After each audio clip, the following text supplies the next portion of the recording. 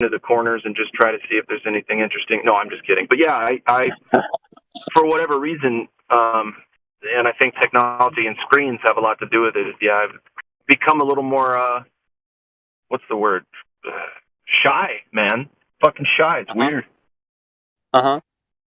What's the cause? Is it of technology or the blah blah blah? Like what is? But you're socializing. I mean, the still does that? Are you still in that condition at the moment, or? Yeah, for sure. I mean, yeah, no, yeah. Because your iPhone and social media and all the games they put on for us. Detach it from reality.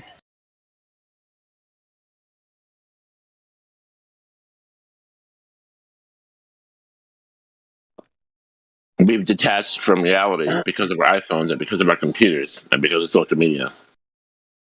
Yeah. I don't think it's that bad. I mean, that's because we don't know what was in the past. Maybe there was some sort like we're talking about, for example, Tesla, free energy. Maybe there was other ways of communications like telepathic abilities. They claim we only use 10% of our brain. What about the last 90%? You know, what about our subconscious? What about when we are sleeping? All these kind of stages of mentality of the brain. You know what I'm trying to say? Like in a sense. We don't know where we come from. That's my point. You don't have to worry. If you make free energy, they will disappear you. You don't have to worry about that. Oh, 100%. Like I would not be here. Like everything about me would be erased. but it's more like, what if? There is a lot of ifs in this. You know, like what if, even though they did not have computers and iPhones and food processors to make good food easily. Like, what if their technology was more advanced, but on a different level than ours, in a sense, you know? Like, ours is very local, if you can call it like that, and very primitive. Can you guys define what free energy is? What do you mean by free energy? It sounds like a marketing term. That's the energy that cycles. It runs by itself, and you don't have to plug it in. You don't monitor it. It just goes. I believe Tesla discovered it, or at least rediscovered it. Does anybody have any demonstration of this anywhere? They have videos of him and Einstein standing inside of it. Yeah, but I mean, today, like, does anybody today have that? So. I don't. Yeah, there is. No, I mean, I don't think so. No. I mean, if nobody has it and we don't have any demonstrations of it, how do we know it exists or ever did? Yeah, we don't know, I suppose. But what we were talking about before, what else were you saying? You were talking about conditions, no? What if this and what if that? Dude, I don't know. Like, when I am, like, for example, if I am in a Burger King and I'm having a burger, I can think in two different ways. I can complain, or I can be really happy with it. You know, wrapped up, unwrapping the paper. I would be like, I can pray also. I can thank God for this burger and be really happy with it.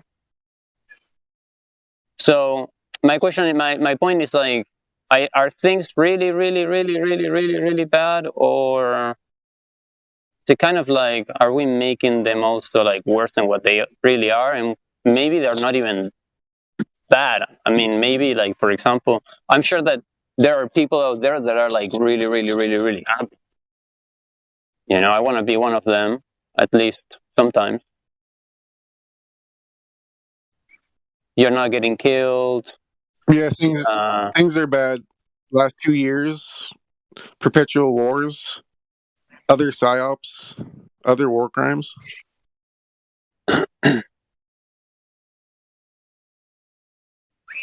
I mean,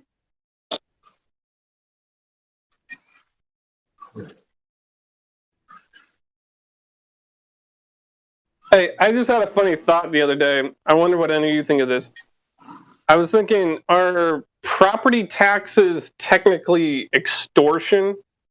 Because if you don't pay your property taxes, allegedly, It's not the your property. police, the government, the bank, I don't know, some people come and take your The land government from you and kick take you off it your away land from if you you. don't pay your property taxes. So if they kick you off your own property for not paying taxes on your property, by definition, it's not your own property. But isn't that also extortion? Am I wrong about that? Of the worst type, man. Of the worst type. And as if it couldn't be any worse, property taxes are used for the educational system, and the educational system, they Shame. brainwash children into believing that they live on a spinning ball in the vacuum of space. It's the shame. It's the they are Listen. going against. They're going against life. They're going against like the value of life. Right, And but they're how did you trained. acquire the property? How did you acquire the property? They're prepped in school to be a worker bee and to live in debt and work all your life. It's like you're killing me. It's like, for example, if I try my best to buy tools for working, and you take away my property, my tools, it's kind of like the same thing. It's like, what right do you have to take away what I worked for? Kind of like it goes against so many things. Pretty messed up. Now, while I agree that taxation is theft and all these things we're talking about are done by sleight of hand, you also agree to the terms of all the things that you do. So you agree to pay your property taxes because you use Federal Reserve notes to buy everything. So you have to go by what they tell you have to do. Kind of simple. I'm not sure if I would agree with that blanket statement. Otherwise, I mean, I you certainly have didn't no- say that. I wouldn't say all taxes are theft, but property taxes are unnecessary. I would say What that. you forgot to say is that you have no choice. Just throw that in there. You have to pay to play. Well, you see, the problem is that the government, especially the United States, has a duty to protect your property rights, right? And in exchange for that, they have a system of deeds, right? And liens and trusts and all these other things that you engage with when you quote unquote purchase the rights to a property. And because you're utilizing that system, right, you become culpable and responsible to all the details of that system.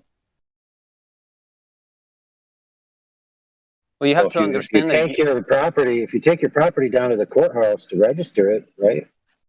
Register your deed and register your record, you've already ceded the rights that you thought you had.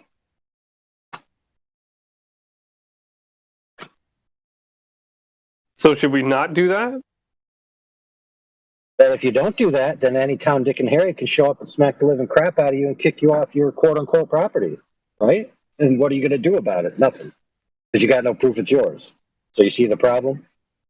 Yeah, I see the problem. But wait, the question I was meaning to ask before that, more important question is, can we maintain that system without property taxes being in place?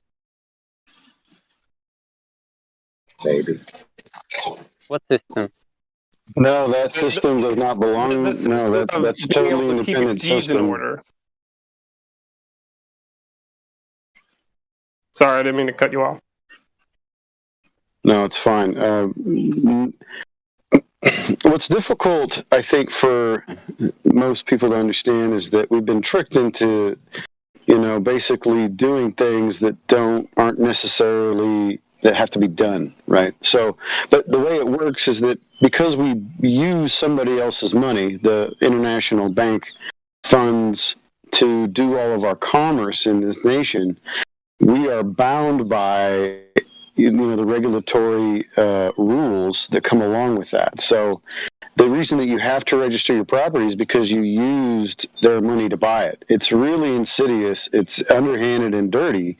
But if you don't follow the rules, then you stole from them, right? You see how it works? Like you took their stuff and used it and didn't pay the fees associated with using their stuff.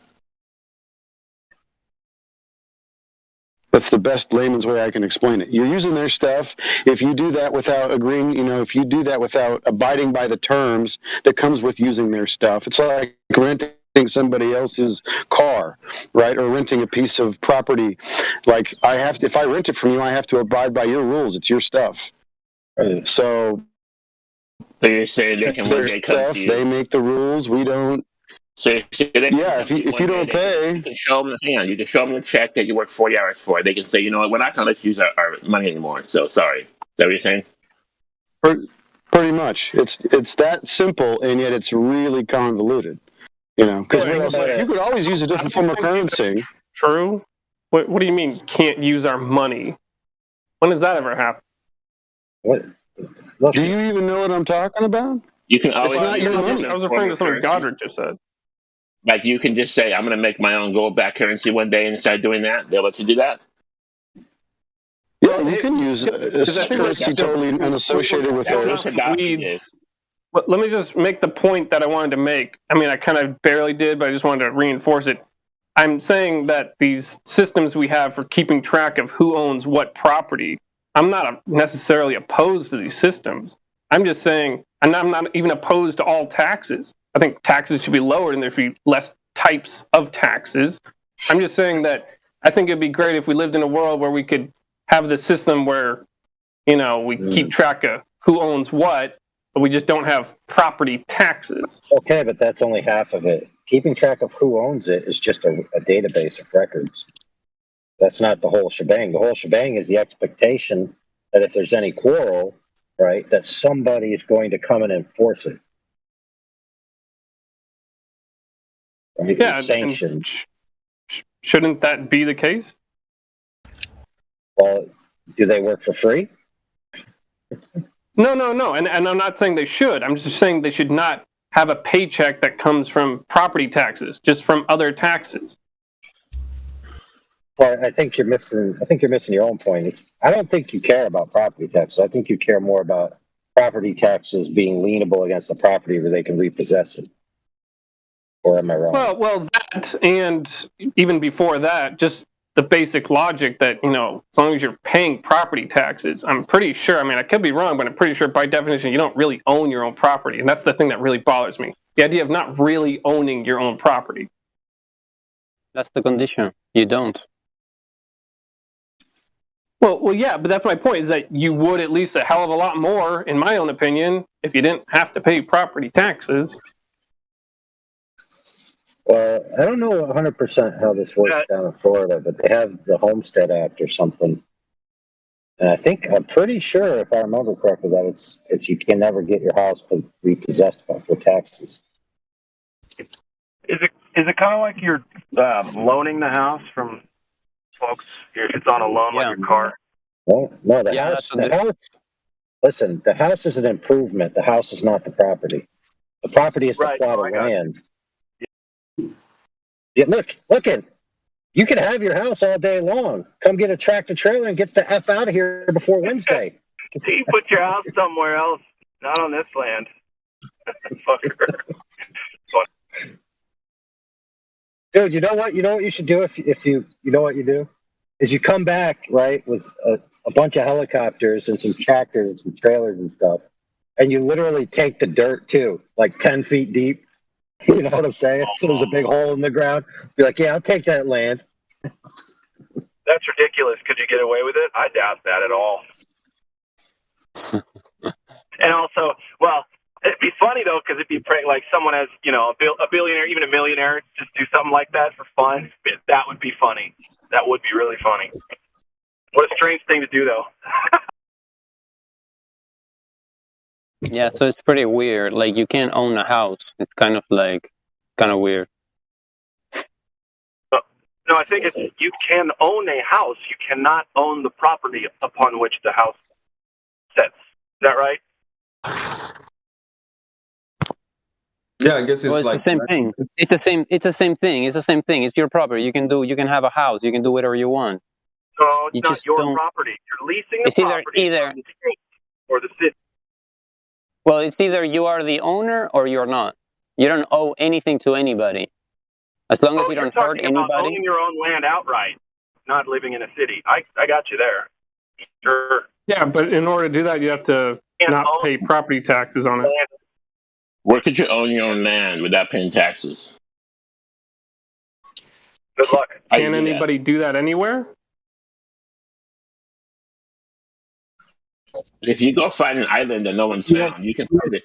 Yes, Declare it's that called, yours, but someone else will take it from you, guaranteed. it's called the church, the Vatican. They don't pay taxes. Well, they are the owners of their property, certainly. They Yeah, there's pay, a- they paid it in gold.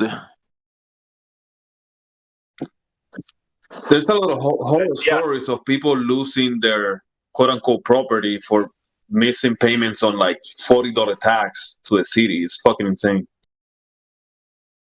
Well, Yeah, what do you think they're doing when they're zoning properties, business, commercial, residential zoning?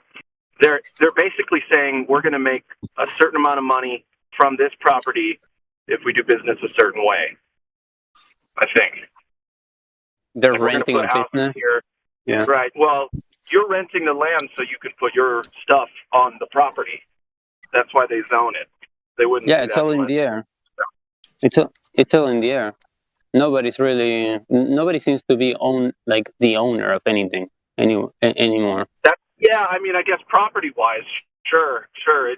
There's always going to be somebody claiming to own it, right? I think, but yeah, like the city will probably just claim to own it. I don't know if you can have private land within like I'm in a semi-major city, and even the outskirts, I'm pretty sure you got to make a deal with somebody for some land. Well, the real question you need to know the answer to is: are human beings property? I don't think so. I don't think Really? so. But it depends on the definition. I mean, I don't. Okay, here's Okay, so if you have a child, did you not create that child? Oh, I don't know about that one. That's sticky. No, because the child is an Really? individual. You use your inherent resources, right? No, he's alive. He's a living being. He's an individual. So what? I think I'm using resources that are already so- here to So create. you don't He- believe that your child's your own property? Yeah, I know. I- Your child is your property. No, not your property. Well, I don't know. What? I don't know Wait a about that minute, one. I hold think on. the child. You're not property. Listen, of if the your child isn't your property, then whose property is it? of itself. The child is free. Wrong. The government. No, it's whoever comes along and claims it. I think. That's You what got it, bro. If you have abandoned property because the parents are too dumb to recognize that it's their own property, Yeah. and the government comes along and says, "Oh, we found this abandoned property, ours now." Yeah. See the problem? You see how they tricked everyone? Right. They get your soul print on your foot. It's crazy. They convinced everybody that the idea of human beings being property is repugnant, right? And they did that with slavery and other type things, which is inappropriate because now, to be fair, if someone sells themselves into indentured servitude, that's much different than forced slavery, right? Because it's voluntary. Yeah, it's voluntary. But listen, if Take a you look at- create something, it's yours. It's yours. How about invent or develop something? Not invent, but listen, I'm using resources that are already here to make something. That's not creation. That's manipulation. To me. No, that's creating. When you're combining different elements, you're creating something new, something that wasn't there. That's more of a device or an invention or something of the world. I don't think I can create or destroy anything. Do you understand what I mean? Right. So if you have that mentality, then you can never own anything or possess anything, and you're at the will of somebody who has more power, basically. Okay, yeah. And that's not good either. But the powers that be understand the way property works. Well, they developed. That's why they enforce. That's why they enforce their property rights over their property whenever they feel like it. Yeah, they developed the language, and so if you're going to live in their paradigm, their little game, you got to try to follow their language. Most people don't understand it. Shit, I don't. Glad. I just wanted to point out, you said manipulate stuff or create stuff. Or, you said, I think that's manipulating stuff, like building a computer or something instead of creating stuff. But when you're creating something, you're manipulating materials to create something. I suppose. I don't know. To me, it would be like creating something would be like out of nowhere pulling a metal or mineral that's never been here, never, whether or not we knew it. You know what I'm saying? Like to bring something here brand new would be to create and then like implement it, in my opinion. But yeah, crazy to think. I'm just saying they're not two different things. Like to manipulate something is just, one thing within itself, and to create something is one thing within itself. But you can't really create something without manipulating anything. Well, that's true, but is the cart before the horse on that one? Are they both? I mean, are they mutually exclusive or inclusive? Like that's, I don't know. Here's what I'm trying to say is, when I make a computer, I'm taking components that are built out of minerals, metals, and such that are already found here. Okay. Same thing with if my wife is developing a child, her body is pulling resources like minerals and metals and all kinds of shit to build that child inside. It's not creating anything. It's just manipulating to form something. Yeah, but didn't you have to manipulate her a little bit in order for that child to form? Well, I gave her stuff that was already there. It just happened to be within me in a certain concoction. I didn't create anything. I'm not making anything that. Okay, perfect. So then you have no claims of ownership over anything, and I'm going to come take your stuff. And if you don't like it, I'm going to kill your ass. How about that? Wow, that's harsh. See how that works? Well, I didn't make that the supposed reality, so I don't know.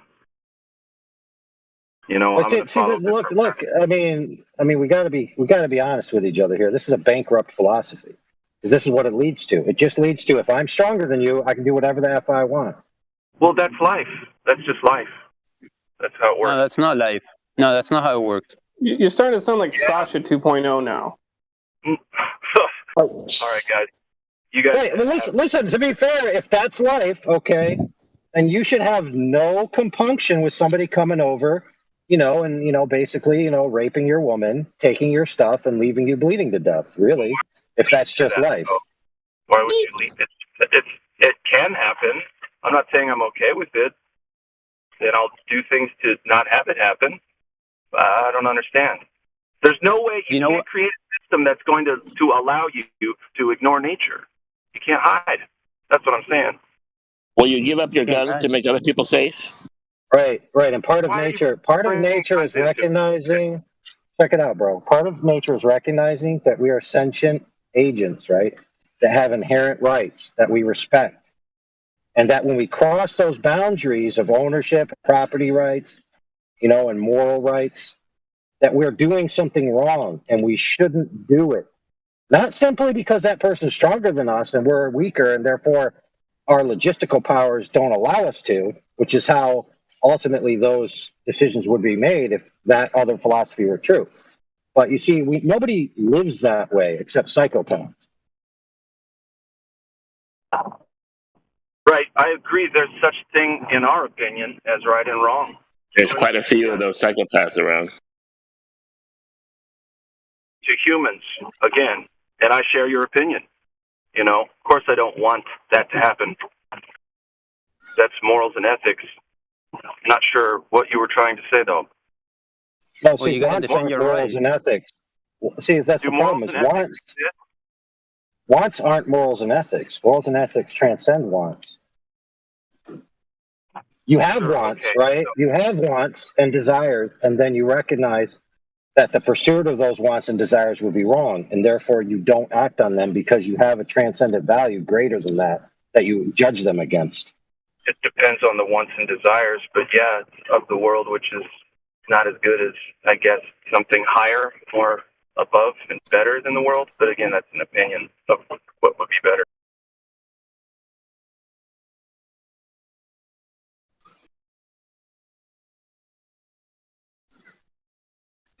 So it's like this. we have boundaries that we decide to put between good and bad things happening. Same with the imaginary lines for states and countries and such. Yes, true in a way, but we didn't just, have a forum like the World Council on what we shall decide morality should be. We discover morality through our intuitions and our exercise within the world, and our understanding that the other person that we're actually hurting or that is being hurt is actually suffering from a wrongdoing. We didn't decide what's right and wrong. We realize it.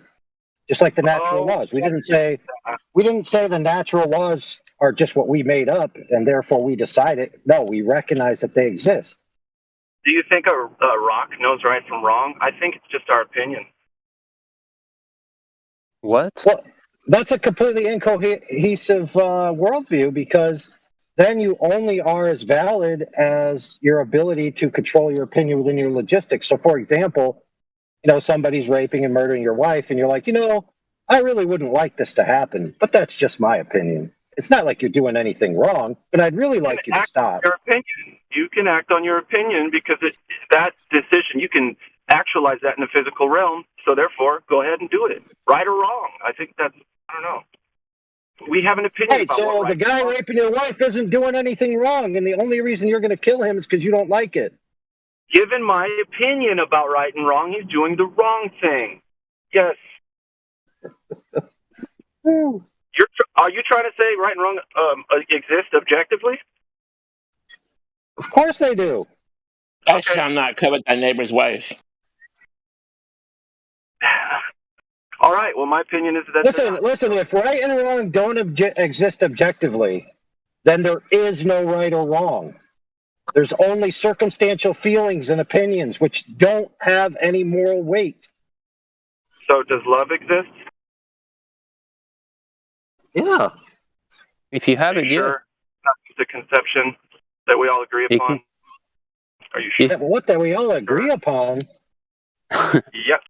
So where are we going with it? Love exists. The little girls have to be told what to agree upon before they get Twitter pated when they see handsome John Smith with his flowing locks walk through the room in kindergarten, and he's like, "Hey, sister, I'm going to give this apple to the teacher." You think she needs social conventions? They're important. It's important to us, but it's not physically objective. It's not like, I can go get a box of morals and ethics. Like, it's in our minds and okay, that's fine. Right? That's fine. But the problem is that physical things are not the only real things that objectively exist. Nice, man. That's your perspective. You understand everything is perspective. Everything. Yeah, but is perspective a real thing or a fake thing? Mm-hmm. It's a conception as well. All is okay, mind. But is a conception is it real or not? Is a conception a real thing or a fake thing? He said all is mind. Well, if all is mind, then mind is the only thing that is real. Therefore, conceptions are real by default. Look, no offense to you because I understand your worldview. But listen, you can go round and round philosophically, but you're never going to escape that mind is the entropically highest principle. The source of all things. No, not brains, minds. Nice, man. Yeah, but a mind is, you can get out and say, look at this.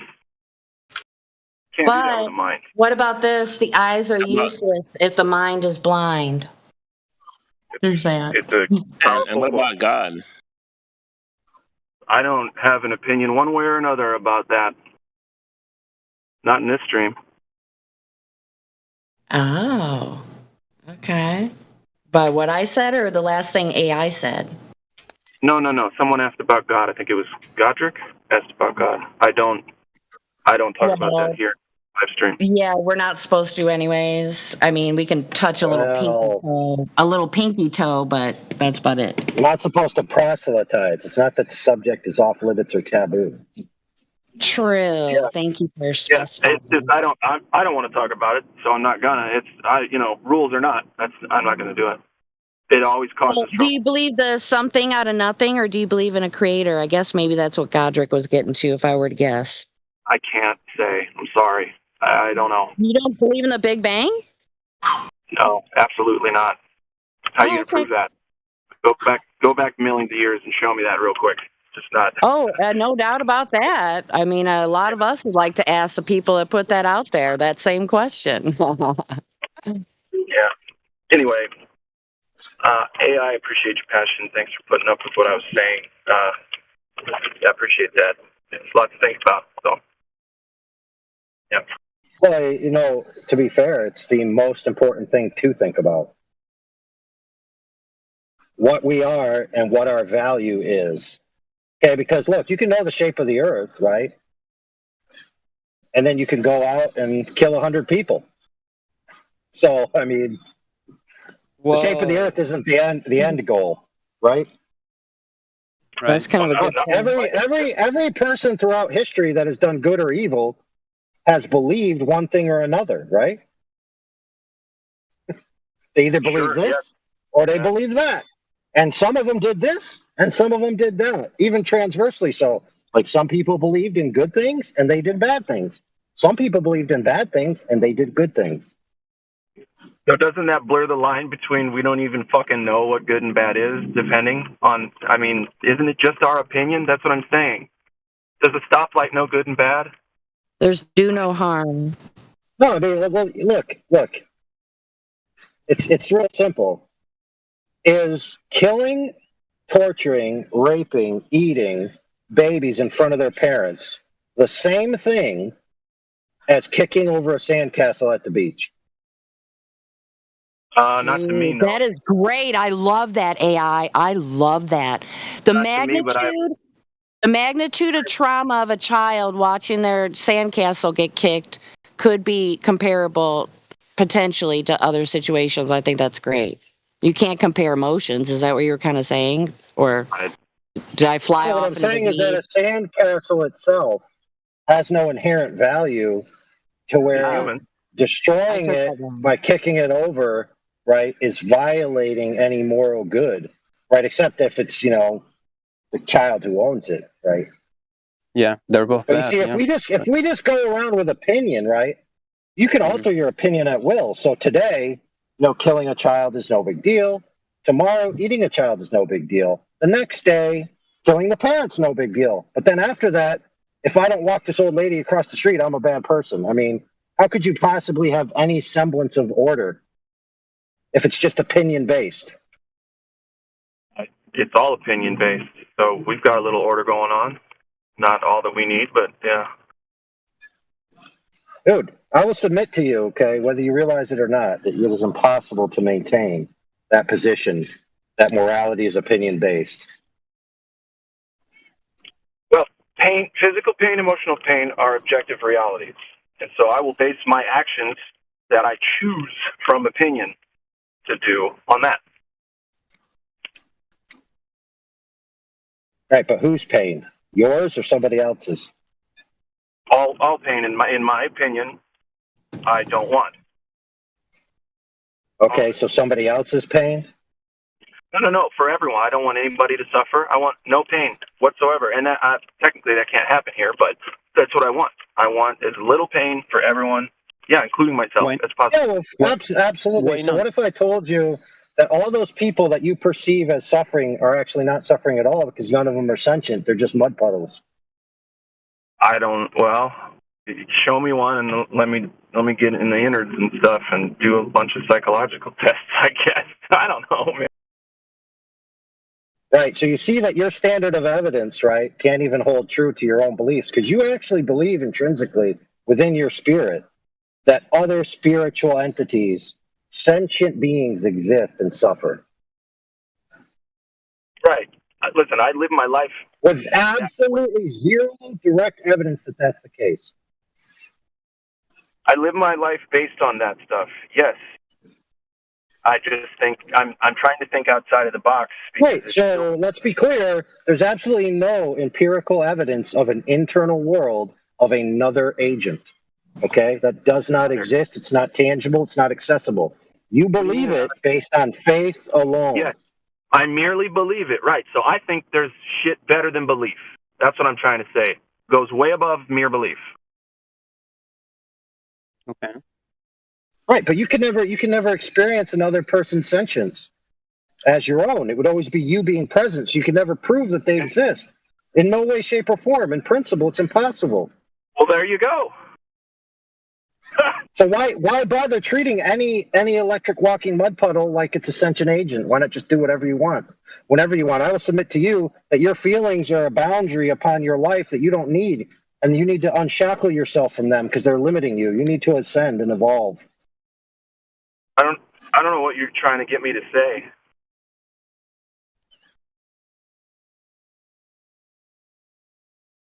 Well, I'm just taking the assertions that you're making to their conclusion. Like, I'll put it to you like this: there's absolutely no rational reason for you to behave in any sense of morality whatsoever, unless you can prove of a necessity that the agents that exist outside of yourself are sentient. Because if they're not, you could do whatever you want to them. It's no different than kicking over a sandcastle.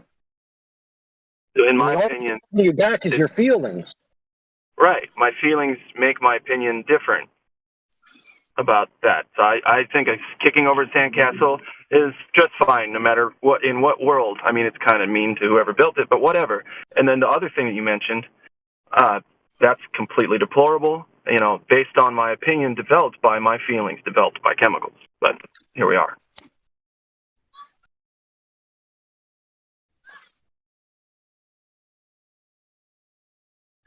So feelings are chemicals now? What happens in the brain first is a chemical release, and then we act, and that's our feeling about it. So I'm angry, I'm sad, I'm this, I'm that. First, it's a chemical response to external stimuli. Right, so chemicals are physical things, right? They exist in physical, tangible reality. There's not. And then our etheric mind, our mind elsewhere, wherever we can not find it, develops feelings based upon the chemical response. That's what I'm saying. Well, I would submit to you that they experience feelings. They don't develop There's feelings. not a single fucking test. Can you choose to be butthurt or not? In your brain. That's what I'm saying. You choose to be butthurt or not. Offense isn't given, it's taken.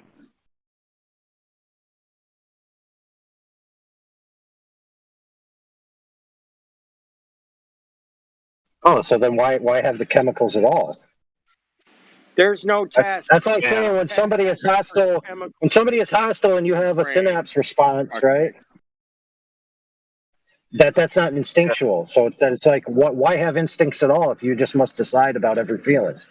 Why have a chemical firing at all? There's instincts and decisions, and I don't know, man. I don't know all of everything. Are you saying love is just chemicals in your brain? Is that what you're saying? When you say chemicals, are you talking about THC? Shit. You know what, guys? I got delivery, so I'm going to act like you won. Have the last word. I'll be back later. Aww. Listen, if love is just chemicals, you can take a chemical test before you get married. And if the chemicals come out right, you can get married. If they don't, then you don't really love your wife. You can't get married. That's way off into the weeds, dude. I'm just going to tell you. Yeah. Cannabinoids, that's the word I should have used. And the reason why I can say that is because I've done it. Cannabinoids? So can I just quickly say something? I think it's a terrible idea. Can I just say something? I think it's a terrible idea to think that everything based on feelings is only chemicals, because then showing love towards someone or being in love with someone is just a chemical reaction, which is then just an illusion, which then is just very weird conception of reality. And I certainly think that's very depressing when you think about it very deeply, to think feelings are just chemical reactions. I mean, you just love your mom because of chemical reactions. Two different things. First, the chemical reaction happens, and then you decide what you feel about that, okay? I'm not asking. Sorry. Wait, I thought you make a delivery. But again,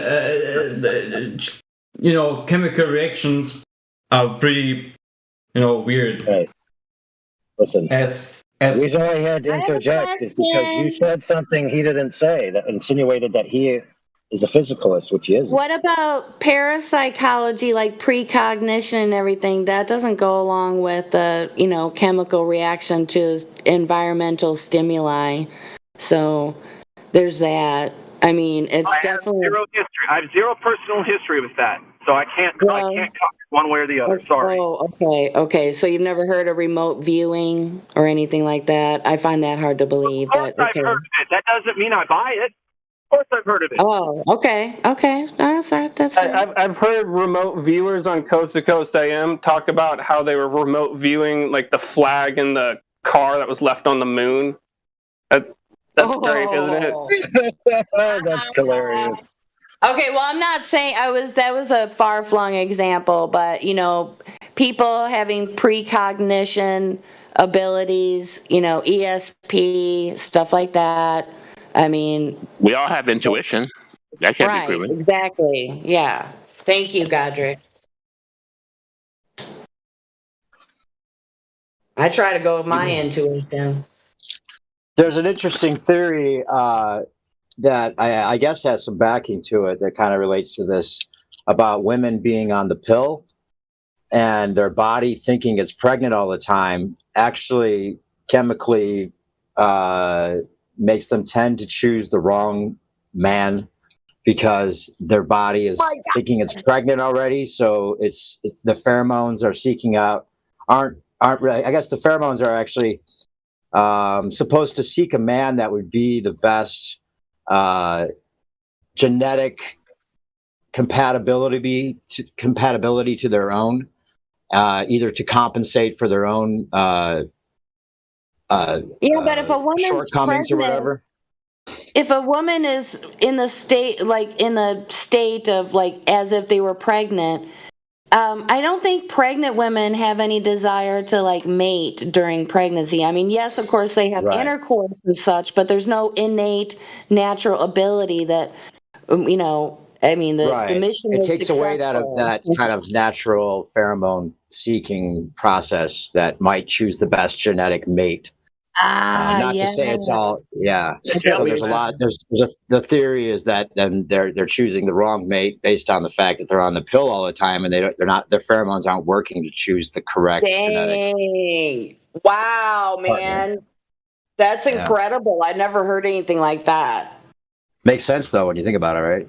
It sure does, and that's chemical. Not to say love is all chemical, but Well, that's why everyone should stay away from any kind of unnatural. Well, I don't know. Yeah, we don't want to go down that road. There's a result. Is all I'm saying. It seems. That is very interesting. That's like a multi-prong effect. That's wow.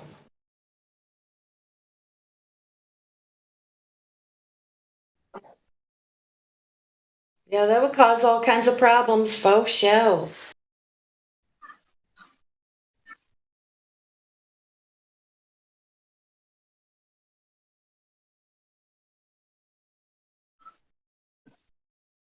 Makes you wonder, with all the side effects that birth control has on females, negative, right?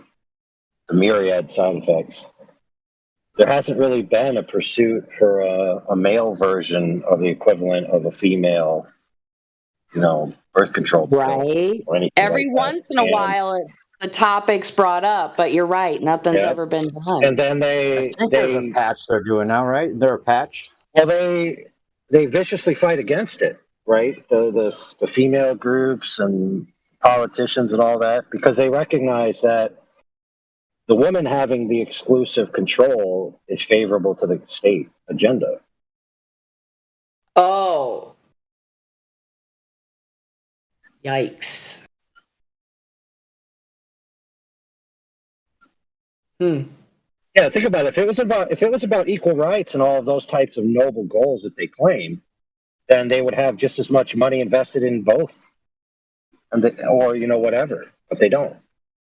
Oh, it's such a web, that whole thing. And anything you can think of, it's all intertwined like that. I mean, how did we get in this mess?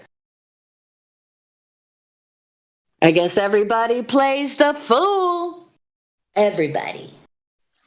At some time.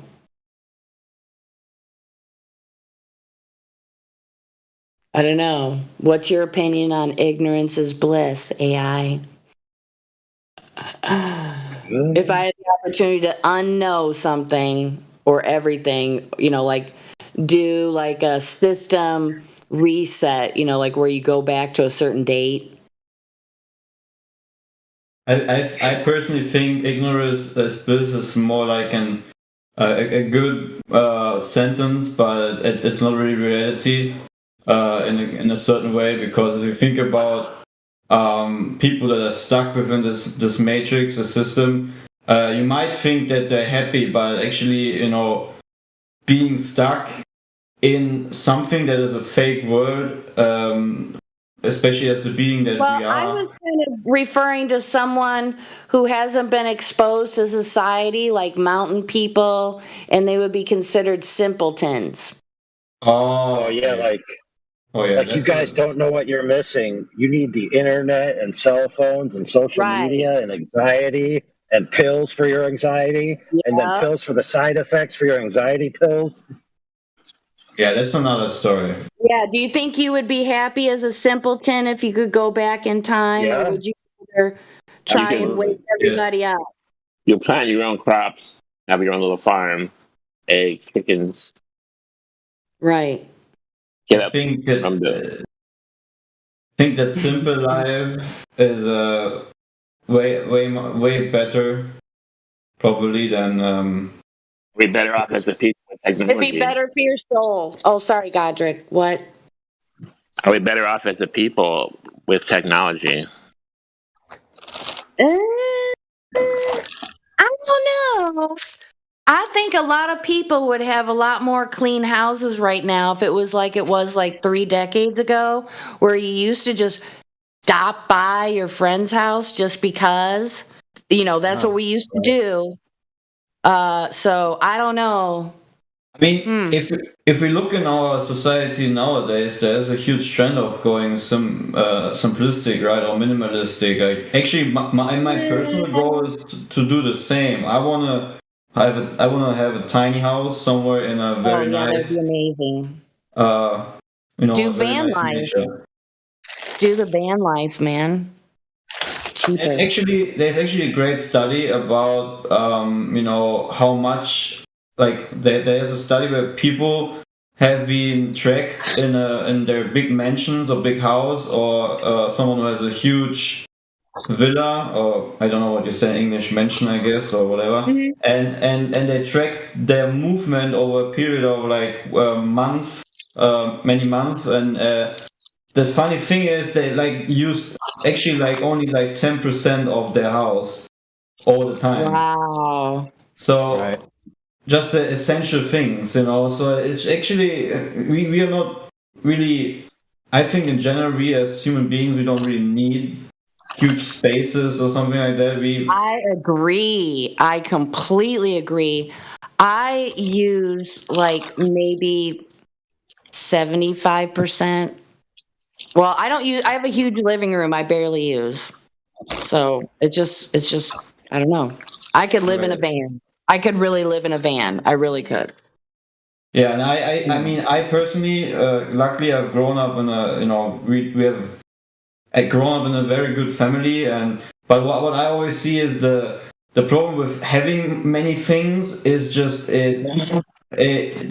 having many things for some reason doesn't make you really I don't know why, but I personally think just having as much as 2 suitcases that you go with you as a real possession is a way better life than having a huge house and whatnot. Think about it, though. Think about it. It literally and figuratively weighs you down. So you invest in a home, you're stuck there. And it's a big hassle to move your assets to, get another home or whatever. So most people make do with the life they set out for themselves, and that's it. The more you possess, the more you are possessed in a certain way, I think. I mean, if you look at rich people, how they embrace not everyone, okay, but if you look at superstars and whatnot, you can see the trend. I'm saying every millionaire or billionaire or whatever, but there is a trend that these people tend to glorify material over everything else. My God, that's what social media is all about. There's a certain term for it. Oh, it's called flexing. Right, but it's Everybody like likes to flex what they have. it's like a certain possession, right? It's like a certain. It's like it's weird somehow, you know how. Well, Things... you got to think that there's, multi-billionaires, and then, you have your lowly millionaires now. Mm. So you got different classes of rich people. You have, and then you have the middle class, like your upper middle class that are completely comfortable or whatever. But, like the low-level millionaires, I mean, that's what I think we would be referring to with what you were talking about. But, like filthy rich people like Paris Hilton, all she's got to do is point and probably nod her head, and she gets what she wants. She doesn't have to lift a finger and do shit. Have you ever seen her cooking show? It's laughable. I mean, I don't understand it. The woman wore, like, bicycle gloves, they're fingerless gloves to cook with. That's not reality. That's not how you cook. It's like, are you kidding me, people?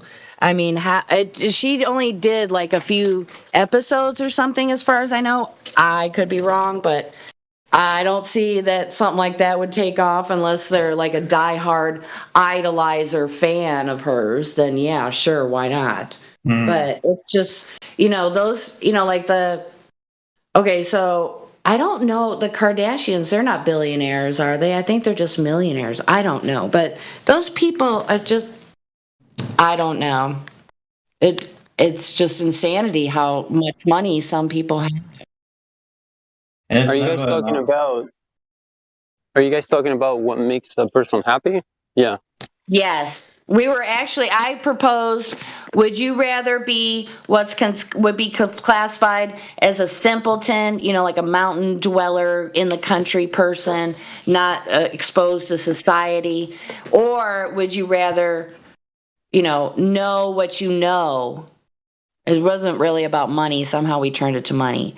So if you could turn back time and like do a system reset back to a certain point, a restore, like. Well, you said something and about you not know what you know. Would you rather do that? You talked about ignorance and happiness or something like that. Yes, essentially, yes. Yeah, I was going to say something about that. Ignorance is bliss. Is the original thing I'd said. Yeah. Yeah, ignorance cannot be blessed. Really? Yeah. You'll have to elaborate. Ignorance is bliss. Well, as far as Clover, it was bliss. Well, let him elaborate. No, it's not. No, it's not because you see, from the standpoint of life, for example, right? Like if you are ignorant, then you're taking a big risk. Like it's very risky to be ignorant. Very risky. Not if you're in a simple environment. No, it is not. Give an example. Well, life is not like. Well, it's very. Ignorance is bliss. What about people? Yeah. What about people who live in third world countries in the forest, and they seem like they're happy. I mean, life is very dangerous. Like you cannot afford being ignorant. Well, you wouldn't be ignorant to your environment. I don't think you understand the question. I apologize. Oh, what is the concept? Look, if you're a child, you're ignorant, you're naive, right? So you don't have all the responsibilities of adults. Once you get older, you have all. Well, you suffer a lot like a child. All the responsibilities. I don't think child would be a good example. Ignorance is bliss.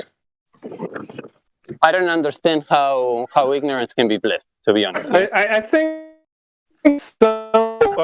Can afford to be ignorant, and my evidence of that is all the Teslas that I've seen drive through McDonald's drive-through. What? You roboted, dude, real bad. He said something about drive-through. I got the end. All the Teslas in the McDonald's drive-through. That explains it all. That's all we got. What is that? So my evidence for some people being able to afford to be ignorant is all the Teslas I've seen drive through the McDonald's drive-through. They can afford Teslas, and they're eating McDonald's. What does that mean? It means they're very damn ignorant and they have a lot of money. They can afford a lot. Yeah, but Now what does that mean? Now that's a Isn't McDonald's extremely expensive? Why is it so poor trash food? Does that mean they're ignorant? They're so ignorant in regards to what's good food and what's crap food. If I have a McDonald's, they drive their Tesla drive-through. If I have a Tesla and I go to McDonald's, I am an ignorant person? No. You're a very wealthy ignorant person. You're rich. You can afford to be ignorant. You can afford to be ignorant? What does that mean? Yeah, if you clog your arteries, you can get surgery, no problem. No care. Well, as long as the surgery works. Surgeries like that only work so far. You cannot be happy if you're ignorant. Because happiness requires you to have knowledge of what you want, of what your goals want. You want to be a productive person, productivity makes you happy. You need to have knowledge. I don't think happiness is quite that involved. Actually, the more knowledge you have, the less happy you're going to be because you have more stress and more onus and more responsibility. Thank you. That was great. Oh my goodness, guys. That's the crux of what I was trying to do. No. You want to live like an animal. You want to be like an animal, not like a human being. There's a song. It's a great song. It says something like "Be a simple man." That's just like life, like advice right there. Yeah, but life is not simple like that. Fist bump, Godric. I love it. You can make it complicated, sure. And is it better? Yeah. No, I'm not talking about making it complicated. Look, yeah, you are. Listen, I'll give you proof. As IQ increases, suicide rate increases. Fact. Life is hard. Life is hard. Life is hard. As IQ increases upwards, so does suicide rate. Fact. Yikes. Okay, go ahead. Be ignorant. Be ignorant. Wow, is that a response? You're gonna be. What are you talking about, bro? I'm not. Dude, the problem is that they're talking about being ignorant in specifics, and you're talking about being ignorant in generality. Ignorant of what? About being a simple, what are we talking about? Man without a lot of headaches. That's what I'm talking about. Live a simple life. Live off the earth. Pray to God. Oh, you're talking about? That's what I'm talking about. Oh, okay. I'm probably misunderstood. I didn't know you were talking about headaches and stress. I don't know. Whatever. Everybody plays the fool. That's what I mean. Sometimes. Like people that are very intelligent have problems. That's what I'm saying. No exception to what? Oh man. So being think about it. No, come on. Like we need to speak with context, eh? When you say intelligent, I don't mean it like I don't understand why intelligence is negative. Sorry. But anyway, you know how you become so smart you're stupid because you can't learn anything? Okay, well that's not smart, man. But I will also say depends on the person, right? It just really depends also on the person. He's talking about the burden of knowledge, because if you know something, you can't deny it. Who wants that, bro? Who wants the burden of knowledge? Okay, like knowing too much. That's the point, right? So, would you rather be ignorant of that burden? You can live a simple life without the burden of all that knowledge that you don't even need. Simple life. Simple, easy, peaceful, happy life.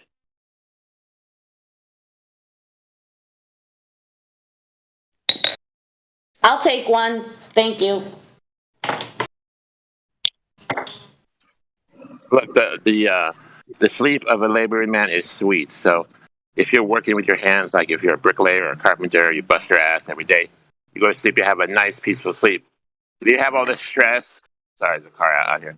You have all the stress of a high stress life with all your super knowledge, you're going to get stressed and have problems. That's why people have cancer. There you go. Why do people have cancer? From stress. You've never looked up alternative things about cancer? Like stress, like Godric said, but I mean, there's all different kinds of. I'm not saying any medical information. It's not like it's some sort of secret. People are talking about it.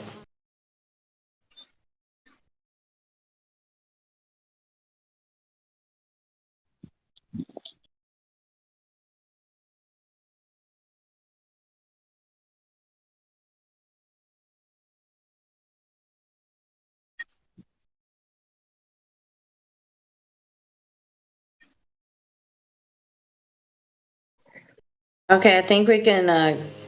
The Cricket Award goes to I'm gonna blame it on Godric. But basically, just go back to being Amish. That's what you want to do. There you go. Man, it's too bad Danny left. So it's going to segue into an important part of being honest. An important part of being honest is not castigating a whole group of people as generally being intellectually deficient and liars. What? So I take it didn't go well when he was here. Nah, man, he didn't. Oh, he just sits there and lurks. How creepy. Why? Well, he's got a book to write, you know, so he's got to get them juicy hamburgers of content so he can have, you know, chapters in his book so he can get paid and eat them steaks. Oh, he's a writer. Was that the conversation about if somebody's stronger than you, they can take your wife away in your house? Yep. And then when you go to court, the judge will just say, "What's wrong with him taking your wife?" And you'll be like, "Well, it's my opinion that it's not right." And the judge will be like, "Well, whatever."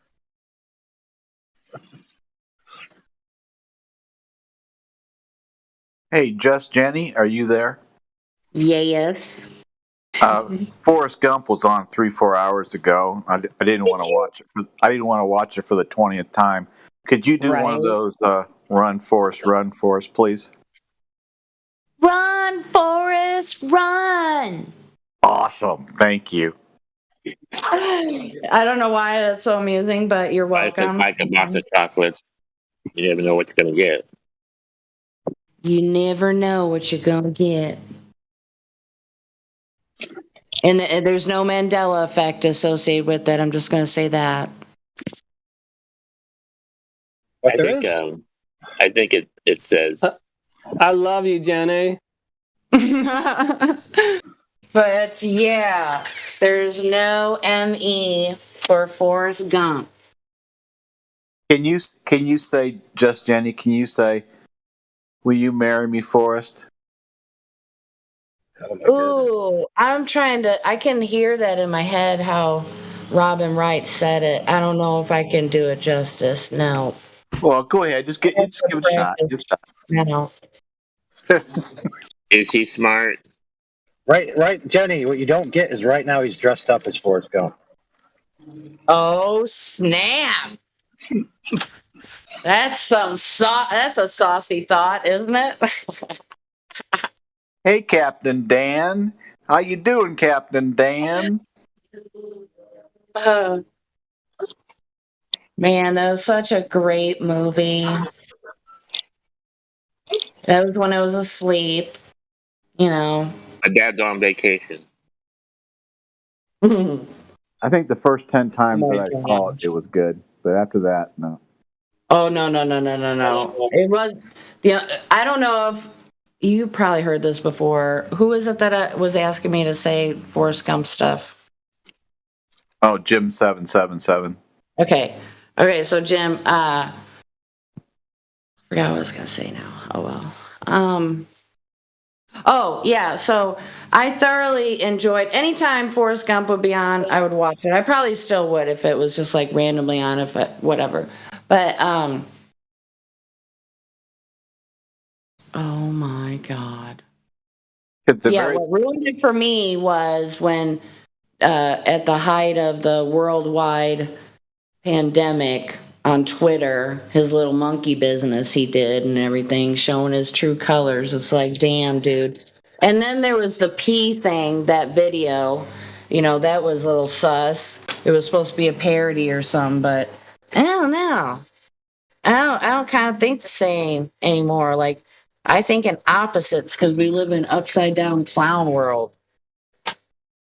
So I don't know if you guys think I'm some sort of kook, but yeah. So Tom Hanks, like the actor, it's just, you know, it was there was when I was Tom Hanks starting is to. totally bought.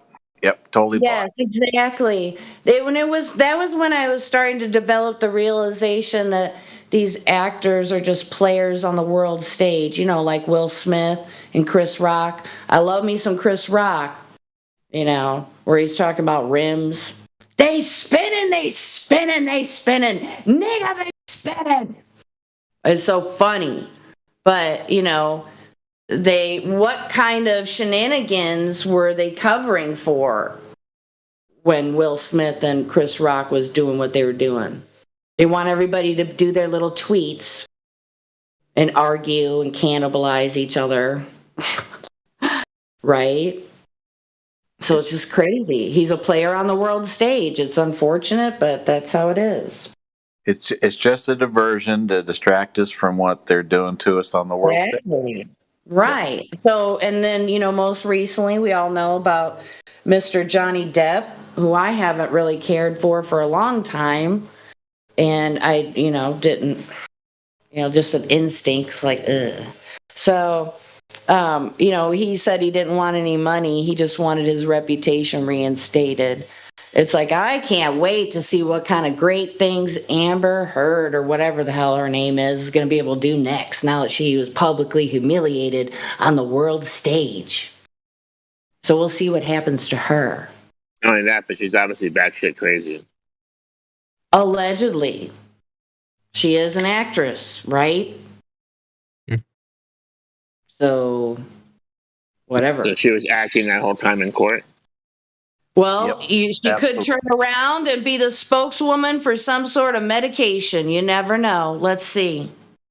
Hey, you know, she could fess up to her psychotic behavior, and you know, well, she's on she's on psychotic medication.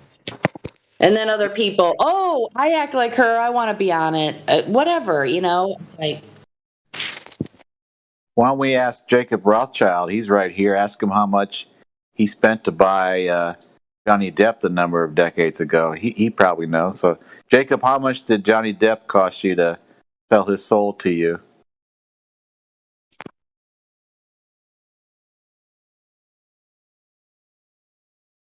I don't know. Jacob Rothschild's kind of being quiet over there. I don't know. Maybe he doesn't want to tell us how much he bought for Johnny Depp's soul. no, but I was kind of thinking. I think the answer is, I believe the answer is 2 briefcases of cocaine. Really? That may have been all it took back when he was young. You can fit a lot of cocaine in a briefcase. Yeah, that would last a while. How long is he going to need his soul anyway?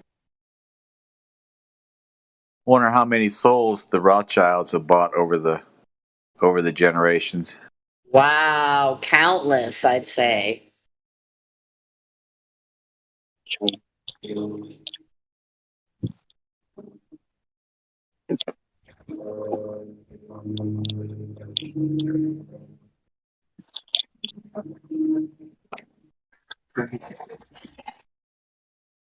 Yeah, I wonder what it's like to be bought and paid for. We were talking about ignorance is bliss. What about the other end? You know, like I almost get the suspicion that like someone like Britney Spears was in on it the whole time. Totally and bought. She's just an evil bitch. How about that? Totally bought. Totally bought. Yeah. So I wonder what it's like to live with yourself. I think anybody we see on TV or Hollywood's bought. Mm.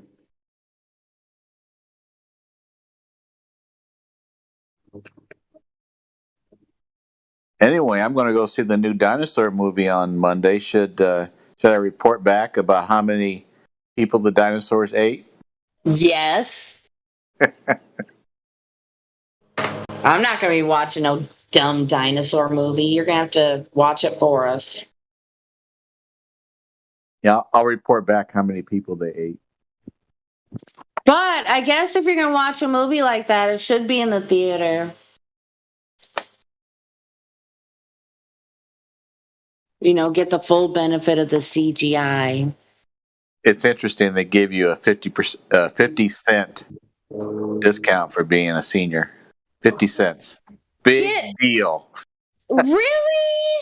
50 That's the best they can do? I tell them to stick that up their ass. I mean, the matinee is quite a bit less money than going in the evening, but 50-cent discounts, like, yeah, give me a break. When was the policy put in place? Like the 60s? 50s? I don't know. When I went to see Top Gun a couple Saturdays ago, it was I went, with my brother-in-law so we could hang out together, and so we went to the matinee, and so it was good to know there was a curvature of the Earth, because they couldn't communicate with Tom Cruise, when he was up in the air going Mach 10, but they still didn't show any curvature when he was up there. So that was fun.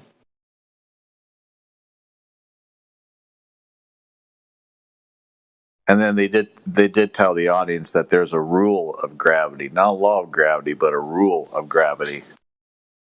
What? Nice catch on that. Yeah, rule of gravity. It's a rule. But you didn't know gravity was a rule. I never heard that.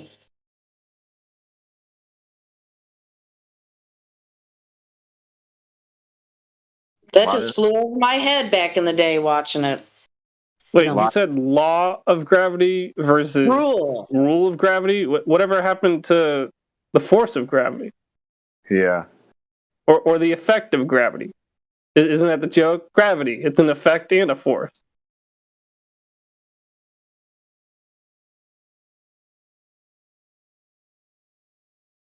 You need to be constantly updated, my friend.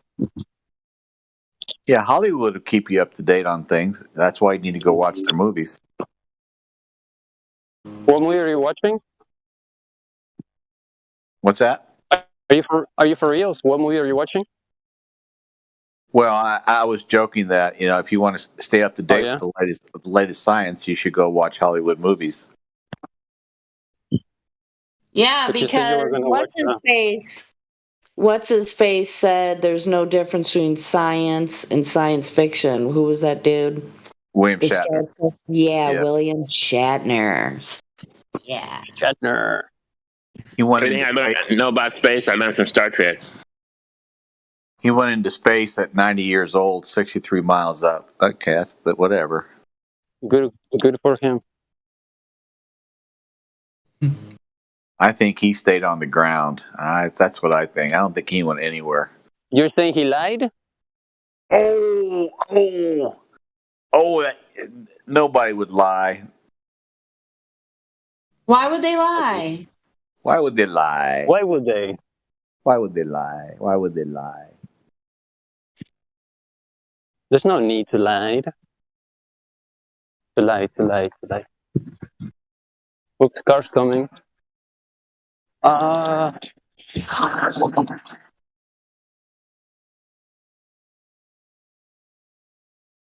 been walking for the last 2 hours.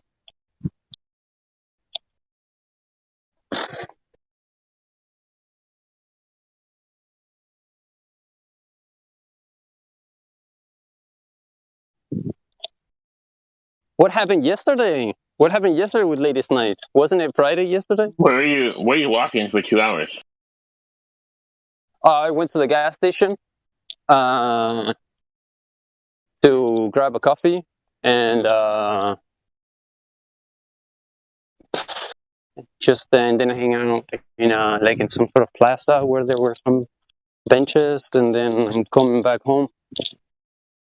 I stayed home the whole day. It's too hot to come out. Maybe that's just an excuse I use. It's really hot. And right now it's 12:33 a.m. I mean, midnight, night, Spain time. Spain.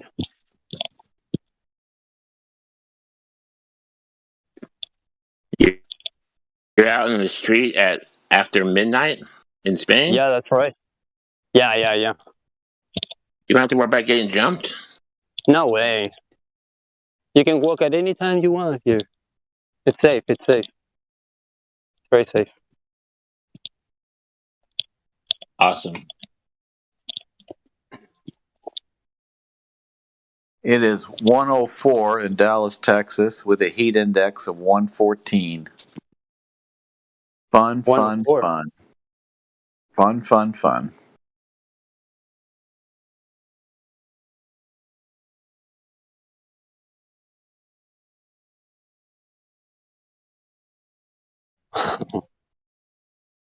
I've heard so many topics, like the conversation took so many different forms in the last 2 hours. Crazy.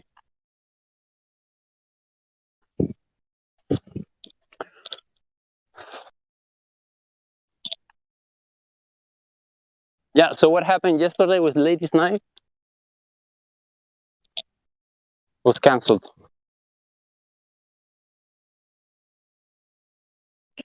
Unfortunately, I think the ladies just gave up. They just stopped showing up. No. What a shame. Yep. They've been going on for so long. What a That was loser. the end. What a loser.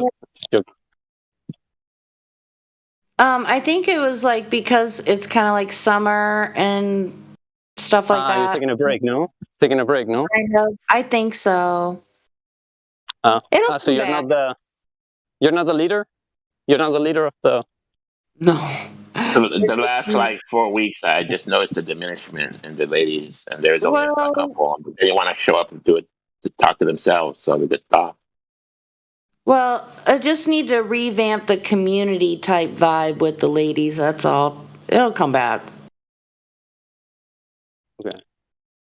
There's about at least five active ladies, but they just have to, I guess, show up, Yeah. Yeah, it's important to show up, eh?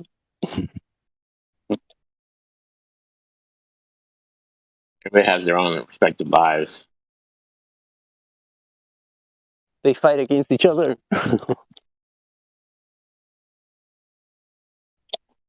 Also, for some reason, the global participation hasn't been what we're used to in the last, let's say, month or so on Ladies' They're Night. giving I up, guess no? nobody was invited, or they gave up. I don't know.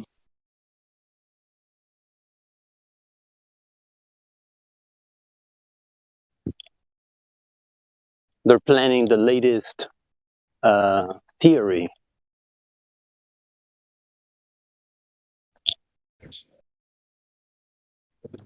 Is that pronounced Leonel's son? Lionel? Sun and moon. Sun and moon. Yeah, Lionel. So, Lionel, you have to bring back Ladies' Night for us. Talk to all the ladies and have them come back. Yeah, Very no nice. worries. I'll do that.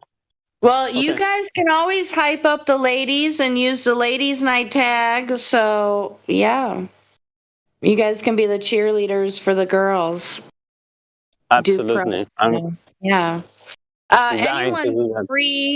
Anyone's free to advertise on any and all of the internets. So whatever social media, we have promo gifts. I think they're under the Ladies' Night category down below.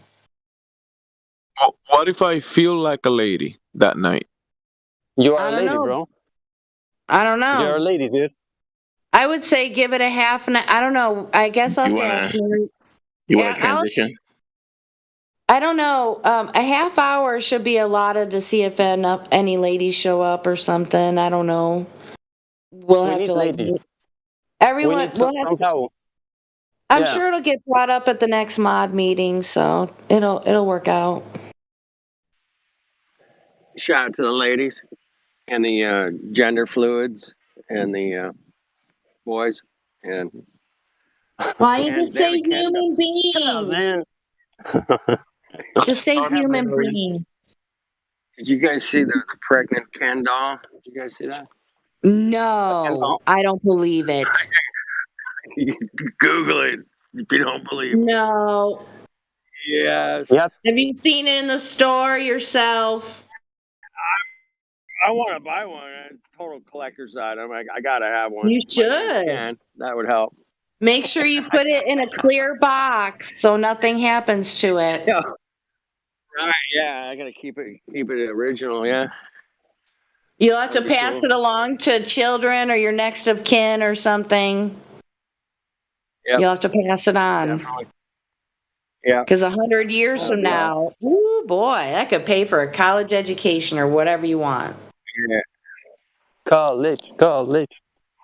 Nah, I don't know what I was saying when I said that, but I mean, it definitely could. All right, that would be above and beyond like the Thai Beanie Babies, how everybody thought they could collect those and save them and they'd be worth something. Everybody fell for that. It's like cringy. Cringy. So cringy. What does cringy mean?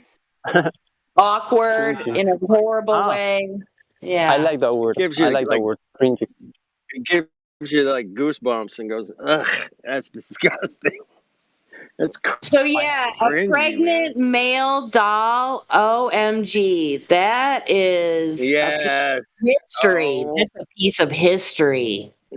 Serious business, no? Serious. Yeah. Yes. Totally. How much is it? How much is it? I'm about to meet up with Flat Earther here. I haven't looked at the price yet. Yeah. Send me a link. How much is it? How much is it? Like $2,000. No. No. 3,000. I'm sure it's available for anyone to buy. Available for everybody. Anyway, I thought it was a joke at first, and then I got very. Welcome to some weird times in history. Oh yeah. Very. Well, the strange idea of indeed. a man being pregnant is not a new idea to our current timeline or whatever you want to call it. I mean, back in the 80s, Arnold Schwarzenegger and Danny DeVito did that movie together where I forget it's so long. I think it was, or wasn't Arnold the one that was pregnant? It was a comedy, right? Yeah, I barely remember it. It's so long ago. Good, how you doing? How was it? Yeah, it looks fun. Sorry, got some people walking by me.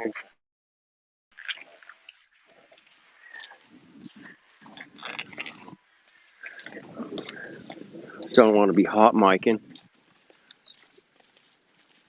Anyway, I'm just about to meet up with Latter Day Saints right here. Really Just gonna cool. roll up here. What's up, man? What's up, baby?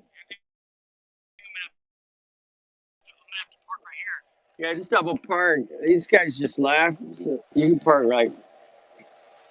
Oh wait, this guy's about to leave, man. All right, that's Latter Day Saints right there. Cool, huh? Tell him Just Jenny said hi. All right, well, he's got to park his car, man. Yeah, we're at the beach. It's like really hard to get parking at the beach on a Saturday morning. You know. So parking is always an issue. What is it like to meet somebody physically? Oh, it's great, man. Flat Earthers hanging out together. It's pretty cool. Very nice. I encourage you guys to do that too. No doubt. It's always better to have someone with you if you're going to go out saying stuff. Yeah. You know, You don't want to get a Karen. Oh, what's the male version of a Karen? What's the name? I forget, you guys. Do you remember? Carl. Carl? No, I haven't heard that one, but maybe. Heard that one? Ken. No. I think Oh, Ken is Ken. the one I've heard. Karen, Ken. Interesting. Kevin. Go Kevin. I do like Carl. Kevin, maybe. Kevin. Sounds Okay, like the Kevin. Backstreet Boys. Okay, Karen. Carol. Karen. Mr. Ken.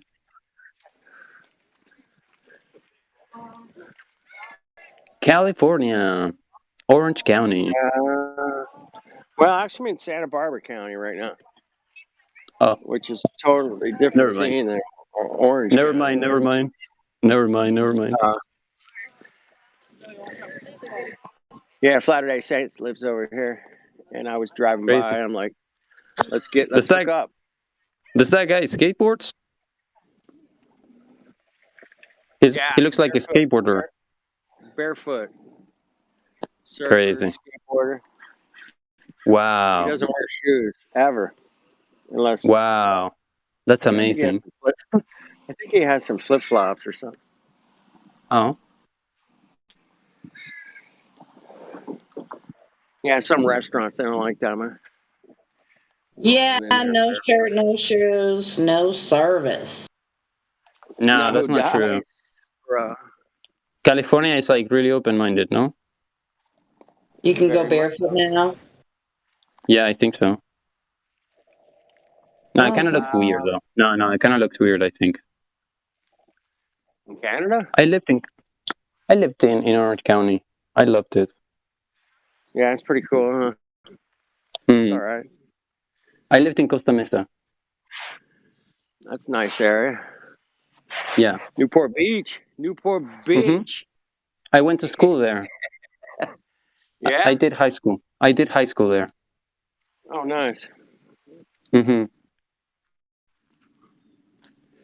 Well, you I know. did high school. You know what we're up doing. Dude, traffic was shit, huh? See, now, I could never drive. How many lanes are on the highway around there? Like 20. No, on one side. Like 10? Like 10. OMFG. That almost, just thinking about that makes me, I could have an anxiety attack. I'm serious. Like second number 1. I don't drive. I'm scared of driving. You know, I have a problem with cars, actually. Okay, so there's this really old version or episode or like of Family Guy. You hardly ever saw her like in the episodes, but it was a Chinese woman, and she was in her car on the highway, and if I remember right, she says, "How much turn signal? I need to change 8 lane. What? None? Okay." Here, good luck, everyone else. I was like, oh my god. Yeah, it's like just an inside joke. I have to watch it again to refresh the like exact way to say it, but it's Yeah, like, I think okay, the problem I is know now. the problem is because she's from China. Oh, but just okay, so usually Chinese females, it's like the stereotype is that, you know, like they do nails. That's another one. But the Chinese do nails in America. They don't do that in China.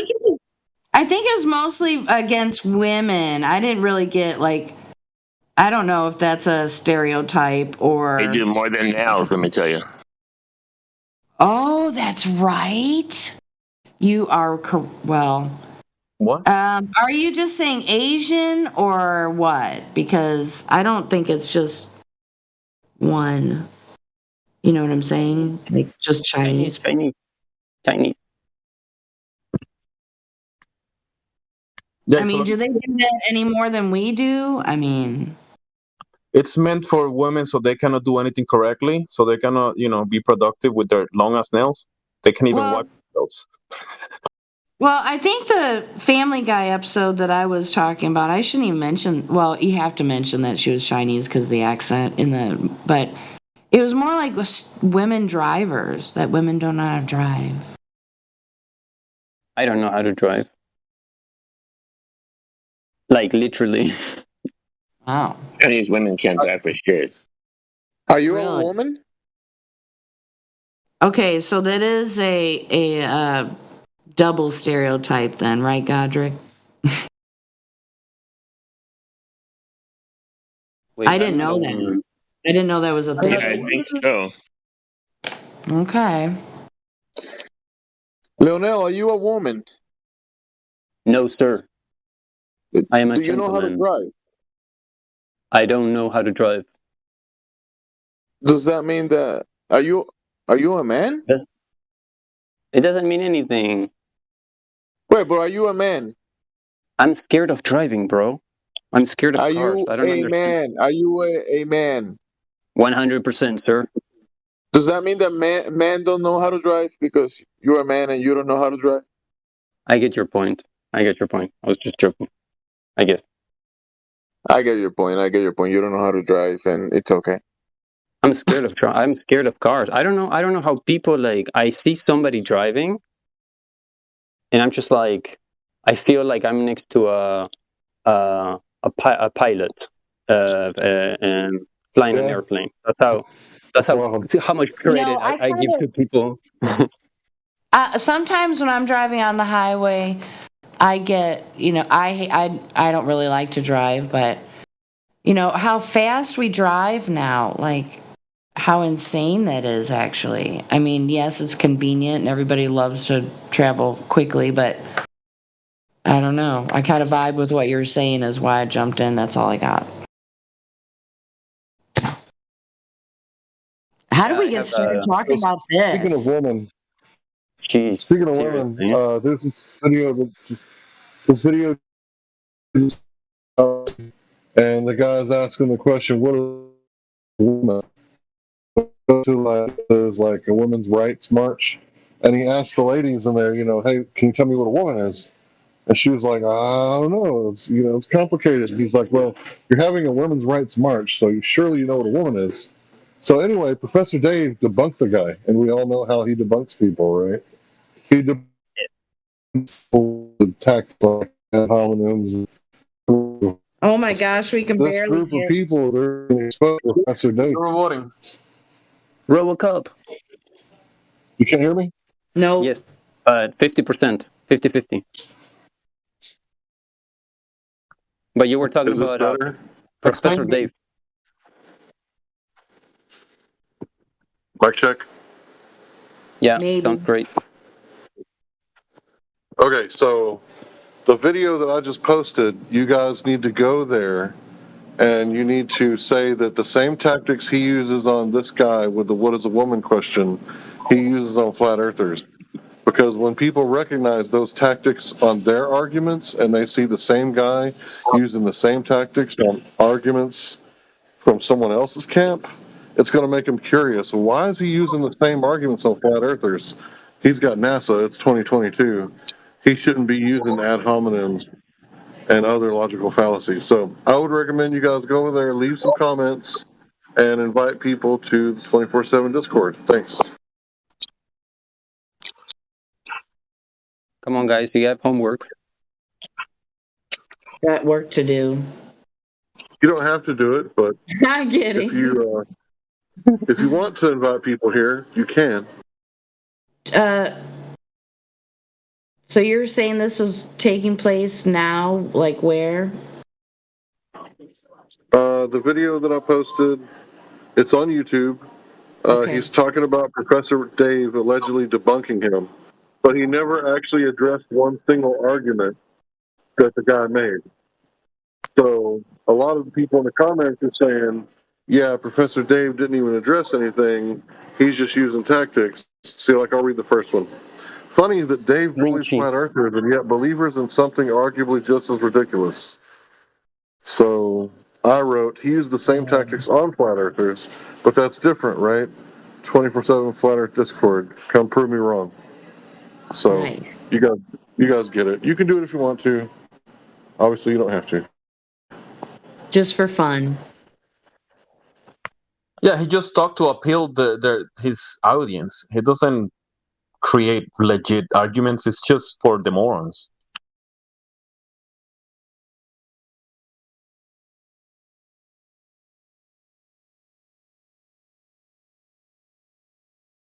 You know, sometimes, like for example, uh,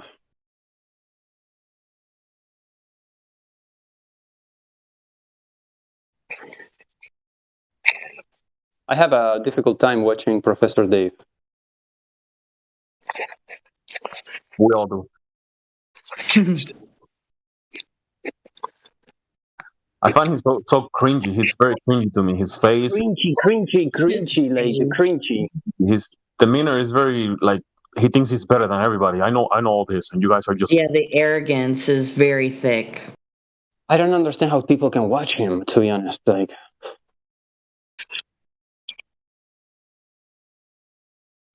That is a fair question.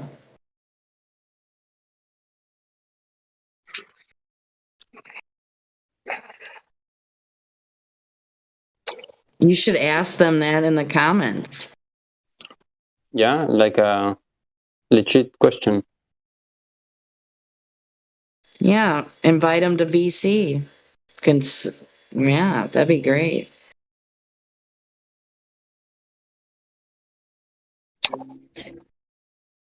Okay, I'm gonna watch the video to see what that.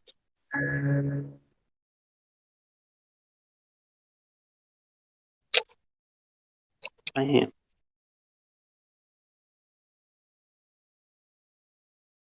What is a woman? What is a woman?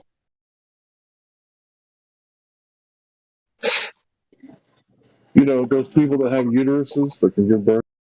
Yeah, that's what I was kind of thinking. Thanks, Hank. I put in here. If you have a uterus when you're born, that means you're a woman.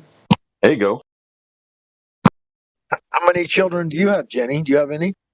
I have one, and I have 2 grandbabies. Oh, nice. Mm-hmm. I have one son, 35, and I still don't have any grandbabies. Uh-oh, you better tell him to get going.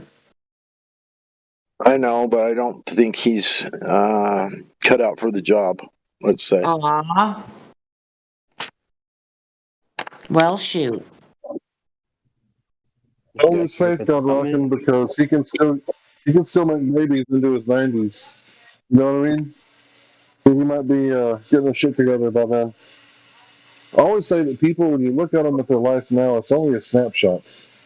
He might get his shit together in the next 5 years. Okay, I'm gonna read the top comment that has like 1.6 thousand likes. Okay, I'm gonna read it. It's a very short comment. It says, "Funny that Dave bullies flat earthers, and yet believes in something arguably just as ridiculous."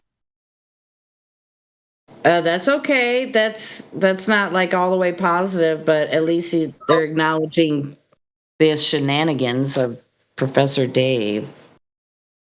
But why are they? Yeah. Okay, what's another one? Well, the other one. Okay, the next one is, "One of the most cruel and malicious things you can do to a mentally ill person is tell them their delusions are correct and give them the go-ahead to manipulate themselves." Whoa. That's a little weird.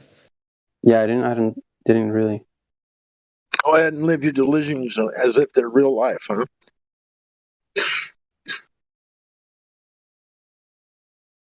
Well, apparently people manipulate themselves is what's weird to me.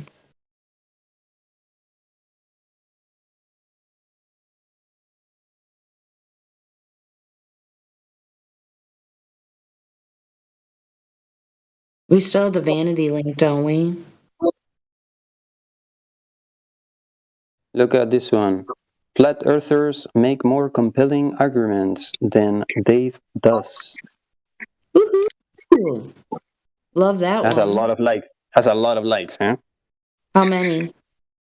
Wow, like this one is a comment from the first comment, like a comment of a comment, and it's on the top of the list by far. I don't know.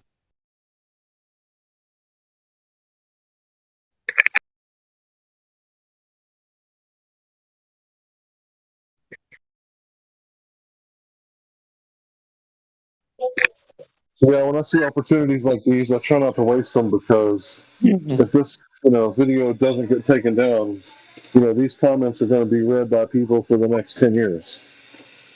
Yep.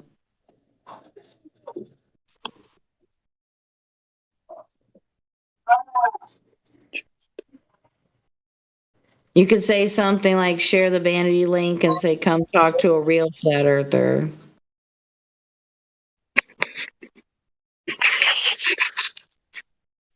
I think if you share the link, the author has to manually post it. But if you just say, Flat Earth 24/7 on Discord, most people will be able to find that. I think people acknowledge that he bullies, and that's not a good thing. I know. Actually, like bully. They acknowledge that he bullies flat earthers.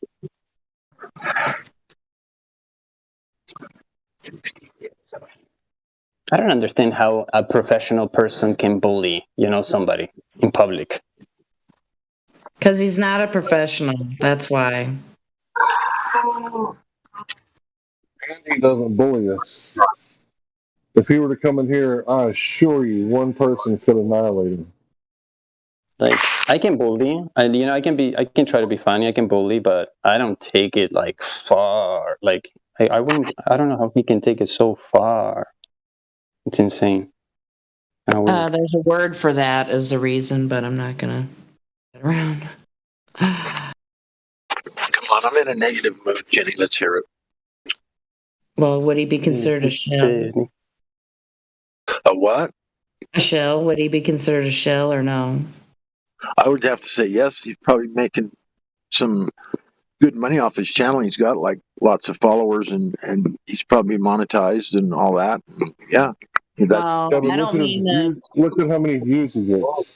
He's got 2 million subs, but he only gets what? I give him credit for that. Well, how many views, Hank, on average? Let me go look. I don't want to tell a lie. Okay. Okay, listen. One day, I'll tell you. One day ago, video posted almost 1 million views. Because he gets promoted by algorithm. He gets promoted by he gets promoted by Facebook, and because that's what they want. Right. What a shame. What a shame. I don't know if that's real number, that 2 million things, That's what Hank was kind of bringing up. He's gonna look at a kind of an average, and then if somebody's got 2 million followers and they get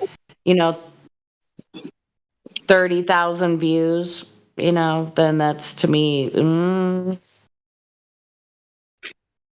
or I don't know, maybe not that high, I would guess. I don't know. I do not waste my time on Professor Dave. But he's famous. He's YouTube famous. I've watched maybe 2 or 3 things from Professor Dave, and it triggered me so bad because he was just lying. He was just lying. I can't get past the attitude. I can't stand the attitude is what my problem is. Yeah, that and just straight up lies. I cannot listen for 1 minute, 1 entire minute. I'd rather go to Gem Pandas than listen to Professor Dave. So is it he was there? No, I'd rather go to his server than listen to. Okay. Yeah, sorry. last time I went to Jim Panda's, it took about 30 seconds, and I had like 20 of them just screaming at me all at the same time. Oh, I don't doubt it. They're insane over there. You know,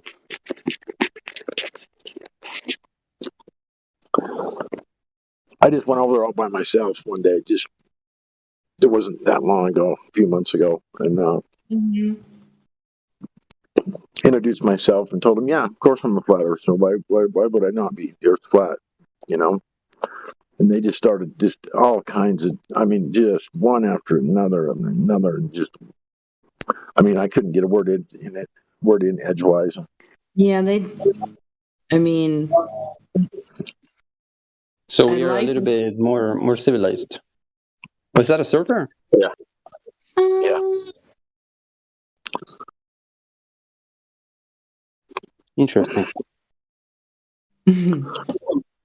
They just love it when a flat earther shows up over there. They just all just attack. Oh, I want to show up. And go for it, man. It's entertaining, to say the least, for a minute. And then Don't think you're sick gonna get anywhere. I'm just saying. I want to do it. I'll go for it. Where do I go? It'll be good practice for you. Go ahead. I know zero science, though. I don't care. I can't remember. What's the name of his server? I can't remember. Isn't it? Oh, I don't remember. It's been so long. Humans of Earth or something like that? What'd you say? Is it public? Yeah. Okay. Isn't it Humans on Earth or something like that? Oh, I don't know. I don't think so. It might be. Like, hey guys. Hey, it's for horses. What do you want? Come and kill me. You're still on Discord, my friend.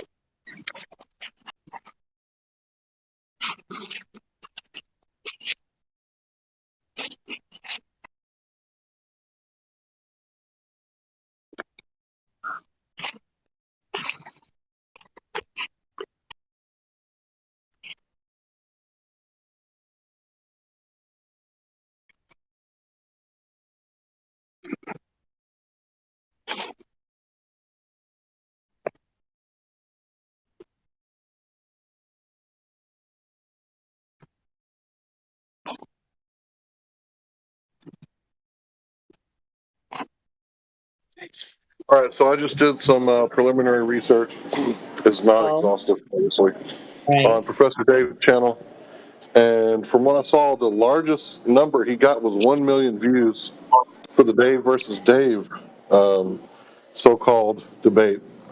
And I would say a lot of those were, TikTokers and other YouTubers cutting and slicing, that debate so they could get, Dave making his points so they could post it on their channel, their TikTok, et cetera, et cetera. But yeah, some of them were like 7,000 views. Some of them were in the teens. Some of them were like 30, 40. There were some that were like 150,000, 300,000. But if you got 2 million subscribers, you'd figure some people would just accidentally click on the video just for it being in the feed. So his subs don't match his viewing numbers at all. Yikes. Leo, if you want, I posted the Gem Panda link on the server. If you want to really? go. Thank you. Yeah, Don't go in there with any expectations. That's all I'm gonna say. Yeah, zero expectations. Well, Debate, one flat earth, and more. Except that if you speak too much, maybe you will be muted immediately. No, for sure. But I was there, they are not speaking about flat earth anymore, Pug. They are speaking all other things. Oh, okay. Interesting. Flat Earth, that's it. I don't know, politics.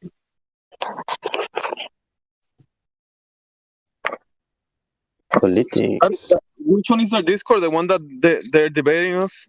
Debate flat Earth and more? That's the one? Yeah. I think so. But I think he might have renamed his YouTube channel, so maybe the Discord got renamed. I don't know. It's been too long. Humans of Earth, yeah, that's part of it too. Hank was right. What a name, eh? Yeah, I don't know what that's about. That is kind of weird. Like if there were humans from other places.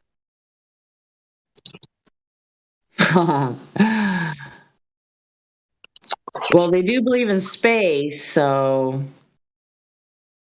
humans of Earth, indicating there's life on other planets. Maybe you should ask them about that. It's like, why do you have your server name? Yeah, you go to the server and it gives you several options. Jim's Flat Earth. There's one that's live right now. It's called Debate Flat Earth. It's live. So that's the one, Debate Flat Earth. Once you get over there, join it. But the YouTube channel is Humans of Earth because they don't want to be shadow banned and all the stuff that happens to us. They don't want to be demonetized and all that bullshit. Do they still do their Sunday roast? I haven't been in there in a while. Last time I went, I had a video of the current president back in the late 90s saying that these Baltic states keep joining the European Union and it's going to cause a war in Ukraine. And when I showed it to them, they were saying, "Where did you get that from?" And I was like, "The video? Like, yeah, what's your source?" I was like, "I got it from Jimmy Dore." And they were like, "Oh, it's wrong because it came from Jimmy Dore because he's an alt-right extremist." And then they started calling me a liar over and over and over and over and again, like over and over. And I was like, what did I lie about? I mean, I got the horse's mouth. How is it a lie? Because you don't like Jimmy Dore?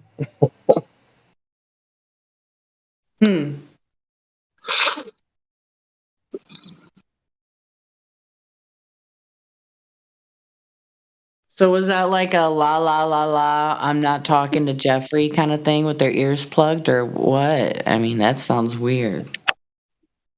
Yeah, exactly. You know, they want it to be Putin's fault. Everything's got to be Putin's fault. And see, I'm like one of those people, I don't care whose fault it is. I'm against war, like altogether. So if Jimmy Dore is against war, then even though I don't agree with everything Jimmy Dore says, obviously, he's an extreme leftist.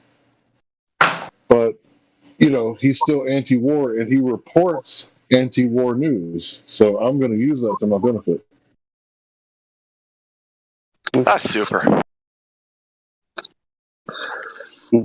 There Is that are Oh, super. Why don't you and me go over to Jim Panda's server and fight it out with him? hey, there's some. They know who I am. They'll mute me almost right away. It's a thing. I can recognize some flat earthers. I mean, I'll do it. I'm not pussing out at all. Let's go do it. Let's go right now, bro. Yeah, I'm gonna go. What's the server called again? Debate Flat Earth and more. Oh yeah. Okay. See you guys there. Okay. I'm gonna go. Wait, is Debate Flat Earth and more? Is that a Flat Earth server or? No. Yeah. No, it's on human. Oh, they're Globers. Wait. Let's go. Let's go for. So which server, guys? Debate Flat Earth and more, or what other? Yes, it's the only one that's live right now. Okay. I'm gonna join. All right, let's do it. Debate. You gotta get voice permission, so. Let's go for 10 minutes and then come back or something. Yeah, I'm going in now. Me too. I'll come back in 10 or 20 minutes.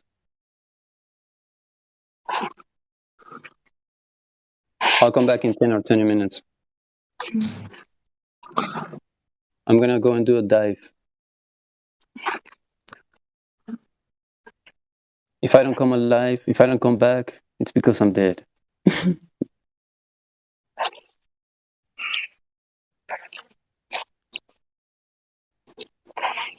Well, shit. I don't want to go through all the work that it takes to get unmuted, and they're having a civil conversation. So you know what? Well, once I get in, I don't want to interrupt.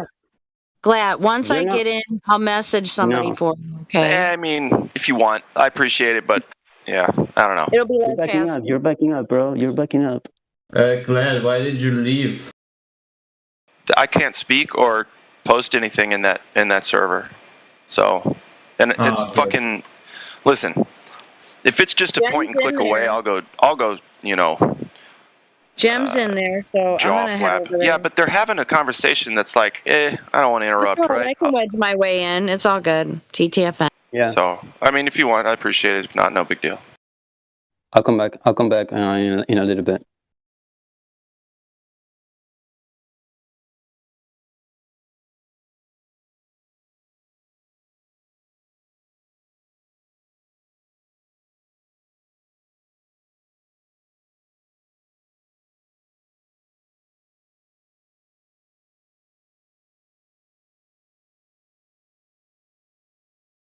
Whiskey Bent, Yo.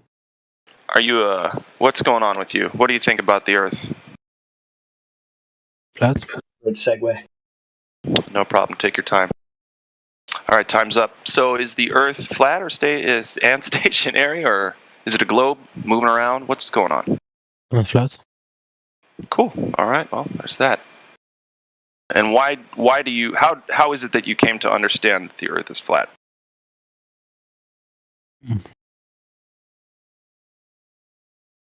Yeah, I heard on a podcast and I went to research myself.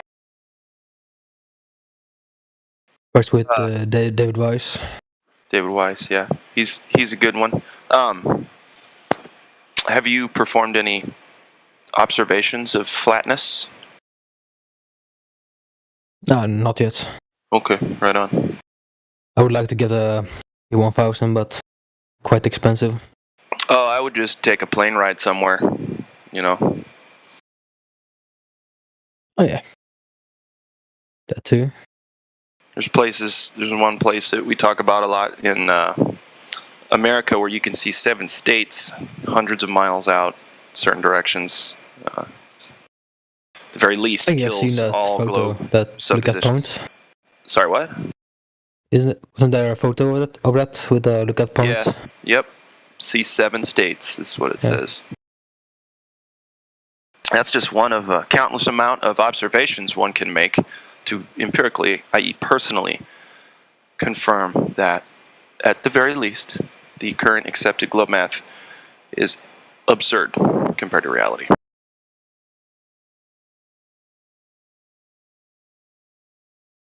Because if I just look north now, I can see sunlight. The globe is retarded. Wait, what was that first sentence? I can see the sunlight if I look north the right sunlight. now. Yeah. Okay, yeah. I love the sun and I love talking about it, but to me it's not a one way or the other flat earth proof.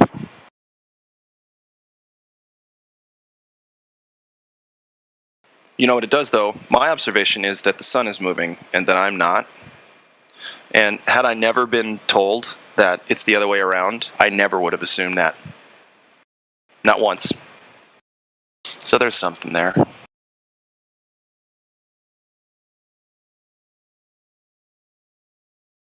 We accept the reality of the world with which we're presented. It's as simple as that. The Matrix. No, that is Truman Show. Is it?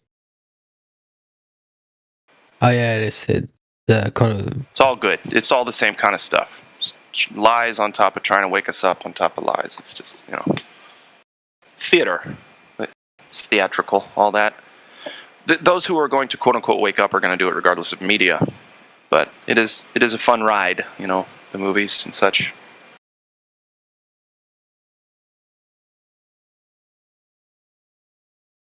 Hey guys, just came from that channel and they're having a very nice conversation, very civilized, so...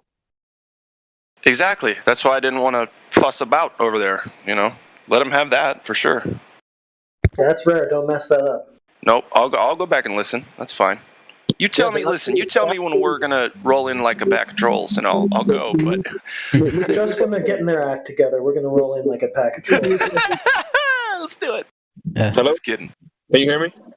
Yes. I want to play. They literally Don't be like them. they're asking for flat earthers. They're literally saying, please, flat earthers, let's talk. Like, tell me more. What is it? And they're asking questions. They're being very kind, nice. And they're I want to hear it. Tell me, what is it? One of the guys there. So that's and good. There's a guy talking for the flat earth, but he's not doing a good job. Bring him in here. Tell him to come on in here and ask questions. All right. Okay, yeah. They're inviting people to that server so to talk. So I don't know. That's what I'm saying.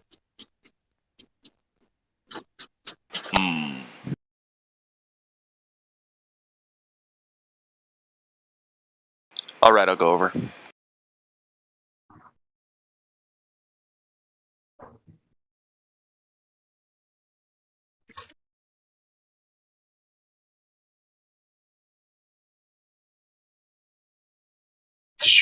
Deactivating server.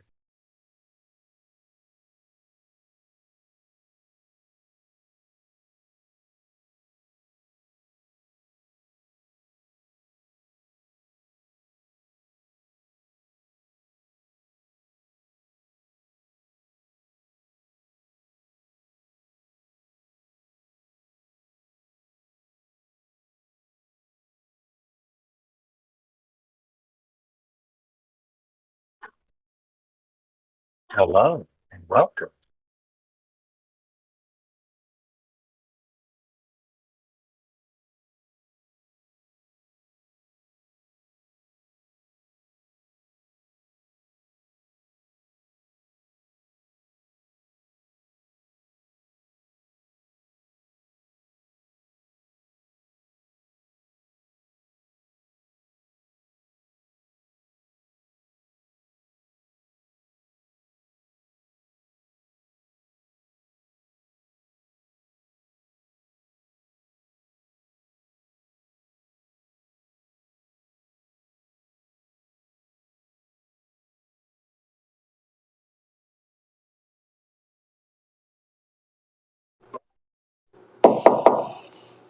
Hello and welcome.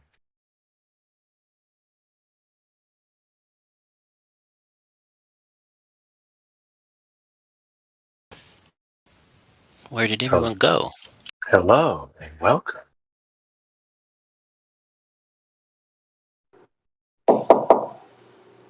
Goodbye.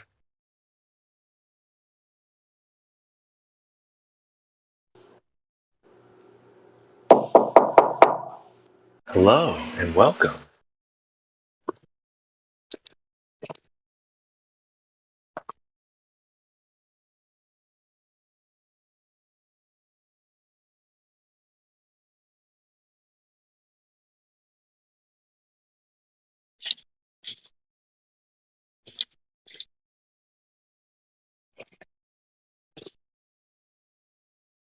Oh, that's nice. That's really nice. Imagine we live on a flat fucking world. All this time we thought we lived on a round planet, huh? Fucking Mike Tyson, bro. Welcome to the chat. Imagine a stationary Pangea floating in a giant body of water. What kind of shit is that? Oh, now we've got Chris in the building.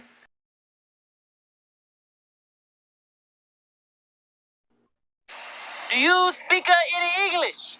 It's not bad. You got the little audio bite game down good. Do you understand the words that are coming out of my mouth?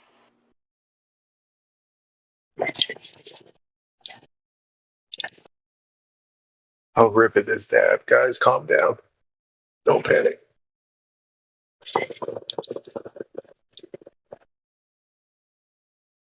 Sheesh.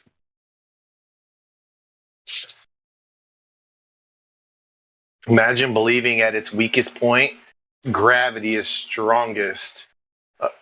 And at its strongest point, gravity is at its weakest when you're dealing with helium.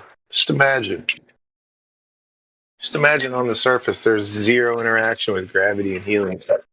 And then just imagine at its weakest point, furthest away, closest to the Kármán line. They'll tell you it's at its strongest, and it's holding the gas down to the surface of the Earth, creating a spherical shape.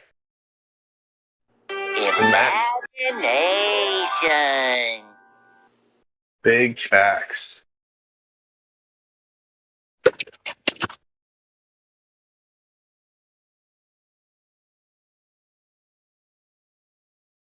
But it's too big for you to be able to see that it's a ball. Like, why would you expect to see curvature?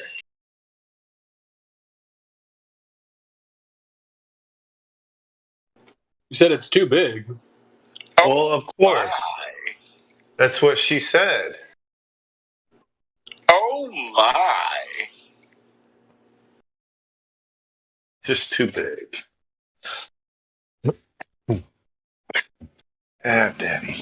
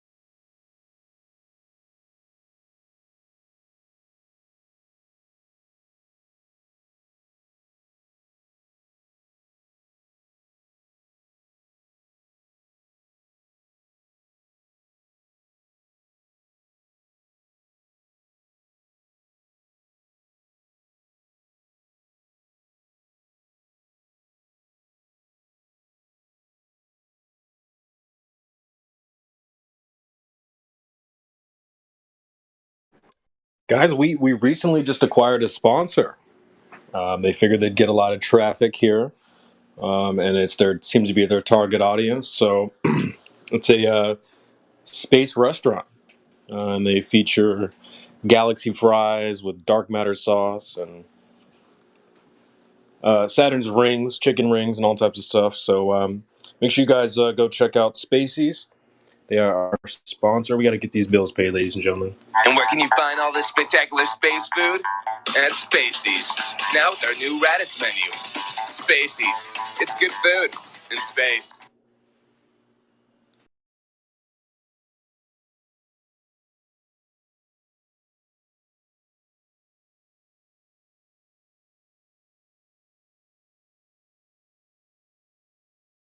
So make sure you guys get your ticket. Get on that rocket. Make sure you guys try those galaxy fries. Sponsor, I missed it. I want to go on a fry ride.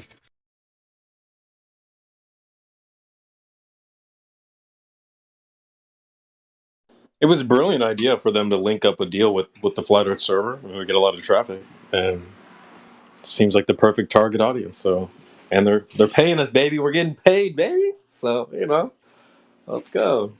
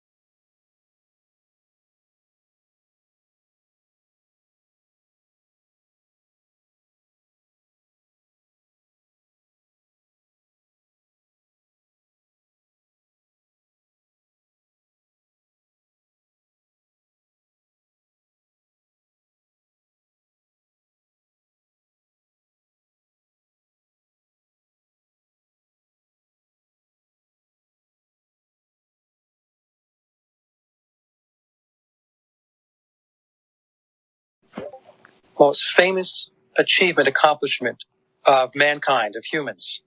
The landing on the moon. NASA lost everything.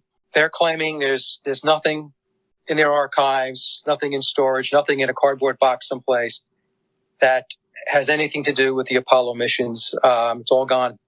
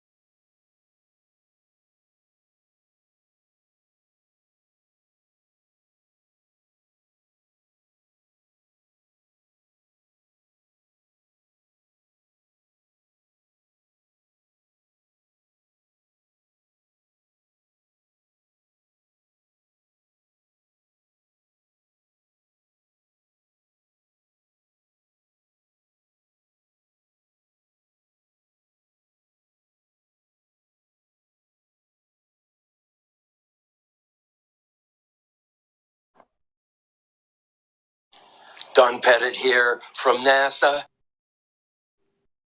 That we've got a toilet that you use, and then a machine that goes chugga, chugga, chugga, chugga, chug, and then you go to the galley and you make yourself a cup of coffee. And that's exactly what you are thinking it is.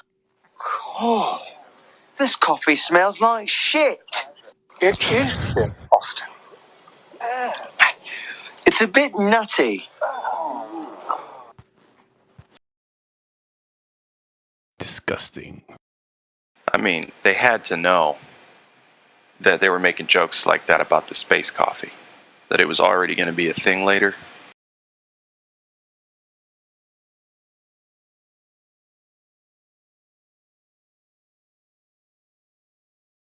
Mike Myers, man, I'll tell you what. And he's got that Pentaverate show on Netflix, making fun of people who know about the Freemasons and stuff. Or conspiracy theorists, let's just say, like, staunch conspiracy theorists. Ones that make us look bad. So, I'm not a conspiracy theorist. I just know that the Earth measures flat. And that is that. It's a bit nutty. That's great. Those conspiracy theorists, yeah, they're a little bit nutty. Exactly.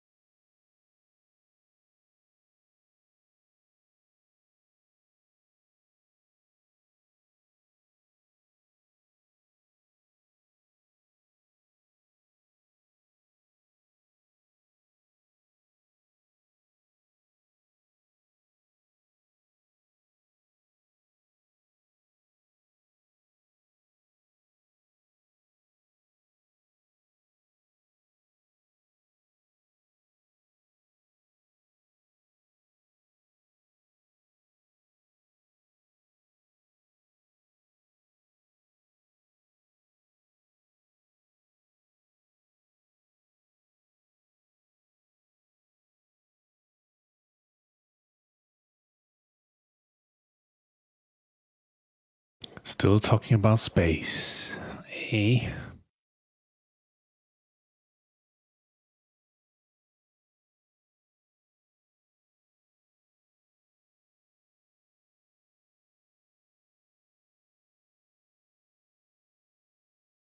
Well, it is Pride Month. Oh, yeah, there's a lot about that we can't talk about. Well, I'm just not going to bring it up here. But yeah. When he said refraction, I left. Yeah, refraction, man. They can't talk about It's like curvature. a magic word for them. It's crazy. It's crazy. It's their pimp word. There's no reason to talk about it here, though. I guarantee it. But how are they just going to pretend like we didn't use that wasn't our argument? I don't get that. It's so weird. That was our argument, like, what, 5 years ago? It's less than that. Right? Well, they're trained. They're trained to go down a certain. He said etymological, and I say rabbit hole. So it doesn't. You know, they argue about arguing. They don't argue about the Earth. They don't want to talk about the Earth. That's all I have to say. Right. No, it's just weird because when I first got into this topic, they were trying to argue for boats over a curve, which would require a physical Earth hump edge blocking boats and buildings. It was a geometric location back then for them. That was their argument. And we would argue, no, there's things like refraction and all these different effects that produce this boat disappearing type of effect.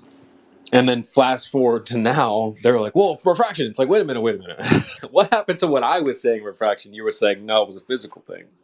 So we're just going to forget about that? Okay, because I didn't forget. Dummies.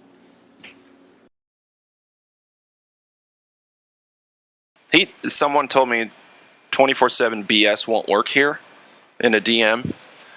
After I said, so they sent me a couple messages, you know, like saying fuck and shit and cunt, all that stuff. And then I said, so is this your posit? If you don't say those things. Hold on. I said, is this your posit for a direct Earth curve measurement? And he said 27 BS won't work here. And I'm like, bro, I'm just thinking to myself, because then he blocked me. But I'm just thinking to myself, like, curvature is the only thing we need to talk about. Really and truly, I know you know that. Stop ignoring it. Stop lying to yourself and others, bro. You're so much better than that. That's what I wanted to say. I'm sorry for interrupting. I was just going to say, like, you're good. If you don't start off yelling saying cuss words and stuff, then you can't prove the globe. That's how you started off. Yeah, you're right. It was weird. It was like a tick he has that he has to do that first, and then. Well, anyway. That's funny. It's almost like Achilles heel curvature. Okay, brother, you speak so soft. Hold on, I don't think there's a volume amount that I can turn you up. See, I'm speaking soft because you speak. Yeah, I got you at 200 partner. Whiskey Bent, that is. You have me at 200. Yeah, now I can hear you. You just speak soft, sir, and that's okay. I don't want to try to change that. I can't. No one can. Just trying to set the mood, baby. Come on now. I wasn't complaining about the music, sir. No. What's in his soft voice? Anyway, I just can't hear him very well. Guys, you know what? I got bad hearing, and you should know that by now, and I'm sorry. Did someone say something? No, Quetz was just whispering more sweet nothings in your ear flat. Sweet nothings. I like that term.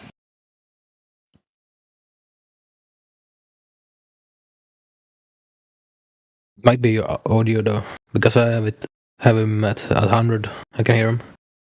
Yeah, I can hear you. He sounds good to me. Yeah, I mean, Quetz, I can hear Quetz fine at 100, not 200. Same. Yeah, and I think we're back at 100 now. I'm at that. Hey, are you French? Who? Whiskey Ben, are you French? You sound... No, Swedish. No? Swedish. I was way off. Okay. Oh, sweet, dude. He's what we call a Swedish banana. He's sweet-ish. Swedish banana? Is that different from a regular banana? Never heard that before. Expression. Yeah, is it? Really? Yeah. Now I know, I guess.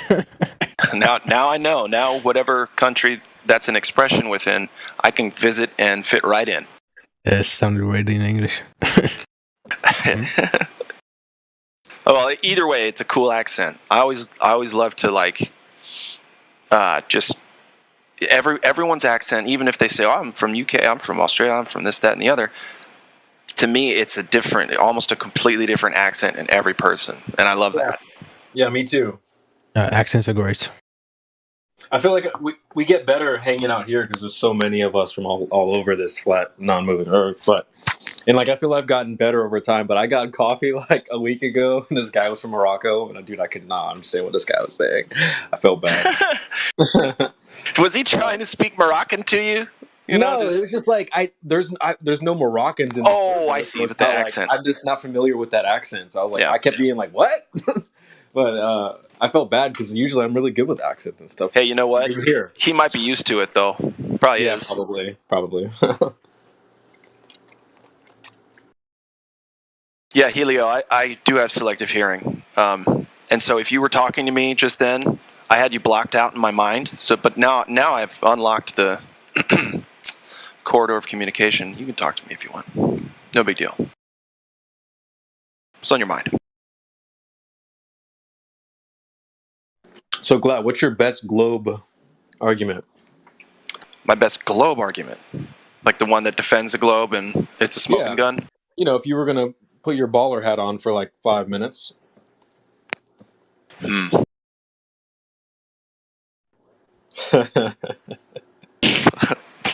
This question sucks. Dude, I know. I don't have the answer. I'll answer, but it'll be lackluster. I mean, well, for me, it'd be like just a bold-faced lie. That's what I'm saying. Like, we all know it's going to be a lie. So I was like, yeah. How well can I lie? Is what you're asking me? I don't think I'm going to do that on the live stream, partner. Who's the best liar here? Oh shit. Yeah, man. Break your teeth. Well, I'm not very good at it. Not a lot. Well, too easy. I don't know. It's not that much harder to lie through your teeth than it is to open your mouth and lie. I think they're pretty much the same thing. It's just if someone else can understand you, it's different.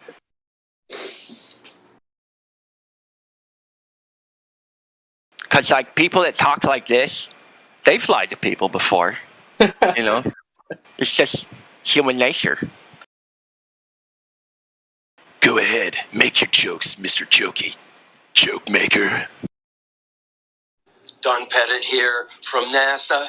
I'm at home due to the COVID-19.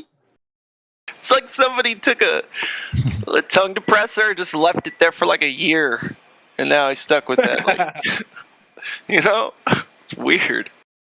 It's like he's got a chip in his upper mouth. You know, just the chip. Wow, that's funny, dude. I don't know. I'm trying to imagine what's happening in his mouth to do that. I like that. He's got a Dorito in there. He's trying not to break it. Yeah, it's like stabbing. John Peggy here. The doctors say that. No, I'm not going to do it.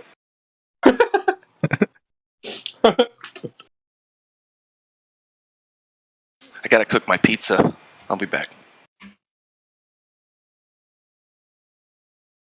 Also, real quick, adults will know this correlation. It's bad that his initials are DP. You know what I'm saying? All right, I'll be right back.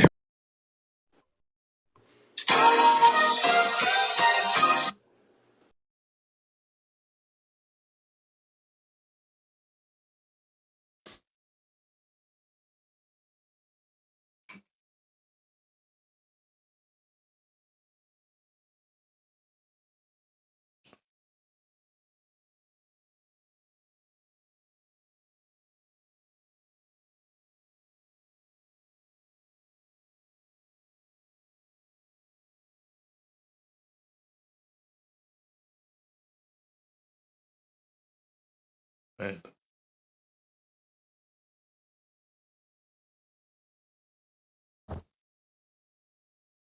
But the doctor said that I could not perform perfect sentences for the rest of my life, and that's I have had to accept that.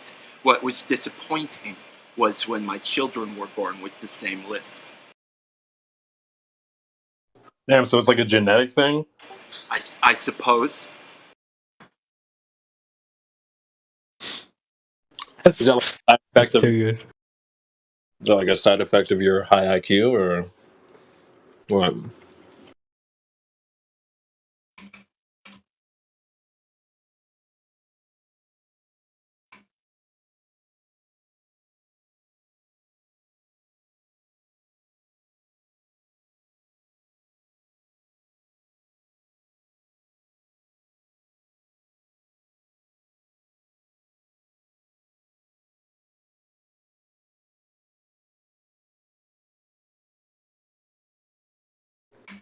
Speak up, boy! I can't hear you from up there!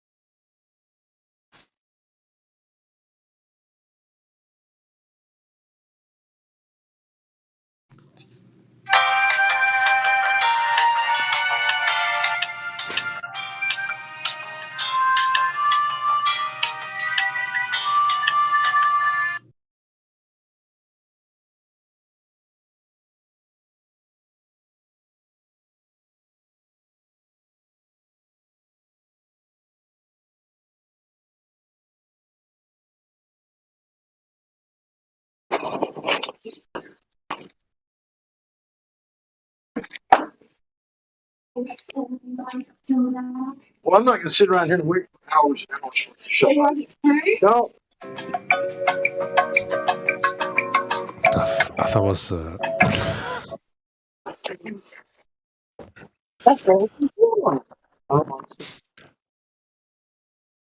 Got rocking hot micing again. Two credit cards now with it. I don't know what they are, but it's food cards. So I just brought them just in case it said, "What?" I was gonna say maybe he'll read the number to us.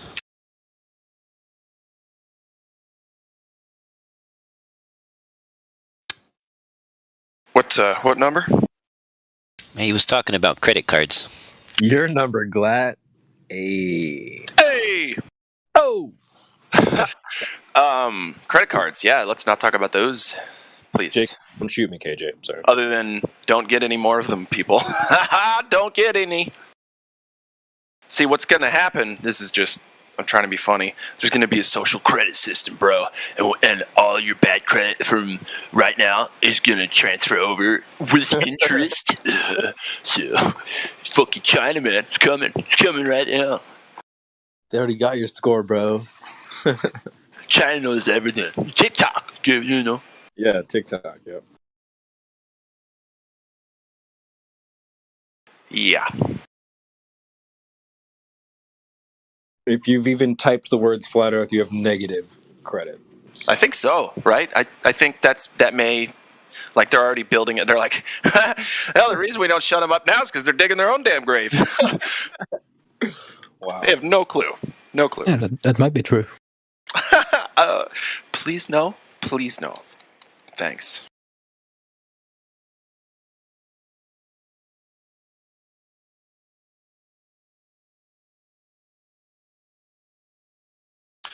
So, like, okay, social credit, like you have good or bad social credit. Can you spend social credit on, like, a really nice evening out with somebody? You know, for extra. You know what I mean? Just like a little icing on the cake. Right? No, I don't know. It just gets you in the door. Doesn't You Just don't the work door? that way. You're not allowed in the club. Doesn't work that way. Okay. All right. Whose mic like that, sucks? Is that you, Flat Earth dude, Kenny? FED. Special K. Yeah, fucking A. Cool. Shit. Well, now I know you're talking to us. So, hi. Hey, what's happening? No, it doesn't work like that. You can't spend your social credit like that. But so you can lose it, but you can't, like, use it? What's going on, man? Yes. No, that's how you buy your Facebook property. You know, in the virtual Oh, world, that's right. That's right. You you have to use your buy social credit everything to buy. Yeah, digital. you Everything's buy your digital. Oh, right.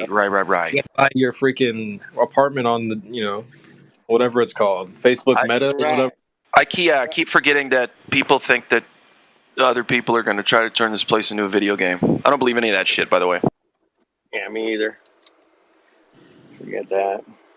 We just won't let it happen. Nope. I like reality too much. Damn it. Well, yeah, here's the thing. When you make a clone of a clone of a clone of a clone, the theory is that it gets worse over time. Each time it gets worse. And so if you make the world you're already in, so like to err is human, right? To make mistakes is human. And so if we build something that we think represents just fine, almost perfectly or even better, our reality, whatever the hell that could mean, the transhumanism thing just falls short because it's a bastardization of what we experience, no matter how many times you flip it, how many ways you cook it. That's just me. I like it. Whooping in the kitchen. Whoop, whoop. Can't say that he get the fuck out the kitchen. Whipping. You're not living on the globe. So we need more rap songs. Oh, dude, I came up with one today. I thought of an idea today. Just write it down, CB.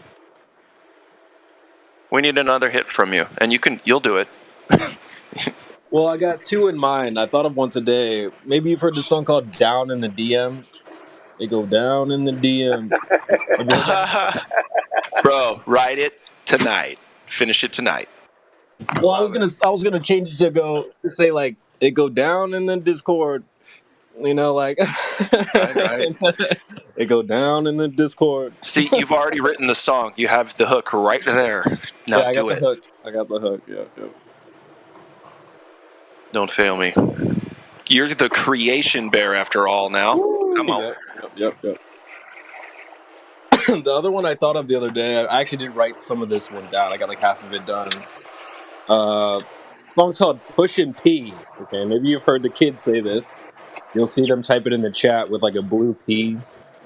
I don't know, some weird slang these days. You'll probably notice it now. I don't want to know about that. It just sounds like something I don't want to be a part of. I don't really even know what it means for real, but all right. But instead of Pushin' P, I changed it to Push FE. No, I don't think that's gonna fly. Dude, it's sick. Glad it's sick, dude. Trust me. Okay, do it, and then I'll be the one and only judge of that. Yep. Okay. Dude, it's actually so dope. I wrote like half the song. It's pretty good. In the song, they're saying I'm pushing P, and then I just changed it to like I push FE. And it sounds pretty good, man. I don't think you're using that word properly. What? No. Okay, so I think that when they say that, they're being sexual about it, but maybe not. But it's like an ego thing. Like I'm pushing P, bro. You pushing P? Hell yeah. Like it's kind of like you gotta listen to the song. Listen to the song because it has lots of different like references. It doesn't. I understand at first glance. That's what. Sure, right. But I mean other things like I'm pushing product. I'm still working on that. Yeah, I see. I go there every time. Sorry, but listen, that's on you. Listen, it is. It's true. Yeah. Dude. So anyway, do it. Write it all down. Be creative. Please. All right. We'll do. Super. They go down in the Discord. Down in the DM. What?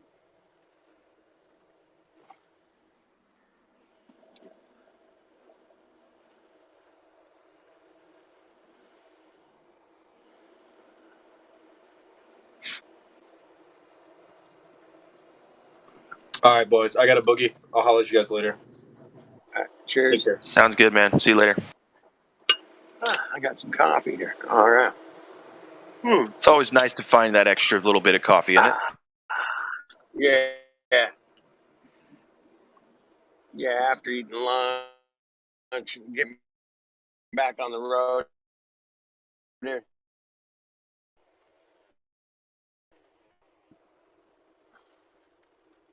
I think we've lost you, Kenny. Yeah, I'm lost. No, okay, Totally you're still lost. there. Just Still quiet. there?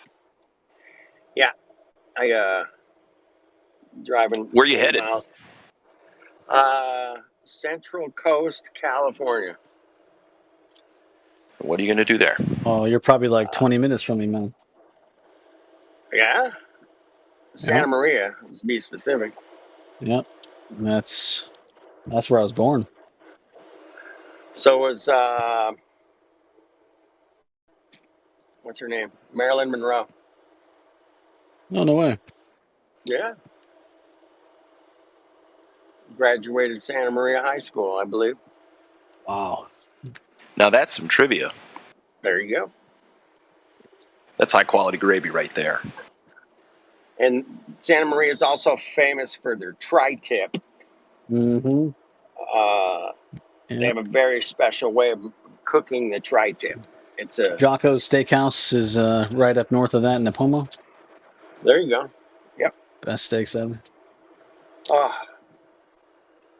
What about the Chop House? You ever been over there? No, where's that? It's like northwest of Santa Maria. I don't know what city it's in. It's this little teeny town, but they got this steakhouse called the Chop House. I guess people come from miles and miles to go there. I don't know. Yeah, Central Coast is beautiful. Yeah, it is. Pismo Beach and Pismo. San Luis, San Luis Obispo. Slow is awesome, man. Yeah. Downtown there, it's real chill with the river running through Yeah. all the buildings and shit. That's so cool, man. If I could great afford to town. live there, man, I would probably move there in a minute. It's pretty cool. For sure. Yeah, me too. Good spots out at Avila. Yeah, Avila, man, absolutely amazing. They got a new campsite up there, man. I'll get the details. My buddy camped there this week, and for a couple nights.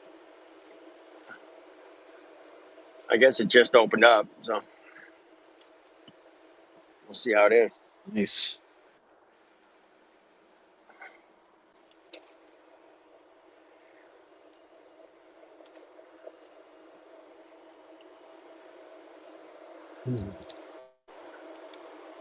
Did you already see Saints? Yeah, we hung out, man, for about Oh, an hour, nice. a little There over you an go. hour. We were getting into some deep dive stuff, man, sitting on the beach.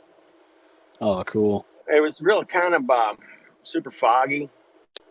We couldn't see. We were actually at the Black Swan spot where it was taken, and it was just super foggy.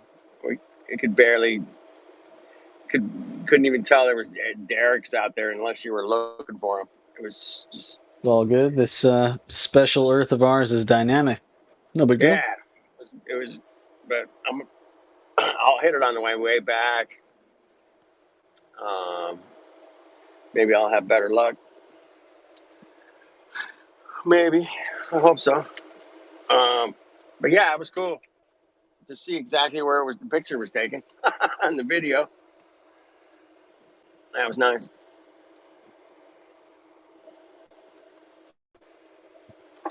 Oh, the Black Swan spot? Yeah. It's Yeah, it was cool. the #1 makeout spot. No doubt. There's some pretty good surf there today. A lot of surfers out there. I took a couple pictures. I'll share them up.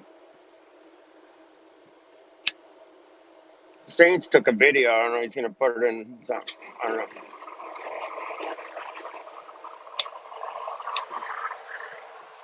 So he's going to the studio tonight to record some music. So we'll see what comes out of it.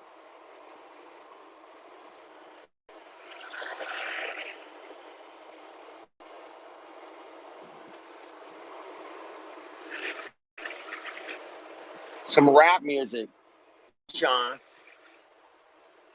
Rap. Wrap it up. every time. I'm more of a punk rocker, but to each his own.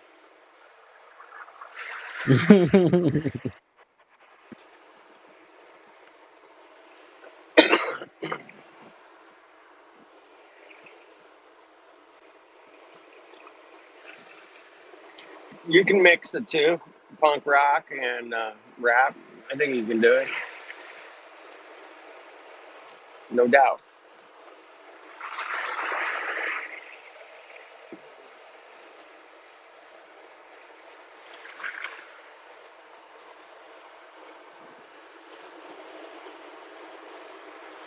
All right, let me know if my mic's too loud or too much wind or whatever. Let me know.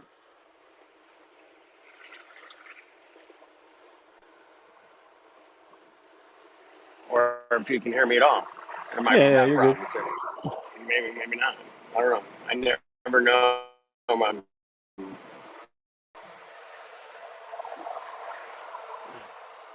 80 miles an hour on a cell phone, All right. smartphone, dumb phone.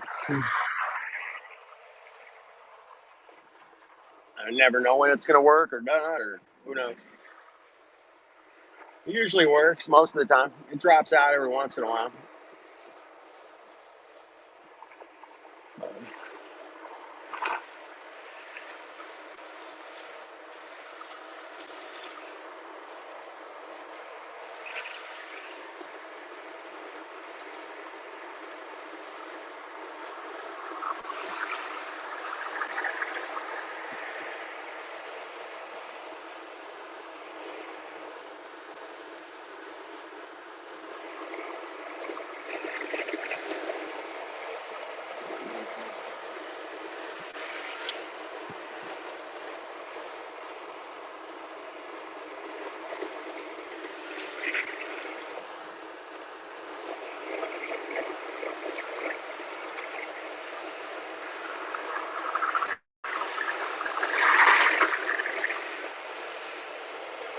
So funny.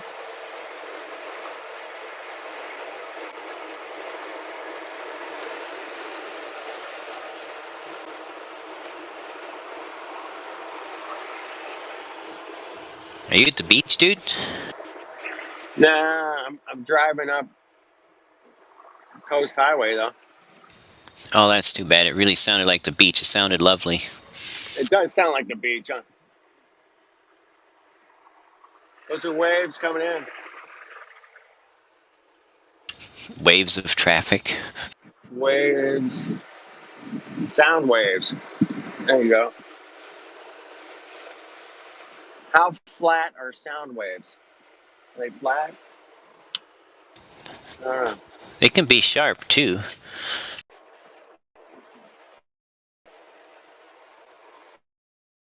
Sharper, or what?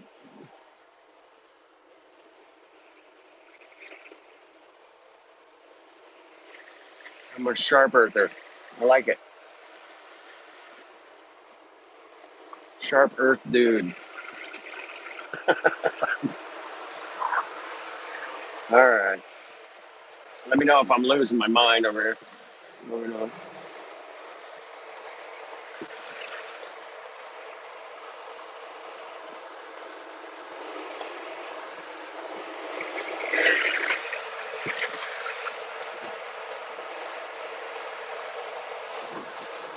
We got a big Flat Earth meetup coming up a week from today. Southern California. Yep, excited. Should be a good time. Some really cool people coming, man. Latter-day Saints will be there. I heard Sonny might be coming. Will the Cherokee be there?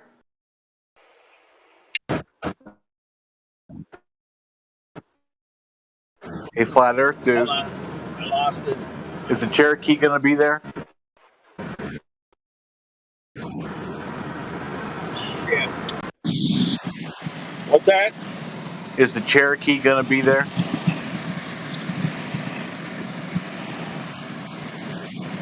One more time, man. I'm I think you're having too much fun. That's the problem.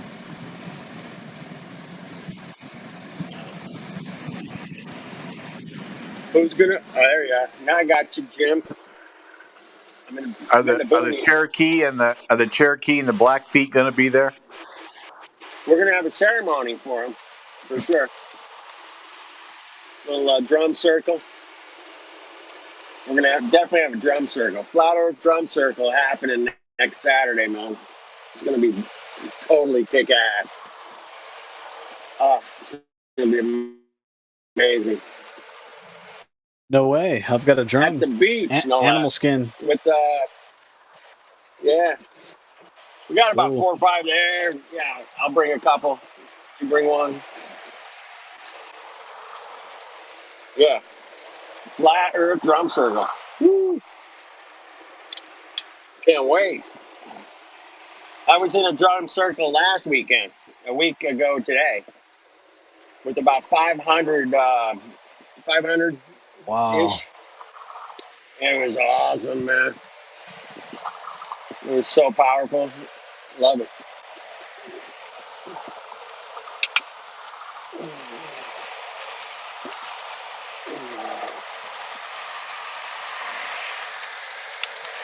All right, I'll kill the road noise. Most of it. There you go. Is that better? That's better. Hey, Hey. where's the meetup in SoCal? Hello? Oh. You're roboting. Oh.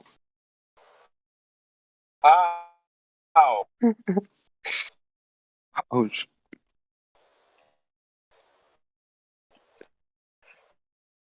It's in Southern California and a beach, uh, SoCal at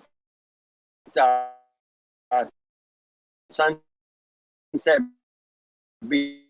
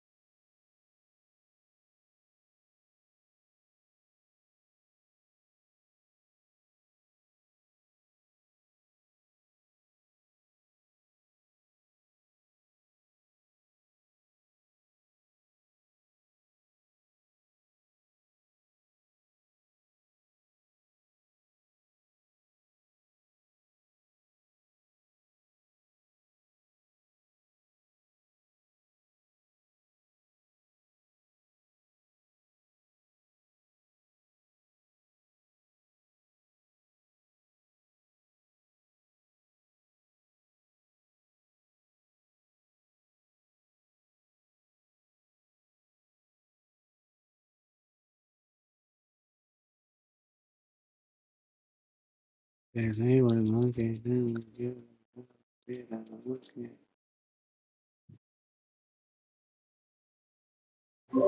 Who's that just mumbling? Mumbles. Speak up. Earth calling mumbles.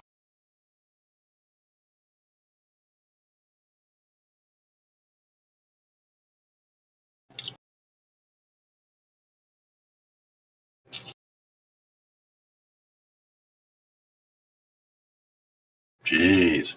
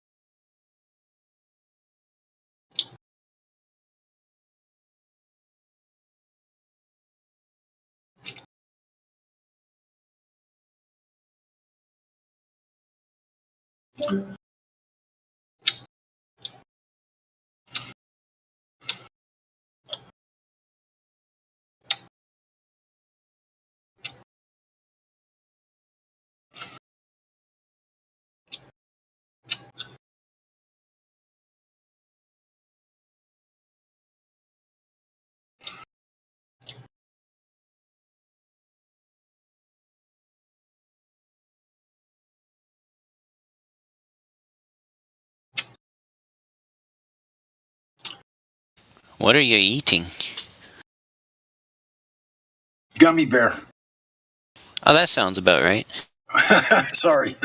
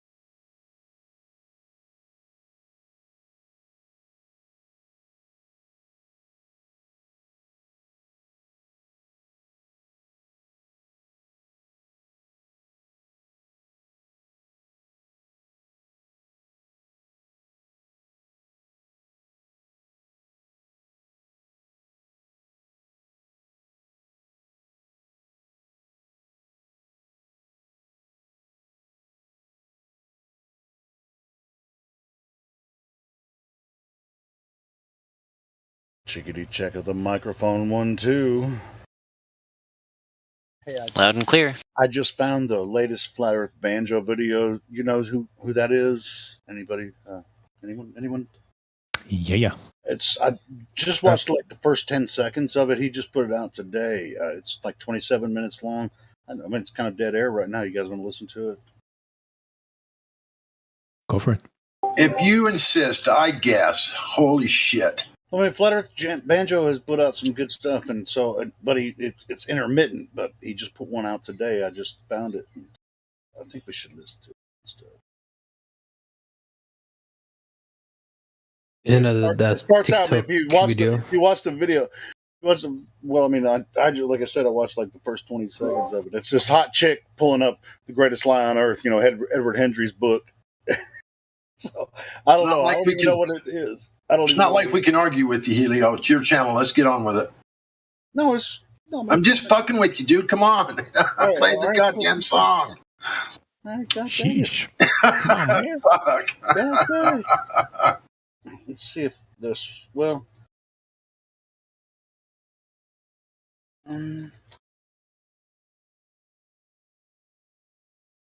player's been stopped and the queue's been cleared, and let me go.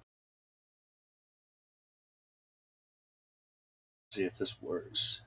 And while I'm playing it, the audio here, I'll play the video, on the live stream. People can. Never mind. What a great idea. Why don't we read together? Shall we? The greatest lie on earth, proof that our world is not a spinning globe. Let's just see what the first page says.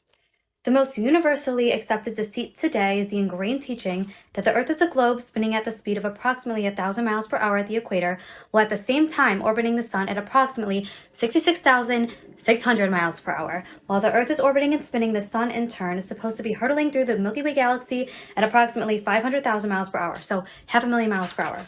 What most people are not told is that all of this spinning, orbiting, and speeding through space has never been proven. Indeed, those hypotheses, movements, and speeds are completely made up. In fact, every scientific experiment that has ever been performed to determine the motion of the Earth has proven that the Earth is completely stationary, yet scientific textbooks ignore the scientific proof that contradicts the myth of an orbiting and spinning Earth. You want to know what's really messed up? They teach that the inside of the Earth is there's an inner core, an outer core, mantle, and a crust, right? We all learn this. Children are learning this. Everybody has learned this. They have videos for children for it. It's in textbooks. It's everywhere that we know what's on the inside of the Earth as a fact. But did you know that the farthest we've ever dug into Earth is 8 miles? Humans have drilled over 12 kilometers, which is equivalent to approximately 7.5 miles. So the farthest we've ever dug into Earth is 8 miles, almost 8 miles. So have we ever had any actual evidence of what they're teaching in schools and teaching in textbooks and indoctrinating children on about the fact of the Earth? Do we have any actual scientific proof or evidence on this? Unless something awful happens to our planet, we will never have a direct observation of Earth's core. Just another thing that we've never been able to observe, prove, test, or detect. But they have absolutely no problem stating that we can find Earth's core at 1,802 miles below Earth's surface, even though we've only dug less than 8 miles down. And they have no problem saying what it's like in the core when we are nowhere near it and have never been able to detect what it is. But they are certain and they're very sure on what is down there. Okay, 1,802 miles compared to 8 miles, you guys. How would they have any idea with that huge margin missing? How would they have any clue what's down there? And just in case you guys don't know what indoctrination is, it's the process of teaching a person or group to accept a set of beliefs uncritically. So it's accepting beliefs without any proof. Here's another example of just that on the globe. So just to reiterate, the furthest we've drilled into the Earth is around 12 kilometers, which is equivalent to almost 8 miles, while the distance to the center is over 500 times farther than what we've actually dug. Yet they are telling people what is down there when we are nowhere near it. And then it starts talking about how flat Earth is propaganda and how we know we don't live on a disc, even though nobody believes that we live on a disc. And just to reiterate, what else can't be observed, detected, or proven on the globe is gravity. It's a theory, not a fact. Absolutely no proof of it, absolutely no evidence. Can't test it, can't detect it. And the motion of the Earth, because you and everything else, including Earth's oceans, atmosphere, are spinning along with the Earth at the same constant speed. So gravity can't be detected, the Earth's motion can't be detected, and the inside of the Earth cannot be detected. All crucial things of the globe. And by the way, the definition of science is to study through observation and experiment. Okay guys, I'm going to address a question that I get constantly. If Earth is flat, Why are all the other planets round? Why are all the other planets spheres? Here's the answer. The other planets are not planets. They are luminaries. They are lights. Here is Saturn. Here's what Saturn really looks like. That's a true image. And here is what NASA shows you. Please look at the difference between real and a cartoon that you believe. Take that in for a second. Another example, here's Mars. Here is real Mars, and here is the cartoon Mars. Okay? It's a light. It's a luminary. A luminary. Okay? Not a surface planet. Not a surface planet. Here's Venus, and I would like to point something out about this. You can see, when you zoom in very closely to stars and the planets, water ripples. Okay? Water ripples. Here is a side-by-side comparison of planets next to real images of these planets that are lights. Okay? Why are NASA images not even close to reality? Why? Another side-by-side, pause to read. They say that Jupiter, Saturn, Uranus, and Neptune are gas giants and are not surfaces. They're made of gas. But isn't it interesting, look, that Mars, and Venus look the same as these planets that they say are gas. These are clearly not surfaces either. Before you bring up the moon is the same exact idea. The moon is a light. Okay? That's why the closer you get up to it, the more it fades away. It disappears into the sky. You could see stars through it. Clouds have been seen through it. If it was a surface rock, that would not be possible. We didn't land on the moon because you can't land on the moon because it's not a surface. If it was, light would reflect off it the way it does on any sphere. It illuminates itself. Think about this. If you believe in God and a creator, and you also believe in outer space and the globe, you need to understand that those two things are not the same and they don't correlate, and you have to pick one because they contradict each other completely. The moon is a lesser light to govern the night. And before you say that I don't understand science, let's read the definition of science. The study of the structure and behavior of the physical and natural world through observation and experiment.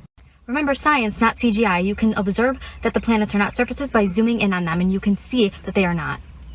The heliocentric model was created to deceive you and deny God. He made us the center of creation, not the sun.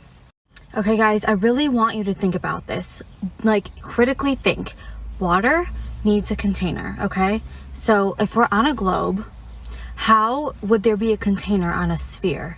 If you think about a pool, I was just with my friends yesterday in a pool, and I got them thinking, talking about this. Picture a pool without the container.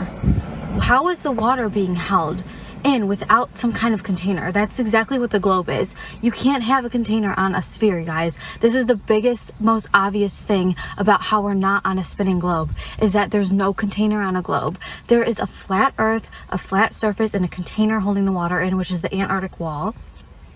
There's no way around needing a container to hold the water in.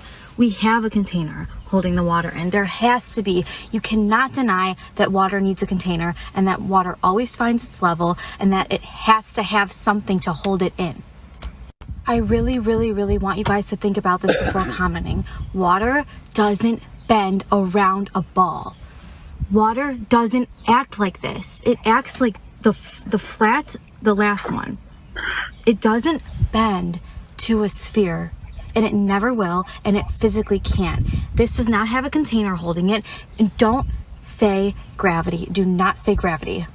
It's very crucial to understand that gravity only works on the globe heliocentric model. Gravity is a force that is designed to explain how anything would ever work on a globe. It's just designed to deceive you. This doesn't make any sense.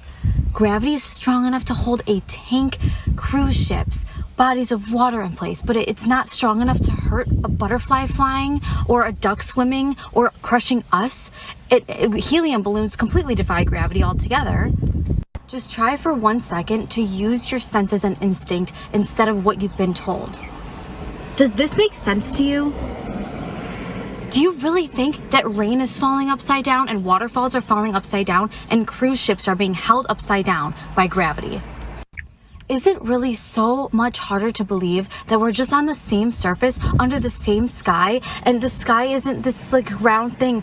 The sky, you guys, would be around the entire globe. Like the sky above us is under us also on the other side of the world, opposite ends, because it's a sphere. Is that really harder to believe than that we're on a globe and gravity is somehow holding everything in and that the sky is all around? You have to think about this. Is that really harder to believe than the globe? Guys, if the Earth was a globe, we would see a physical curve and it would be a physical barrier, and it isn't, and it never has been, and it never will be. The Earth is flat. You know what's not provable, detectable, or observable? The motion of the Earth. You know what else isn't? Gravity. You know what else isn't? Earth's curve that can't seem to be found without CGI or a fisheye lens. Interesting how water is always level. Water is used as a level to level things out. Why would water be flat on a sphere? It does not look like that. It looks like that. Water does not curve. If you have a ball or a circle or a sphere, however you want to say it, water would separate if it was on a ball. No matter how big the ball is, it doesn't matter. There is no straight line on any size ball. There's no straight line. Water should bend to the ball if gravity is holding it, but it doesn't. It lays flat. Why? Is it because it's not a globe? Maybe it is. And before you say boats go over the curve, no, they don't. It looks like it's going over something to the human eye, but it's all about perspective and illusion. This has been proven. This has been tested. You can even do it yourself. The boat is staying completely level. If you zoom in with a camera or use a laser test, it is still completely level. It just looks like that to the human eye, but it is still level. This has been tested. Same thing with the sun.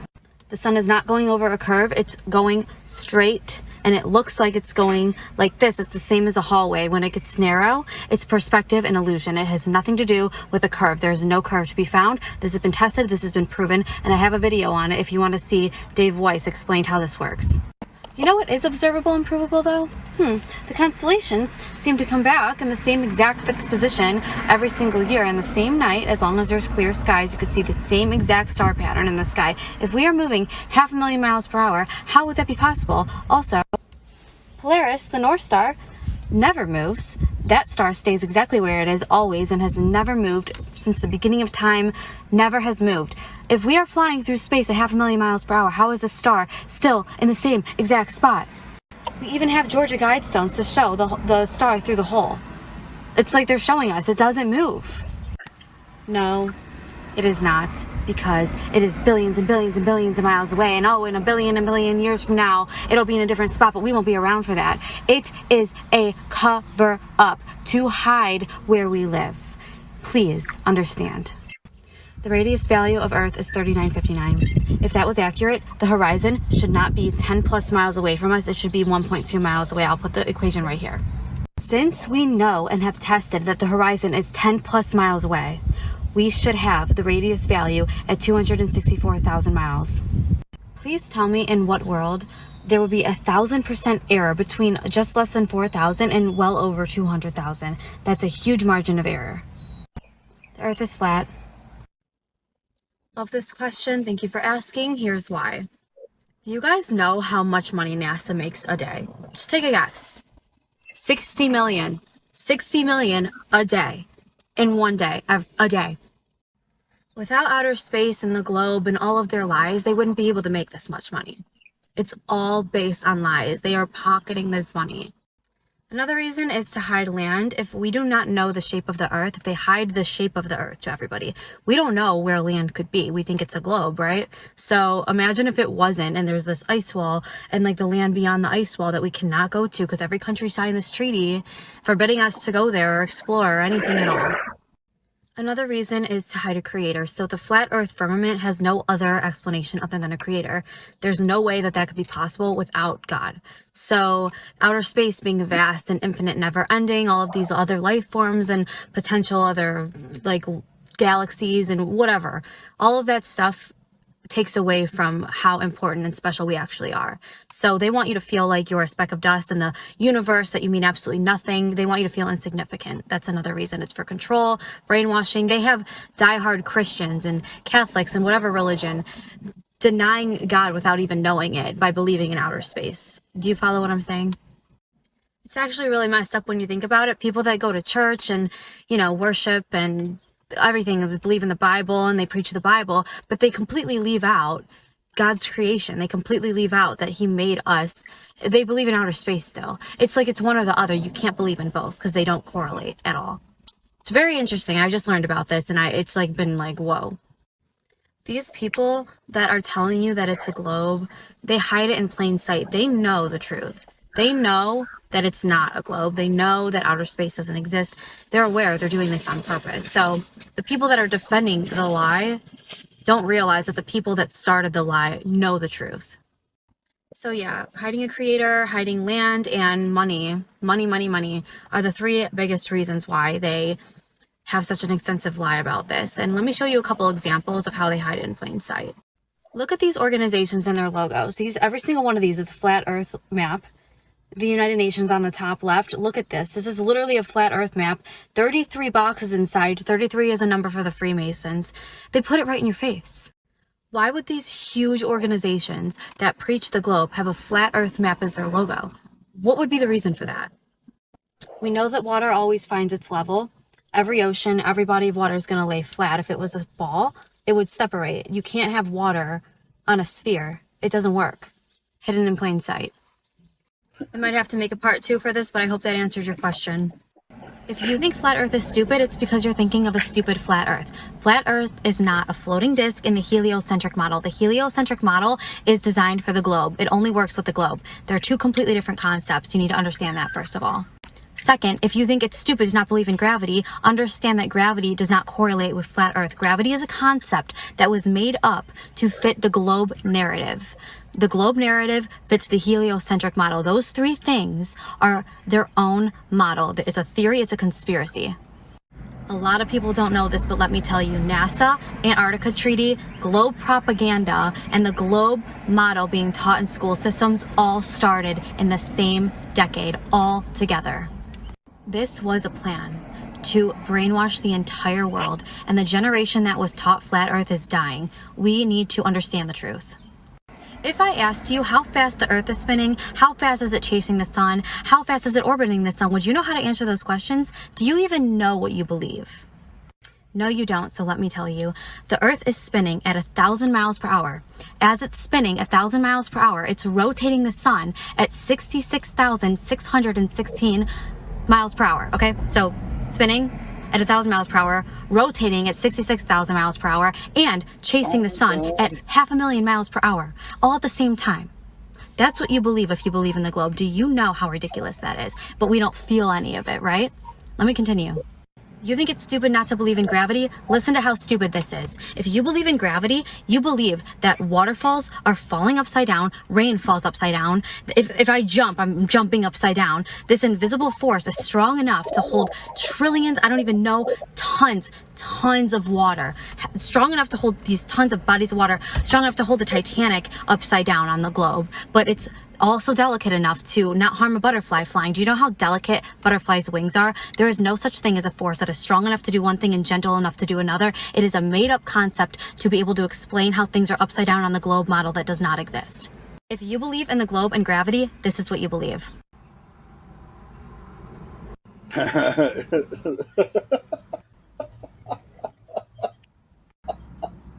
We are all under the same sky. The sky is not a circle around the globe. It is above all of us on the same level. The sun is not the center of the universe. Earth is. We are the center of the universe. We are the center of God's creation, whether you want to accept that or not. Water always finds its level. Water always fills its container. You cannot do that on a circle. Water does not curve. Water doesn't bend with a globe. It would separate. There would be a middle ground. We would see the curve. We would see the horizon if the earth was truly a curve. There is no curve. It is not a globe. Wake up to your reality. I watched the best video I have ever seen in my entire life, and I need to share it with you guys. When I tell you this video is full of proof, real evidence, science, math, real science, not pseudoscience. This is what it's called. The Next Level. It's on YouTube. I literally cried. It's amazing. Regardless of what you believe, you really should watch this video. It's just incredible. When you finally realize the truth, the feeling is just, I can't even describe to you. I just want everyone to feel what I feel. If you're interested in finding out where the lie started, how it started, why it started, and why we're taught what we're taught, why we're not taught the truth, this video is perfect to explain it. The best thing that you can do for yourself is put your ego aside and let the truth set you free, because it will. Alright guys, why do objects fall at the same rate in a vacuum chamber? I know what you're gonna say. You're gonna start talking about gravity, just like Google says, but the real answer is not gravity. The real reason is air resistance. There is no air resistance in a vacuum chamber. Air resistance is a force that is caused by air, a force that acts in the opposite direction as an object falling. So if an object is falling through the air is resisting it. There is none of this in a vacuum chamber. Air resistance makes light objects fall slower, making them float for a while. Here's an example. When a feather falls, it falls slowly because the air is in its way. If you dropped a feather and a golf ball at the same time in a vacuum, a space with no air, the feather would drop as fast as the golf ball because of a lack of air resistance. There is no air resistance in a vacuum chamber. It has nothing to do with gravity. Gravity is the most irrelevant, unnecessary thing. And let's not forget how much we love symbolism. Let's not forget what year gravity was discovered. Okay, of course, it was 1666. Of course. Now I'm going to play a video for you of an electric engineer from 1974 that debunked gravity. That speed, that wheel has enough energy to throw itself 200 feet in the air. Did you notice that as it went round in a circle, there was no centrifugal force trying to pull my arm out sideways? Let's just do it once more. To save time, we've already spun it up. So here goes 40 pounds of wheel as light as a feather. This is not a conjuring trick. This is a fact of science. Watch it again carefully. A fact about a spinning wheel so far everyone has missed. Notice how he said it's a fact of science. A fact of science. And remember, the definition of science is to study through observation and experiment, which is what he did. Also remember, gravity is a theory, not a fact. And let's not forget what a theory is. A theory is just an idea. It's just an idea. It's an idea, a theory, not a scientific fact. No one has ever proved it because it doesn't exist. And before you say there's a difference between a theory and a scientific theory, understand that the observation behind gravity is literally things fall due to density, and air resistance makes things fall at different rates, and it makes it not fall at different rates in a vacuum chamber because there's no air resistance. So where is gravity needed? Ever wonder what a real photo of Earth looks like without CGI or a fisheye lens? Look no further. CGI, fisheye lens. This is just a fisheye lens on this one, but hi, how are you? That's what it really looks like. Just flat, horizon, horizontal, horizon, plane, flat plane. NASA's photo at 75,000 feet. Interesting how there's a fisheye lens on that one too. Oh, and then an amateur photo at 120,000 feet, which is way higher. And it's completely flat. Is that not weird to you? If you're looking for a real photo of Earth using NASA or other space agencies, you're looking at the wrong places because you're not going to find one there. Which cartoon, CGI, made up design, drawn by CGI artists do you believe in that you live on? These are all so different. Why are they so different? Why are the continent sizes so different? Through the night sky as it hits another thrust set right there.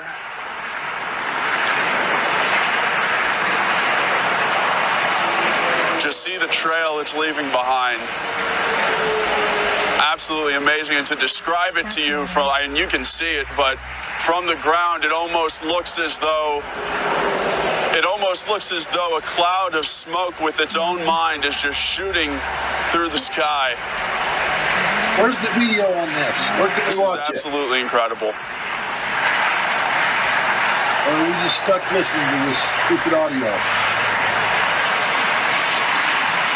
Again, you're watching the SpaceX Falcon 9 rocket launch from Vandenberg Air Force Base. This visible from Bakersfield. Absolutely incredible. You guys are not ready for this one. So my friend Jeremy explained this one to me when I was questioning how do we have satellites in outer space showing us Earth that you can zoom in, you can even see in your own driveway, your own house. How do we have this if outer space and satellites aren't really there? So here we go. So here's the Google Earth. Interesting how it has this white perimeter around it. What is that, the Antarctic wall? Like, what would that be? Come on. Anyway, this is completely fake, painted drawing of a globe, but I'm just zooming into just a random place, and you will see, keep watching very closely. Watch for the change. Right now. See that? See that switch? That's a painting to real images from a plane. This is not a satellite in outer space. See that? Zooming in, you can see these are real images from a plane. Don't be fooled. You know what's really interesting to me? Every single person that I've asked, is gravity a fact? They say yes. Gravity is not a fact. If you don't believe me, you can simply Google it. But it's literally called the gravitational theory. It's a theory. It has never been proven and can never be proven. So isn't it weird how every single person believes that it's a fact? That's indoctrination. So I'm wondering why, if gravity is a theory, can I look it up anywhere? I can find any article, any information, multiple books on it at the library, anywhere. But when I look up flat Earth or a flat Earth book, it's really hard to find any information on a flat Earth, even though they're both theories. Does that make sense? And I'm going to show you what it looks like when you Google proof of a flat Earth. Just look what it looks like. Fighting flat Earth theory, how to debate a flat earther. Are flat earthers being serious? Here's some more. I don't know about you, but to me, that's a red flag. I'm sorry. Not everybody fits in the bad bitch genre. It's a genre. Not everybody fits on the Rasta.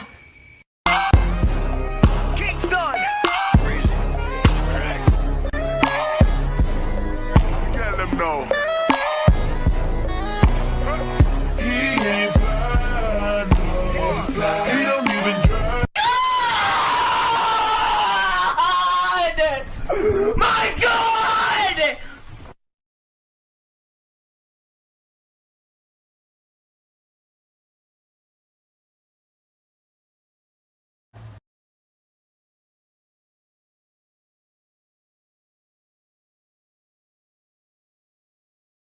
Was I hot micing a little Was bit? that it? Was that it? Yeah, I think that's it. Was I hot micing during that? Because I was texting with my brother and shit. You were fine. You were fine. Well, who the fuck is that, man? She's all over it. Dude, watch the video. She's hot, man. She's only on TikTok though. Okay, cool, man. You go, girl. That's what it was. Just like, look at this flat Earth book, and she's just freaking rolling with every single argument that we talk about every single day. Yeah. That's pretty cool. That's cool. I'm glad Flat Earth Banjo found that shit. You know, it's pretty cool. Do you say she has a TikTok channel? Right on, Banjo. Yeah, she's only on TikTok apparently. Oh, no? No? Yeah. Yeah. That's what's up, man. I mean, he just put that video out today, so yeah. Shout out to Flat Earth Banjo, man. He hasn't put anything out in a while. I mean, I like a lot of his stuff. We all don't, like each other's stuff all the time, but Flat Earth Banjo has some good content. Flat Earth Banjo is a very accomplished human being, so No doubt about it. he's got a very established work history, It's like, career. if he's gonna put a video out, it's gonna be good. Oh, Yeah. guaranteed, yeah. That's why I just watched like 20 seconds of it. I was like, "Hey, you guys want to hear the new latest Flat Earth Banjo video?" I didn't even. Yes, I do. I didn't have to vet it first. I only vetted 20 seconds of it. I was like, "Yeah, I think if people want to hear this one." Man, He was in the documentary, The Next Level. that Flat Earth debate Discord is really an interesting place when you go into the Right? chat. Yeah, So is it better than Professor Dave? Is the question. the only thing, the only thing that they did was insulting me all the time, like literally, all the time. You went to Jim Panda? Yeah, I got everybody going earlier, Helio. They were talking about Professor Dave. They were talking about Professor Dave, and I'm like, ooh, I can't get past the arrogance and everything to listen to anything he has to say. It's always And then interesting. after I said that, I said I'd rather go into Gem Pandas than listen to his ass. And everybody's like, "Oh, what's that?"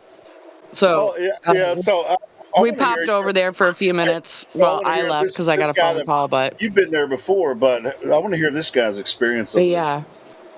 So who was it that got their first experience today? I'm not looking at my phone, and I don't know everybody's name. Oh no, I was there, but I Clay really, Under Seal. Is that the first time you've been there? It was Clay Under Seal. I can't really talk to people that just are not capable of being able to have a social discussion, based on normal communication. Yeah, it was Clay. I'm just very sorry for those people because they're so hurt. The only thing they did all the time in the chat was insulting. Nah. You go over there enough, you'll change your opinion. Oh no, he said So, he yeah, feels they've sorry been for doing those their people. I thing. don't feel sorry for. They actually attack us when we come in there. They come. Yeah, they've been doing that. They've had their server just about as long as we have, the original one. So, like, for over 5 years. Well, It's like, hey, why don't you come over here? They'll try to recruit flat earthers to come over there and talk. But actually, the reason they do that is because they're not allowed to come here. yeah, that would be better. I thought of that. I'm like, damn, too bad you're not in the chat. I was thinking about you, Helio. We could have just slid your YouTube over there for a minute. Well, yeah, but I can do that. Actually, I've live streamed from that channel before. As long as it's a focused discussion, we can do that. We can live stream from there. And right. I'm just not going to live stream a shit show. Right. So Glat went in there a little hot, I guess, because he's been in there before and a little salty over it, maybe. And Jem popped in and called him out. I was like, okay. Hey, I get in arguments with flat earthers in here.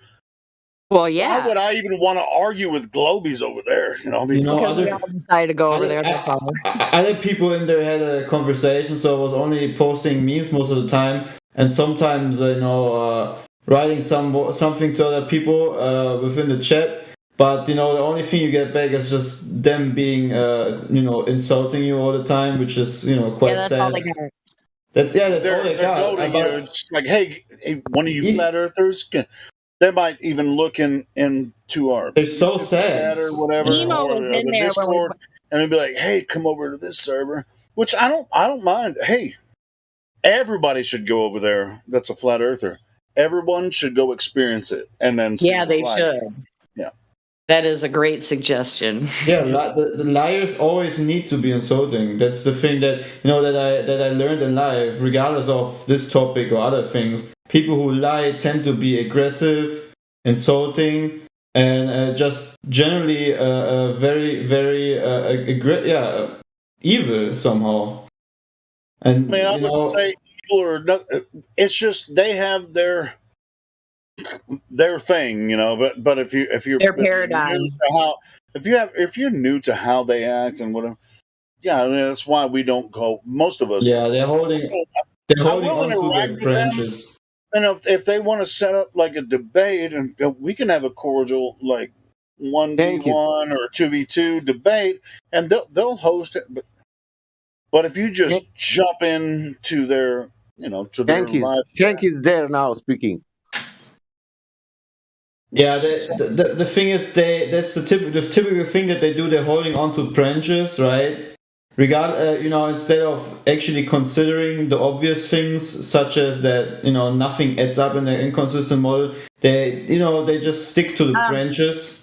So I'll give you a little bit of something to consider on how they operate over there. So once a week, they do what they call a Sunday roast.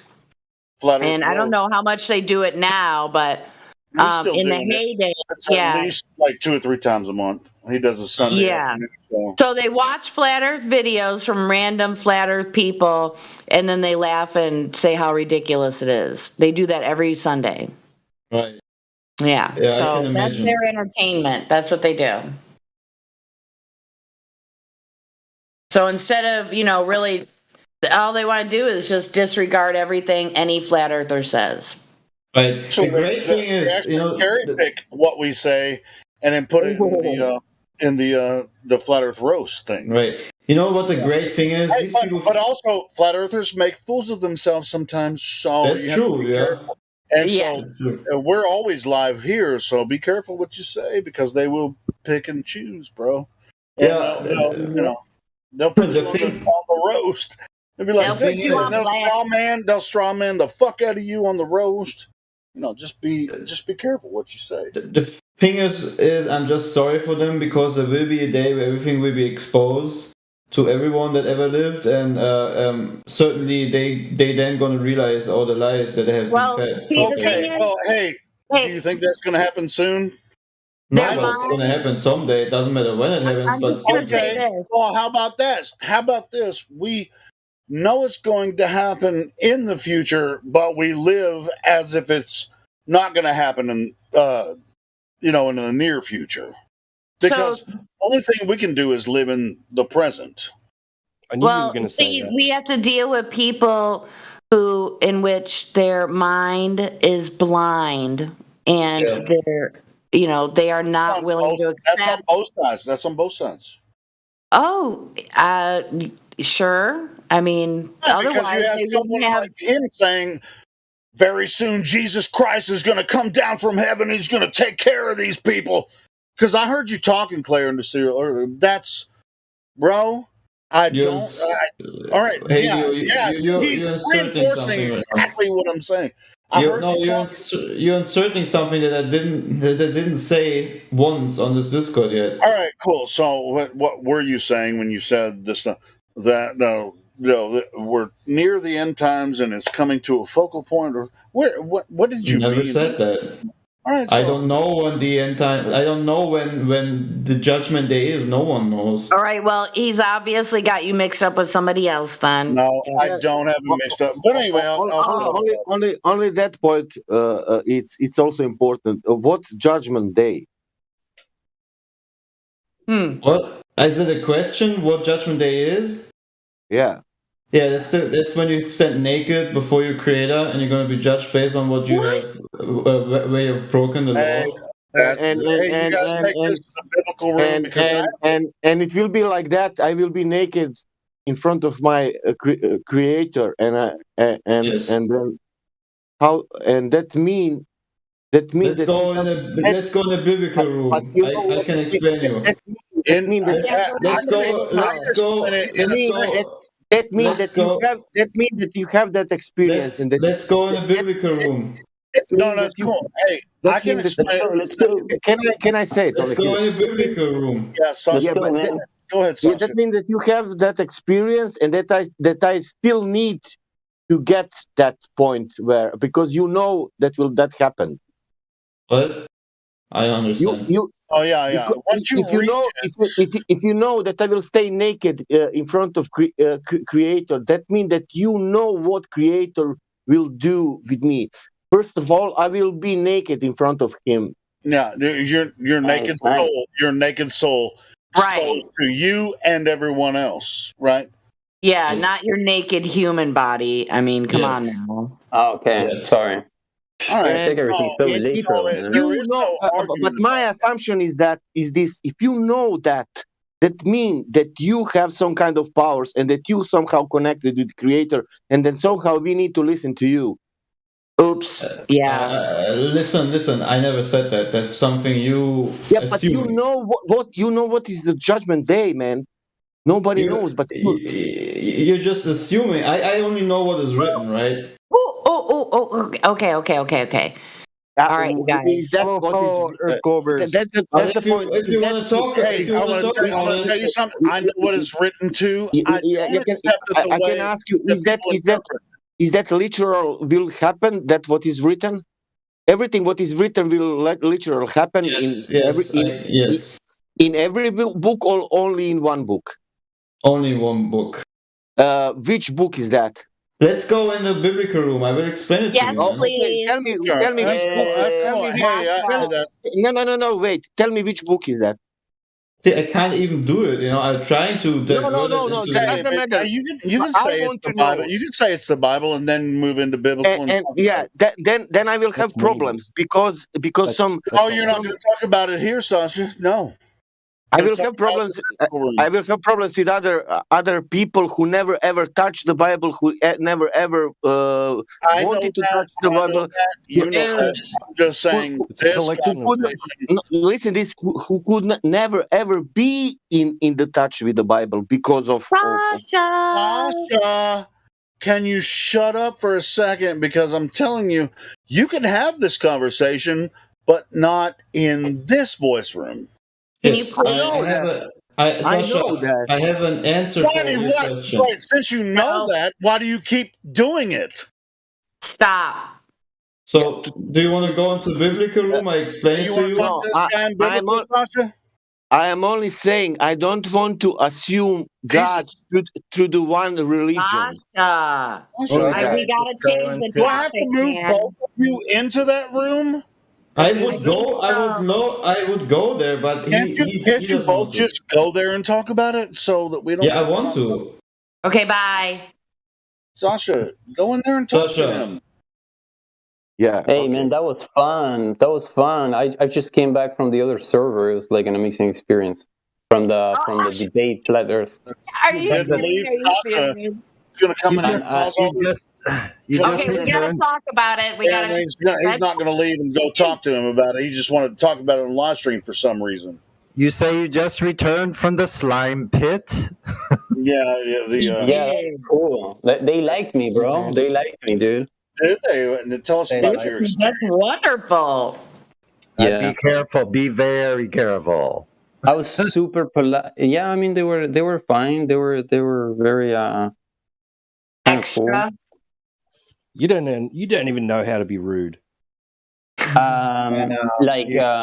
Au contraire, mon frère. We do not have to be rude. Lionel, you know why they probably like you? Because they think you're naive or something. That's why they like you.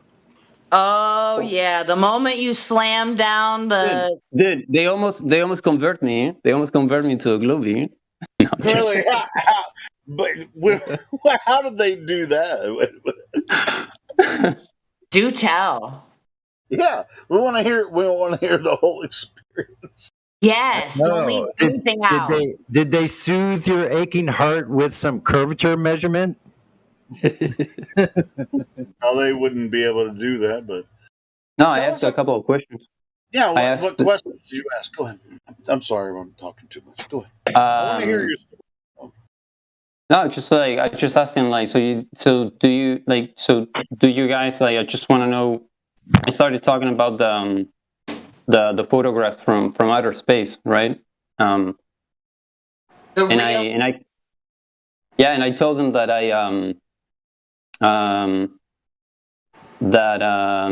that doing some research, I found out that the pictures are images, and they're.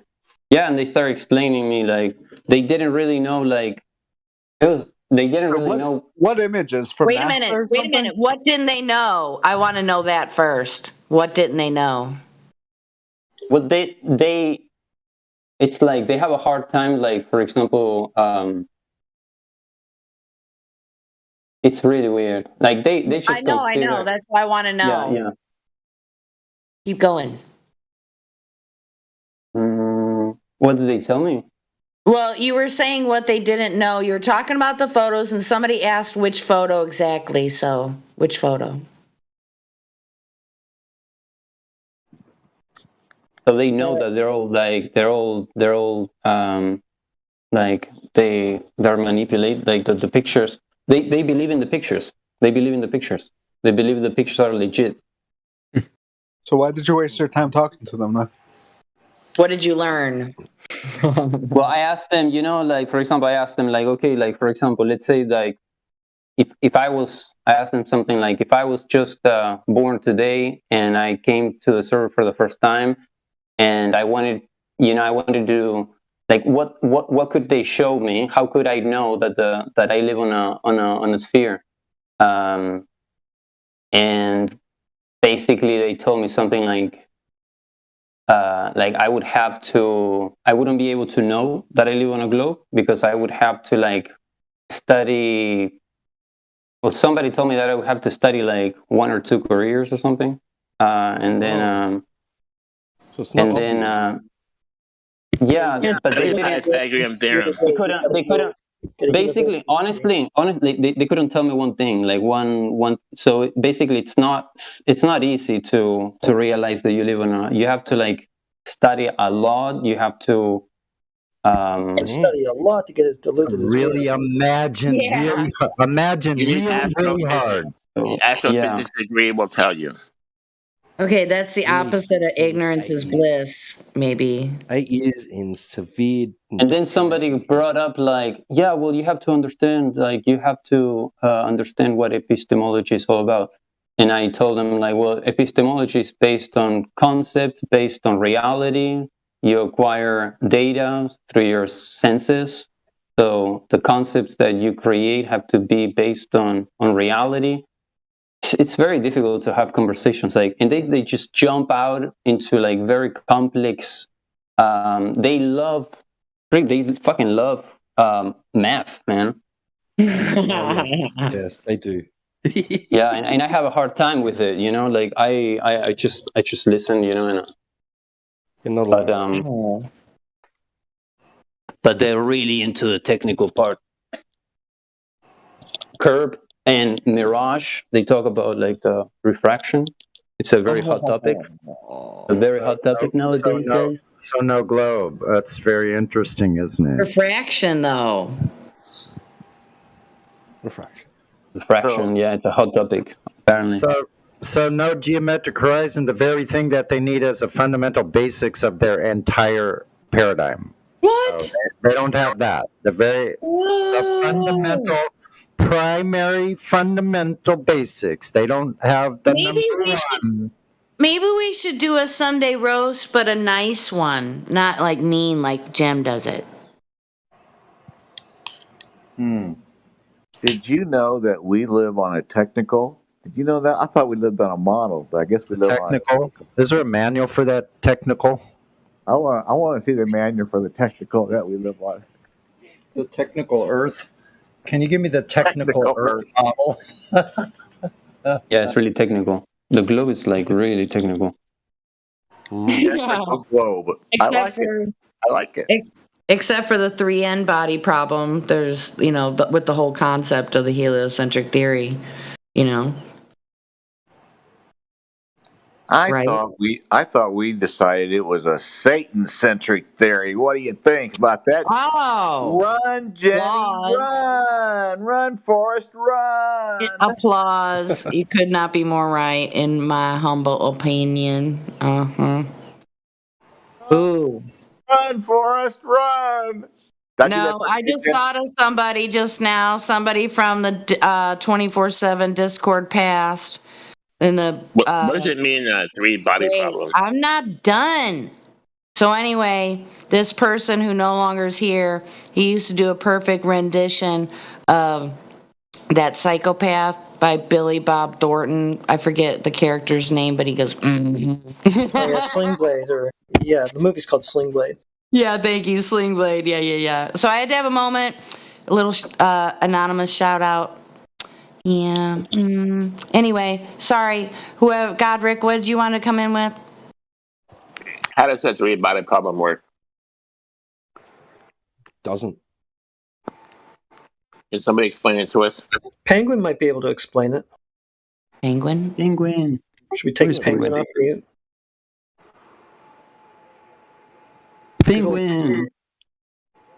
Aw. Does he have a And cheese? what does the slice of concept cheese? mean? Why is it a problem? Because they can't get past the mechanics of just two bodies, let alone more than that. That's the whole basics of it, right? They can't figure out a model where two bodies or three bodies would be moving in conjunction with each other in any way, shape, or form. They can't do it even in models. Penguin needs to be checked in.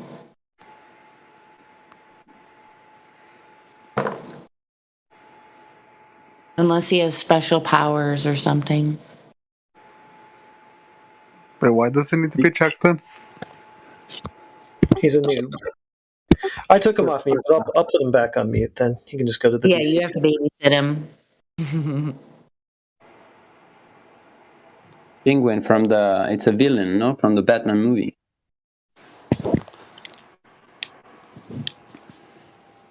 That would be the Penguin.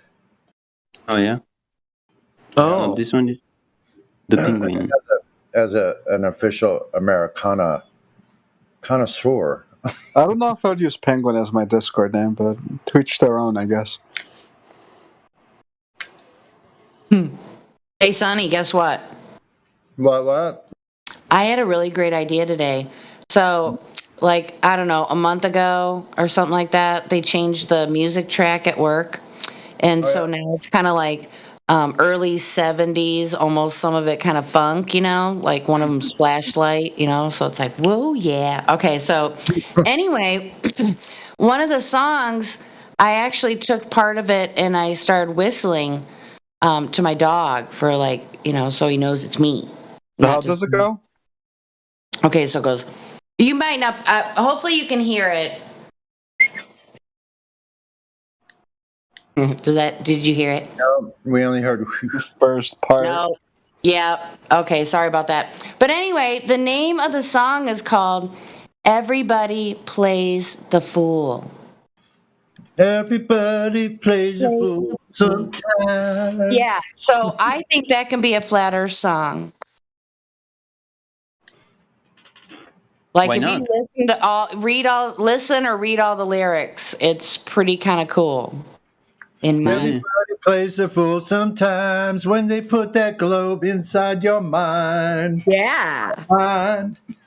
Yeah, I think it can totally be a kick-ass Flat Earth song. So hopefully maybe those that are talented lyrically can come up with something. I think we can put Sunny and Helio on that as a joint project.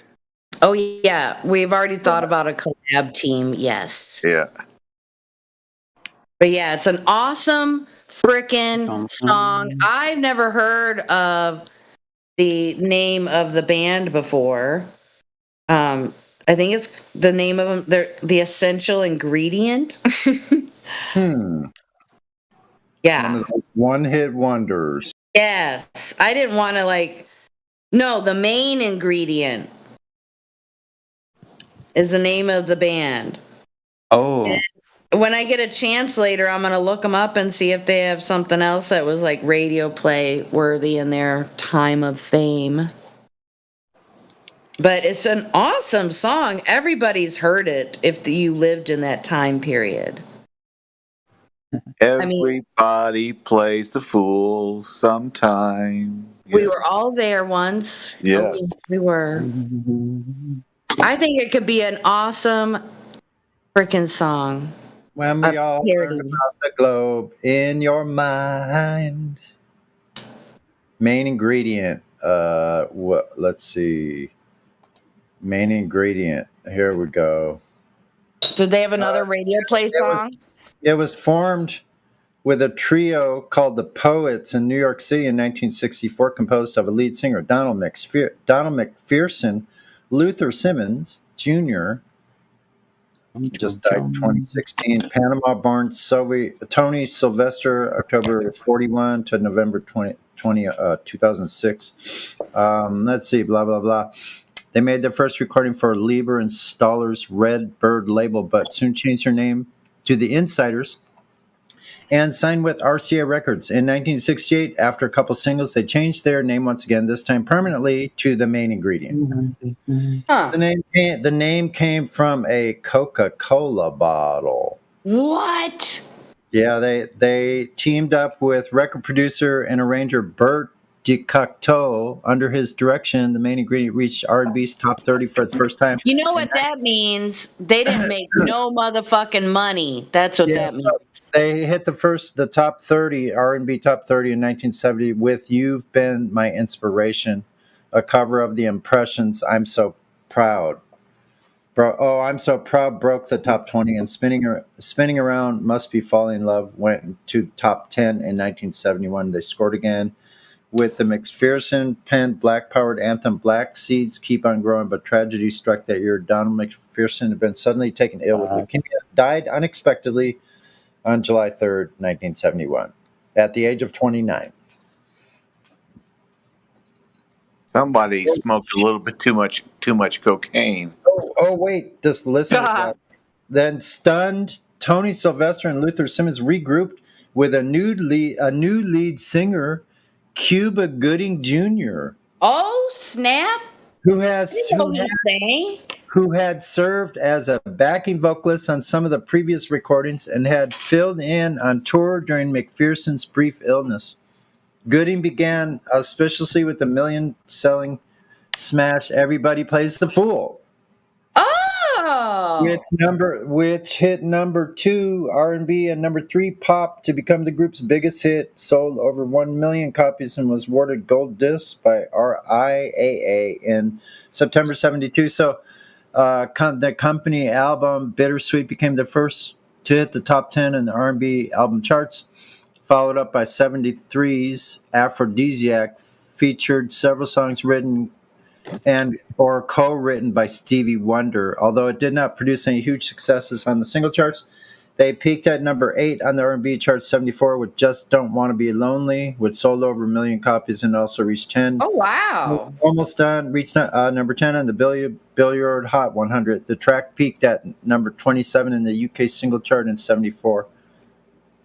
Holy cow. So I didn't know that about Cuba Gooding Jr. and the songs on their other album written by Stevie Wonder. Oh, yeah. You mean Stevie Wonder, who can actually see that Stevie Wonder? No, he wrote some of their songs. No, you didn't hear what I said. Oh. You mean the Stevie Wonder, the one that can actually see that Stevie Wonder? Oh, probably that one, yeah. Yeah.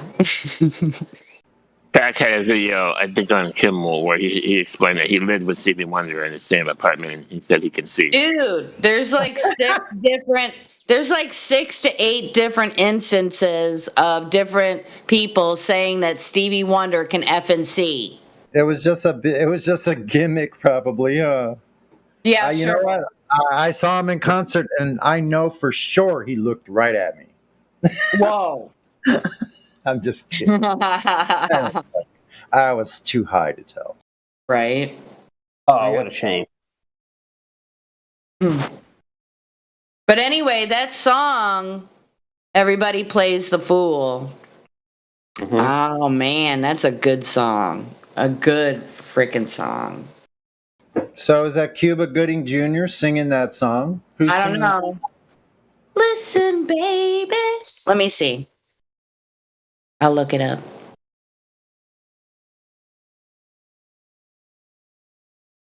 Anybody here likes Lou Reed?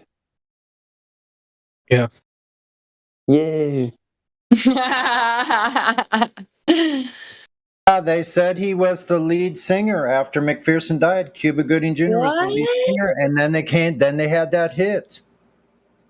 All right, I'm looking at the picture of the 3 of them, and I thought I knew what Cuba Gooding Jr. looked like, and he should be the dude in the middle.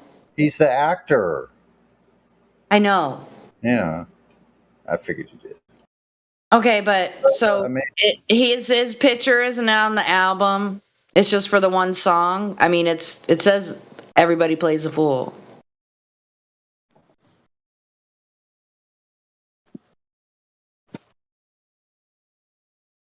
I don't play the fool.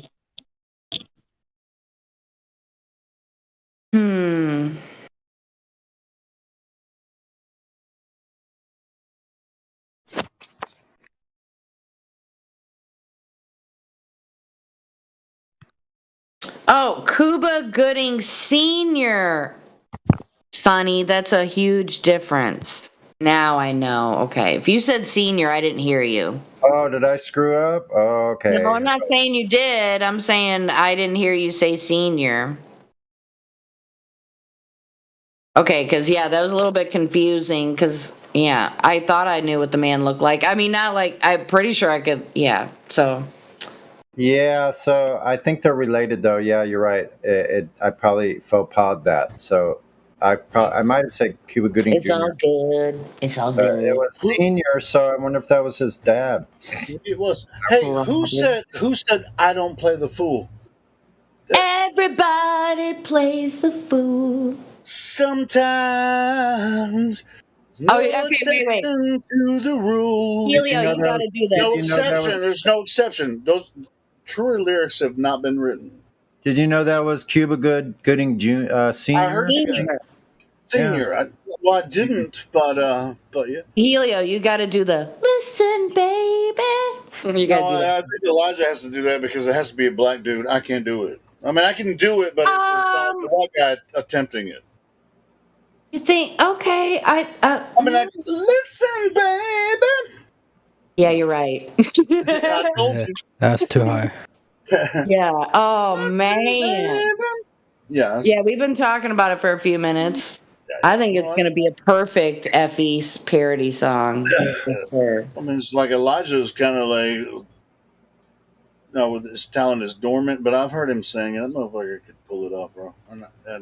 Anyway, I said that was his dad. That's Cuba Gooding Jr.'s dad, of course. There we go.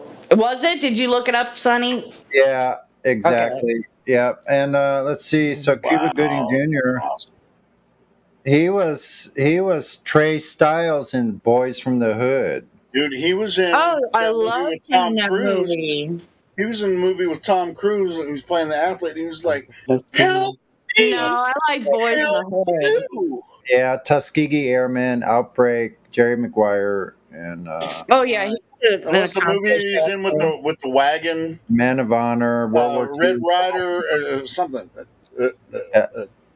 Radio was the best. There you go. He was in Show Me the Money. That's radio. Radio was the best. You guys gotta look Radio Flyer. Yeah, which one's that? Radio. Which one is that? Yeah, he played a autistic child. Yeah, it was like an autistic. Yeah. And what's the name of the movie? Radio. No, it's Radio Flyer. I think it's an awesome movie. Everybody should watch Radio. I think it's Radio Flyer. Yeah. Just Radio. What year? Hold on, let me find the actual. Let's see if it's called Radio Flyer. Just Radio. It's a good movie. I'll look in Putlocker, see if it's in there. Oh yeah, it is just Radio. 2003. Yeah, it's Radio. But it's talking about Radio Flyer wagon, and it has. And Radio is actually a true story. Yeah, it's based on a true story. He just the real life character just passed away recently. How can I watch this movie? 2003. Hold on. Not part I can send you a link to watch it. Hold on. Give me a second. Movie time. Hey, you already know I can find every movie. More watch options. Let's see. Yeah, send me a link. I don't see it. Or put it in the. Make sure you have an ad blocker installed on your browser. We just use the Brave browser. I have Linux. Here's the link. Okay.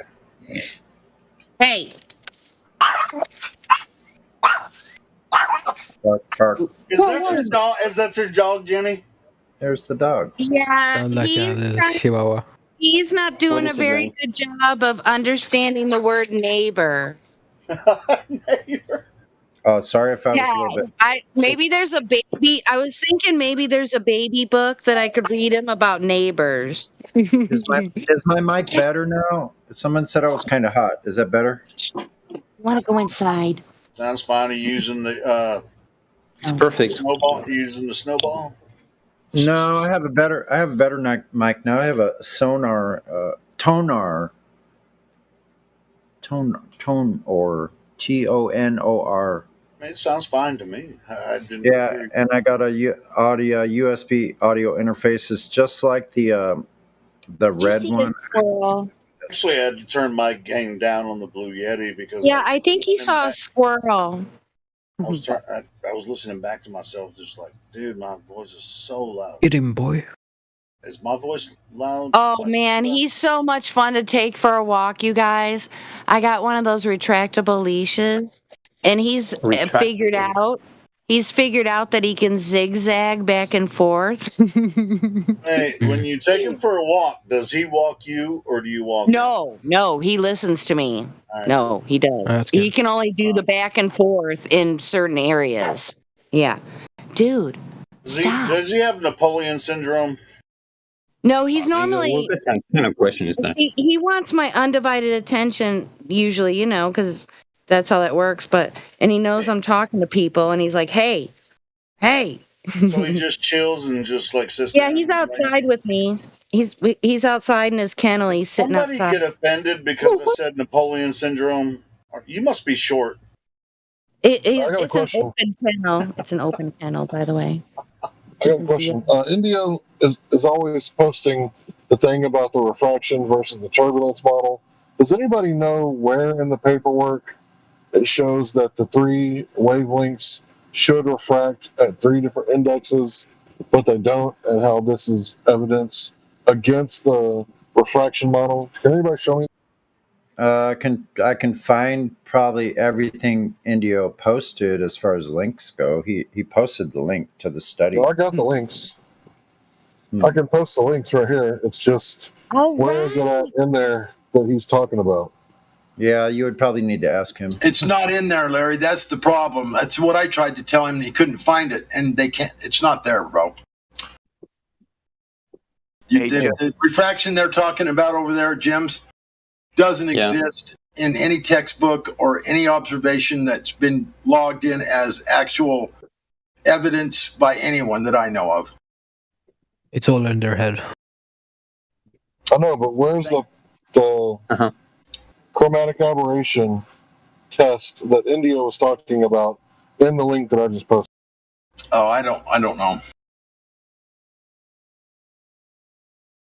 All I know is when those fools over there talk about refraction, they're just saying the words and they're making shit up, saying that atmosphere, different temperatures is a different medium, and it's not.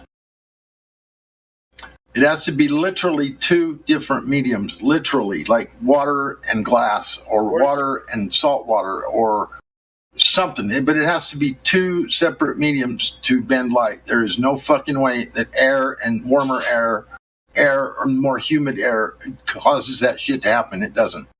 Hey, where did you post that? Your tag didn't work, Larry. You tried to tag Bunga, it didn't work. God Rockin', are you saying that Globers lie to protect their globe? Yes, saying that, absolutely, yes. Oh. They said, I just posted it. Are you talking about on Gem server or here? Because we can analyze it and talk about it. And if we're talking about... Yeah, I don't know how Larry does it. Like, he just like... No, it's cool. It's cool. I mean, This guy's go technical, man. I was over there for a while earlier, and Jim. Yeah, I was listening to you. He's just out of his fucking mind, saying that air, air, and then different. And I don't even want to go into it, but yeah. So where were you at? Where do you guys go to hear this stuff? Jim's. Jim Pandas. Is that like a bar and grill or what? Yeah, Jim Panda's fucking clown world. I guess. Jim's Burgers. Jim's Burgers. Jim's Burgers. Hey, do you What? want to go over there and talk to him? Shit, we got the link. You know, you want to go there and talk So how do you get to Jim's Burgers? You just go to Debate Flat Earth and More. Debate Flat Earth and More. That's where you go. Yeah, that's where you go. Hold on, let me. Thank Yeah, you. you're gonna find that. You're gonna find nice people there. I want my burger with cheese on it. Is that possible? Maybe. I want can Jim's mass anything cheeseburger. you want. They can math you any sort of burger you want into existence, just using math.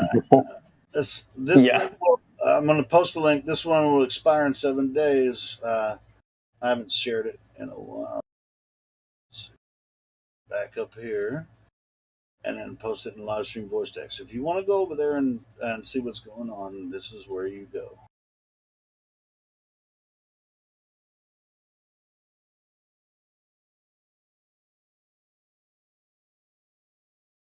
That's the place that people have gone tonight and talked about it.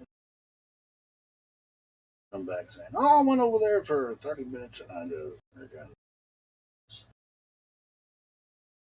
I don't ever go over there. Well, I won't say ever, but twice a year I'll jump in there."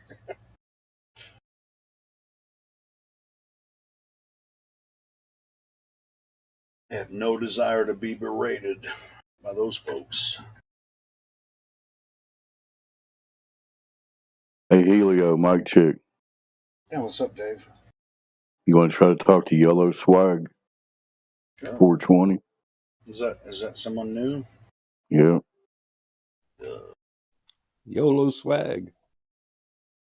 Yellow Swag. Whose server is that, Helio? That's Jim Panda's. That's why we say Jim. We say Jim's server. That's Jim Panda. He owns that server. Okay, I was making sure because of earlier this week there was some weirdness, even though it was in the. It's always weirdness, chat. you know. We're kind of partners with them, but they're like the antithesis to what we do here. So I'm gonna So Yellow Swag.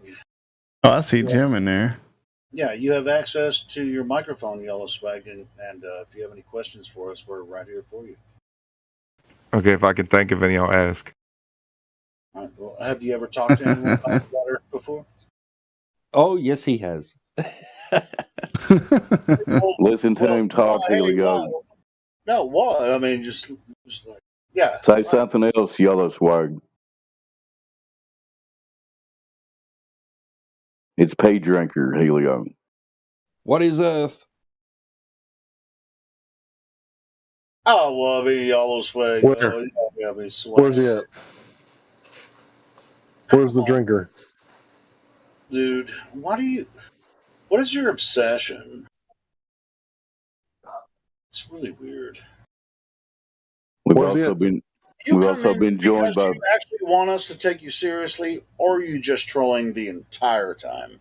Coming in with freaking 20, 40 different accounts. Should we take you or anything you say? Hang on, let me mute. Sorry. I'm talking about Yellow Swag, man. You have access to your microphone. Speak for yourself, bro. I mean, why are you obsessed with this server? Why do you come in here with multiple? I don't server mute him. Let him explain himself.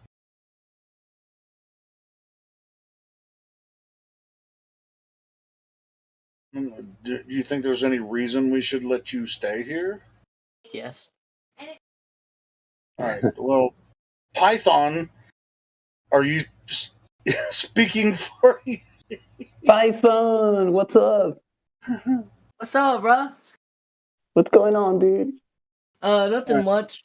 Do you know Yellow Swag, Python? No, I just heard what y'all were saying. Decided to. Well, you know, this guy Yellow Swag has been in our server on at least 20 accounts, and he gets banned every time, but he keeps coming back. What do you think about that? I mean, Persistent, man. It shows persistence. If he's It's P Drinker, right? smart enough to find his way back, then honestly, I Yeah, it's P Drinker. Nice. So Python, do you think you'll learn if you stick around, Python? I think that's an acceptable behavior for someone that is has a rational mind. Well, what'd he do to get banned? Well, you weren't here. You're right, I wasn't. He talks about drinking pee in the live stream, even though we've said over and over again that we don't want people talking about people drinking their pee because that's weird even for flat earthers. I mean, yeah, that's immature, but That's not the only reason. He has nothing to bring to the flat Earth argument either. So it's not like, it's not just the pee drinking thing. He has really no relevance to the conversation. So it's just like he has nothing to offer to the conversation, and that's why we mute him first, and then when we unmute him, he still comes at us with the same bullshit, and then we ban his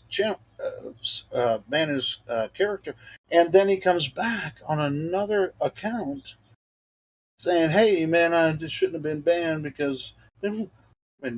You've been to other Discord servers, right, Python, where people just get banned because they're causing a lot of problems inside the server.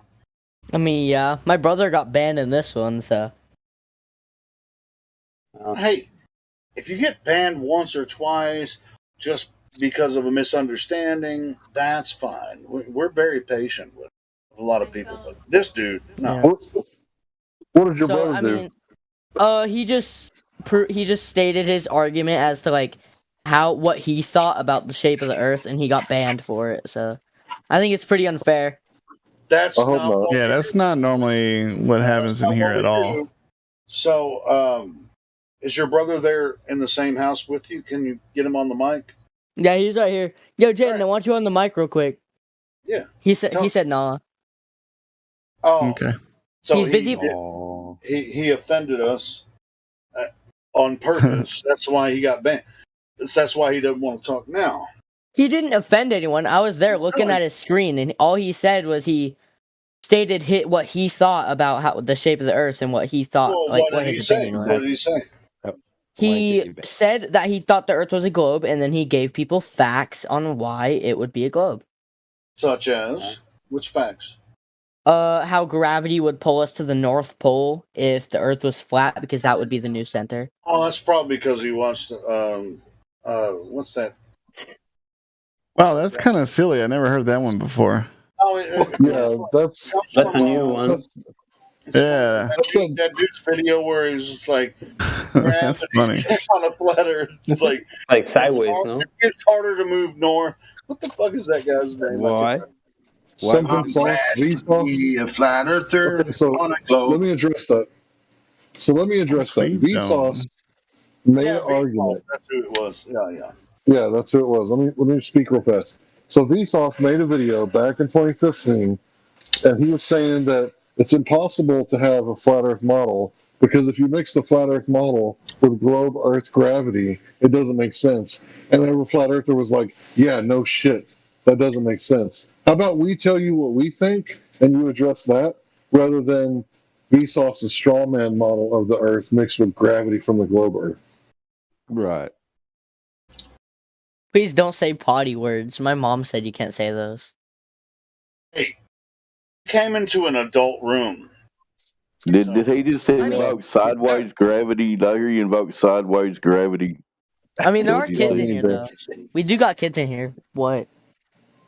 All right. Okay, so did you understand what I said? Yeah, you can't mix the models. Okay, so if he came in here and he mixed the models and he wouldn't stop doing that, that would be a reason why he would get kicked, right? Because you can't mix the models, right? But I've said the same thing and I didn't get kicked, so I think I just kicked into kicking. Not yet. Okay. How about you address what Hank said? And Larry said, and then then we can move forward from there. So, have you seen the same video that Hank is? I can't get out of the habit of calling you Hank. That Larry's talking about, the Vsauce video where he's saying the further you move to the north, the more the gravity pulls you back. I mean, that Vsauce video was really dumb as shit. That's not. It has nothing to do with what flat earthers are talking about. I haven't seen that video yet. No. Well, you should go watch it and then come back and you'll see it's as ridiculous as we're saying it is. Yeah. What do you mean by not yet, though? Are y'all saying you're gonna ban me for stating what I think? No, we just want you to come in and have an honest, open discussion with us, with logic, conversation, real science. Yeah, I mean, there's plenty of Globers in here, Python. Are you looking to get banned? Did you come in here to get banned? I mean, no. You're wrong, boy. All right, cool. Well, how about you take a look at some of the information we're putting out, and then look at the globe side, and look at the flat side, and then come to your own conclusion.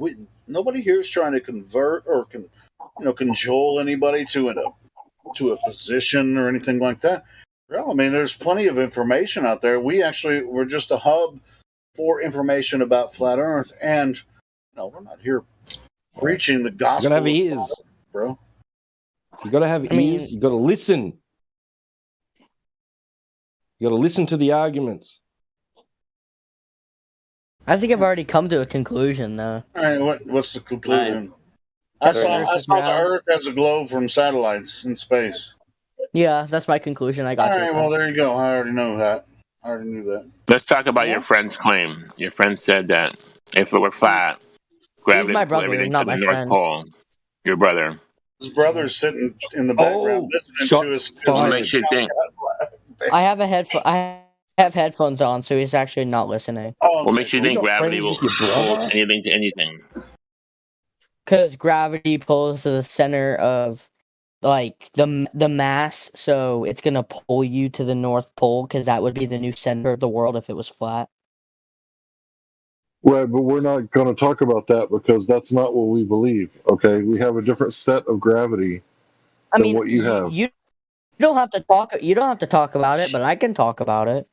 So you're going to straw man us on purpose. Do you know what a straw man is? Yeah. Go ahead, Larry. You know what a straw man is? He believes in gravity. Can you show us? No. Larry, Let Larry handle this, please. Yeah, just real fast. So let's say you make the argument that marijuana should be decriminalized. And I'll repeat your argument back. So you're saying you want to legalize all drugs, including the one that keeps coming across the border. What's it called? Fentanyl. Not methadone. Yeah, fentanyl. You want to legalize fentanyl, right? That's not what the fuck you just said. That is so more. Right? That is so more severe than what I just said. Right. It's exactly what you just did.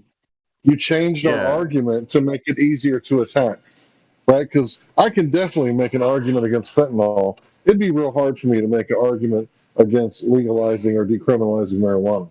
But fentanyl, that's a lot easier. So flat Earth, it's a lot more difficult to argue against flat Earth. But flat Earth with gravity from the globe, yeah, that's easy to defeat. That's stupid as fuck. Nobody actually believes that. So if Yeah, I you mean, want to even though believe you that were that's what we taught in believe, school about gravity, it's still the theory of gravity has never been proven to this day. If It's the he's wrong gravity actually anyway. referring to Vsauce's video about gravity and the way it would work on flat Earth, I'll tell you what. I mean, right now, Python, nobody that's a flat earther thinks that's true. So that's not even our argument. So he's putting up a straw man to debunk it when nobody that he's never actually talked to any of us. He's just making videos about something that he's completely ignorant about because he actually hasn't talked to any flat earthers. So yeah, this kid doesn't understand that Vsauce's argument is based on a thin, flat pizza, which is his straw man argument. You call me we a don't kid? claim that. You call me a kid? no, Vsauce is a kid, and you're a kid. Yeah, Vsauce is making some bullshit arguments. He's doing this on purpose to just debunk flat Earth when nobody on the in the flat Earth argument makes any claims that he makes. This is how you build a straw man, right? So he comes on, makes videos, and then doesn't talk to any flat earthers. He refuses to talk to any flat earthers on his fucking YouTube channel. And so he's going to say, this is what flat earthers think. No. But now you have the opportunity here, right now, since you think that what he said was plausible, you have the opportunity to go ahead and open your microphone and talk to us because we're right here. Vsauce won't talk to us, but you can. What do you want me to talk about? Flat Earth. I can't talk about something that doesn't exist. Really? Yeah. Wait. Earth talking about the globe. Hold on, let's start. Does Earth exist? Yeah, just not the flat Cool. version. Wait. Earth. What do you think it is? What do you think the Earth version is? exists, doesn't it? Earth exists, yeah. Yeah, it does. Are you a human? I think so. I think I'm a human too. I haven't entirely checked, but I could probably check. How would you? Dude, this is baby steps. I mean, this is weird. What's his version of flat Earth? Let's find out what his version of flat Earth is. Hold on. He said flat Earth doesn't exist, right? So define Earth, Python. What is Earth? Spherical ball floating in space. What definition is that? What dictionary says that? I don't know. Let me find you one real quick. Sure. Hey, go ahead and Hey, before you say anything else, go ahead and look on Wikipedia. Look up Earth. What does it say about Earth? Got you. Egg. Or you can do the definitions. You can look dictionary.com. You can look in, the definition of Earth too. That's a pretty good one. Do you know if your balls have dropped? No, Honestly, I don't know, but you could probably ask your mom and she'll tell you about it. Hey, it sounds like we have to take baby steps with you. Your brother, is he your older brother in the background? Yeah. All right, cool. I have a younger brother. I'm the older brother. He listens to me sometimes about this, but he doesn't get involved, and that's fine. But you got yourself involved here, bro. So when you look up the definition of Earth, whether it's Wikipedia or dictionary.com, what did you find? So what I found is the planet on which we live on. But listen, the synonyms happen to be globe, sphere, and orb. I don't see anything about flat on there. Well, let me ask you something. Since you saw the definition there of Earth, have you ever experienced the Earth as a globe? No, but it's pretty big, so I don't think I'd be able to experience it. How big is it? Big and flat. I don't know. Let me look up let me look out how big the world is. Look it up. I got you. Yeah. How big is the Pretty big, no? Radius of 3,959 miles, diameter of 7,918 miles, a circumference of 24,873 miles, and a surface area of 197 million square miles. Cool. It's huge. Great. It's huge. You're all caught up. Now, if that's true, in this picture I'm about to post, there's going to be a geometric horizon at 1.2 miles. Let's test it out. Let's see. Uh-oh. Horizon's at 10 miles. Well, guess none of that's true. Wow. Well, hold on. He may not be able to pick this up very quickly, but hey, kudos to you for actually. See, I like what you did there. You just left out one step, bro. So if we could get this young man to pull up an Earth curve calculator and find out when he types in at 1 foot observation height, where's the horizon going to be? Like if we let him get those two things, the radius and the observation height horizon calculation. If we can get him to figure that out on his own and then show him the black swan, that's a lot more effective, I think. Just my.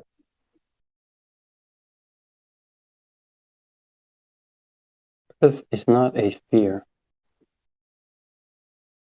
We're not talking about religious ideas about spheres. We're talking What about they're saying, young man, is here on Earth. Earth cannot be a sphere if what people experience. If you experience the world as flat, it cannot be a sphere. I mean, this is pretty simple. what they're saying, young man, is if it were a sphere, it would curve at some point. Let's find out when that would curve mathematically with your radius, and then we'll test it in real life. And you brought up Python. the math. You brought up the math. Let's compare and contrast how the math dictates what we should or should not be able to see over a certain distance across Yo, Earth. Helio, I'm sorry this is completely off topic, but you honestly sound like Dr. Seuss. Not Dr. Seuss, Dr. Phil, my bad, sorry. But you actually sound like Dr. Phil. I just think it's interesting. All right, is Anyways, it distracting? If it's distracting, I'll shut up. But I'm No. it's not distracting. No. I just think You sound good. it's You kind of sound cool how you good. sound like Dr. Phil. I believe it was I a just term think of it's cool how you endearment. sound like Dr. All right, well, Phil. That how was a about you compliment. compare? I know. That was Yeah, a I mean, it's a compliment. compliment. I know that. It kind of makes me, feel weird. Something. It's just the microphone. It's just that. But anyway, Sounds fine. well, Sounds all right. let's check what you found out about when you looked up which I asked you to do. Look up the shape of Earth or size of ball Earth or whatever, and you gave us the right answers. You gave us the radius, the circumference, bro. You went further than a lot of people actually ever get. So, bro, That's because let's I was compare reading what I saw. Yeah, I know. So you followed the instructions. I mean, this is how we figured out that the Earth cannot be a globe. And this isn't a religion. We're following math. We're following freaking measurements, bro.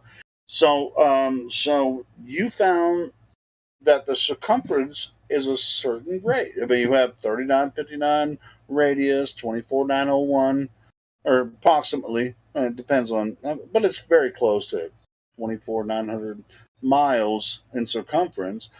And what you might or might not be able to see over a certain distance if you're standing on the shore of an ocean, because we use oceans because that's water. They're in a basin.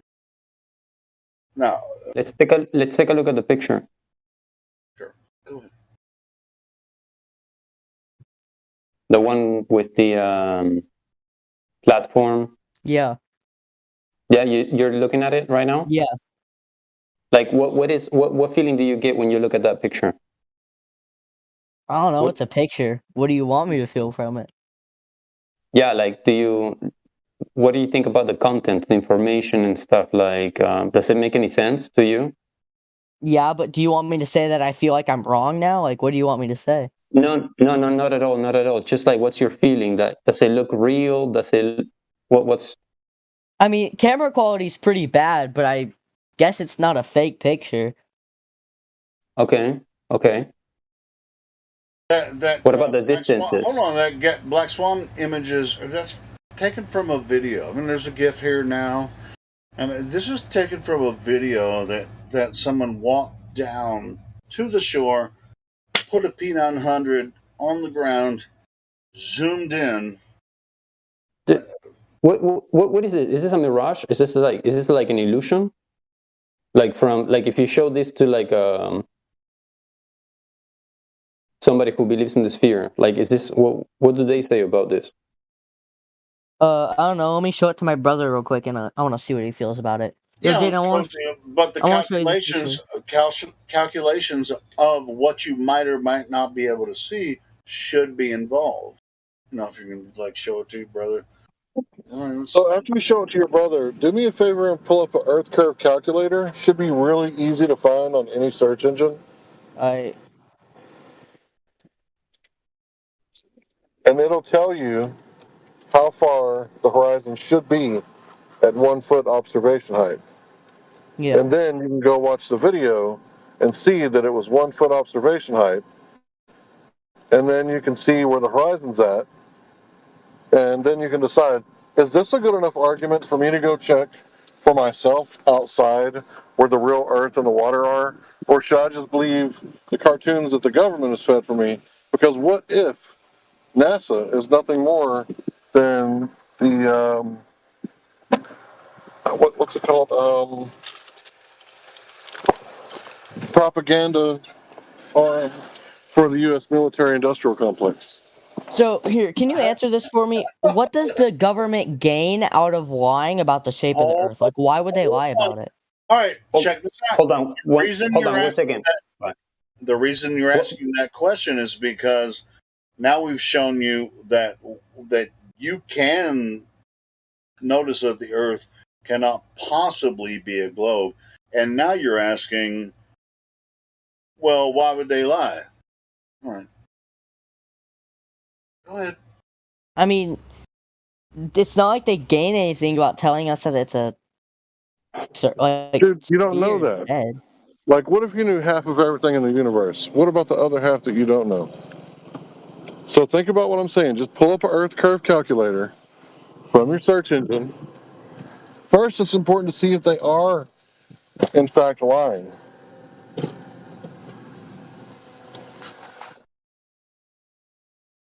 The Truman Show gives a great example of that. Everyone pretty much stays, where we're born. A lot of us don't travel a lot. Like I mainly stay in Louisiana. I've barely left my home. So, I mean, to keep everybody where they are, we're not exploring. You and I will never go to Antarctica. They're never going to let us. We're never going to know what's there. It could even just, be more land and we're not going to know. Why would they keep us from that? I mean, there's a lot of reasons. It always comes to that. Once they get their brainwashing debunked, then they always go to that, right, Brittany? Why would they lie? Because, I can't actually prove that flat earthers are wrong, but I also can't prove it's true. So I'm holding on to my belief, right? Hey, Brittany, So, how's it going? Did you pull up an Earth curve calculator yet? Yeah, I did. All right, put 1 foot observation height or eye height at 1 foot. All right. Got it. Got it? All right, where's the horizon distance? Not to look around, but it's on the page. Mine only does kilometers and miles, so I have to find a different one. Why do you have to find a different one? Just use Are you familiar with the miles? Miles per kilometer. All right, well, just use only miles and kilometers. There's no other measure. You can change them. You can modify it. Sure. Yeah, 1 foot observation height, and you're looking for miles. It says distance to the object, eyesight level, distance to horizon. So it'll say metric or imperial. You want imperial. I mean, kilometers will work as well, but we can convert it. You can use the Omni calculator one that I posted. It's pretty easy to use, and everything's in imperial already, I think. Cool. Yeah, give me one too. Okay, I'm gonna do the. No, because you have to find it himself. Otherwise, the stuff we have could be scammed. No, sure. Yeah, these are their websites. This isn't the Flat Earth website. This is their curvature calculator. Well, we put the information in. 9.141 miles.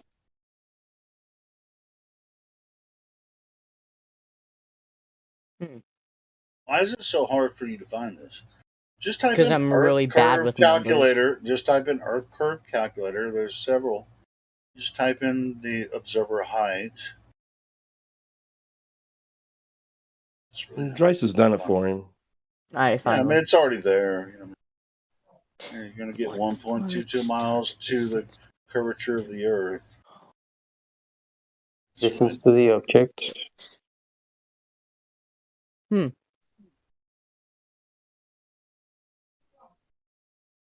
Dude, how many Earth calculators do we have to post on there? I'm going to say that. I just said I got one, so. All right, cool.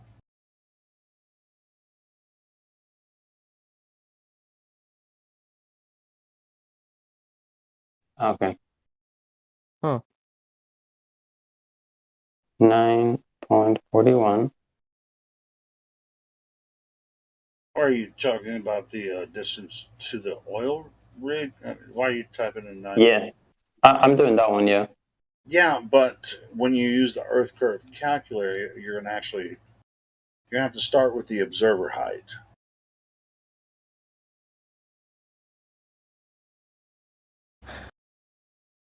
We're just looking for distance to the horizon, really, for the black swan. That's what the purpose of the Earth curve calculator is. So you would, in that black swan image, you're you're going from approximately 1 foot observer height. Yeah. 1 foot. Okay, so you just put 1 foot observer height in the calculator. What I put. It's what I put. Cool. So what's the result? How far is the horizon? I got 1.224560 miles. There we go. There it is. All right. So why can you see the horizon beyond both of those oil platforms that are obviously over? One of them's 9.4 miles away. Why can you see the horizon beyond them when the physical Earth curvature should be obstructing? You shouldn't even see those oil rigs from a 1 foot observer height. I don't know, man. I do, because it's not a globe. Exactly. It's pear-shaped now, right? It's pear-shaped. That's just your opinion, dude. Oh, it's just my opinion? Yeah, it's just your opinion that it's a globe. Yeah, well, it's just your opinion that it's flat. Hey, you know what, Python? I'll give him kudos, man. He's been patient and actually went through the entire thing with us. This is, a lot of people don't even get this far before they get frustrated because they already know what's coming. I mean, I'm willing to look it all up. I'll look it all up just to see what y'all think. No, sure, dude. You're on the level right now. I mean, dude, bro, this is why the Earth cannot be a globe. Now, if you look at the information, hey, whatever conclusion you come to, this is why we know the Earth cannot be a globe, the way that they prescribe it or describe it. But anyway, the prescription is like a prescription, right? The prescription of the globe, that comes through media and education. Yeah. The description of the globe comes through similar processes, but through books and maybe some other media propagation as well. But the person who said pear-shaped, this is where they create mass confusion and take away your common sense, because you're to believe Earth is pear-shaped, Earth is a spheroid. But NASA's been giving us pictures of perfect spheres since 1960. So you got to believe it's a sphere, it's a spheroid, and it's pear-shaped all at the same time. It turns pear-shaped in order to cover, to get rid of the whole, well, I see too far. Well, some area, it's actually pear-shaped. So it's now it turned into that in order to because they had a problem. We were seeing too far, and they had to come up with an excuse for it. Yeah, that. And we should have a picture. Wow. When I see a picture of the globe, it's perfect. It's a marble. It's perfectly shaped marble. Why am I not seeing a pear shape? And why is it always different? Why does it always look different? And why is there? We literally we have live stream capabilities. I do not understand in this day and time why is it not live stream from the ground all the way up with no cuts? Why can't that be done? We're in everybody streams now. Why can't that be done?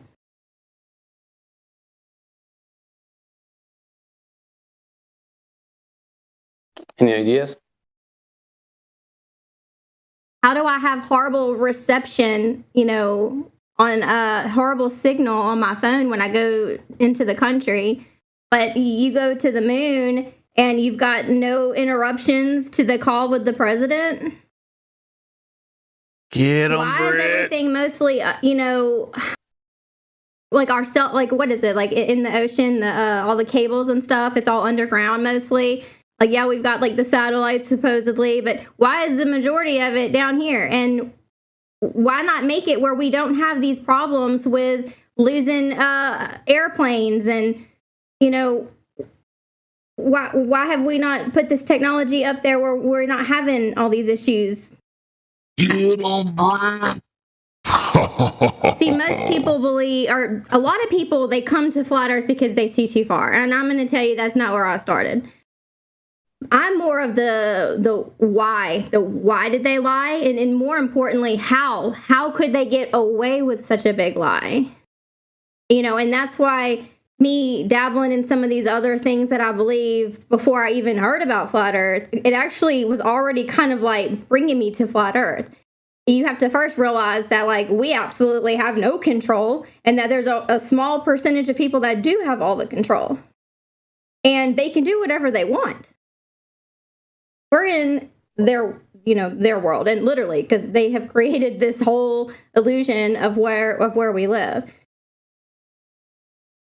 I think they got to the point where they said, well, they already think Earth's a spinning ball. We don't know if it is or not. But let's just exploit their beliefs anyway. Let's build on that. And I never knew it was a theory of gravity in school. Like, I don't know. It was what it was. Like, it's gravity. That's the reason. Like, gravity. But it's like, wait, it's just a theory. It's just a theory. So it's not been proven, but we say it as if it is facts. And then what's even crazier is that, honestly, flat Earth is so much easier to understand versus the globe. I told my daughter when she was like 10, we had been watching some flat Earth stuff. So it was time for me to tell my daughter, she's 13 now. And I told her, I said, look, I know you're in school and I see what you're learning. They were learning about Apollo and all that. And I said, I just need you to know that you can believe what you want. But we kind of think that at the time, I wasn't 100%, but I was like, hey, it could be flat and this is why. And when I told her that, her mind was blown because she goes, that makes so much more sense. I feel like it went from this pretend space to like, this is what it is. So in the mind of a child, for her, she was able to lean towards flat Earth way quickly because she hadn't had years of, indoctrinations like we have here, because we're all older. But it was so much easier for her to grasp. And I mean, she still learns what she has to do for school, but she's ahead of everybody else, kind of knowing what's going on with this world, and not just the flat Earth stuff, but a bunch of other things that she's aware of. But she was able to really just, through the mind of a child, I feel like it is just easier with flat Earth because it just makes sense. Because a child is only going to know what they see, what they experience, instead of just, it's a lot of just being told. We don't have a good picture of Earth, but we've got so many pictures of all these planets. I never thought going into school that my books were literally just cartoons. I never thought that because it was never said as a disclaimer, this is just an artist's concept or this is just a, whatever. It's never, you take it as fact growing up. Yeah, I mean, I had to do the same thing for my 13-year-old. Very similar method, just kind of like just mention the topic, right? And usually that's enough to pique a child's interest. So, yeah, I commend you for that. I've done the same thing. So, very respectable.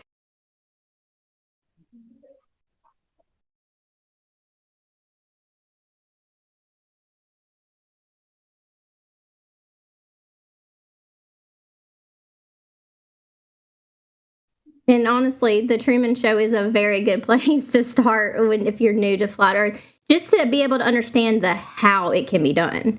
Because, he was just in his own little town, never really left it. We don't leave most of the time. Like, we usually do stay where our family is. Even if we move off, something always brings us back home. We tend to stay in our own bubble, our own circle of people, So, I mean, it's easy to be able to control information that way.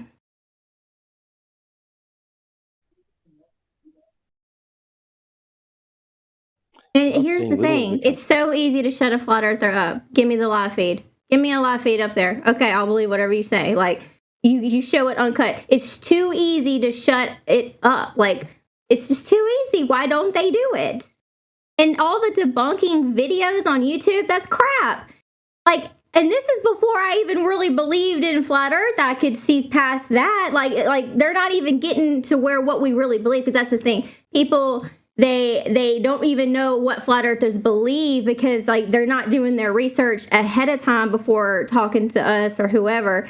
They just think it's crazy and oh, I'm gonna get in there. I'm gonna debunk this real quick. Well, but you can't though. You can't debunk it. There's too many loose ends here that it just doesn't make sense why there's not a live feed going straight up. You see too far. It's nuts. Right. Yeah, Python came in with his own version of flat Earth that he thought he could debunk using an out-of-date theory of gravity. And it's good. I mean, whoever wants to come in, whatever your beliefs are, but it is good to do a little homework. I don't like homework. But it's easier just to say, well, this guy on YouTube debunked it. I believe him, and it suits what I already believe in. So flat Earth is a dom, and I'm right. I love how they had the idea of the Earth revolving around the sun before they could actually go out there, and like then they go to it's just it just so happens we were right. Everything that we thought, all of our theories, they just so happen to be right. We're proving it because we just went there.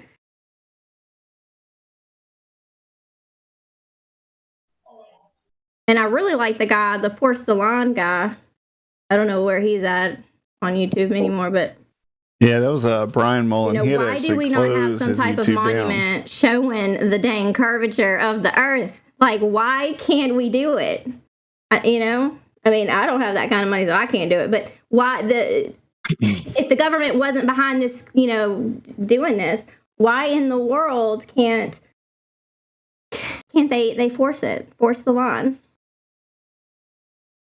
Speaking of proving that they're right, Universal Pictures had a model, like a little cartoon of a globe with all the continents. Honestly, back in the 30s, and we see that old black and white when it starts spinning around with the lights. And this is before NASA went up and supposedly actually saw the Earth. Just so happened they had it perfectly right, exactly the same in 1930s before they even saw it than it is now. The globe. It's like they came up with a story, and then they needed to show the world that, we're proving it now. This is our story, and now we're going to go act like we just did it, and you got to believe it now.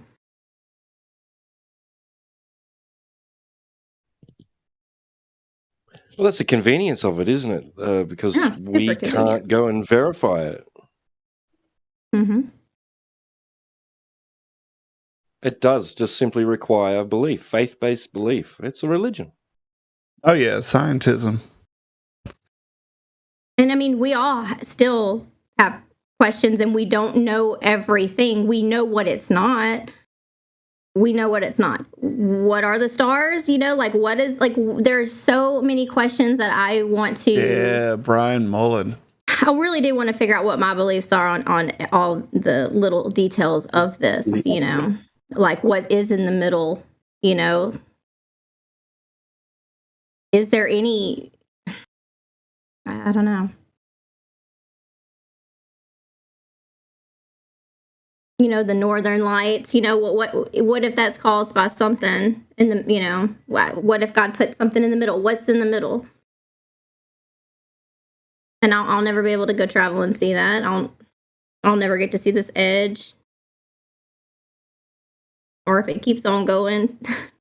In the middle, I think there's a huge mountain.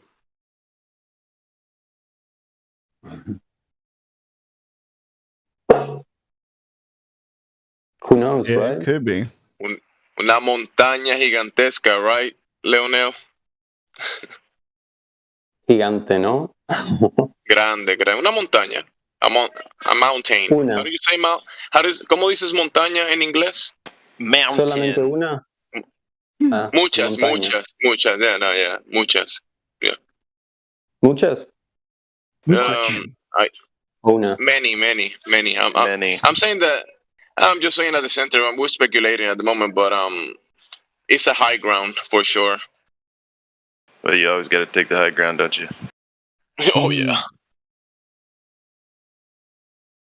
As a glober, like back in the day, you go outside at night, you look at the stars, and you think, wow, it's so pretty, but everything's so far away. Just imagine if you came to the truth that everything is much closer. There's nothing hidden. Everything is you go outside and you look at the stars, and I mean, I don't know if y'all read the book of Enoch, but whatever. But if it is that kind of thing where you're not hiding from God, you're not hiding from anything, like it's right there. It's right there. Yeah. Imagine, like, because I can't go outside at night without thinking about, wow, like it's not far away. It's right here. Like, we are being watched. Like, we would, as a society, like we might would make better choices, if we 100%. knew and had to be accountable for our actions. Amen. So there's a lot of reasons why they would lie. That's right. Well, many people have described the mountain of light, mountain of God, and there is such a place. And, people have described it and given many names, but there's something, this place is designed not by accident. So Jim, there is a design to it. They describe It's it such as a beautiful source. thing. It's source, right? Source. I've heard people describe it as source. Now, whether the mountain is physical or spiritual, they describe it as source. It is just like your body. It is physical, and it has a spiritual relationship, like your body. No, like your body. I mean, a mountain is not your body, but maybe your body is a mountain. But you spoke about spiritual. Yeah, sure. In the spirit, your body is the source. It's where the spiritual energy comes from. But I mean, this is not spiritual talk. But I mean, almost, it's like we try not to talk about it, but we almost have to sometimes. You know what I mean? Spiritual. I mean, you are talking about the creation, and given flat Earth, there's only one explanation that's logical, is that it's a creator. So it always gets brought up one way or the other. And how many flat earthers are atheists? We talked about this in the chill chat at one point. I'm an atheist. Not very many. Not many. I'm an atheist. Yeah, I'm an atheist too. All right, so tell us about what flat Earth atheism is. Tell us. No, not in this VC. No, you don't want to talk about it? Come Not on. here, no, I don't. Come on, you're allowed, That's bro. okay. We You're don't have allowed. to get religious. It's just, we don't have to push it. honestly, I'm glad you spoke out. I would like to know, because I don't come across many. So, but yeah, different channel, different time. Dude, we're actually curious. Nobody's going to give you crap about it. Listen. Helio, this is the safer route. This is the high road, buddy. Let it go. It's the high road here. I have it written out. I'll just post it. Dude, I am both. I believe in God, and at the same time, I am on both sides. I can switch. Great, that's good. Good for you. Agile little creature. But here's the thing, though. A lot of Christians will be so quick to say, "Oh, well, evolution was that's not real. Like, that's not true. They don't believe in evolution. But when it comes to the shape of the earth, oh, that's not a lie." Right. There's a lot of hypocrisy, yeah. And the pictures are real, too. Yep. Well, the pictures are... Evolution's garbage, just like pictures are Earth something curvature. to discuss, but they're not pictures of Earth. So evolution is garbage, just like Earth curvature. Sure. And so how can you be all the evolution? No. Go ahead. Evolution is not garbage, okay? It doesn't. It doesn't exist. It doesn't exist. It's not even. It's not even garbage. Yeah. Okay. You're right. Check this out. I mean, can you describe evolution for us so that you can say that we can't discount? Evolution. Tell us your best understanding of it, so that we can. Because of science. Things evolve. I evolve. Because of science, or what I call science. I have a business. I have evolved my business. Hold on, I'm messing. This is why I keep it simple. Earth curvature. Where's that? I know that, but I mean, this could be we talk about Earth curvature all the time. I love you, Helio. There's less and less stuff I'm gonna talk about up here. Yeah, I know. I mean, this guy said, "Bring it on, man! Bring it on." Evolution. He has something to say about it. I don't have anything to say about evolution. There's no way for us to know what happened billions of years ago. There you go. Dude, or evolution. millions.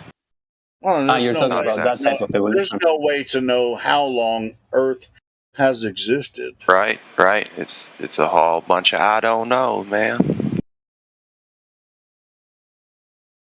That's where I'm at. What's everyone's thoughts on dinosaurs? Well, here we go. I find them cute. I have one in my house, actually. I think it's a scare tactic, like with the whole like we're gonna run out of oil and all this, and because like here's the thing, I've had so much more fear when I was believing the globe, so much more fear. But as I come to realize that things might not be as they appear, it just seems to just like I'm calm and I'm like melts away. I don't have to worry about this. Hey, I don't know if I'm pretty sure it was today. I told him about whenever I saw, remember Camp Minden with that explosion? Which one? It was in Camp Minden. Anyways. I didn't hear about that. I mean, tell us about it. You didn't hear about it? I told someone earlier, or a couple of people. Basically, okay, so they had an explosion. What do you say, Britt? About 20, 30 miles away? Yeah, about 30 miles away. And so like it was at like 5 o'clock in the morning, still dark. And all of a sudden, all I see is if the sun came out. It just lit up the entire sky, and it looked like sunlight, like it was morning time, for about 5 seconds. So I about crapped myself, went back inside, and went straight to Brittany, woke her up, and told her I love her, and we're about to die. Well, it's not funny. Sorry. Oh, it's hilarious. No, it I would have hated if she ever did it to me. He wasn't a flat earther back then, so he was in that fear of, because, oh, yeah, the sun done exploded. The sun, all this that can go wrong. But, what happened? He was just outside and on our patio, and it's just the whole sky lights up. I mean, he's freaking out. He comes inside, locks the door like that's going to do something. Peeks out the window, like, what in the world? And he runs to, to me. He's like, I don't know if I should tell you, but maybe you should know we're about to die. And I'm like, go to bed. Out, if it's my time to go, whatever, I'm going to be sleeping. So, what did it turn out to be? An explosion. Yeah, what happened? It was such a big explosion that it lit up just as if the sun was shining. Like, it was so, bright. And it was an explosion at Camp Minden in Minden, Louisiana. What? Yeah, but was it like a petroleum plant or something? What was the explosion from? It's a little like military base. Like, he could see the bugs on the ground at 5 a.m. when it's pitch black dark. Like, it was so bright. Oh no, I mean it lit up. Like, I mean, that just kind of helps anecdotally for me that, the sun could totally be a local light source. The fact that we had an explosion, that was the reason I said it earlier, but I just think it's funny that she's here now that I could say it. Like, I don't know. Yeah, I don't talk much, but I was talking today. No, I love when you talk, Brittany. But I'm just curious. I mean, like, did they give you an explanation? I mean, you experienced this today. You saw it. You live close. I mean, what was their explanation in the? I don't know, because this was like 5 years ago, and it was summertime. So I mean, saw it all the way. Yeah, it wasn't recently. It wasn't just. There was a huge radius of it doing that, lighting up the sky for everybody. I mean, even towns, all the way. I have a house in the country, about an hour from here, and from there you could see it too. Like, it just lit up the whole sky. It's amazing. It came from a military base. Yeah. Was it in 2012? Well, that's what the news article said. That it was an explosion at Camp Minden. Okay, cool. Well, now there you go. Gas well. Yeah. I mean, it's crazy how an explosion could literally do that. That's crazy. TechX posted a video. Is this the one you're talking about? The one that PC TechX? Do you think the explosion took place? Do you guys know if the explosion took place on the ground or in the sky? Well, it wouldn't be the Air Force Base. We do live by the Air Force Base. It was the ground. But it's going to be 30 miles away from there. They didn't have it up in the air. No, it was definitely in the ground, I would assume. I posted a link where it says five men responsible for the 7,200-foot mushroom cloud explosion. They were sentenced. They teach us from when we were kids that we're going to get taken out one day by a big meteor. But was it munitions at the Air Force Base that somebody just did you read that article, Jesse? No, I just found it. All right, cool. Well, let's read it together. So, 5 men responsible for the explosion in Louisiana. Saga involved turning a Louisiana National Guard facility into the largest illegal dumping ground of military explosives in the history of the United States, prosecutors said. No surprise. The defendants were handed down prison sentences ranging from 2 to 5 years for participating in a criminal conspiracy, the Department of Justice said in a statement. Let's see what they said in the statement. The United States Attorney David C. Joseph announced today that officials of the Explo Systems Incorporated were sentenced for their roles in a criminal conspiracy. The defendants sentenced today used Camp Minden here in northwest Louisiana as the largest illegal dumping ground of military explosives in the history of the United States. At over 15.6 million of explosives, United States Attorney David C. Joseph stated, "I want to thank our federal and state law enforcement partners for their commitment to protecting Louisiana's citizens and environment. Those who endanger the safety of our community to satisfy their own greed will be held accountable." All right, so you guys actually felt the explosion because you were near it, right? No, that was the thing that's weird. Like, there was places that felt it, but it's not like, like whenever I saw it and everything, there was no shockwave whatsoever. He thought he lost track of time and the sun had came out. No. I thought it was a nuclear bomb or the sun exploded instantly. This official release, this is from the government of Louisiana. They said there's 15.6 million pounds of explosives. This is what it says in their article. I'll share it with you right now. Dude. How far were you from the epicenter? Dude, if there was that much explosives, you'd been wiped out, bro. You'd have been fucking wiped out. 15.6 million pounds.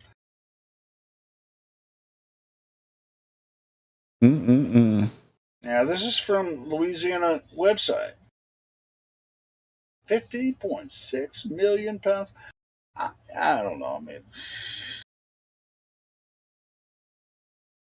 remember they were, Brett, you remember whenever they were driving something, it was like a huge, I thought it was said to be like a huge bomb, and it was going to take like days to get it over to Camp Minden. Was that that had to have been before that happened?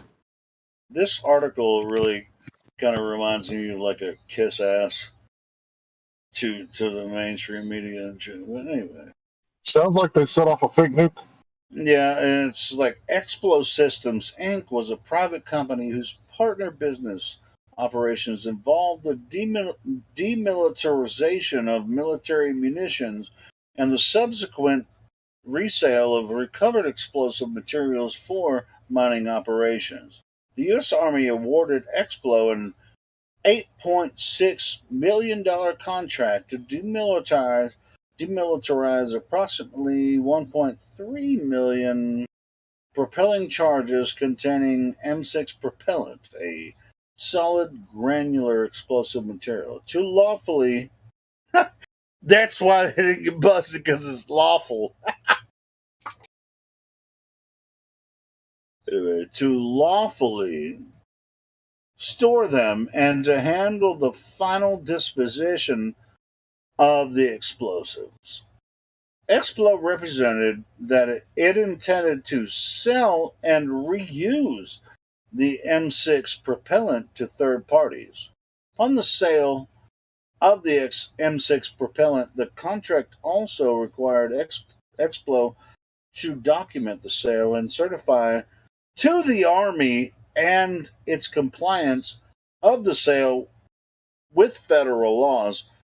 Helio, what are you talking about, buddy? I'm talking about the explosion that they experienced. Who did? Yeah. Talking about Wrecked and Brittany. They saw when everything went up in a big ball of gas. Where? In Louisiana. When? Like 5 years ago. Yeah, on the Crazy. date, on the date that I was just saying. Oh, I know what's coming. We'll get back to the curvature. I was reading out their explanation. I just wanted to know what he's talking about. That's all. Okay. I was reading out. Yeah. Now you know the local sunlight. You know. Yes, thank you. Right. Cool. This is fun. I mean, So all that gas and plasma and everything exploded up there in the sky. Did it cause the grass to grow? What they were actually doing, Yes. according to this article, they stored these explosives at a place in Louisiana.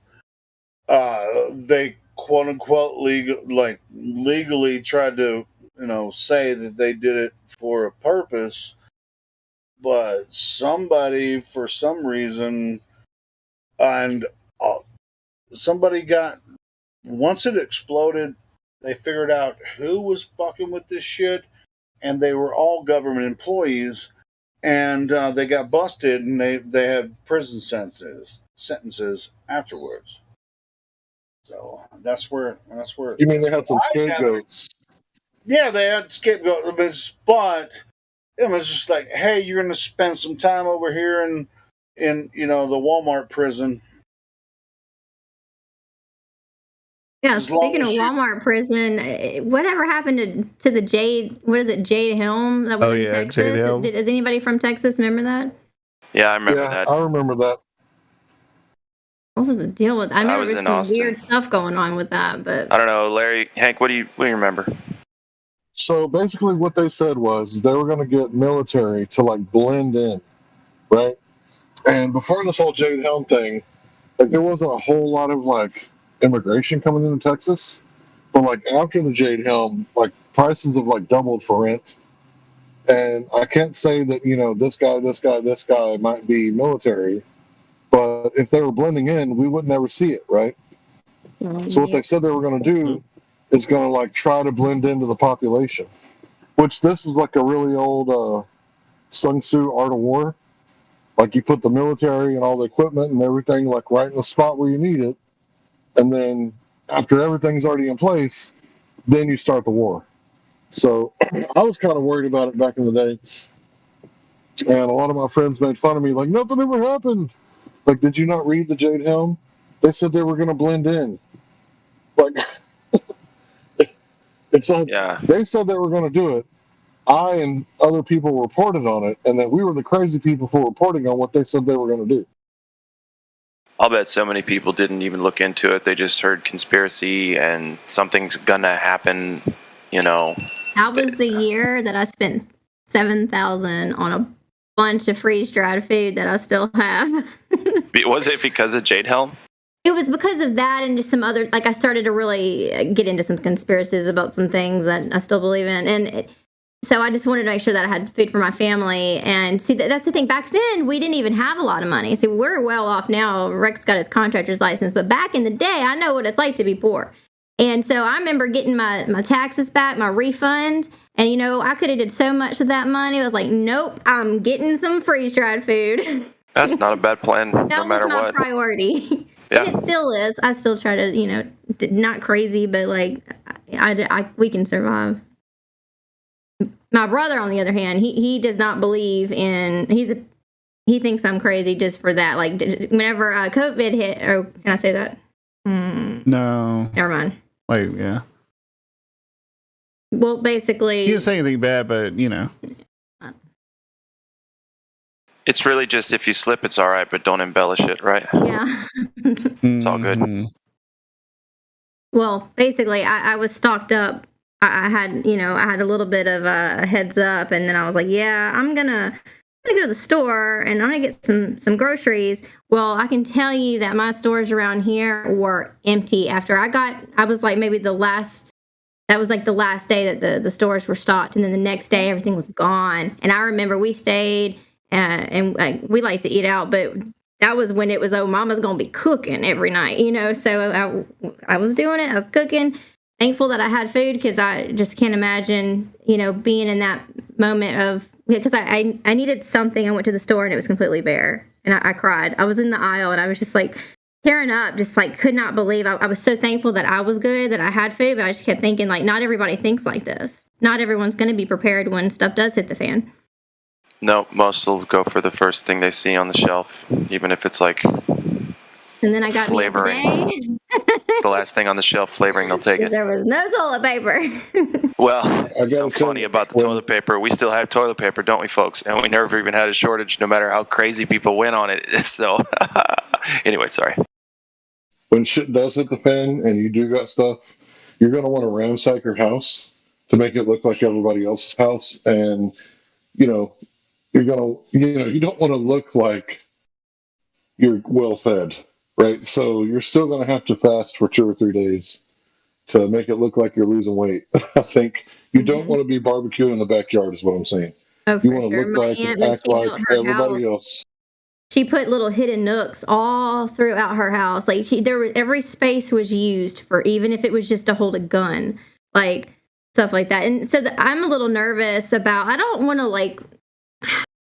it to affect my choices in like me progressing in life with like what I do with my children. But like right now we're trying to decide, are we going to stay here in Shreveport, or we're on the outskirts of Shreveport. It's like, it's kind of country. It's really country, just an hour from here.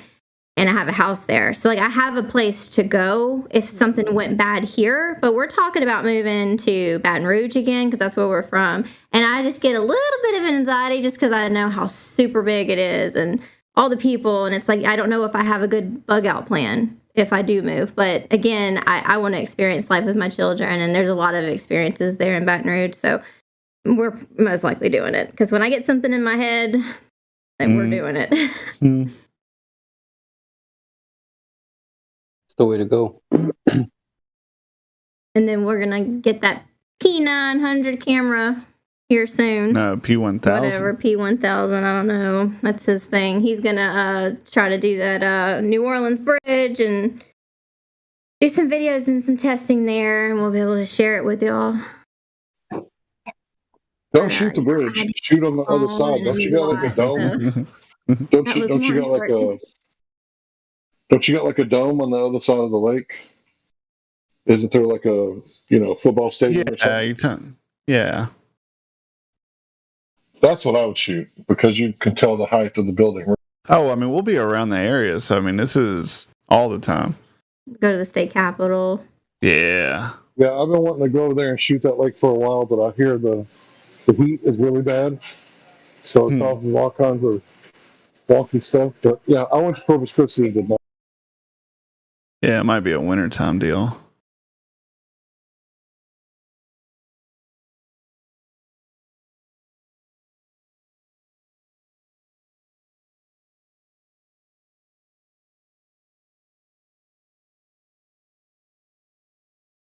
I want to go one day to Antarctica.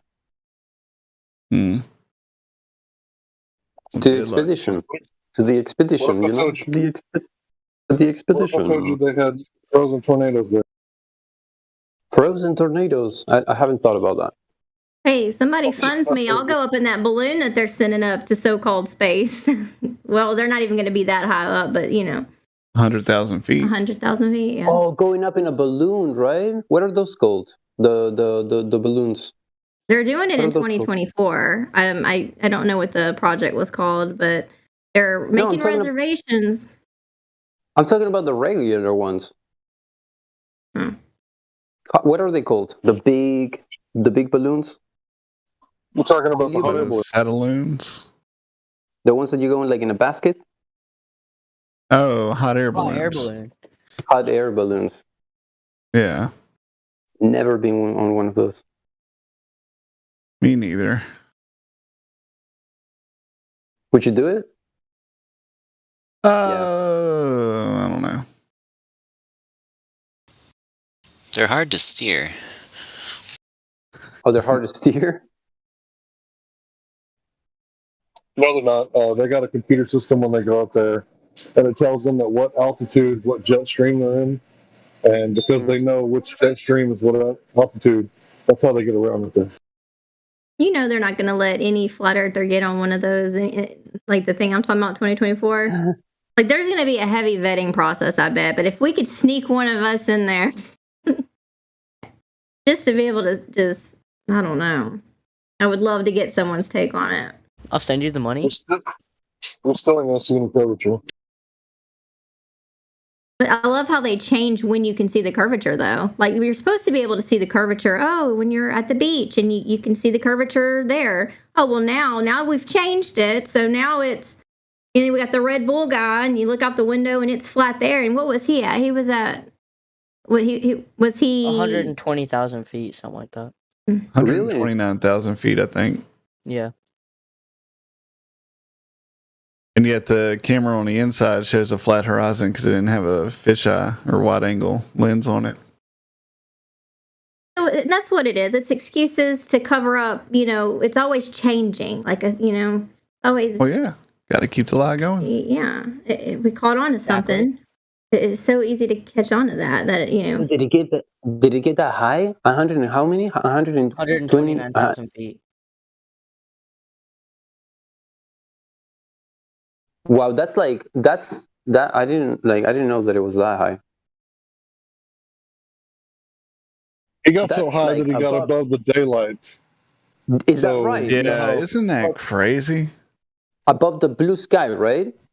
Yeah. Above the plasma that we call daylight. That's really? What an experience that must. Wow. We didn't have any other footage from somebody doing that, right? There's some unmanned stuff. I like the astronaut, the one with the car.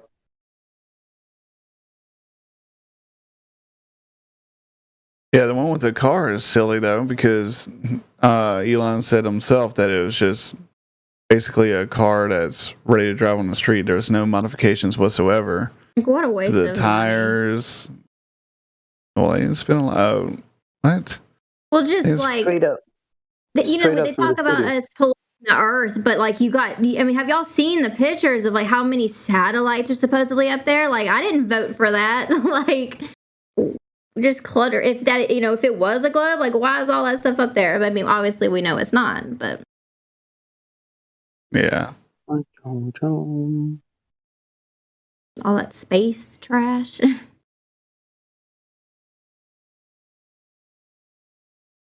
I mean, yeah, you get like these little mini anxiety attacks if when you're a glober and you believe that. I mean, how do you not get an anxiety from that, thinking that way, that space and all that?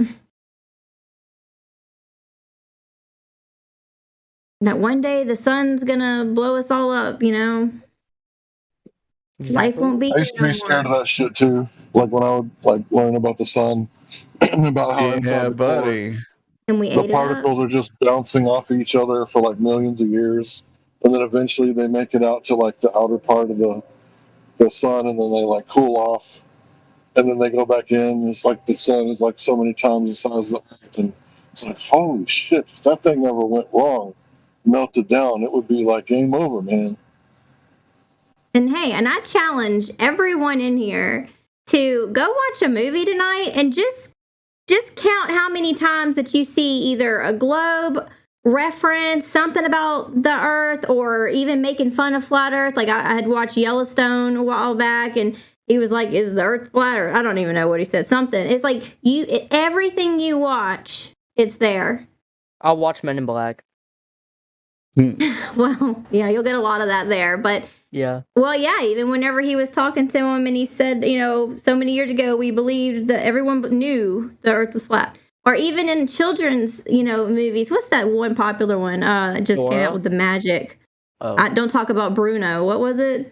Oh yeah! Oh dude, that one was so funny. Because the whole time, like, it didn't take that long because it's a whole Disney movie. So like, as soon as the movie starts, of course, like the daddy dies or gets captured, like as an immigrant or some crap. And then later on in it, the like transvestite sister, the buff girl. yeah, she it's just talking about how all the stress of. Anyway, it's not important. She's doing a song, and it's about her being strong, but sometimes she feels weak inside or whatever. She picks up a bunch of stones. She picks up some stones, throw them up in the air, and there's 4 stones that comes down, and she catches it, and it turns into the entire globe. And I'm just yelling at the TV, there it is! Right there! There's your propaganda, kids. And you know how many times he says that a day? A lot. Anytime that we're watching something, because it's everything you watch. I don't care what it is. What was it? We watched, what was the latest movie we watched with the treasure hunting? Yeah, it was definitely in Uncharted. And it was also in, of course, Sonic the Hedgehog. It's in... Yeah, just start paying attention 99% of movies that aren't even space-related. Commercials, it doesn't matter. Just pay attention. Sonic. I want everyone to experience, like, this awakening of, like, how often we are programmed with that, just in the background. Love Sonic. Yeah, Sonic was a good show, though. Oh, and another thing in Sonic that was pretty crazy is they were showing a beam going up in the air, and it looked like it might be, like 10, 15 miles away. Okay, granted. And it was off the ocean, like they were at an island towards the end of the movie. And, it was nuts. The chick says, that's got to be like 100 miles away. I'm like, what? It's right there. It's right there. Like, why are y'all acting like y'all could see that far if y'all are on the ball in the first place? So, yeah, like, oh. I was like, I see what y'all are doing there. Like, that might be fun to just, honestly, like a channel where someone just literally clips, like, every time that they're watching something, it's got to do with this propaganda. Oh, man, it'd be so much.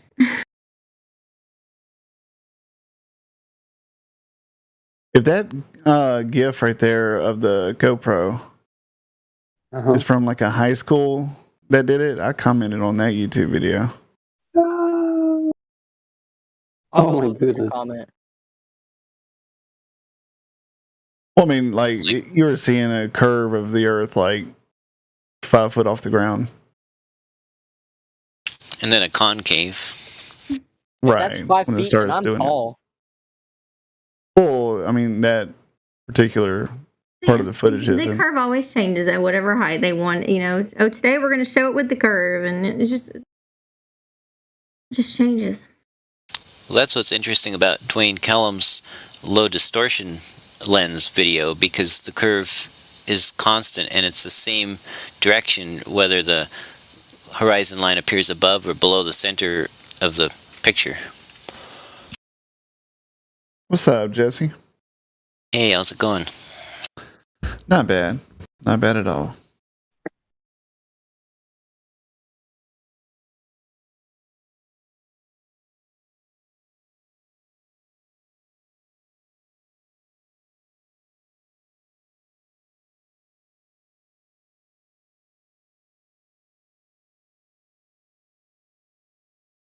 My mom sent me something on Facebook about she was a part of a group, like beautiful pictures of space or something.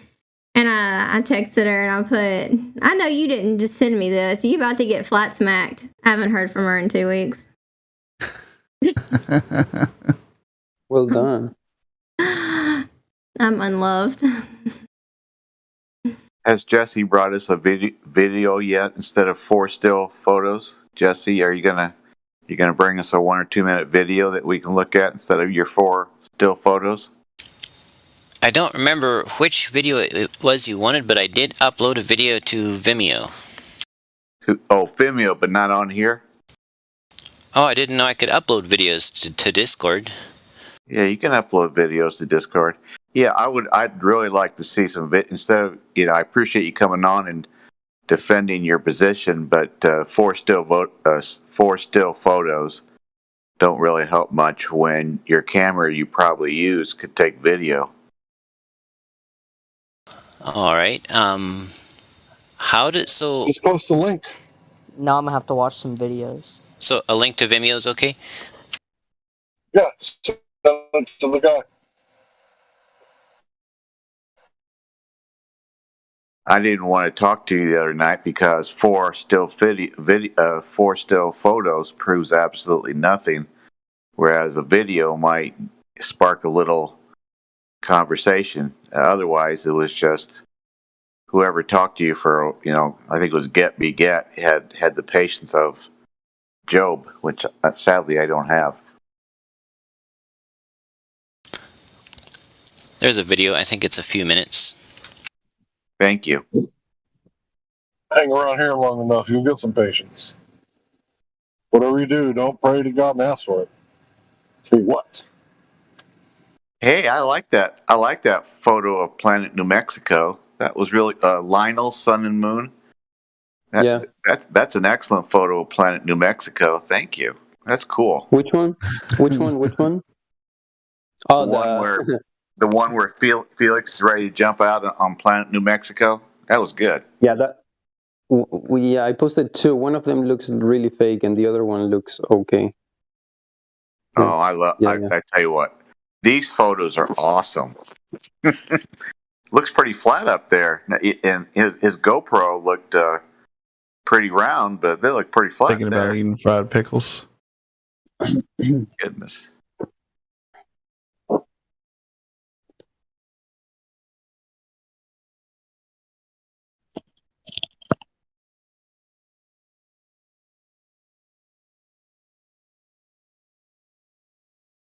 I love Felix was 23 miles up, and he came down saying how beautiful the curve was, and really, and then, his camera in the little capsule when he opened it showed flattened to eye level. So Mr. Neil deGrasse Tyson had to come out and go, "It's flat up there. It's flat, flat, flat." He really said he liked the curve. He really commented on the curve. Yeah, when he came down, he was interviewed and he said how beautiful the curve was up there, and then Neil deGrasse Tyson had to come out and said that stuff is flat. So who's lying? I don't know. I'll give you 3 guesses, and you only have 2 choices, so you're going to get it right no matter what. Okay.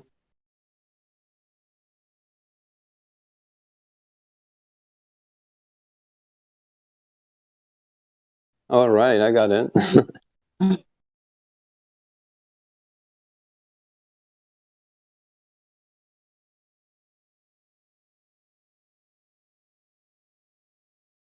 Want to tell you what I saw tonight at about 6:45 Texas time. Went outside, and the moon was up. I don't know how high in the sky in the east, and it was about 2/3 showing. And the part that was showing was at about 1 or 1:30, pointing up toward the sky, and the sun was just moving away, almost on the horizon, and at about 5:30 of where the moon was, and so there was no way that the sun's light was lighting up the moon. There was no way. The angle was completely wrong. And I saw something similar over a 4-day period in February just a few months ago. The sun does not light the moon. The moon lights itself, self-illuminating.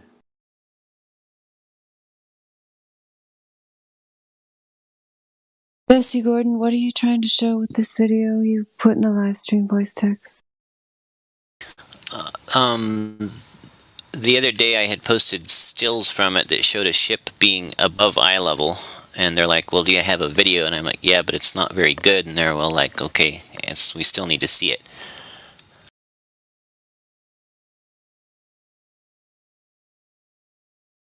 Okay, I'll watch it. I haven't watched it yet, so I'll go see what you're trying to show here. I'll post the picture that consists of the image, the snapshots from it too, that makes more sense.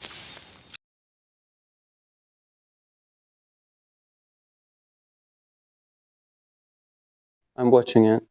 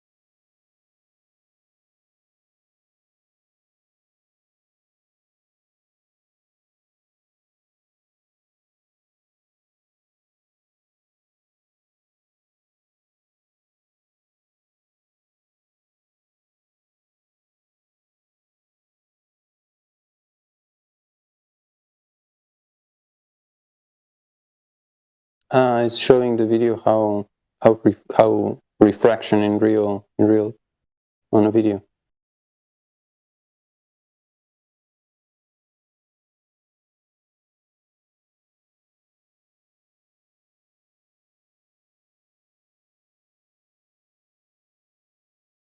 So he's showing that the horizon moves. Yes, and can move up above eye level, up to appear above eye level, including the ships that are floating on it. So you just debunked Al-Biruni then. I don't know him. He supposedly measured the radius of Earth using the physical geometric horizon. And what exact number did he get? He was within 2 to 5% of 3959 miles, supposedly. So hold on 1 second. This video is basically like showing that this that the ship is not real. I don't know what you mean by not real, but it's showing that the apparent angle, in other words, the angle that the light arrives to the observer from, is at an angle that would be where you would expect to see the ship if it was like 40 feet up in the air above you.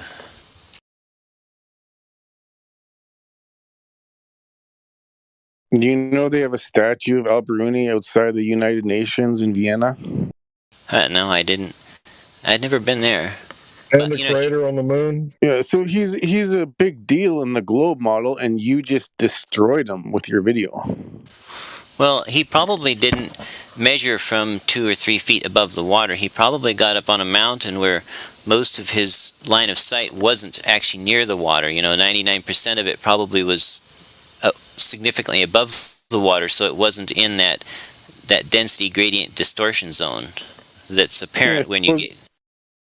Supposedly he measured once from the ground level and once from a mountain. So he was measuring one geometric physical Earth curve horizon, supposedly. If the horizon moves, then his calculations would be different. Well, it depends on what day you go. Other days it's pretty good. Like, so in the picture that I posted, the right bottom picture shows a different day, literally 7 days later, where the air was cold and it was windy, and the horizon there was quite accurate. It was just about like it should be expected, pretty close. But it was below eye level in any case, but very slightly, because I was very close to the water. So you're conceding that if Al-Biruni goes on a different day, the horizon could be closer or farther than his one measurement or one calculation? Yeah, it could have been. Well, then they should stop teaching Al-Biruni in the 3959 because he's the only glober to supposedly measure the radius. Maybe they did stop teaching it because I never heard of him. The video is really cool, huh? And you've done an amazing job. I really like the video. Thank you. I like the aesthetics. I like the aesthetic about it. Like, it's really cool. Sorry it's so shaky, and then half the time the camera won't focus. My phone won't focus looking through there, but it's amazing. I love it. Now, like, I'm what is impressed your you're like? actually going out there and trying to do something. That's more that you're a globe believer, I take it. It's really nice. Yeah. The most globe believers just sit on their couch and watch TV for their globe. So at least you're trying to do something, although it doesn't prove the globe, of course, but still impressive that you're actually getting off the couch. I like watching TV. What is the claim? What is the claim on the video? well, I'm not making a claim except that. No. Well, the claim in the video is that it is possible that depending on the conditions above the water, an object in the distance can appear higher than it actually is by a significant margin. Higher than what it actually is. Right. In other words, so when I set the scope straight and level, and I'm 3 feet above the water, I shouldn't be looking up to the ship, if that makes sense. And somehow the ship actually appears what equates to about 40 feet up above my eye level, which is already 2 feet above the water or 3 feet above the water. I shouldn't be looking up to something that's below me, if that makes sense.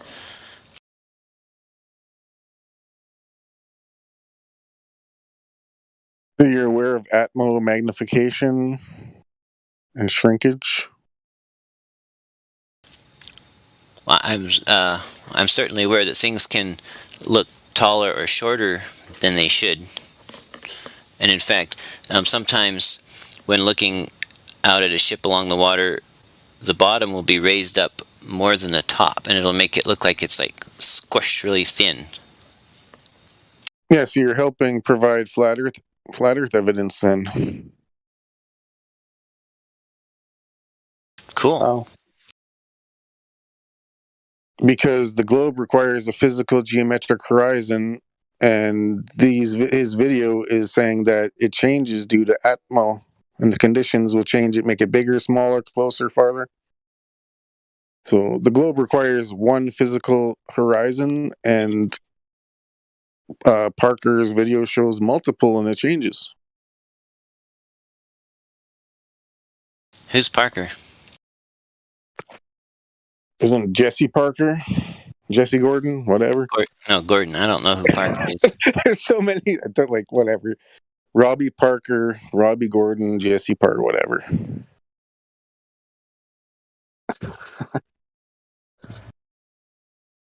Okay, so as far as that goes, that's not this discussion. There's plenty of videos, and I'll show them all around. Anyone's curious about that? I just wanted to ask. Crisis actors and stuff. Yeah, we have plenty of videos on that, but that's not discussion for this room. Because I just wanted to ask YouTube Jesse. fucking hates us, man. Yeah, what's up? What do you want to ask Jesse? Go ahead and ask him. I just wanted to ask Jesse how. Appreciate you uploading that 3-minute video for us. How does that either prove globe or disprove a flat and stationary plane? Well, I don't think it does either, in and of itself. And I'm not trying to prove something. I'm trying to understand everything I see, everything I observe, and try to figure out how it all fits together with the truth, whatever that truth is. Does it make more sense to you, like, if it's a globe or flat? Does it take? Well, naturally, the globies have had a lot longer to iron out all the wrinkles, so more of the stuff I've seen fits that narrative, but I'm still searching. Does that make sense? What if we all had the better opportunity to iron out the narrative, as you put it, to consider that the Earth is the third rock from the sun, the way they describe, the solar system and all that. All of us used to believe that, but we don't anymore. So it's I want to know what Jesse's seen that fits. Didn't he just say most of the things he's seen fit the globe narrative? Please just name one. What have you seen that fits the globe narrative? Please share. The missing height is a tough one for me to get over. Height of sure. what? Height of what? Anything in the distance. The missing height. Items disappear bottom up on a flat surface. Did you know that? Right, but I'm not talking about the bottoms. I'm talking about the tops. May I post another infographic? Yeah.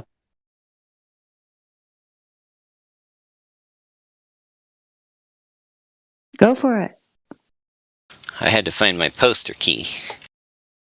What I like the word infographic. All right, so let Jesse explain this. Go ahead.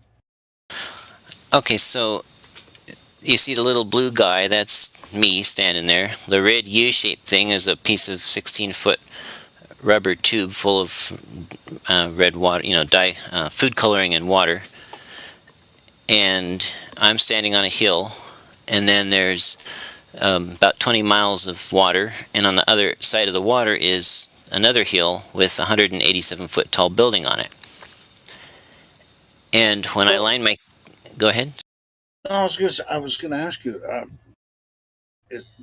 is this representative of something that you've experienced, or? Yeah, yes. All right, so you have the sea, there's a valley in between where sea level is, and now you can't see the bottom of the buildings. This is a train wreck. Yeah, but it's just that's not even what we're talking about at all. She asked a question. Hold on a second. But I don't have to. Hold on a second. This is train wreck. This is what they call Muppet vision. You're not taking angular size change with distance into account. Okay, gentlemen. When I can't finish a sentence, then none of us are benefiting. Okay, hey, I know QE is frustrating. Let him finish. That I interrupted him, but maybe I don't know how he could explain this. But what are you? Yeah, at least let him finish his explanation. You interrupted him, Healy. That's absolutely right. Go back to where you were when you were explaining it, please. Thank you. Yeah, go ahead and tell us what you. Now I'll train wreck you. No, don't. Well, let's wait till he finishes. Yeah, I said go ahead, and then I'll train wreck him. By the way, he's not making a claim. It's something that he says that he still can get over with, right? He can get over with. That doesn't make any sense. Jesse, go ahead and explain your picture. I'm just waiting my turn. Okay, thanks. Okay, so yeah, I took the picture in the right bottom corner of my infographic. That's looking endwise on my two red water tubes, and the thing behind the two red water tube ends is that building. That's the 187-foot tall building. And using the red water tube level as a reference for what's true straight eye level, because the two ends of the red water level are identical, then I'm using that to determine where eye level meets the scenery across the shore. And the entire building, and I should be looking, eye level should be looking at the base of the building, because it's also on 50-foot ground. I'm on 50-foot ground, so I should be looking just right at the base of the building. But instead, the entire building, which is 180 feet taller than me, appears entirely below eye level. And so obviously, and of course, if you actually measure the angles, it comes out to what the globe predicts, which doesn't mean anything except that's what it predicts. But in my mind, I think you just described a flat. Helio, what's happening now is he's finishing his explanation, and Quantum Eraser is going to address it. What did you finish yet or not? Wait till he at least finishes, then say that's the conclusion of my presentation. Are you done yet? I'm almost done. Okay, so when you're done, so that other people who can't seem to understand the concept of letting someone finish, can you just say, that concludes my presentation? Can you say that at the end? Absolutely. Okay, great. All right, keep going. Okay, so to me, because I play with lights and lasers and stuff, and and objects. So to me, this kind of means that either the light is curving like a big smile, somehow because it leaves the top of the building, and somehow swoops down through the B zone, shown in the left bottom inset, and then back up to the observer's eye. So either the Earth has to be curving, which lowers the tower, or the light has to be curving, which lowers the light. And so that's... Okay, I'm finished with my demonstration. Go ahead, John. Go ahead, John. Oh my God, dude. Angular size change with distance. Are you retarded? That shouldn't be the initial. Yeah, it is. This is Sesame Street League. I know This is a fucking joke. I know it's not the most simple thing, or it's not the most ignorant claim you've ever Is it comprehensive? Is it comprehensive in your mind? Well, it's my observation. And what does it mean? Go That's ahead, what I'm John. asking. I'll shut up. Yeah, tear him up. Yeah, I already did. Before you even... But when I first interrupted you, the prosecution rests with my statement.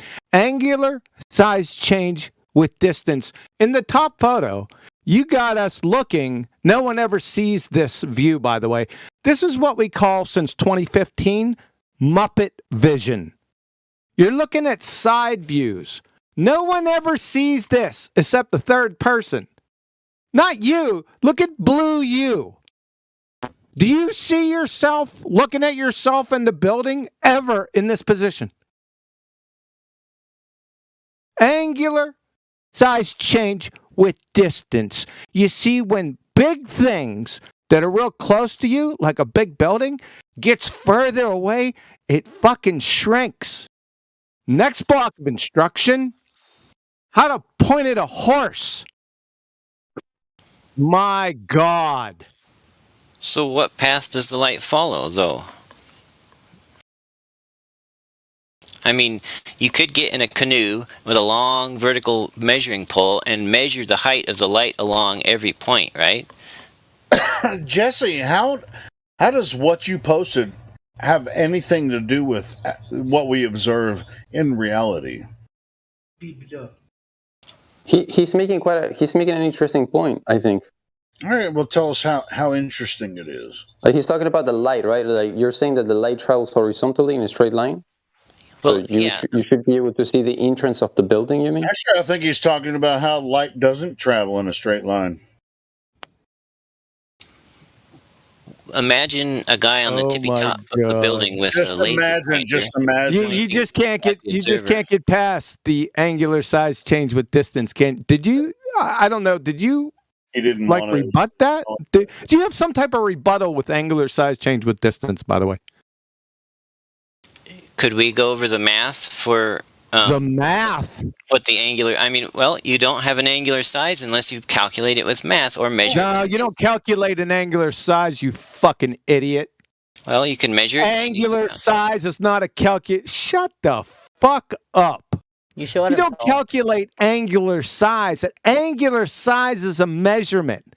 You don't know the difference between a measurement and a calculation either. Yeah, you're essentially retarded. You should have finished what he was saying. So A and B. What if I lower that level right there? What if I just lower your two fucking tubes? Your top photo and your bottom photo is nonsensical. It has no fucking meaning. Besides the angular size change and Muppet vision in the top photo. Let's just deal with the top photo. Yeah, you need to study, perspective and how light works and vision and that kind of thing. And we have a lot of resources at the bottom of the server that you might look into. But yeah, what were you going to say about the photo, Quantum Eraser? I was going to say A and B, the blurry A and B over to the right, and his A and B with blue dipshit over there it's almost like Sesame Street. It doesn't have any meaning whatsoever. What does this mean? It's so fucking stupid. I can't even comment on it. He just wants to believe. You know that. That's what they teach them in school. You just come up with something, kind of sounds good, fudge it a little bit there and there, count on the fact that most people listening don't like numbers too much and hope you get away with it. I mean, that's what he's been trained up in, so that he's just doing what he's been taught, right? But what were you expecting to see, Jess? Like, for example, on the upper picture, on the upper image? Like, what were you expecting to see? Yeah, no, what were you expecting for our response? Because, I mean... Look at the distance between Blue Numpty dipshit and the building. It's 21 fucking miles away. He thinks that 187-foot tall building is still at the same as Mr. Blue Numpty dipshit. It's just strange that he would actually present something like that and expect that he's going to bring a genuine argument against Flat Earth Globe. It's really kind of nonsensical. It is nonsensical. This is Sesame Street fucking... Mr. Magoo could come up with something better than this. This is a joke. You wasted your time creating this. You wasted your time creating this. Yep. Well, come on, guys. Compared to other Globers, come on. The guy goes out into the real world, makes videos, and tries to actually make an explanation. I mean, come on. Like, he's in the world of Globers, he's a genius, right? And so people have been telling him that in the Glober world, and so, he's actually believed it. But it's a disservice to you, really, Jesse. It's not your fault. The educational system has done a disservice to you and made you feel like your abilities are, beyond what they could even possibly be with the tools you're given in a typical public school or even a typical private school in the United States of America. So, but you seem like a person who does have a kernel of, intellectual curiosity about you. So if you're actually interested in following the evidence where it leads, that's why my question to you, which is what you were responding to, you said your claim was that everything you see, it wasn't everything, I'm sorry, you said most of the things you see seem to support the globe model, and then this is your kind of way of jigsawing or kind of smashing something in there to try to keep the globe alive. I mean, because that's all you have, right? Because you don't have reality. You got cartoons on TV. So what we're telling you is, if you're willing to be a really intellectually honest person, put aside your preconceptions, follow the evidence where it actually leads, you'll find that the globe is nothing but cartoon propaganda and that the earth measures flat, just as it appears to do. And you see too far to be on a globe and so on and so forth. So everything we're telling you is reality. You can stay in your delusion if you wish, Jesse, but, if you would like to actually use your brain and get out of the little tiny, tiny, tiny box you've been put in, where all they do from when you first go to school is reiterate the same nonsense using slightly bigger words. Possibly after 10 years, they might add another syllable to the word they're describing the same nonsense cartoon to you with, and then tell you you're good if you can repeat it, or even not even repeat it, but choose. Hello, I'm talking to Jesse. Come on, guys. If you repeat on your test, or even better, even less than that, all you have to do is choose out of 4 choices that are clearly guided toward anyone who even has a modicum of average intelligence to below average to pick the one that's screaming out to be the answer. If you can pick that on your multiple choice test, you get all A's and they're called 4.0, and maybe they'll even be the valedictorian if you're able to pick out the obviously pointed to answer on your multiple choice test. Doesn't mean you can reason your way out of a cardboard box. We're here to tell you, here's your opportunity to use your brain to actually embrace reality. Okay, somebody else wants to concern troll for you. Go ahead, whoever it is. No, nobody else concerned. I want to hear his response to what you just said. Yeah, I'm talking to you, Jesse, not to this other guy that's worried that I'm hurting your fragile feelings. Go ahead. Me go ahead? Yeah, Jesse only speak. Go ahead, Jesse. Okay. Thank you for that nice speech. You covered a lot. I'm a homeschool dropout. I never went to public school, so. Good for you. Maybe that's why you're actually. This is great news. I have great hope for Jesse. That is probably why you actually knew that you have to go out into the world and try to test these things, and you made your graphic and so on. So, what is your response to us talking to you about angular size changing and how that's why you are seeing things appear to disappear in the way that they are. It has to do with limitations of your vision and perspective. Has nothing to do with Earth's curve, which has never been measured, never been scientifically verified. There is no globe. No globe has ever been proven or demonstrated.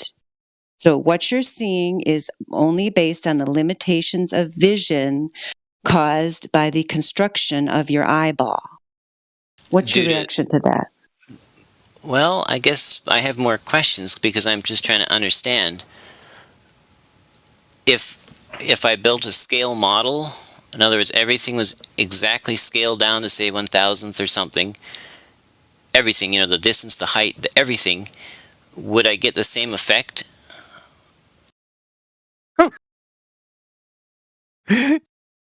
Magoo, dude. Your question is nonsensical. You're fucking dead with angular size change with distance. It's over. Third graders are laughing at you. Look at this one at, what time is this? Drace. It says hashtag shit shrinks. I want you to focus. Who is this? Jesse? I'm Jesse. Yeah, Jesse. Hashtag shit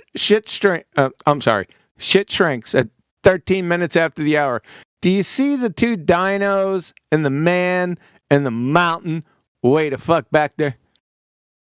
I think that's CGI. Yeah, it's CGI, right?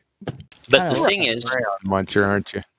But you don't have any argument. I got an argument for you though. Celestial navigation. Are you familiar, just surface level familiar with celestial navigation? Just very, very minimally level. Well, you can get this. I'm going to ask you 3 closed-ended questions. They're real easy. You ready? Are sextants used by mariners to successfully navigate using the relationship between Earth's surface and celestial objects? Yes, the angular relationship, I guess. I didn't ask you the relationship yet. I'll say it again. Are sextants used by mariners to successfully navigate using the relationship between the Earth's surface and celestial objects? Yes or no? Yes. Number 2, are sextants used to obtain elevation angles? Now I've asked you. From your position to celestial objects? Yes. Can you obtain an elevation angle? This is question number 3 and the last question. Can you obtain an elevation angle from a curved adjacent or a curved baseline spherical surface? Depends. No, it doesn't depend. You cannot.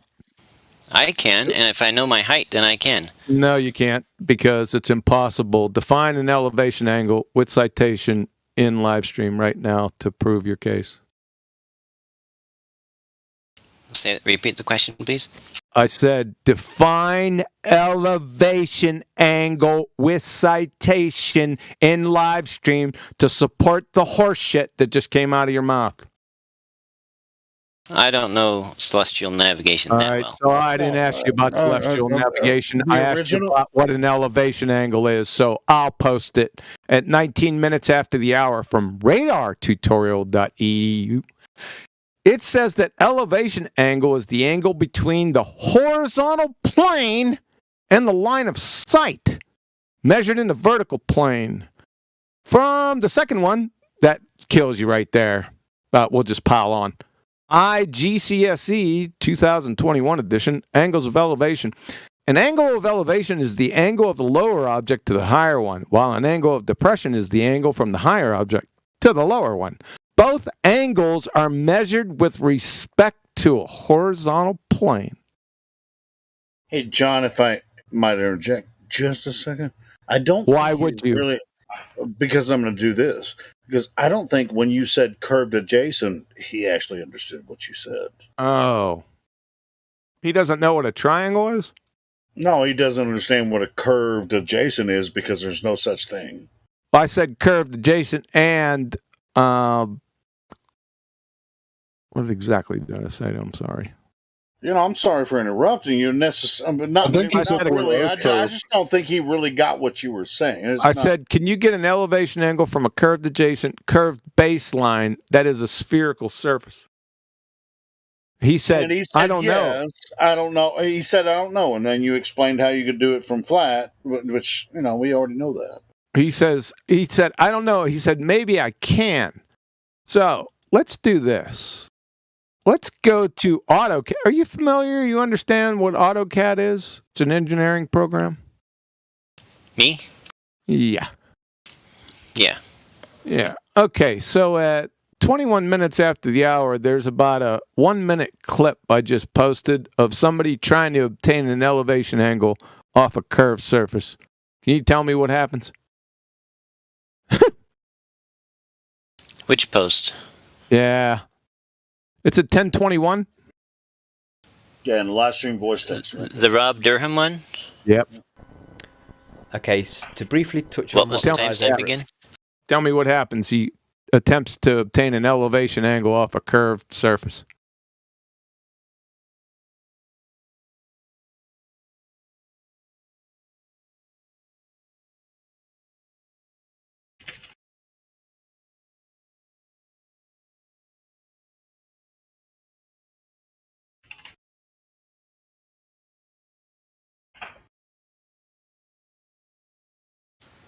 Is that how mariners do it with a sextant?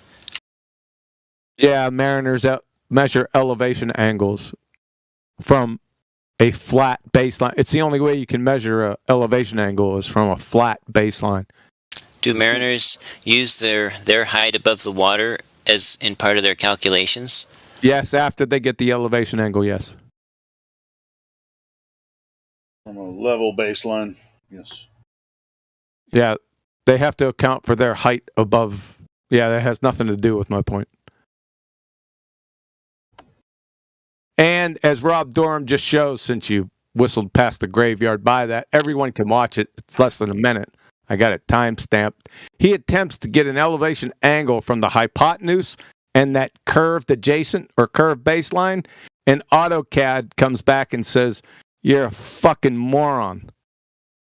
What was his height above the surface? It doesn't matter what his height was. You can't get a curved or an elevation angle from a curved baseline is the point. Ever. Could you direct me to instructions on how to use a sextant? Yes, I could, but I just gave you them. The point is the elevation angle, though. Rob Durham's a great guy. I don't care what Rob Durham is. He's not a navigator. He's not a. I don't care what Rob Durham is. I didn't say he was a navigator. Red herring fallacy. Yeah, the principle is solid. It's not an argument. Do you know what a triangle is, sir? Yes, sir. Please define a triangle. It's 3 points connected by straight lines. Straight lines? There are no straight lines on the earth, and that's not the whole definition of that. So, because it's incomplete, you're wrong. You don't know what a triangle is. Well, educate me then. You're here. You want to try again? You don't know what a triangle is, and you're in this discussion. I educate you. How about if I drag you around by your short hairs for a little while? Like I've already done. So at 24 minutes after the hour, I'll go ahead and educate you for free. In geometry, this is from Byjust.com, mass and triangles, which you didn't define correctly. In geometry, a triangle is a three-sided polygon. Didn't hear that out of your fly trap. That consists of three edges and three vertices. None of that either. The most important property, we didn't hear from you either, of a triangle is that the sum of internal angles of a triangle is equal to 180 degrees. This property is called the angle sum property of a triangle. I'm talking to you, and you're presenting a case for the globe, and you don't even know what a fucking triangle is. How should I react to that? Well, you didn't ask me about all the attributes of a triangle. You just asked me. I asked you what a triangle is. That encompasses all the fucking attributes. Clown. You argue like fucking Little Miss Muffet. Find you the. I'm gonna look for the. Does anybody know? Have you guys seen that video where the guy? It's fairly recent. He goes and he tries to like talk to a bunch of university professors about flat Earth, and like none of them can give him a straight answer about anything. That is a really good video. I gotta find that for you, whoever we're talking to, Jesse. Yeah, because it sounds like you're really into authority. We also have PhDs, who have done laser tests proving the Earth is flat. I mean, if you're really interested, like I said, in intellectual conversation, yeah, we can show you that, there's nothing to the globe. It's a joke provided to you by entertainers. If you want to be a serious person who studies the world they live in and makes real conclusions about what's really going on here, then you need to keep investigating this stuff. So I do hope you stick around here. No, he doesn't. No, he doesn't. He just needs to stop right here.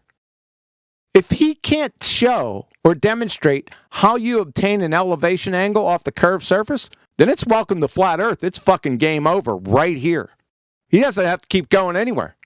Oh yeah, you're right. I mean, he's been shown multiple times here. There is no globe, and he doesn't have a leg to stand on there. Yeah, he has no argument. I don't know if he's realized that yet. I mean, do you have any rebuttal, Jesse?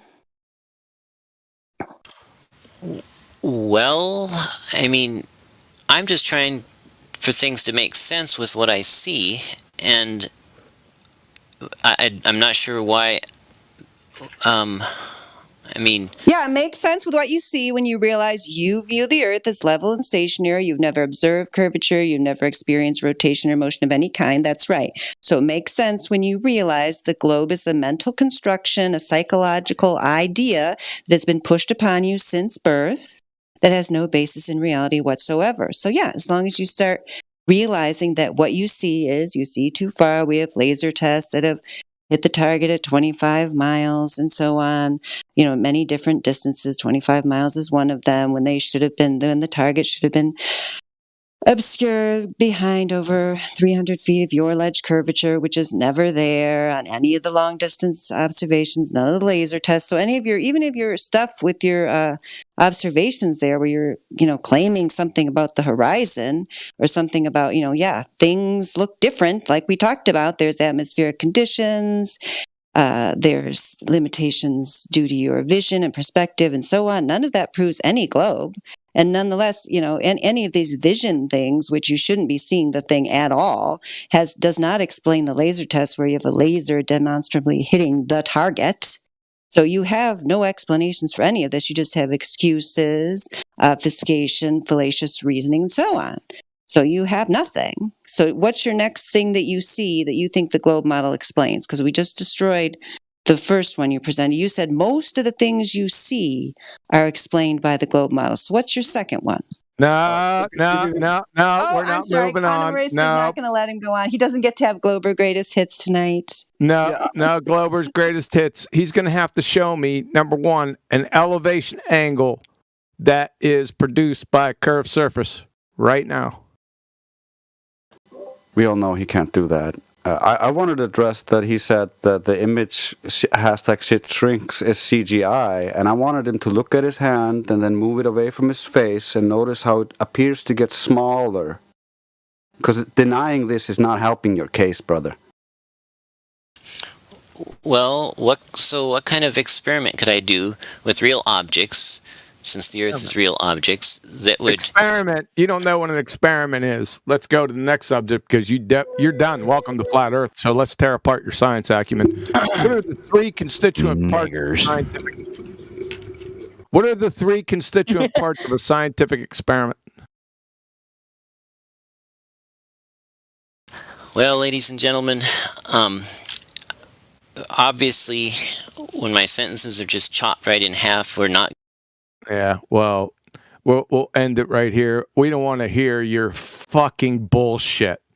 I asked you a simple question. You claimed an experiment. It's my position that you wouldn't know what an actual scientific experiment was if it climbed up your arse and started kicking footballs wrapped in concertina wire. I asked you a very simple question after you claimed a scientific experiment. I said you didn't know what one was. I asked you, what are the three constituent parts of a scientific experiment? You've delayed now for 45 seconds. We don't want to hear any monologue on how you feel. Give us the 3 constituent parts of a scientific experiment right fucking now.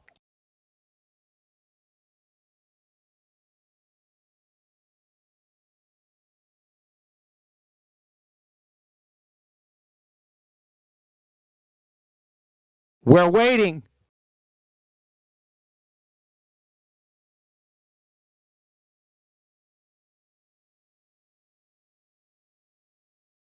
Yoo-hoo! Essay. I think he's conceding. I think Jesse's conceding defeat. We also have Python that's here. He's a globe believer right above you there, Quantum Racer Python. So I'd love to hear his evidence for a globe. But Jesse, I did give you the Quantum Racer survivor role. It is an elect group. Many don't survive QE, but I'm going to say he survived. Yeah, even though he conceded. He survived.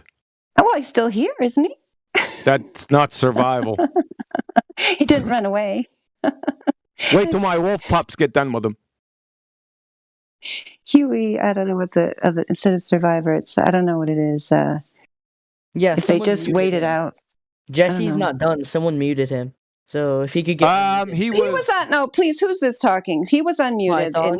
And Python. No, he was Python. unmuted. Okay, we're moving on to Python. Yeah, Jesse was clearly unmuted several times and could have easily responded and chose not to. So he's conceding that he has no evidence for his globe. Python, what's your evidence? He just said he didn't concede. So okay, who gives a shit?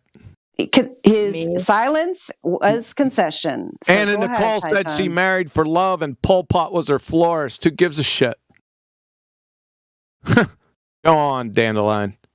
Well, Jesse has failed to provide any evidence for this globe, so we'd like to hear your evidence, Python. Well, I don't really feel like saying anything, considering this quantum asshole right here is gonna cuss about it and yell like a bitch the entire time. So Yeah, right. Thanks for your concern trolling, and we'll take that loss tacitly. Quantum Racer, you don't like me to say nice things about the Globers, but Jesse, seriously, I mean, this guy, what's this guy's name? Python. I mean, he just demonstrated. I mean, Jesse, come on. For a young person, at least he made an attempt. You got to give him, like, at least a consolation prize, like a pack of gum on the way out or something. He gets a trophy for just showing up? No, I'm not giving a trophy, just a pack of gum. A pack of gum. What do we have? Do we have some like exit tags that we can just attribute to them? This is insane. Well, I could give Jesse the used globe salesman role. I only give that to people, I don't know, who are very special. I'll give him that one. Used globe salesman. Dude, before you and Dandelion John jumped in, he was in here before, and I roasted his ass on a lot of that shit. But anyway, yeah, if you want to give him a consolation prize. Python, that's not what your sister said.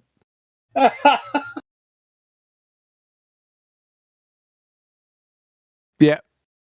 But I mean, Anyone else? I actually tried to encourage him if he's really curious about flat Earth. Don't be such a dipshit. Actually, ask genuine questions. Why do people believe the Earth is flat? Boom. Well, we can answer those questions right away.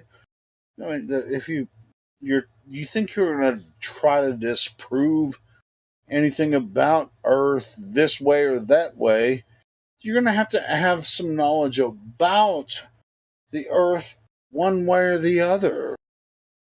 Just please, if you come in here with your pompous dipshittery, please actually have something to offer to the conversation. Please.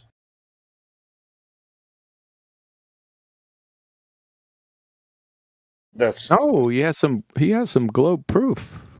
All right. Go ahead. All right, 2 things. I don't have a sister, and I'm just curious. You said you had a brother. He said he had a brother earlier, and his brother got banned from here earlier, and so he was like, I was like, hey, is your brother in the room? And he's like, yeah, my brother's in the room. And he's like, I think he probably pulled the microphone away, and he's like, oh, it's my brother. So no, don't worry about that dude, man. He's just trolling. Keep them doggies rolling. Does anyone have evidence? Yes, we need evidence for this globe that you guys say and claim that we live on. We need scientific evidence. We need testable, repeatable, verifiable evidence. Thank you. They wouldn't know what scientific evidence was if it climbed up you know where and started kicking footballs wrapped in concertina wire. They wouldn't even know how to have an honest, open dialogue about how to. No, they're too worried about it. Yeah, they're too worried about the conversation, talking about the conversation rather than the actual proof. So let's talk about the conversation. All right. How did I hurt your feelings? Where did QE touch you? Where did Flat Earth hurt your feelings? So it's a really sensitive topic. Well, I'm sad that Jesse, even though you did say you're a homeschool dropout, I mean, normally what we find, at least in the United States of America, is the homeschoolers have some of the highest standardized test scores and so on. So that's unfortunate that you had this experience. But I guess part of it might be because you dropped out. Of course, not all homeschoolers are alike, and it depends on what kind of a structure or a curriculum that you're using. But, I mean, I would hope that it would at least teach you some self-discipline, which is why I think that you're able to go out there with your theodolite and, try to make some observations. So if you could use that self-discipline to, kind of get, like we were just saying, kind of get ahead of, above your feelings about this thing and that thing and just follow the information where it leads. That's what is necessary. Not where you want it to lead, but where it actually leads. If you have a genuine question, ask it and we'll genuinely answer it. If you get emotional about it, then we're going to kind of give you shit, But if you're genuinely curious about why people think the earth is flat, we're here for you 24 hours a day.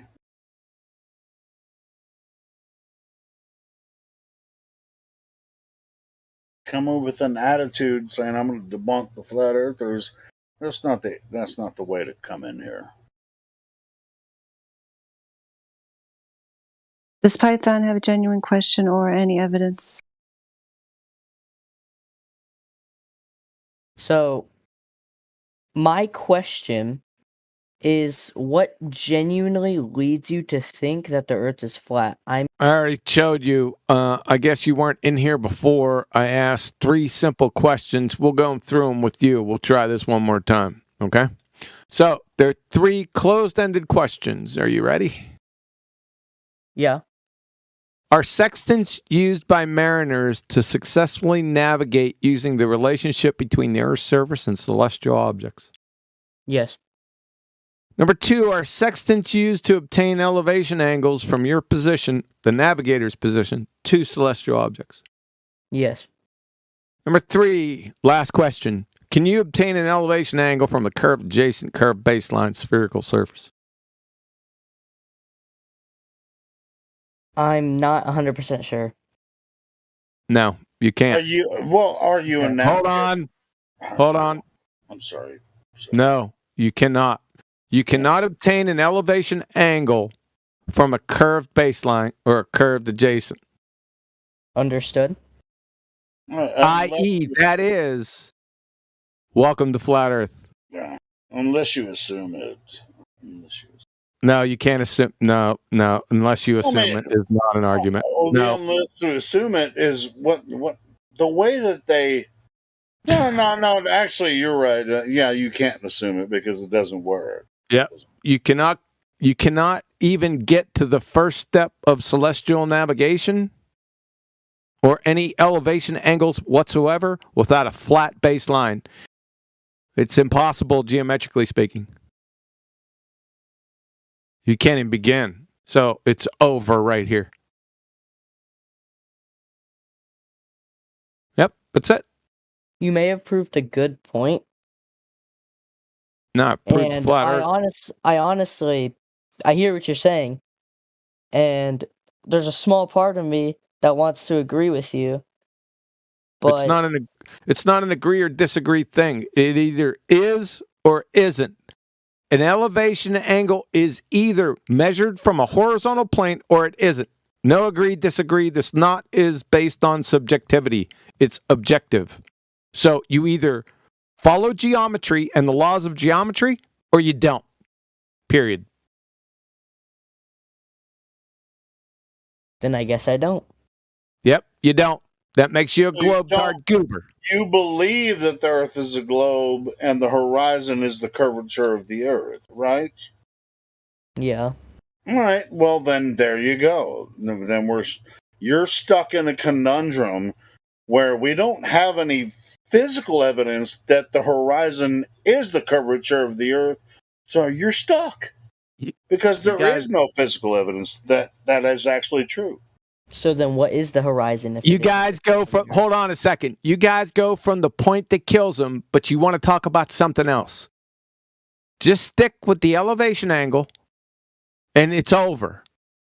Oh, but it always comes back to the horizon, though. You already know that. Doesn't need to. We can just stick with this one, and it's over.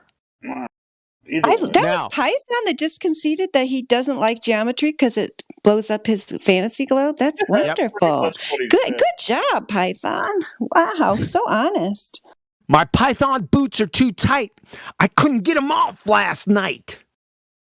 You should be a rapper. I got Stinkfoot, darling.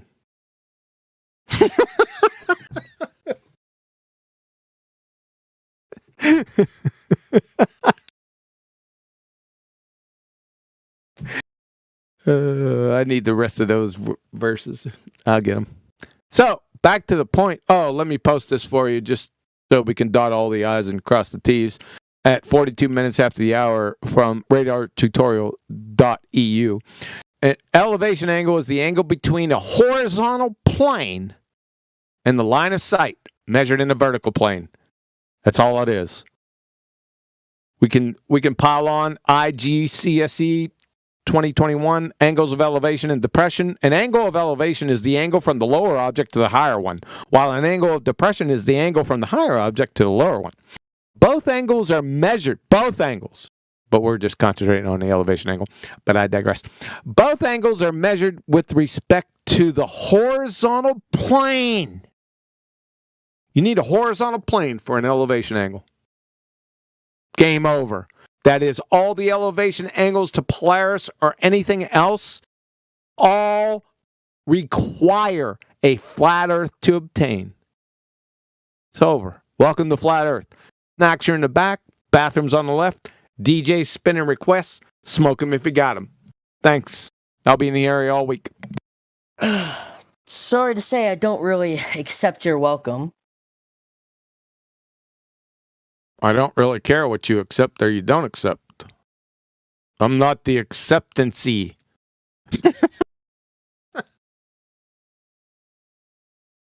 Yeah,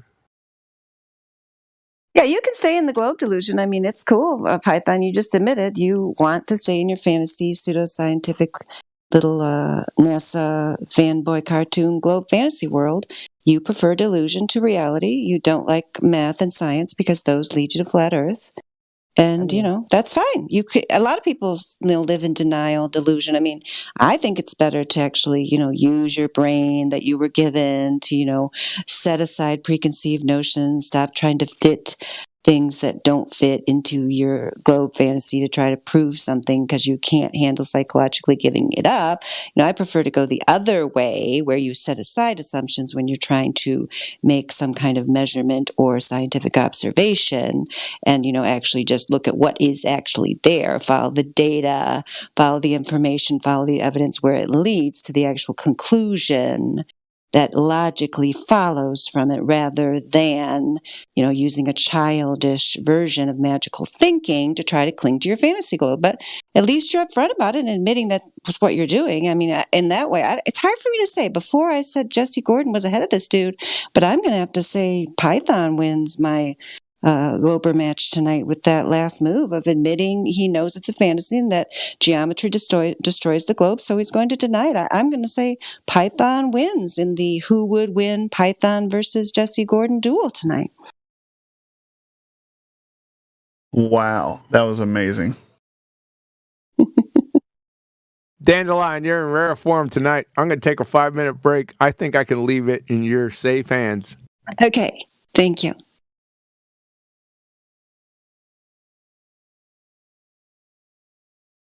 So, has anybody got any glow proof? That's what we're looking for tonight. Maybe we'll have another contender. You never know. We need a third place here. We only got a gold and silver so far on the podium, and no other globe contenders even in the field. This is how it is in the Globe Olympics, people. You can win just by showing up most of the time because nobody else wants to defend the indefensible. You notice that, right?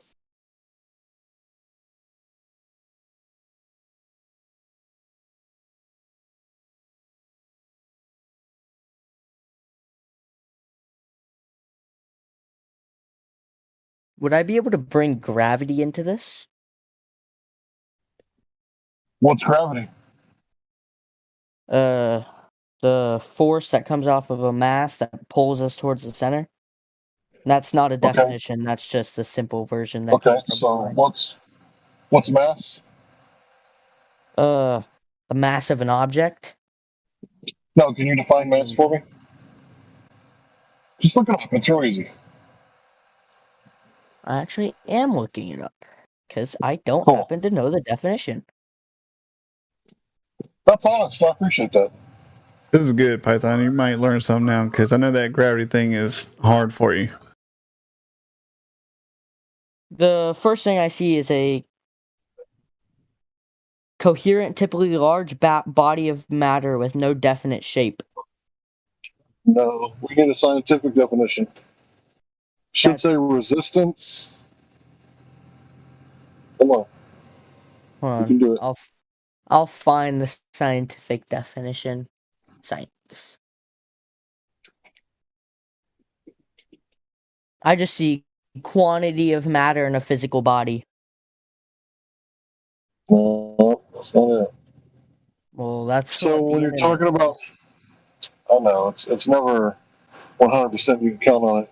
So it should say resistance to momentum or inertia, right? So if you think about mass attracting mass, it literally says the resistance to inertia attracts the resistance to inertia. Does that make sense to you? Sort of. I happen to only be in 7th grade, so. Okay, so check it out. It's not a force. They lied to you on purpose and taught you Newtonian, right? This has been outdated for like 107 years now because everybody talks about Einstein. You know Einstein, right? Yeah. He's the one that came up with the theory of gravity, and that's what most people around the world think is what gravity is. So your school system lied to you on purpose, taught you the old stuff, and hasn't taught you the new stuff yet. But what's going on is they're saying that there's this thing called the space-time continuum, and mass warps space-time. Now, you know what space is, right? Like I'm in Texas, you're in wherever. There's a great deal of space between us, right? Yeah. Right, and you know what time is, right? Like lunchtime, dinner time. Yeah. Right, so they're saying those two things are the same thing. Now, this is a concept, right? Like I'm a freedom-loving Texan, right? So I have this whole thing about liberty and freedom. That's my concept that I like to talk about, right? Yeah. So can you bend and warp my liberty? No. No, it's a concept. It doesn't have any physical attributes. It's just in your head, right? It's not tangible. So I'm going to post some definitions in just a second. And these definitions are going to be about space-time. If I can find it. I think Dre's already posted it. Yeah, Dre's is the man. All right, so can you read those definitions for me, young man, starting with space-time? Yeah. Go ahead and check that out. It says the concepts of time in 3-dimensional space regarded as fused in a 4-dimensional continuum. And concept says an abstract idea of general notion. And abstract, What's abstract? says Existing in thought or as an idea, but not having a physical or concrete existence. Right. So this is his theory of space-time. How would I ever be able to prove that wrong? I can't put space-time in a jar and paint it yellow and take it to the lab and run scientific experiments on it, can I? As far as I know of. No. Just like you can't bend and warp my freedom. Or liberty, right? So it's just a concept. You understand? It's not real. It doesn't exist in reality. And let me help you to understand why it doesn't. So you heard space is a vacuum. Do you know what a vacuum means? Yeah. Like there's no matter or mass. It's just empty space. Like imagine between you and me, except for there's nothing there. No thing. No hydrogen, no helium, no molecules, just nothing in between us. Okay. That's what deep space is like. That's what they say, right? We don't know that for sure. But in that place called deep space, where it's a near perfect vacuum, only like a hydrogen and helium molecule here and there, or an atom here and there, right? That's where space-time is. So, it's non-material. Do you follow? Yes. So, it's the theory of gravity, it's non-material. It's outside of the realm of science. It's like talking about angels or God. So I can't prove God. You can't prove gravity. So that's what I think about gravity. But however, there is this thing that we do have that we can prove with the scientific method. It's called relative density. Do you know what that is? Yes, but may I ask a quick question? Sure. If gravity does not exist, then what holds us on Earth? What keeps us here? I was just about to go over that. How come we're not I'll be just floating quick. away? I'll be quick. So, do you understand how science works? You have to manipulate the cause to see the effect. You need the dependent, independent, and control variables.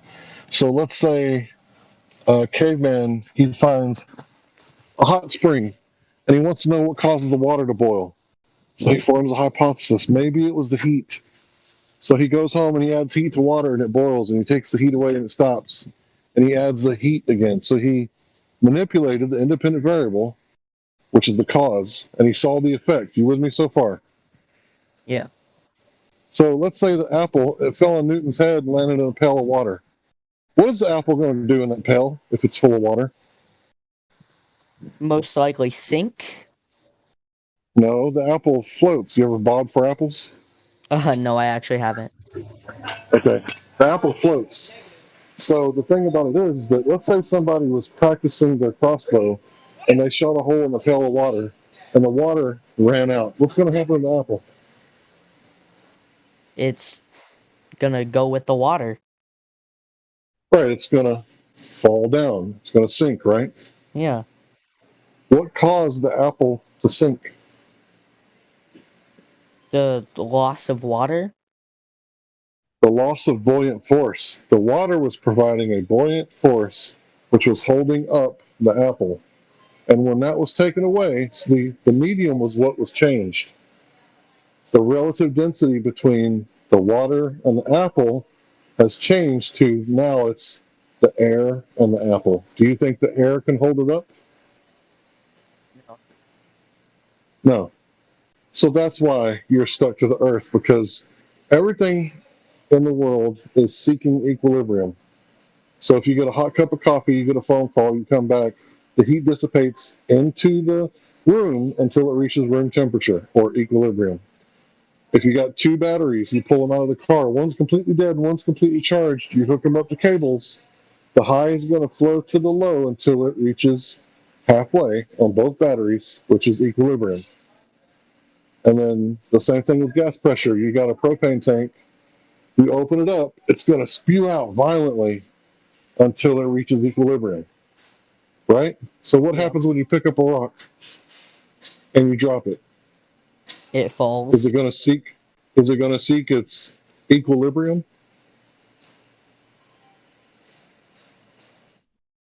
No. So, is the rock going to float outside of its equilibrium?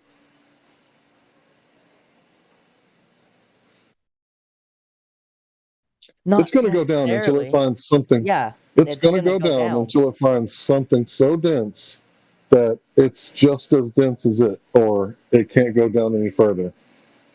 Well, I'm pretty sure gravity is gonna make that rock go down. Just saying. Exactly. It's called specific gravity. Look it up.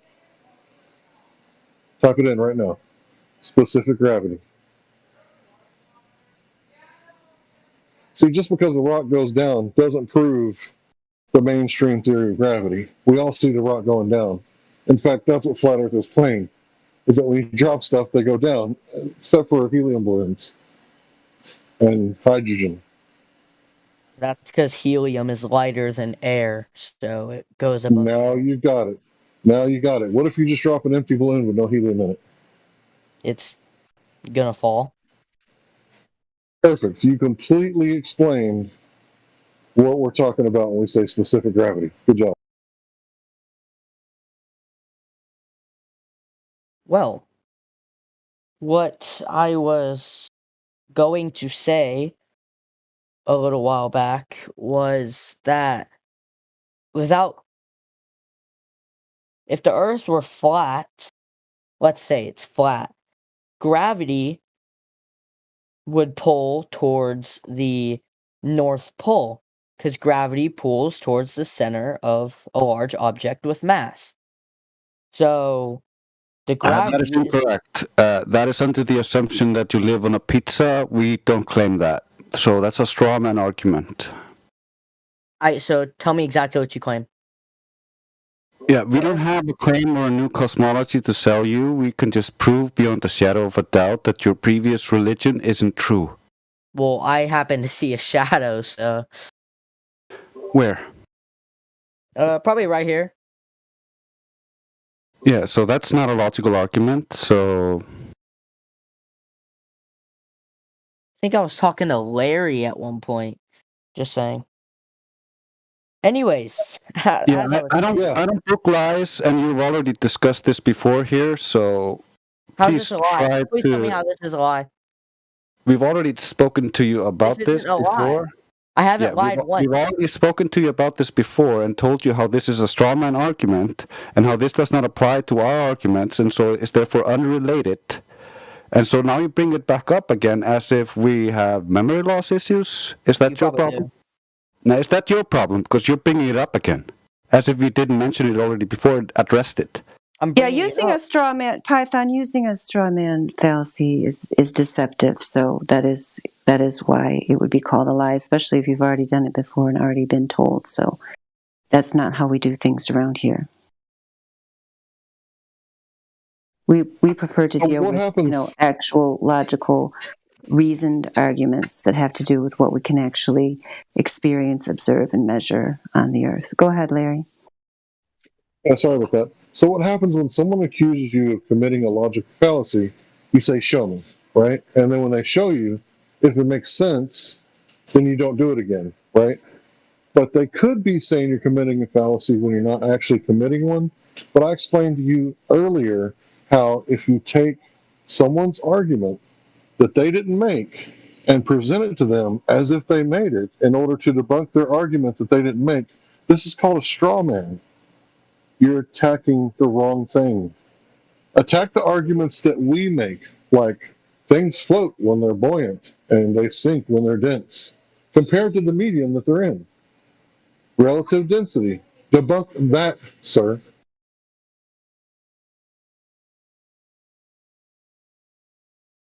Sorry, I was texting one of my friends. Can you please restate your question?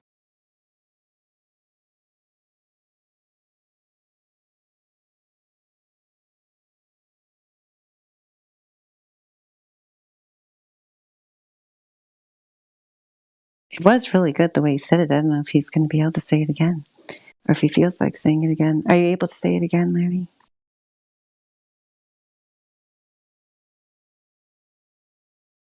Anyway, basically, do you understand what a straw man argument is? He was just first reiterating why it was important to point that out.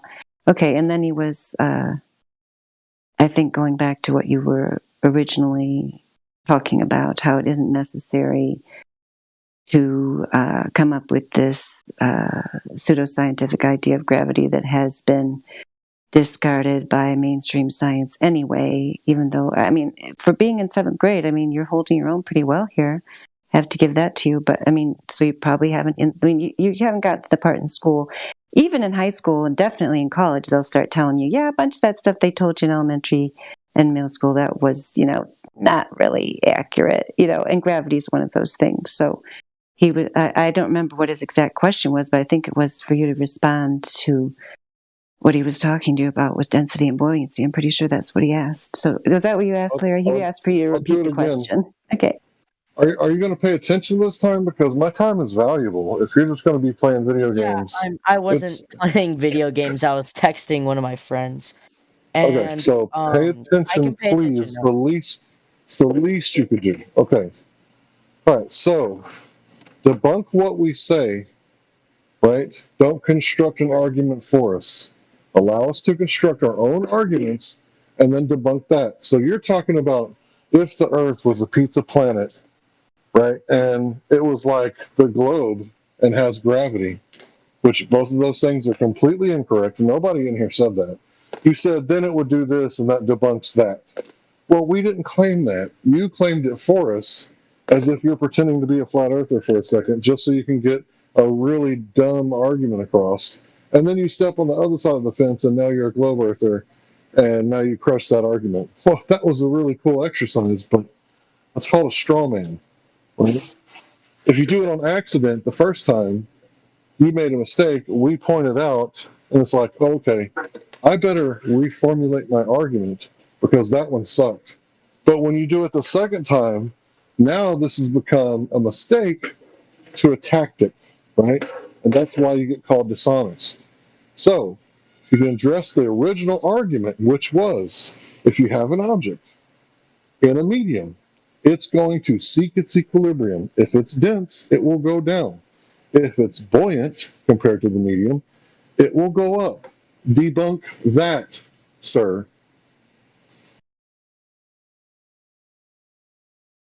At this moment, I have no response because haven't really gotten that far in school. So, well, that may be what you're thinking, but I guarantee you there's nobody else that's going to come in here, from a theoretical astrophysicist to a cosmologist to a physicist, particle physicist. Nobody can debunk that. What I just said. We witness it every day, all day long. One good thing that might happen is as you're in school learning, you might start being able to question it right there on the spot. So, yeah, that's pretty cool. Wish I had that when I was in the 7th grade. I found that video I was talking about, so I don't know if you're able to save it to watch later, Python, and I hope Jesse Gordon will watch it too, where it's called Flat Earther Stumps Elite Physics Professors with Basic Questions. I really challenge you guys to watch that, please. But yeah, I mean, there's many things that we could show you, if you stick around. But there's also a really good question here from Platter. I don't know, Larry, were you done with your particular thing there? I guess he said he thinks he needs to learn more, but yeah, that's not the problem. Yeah, and that's why I showed the video. The physics professors can't answer the stuff, so it's not that you need to learn more. Definitely not, especially not in a mainstream type educational institution. But nonetheless, Platter's question, Python, is, and I don't. This must be in regards to something you might have said earlier about talking to your friends about flat Earth. I don't actually know where this question comes from, but he wants to know: when you next see your buddies, what will you tell them were our main scientific point? Noble seriously want to know. Do you have a response for Platter? Python? I don't think the next time I see my friend, and this is a completely honest answer, I don't feel like when I see my friends again, I'll feel the need to bring this up. But if I am to bring it up, I'd say your main scientific points were equilibrium the entire time. So and buoyancy. Okay, well, no one here has shown you the long distance observations or the laser test. Okay, go ahead, Larry. Yeah, you can address that. I specifically told you to look up specific gravity. I have. And the only thing you can remember, okay, so you told me to look it up. What You we never were told me talking to about. read it. Oh my god. I can read it real quick.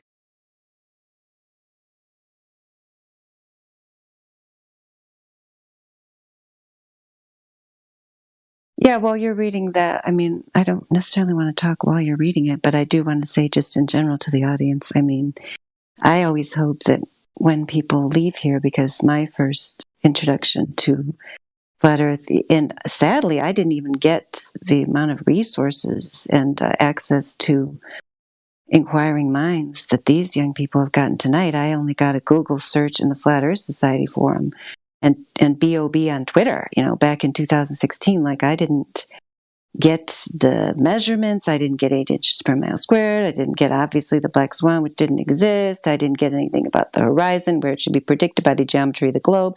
None of that. But even with the tiny little bit I got, even with the confusion brought on by the Flat Earth Society, just with the thought questions that I got about, why this and that can't be explained by the globe model, I was like, whoa, I'm never making fun of a flat earther again. And that was after only like a couple hours of looking into it. I mean, before looking into it, I would have been like most people are before they actually look into it, just by what the mass media propaganda tells you to think, which is, oh, those people are just stuck in the dark ages. They don't know what they're talking about. Of course, it only took a very short time before I realized, oh, there's no way I can make fun of this. Like, this is way more in depth than I ever could have imagined. There's these questions I can't easily answer. I need to do more research and so on and so forth.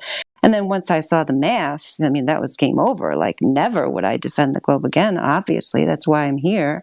So that's why I thought it was a good question. Like, you're not going to say flat earthers are retards, are you? Because that would only reflects your own lack of intellectual ability and discourse. It does not reflect in any way upon Flat Earth.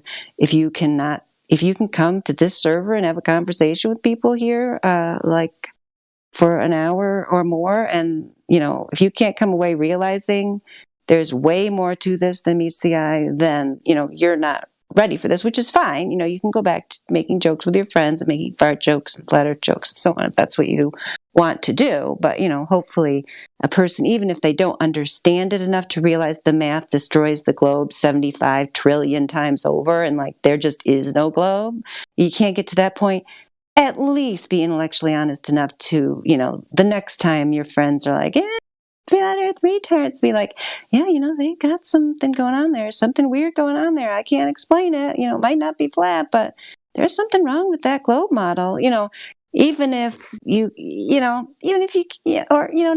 not really the most trustworthy organization. There's absolutely no way they could have gone to the moon the way that they claimed. Even if it's just tiny things like that, like, at least have enough integrity, and at least a tiny bit of desire to spread some light and truth in this world, to, realize that you don't have all the answers, and neither does your science teacher, and neither do the university professors, which is what this video, I forgot to tag you guys in the video, so I'm going to repost the video and tag you too. But, Pretense has a question.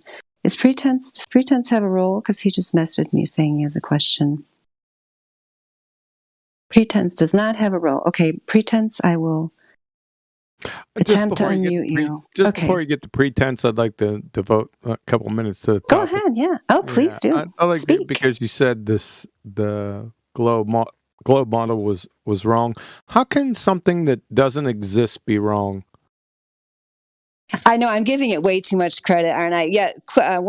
Who is it? Gosh, how can I not remember his name? I hope he's not listening. MG42, whatever his new name is, the XO. Yes, he tells us, yes, don't give it that credit by calling it a model. I know. I try to get away from it because it's really way too complimentary of the globe fantasy to call it a model or anything like that, right? Because it does not even merit that kind of conversation. You're absolutely right. Carry on. Yes, I remember you very well, MG42. It's just I'm in some kind of time warp where I couldn't remember your new name. Okay, so we're going to try to unmute this pretense guy. He's got a question for us.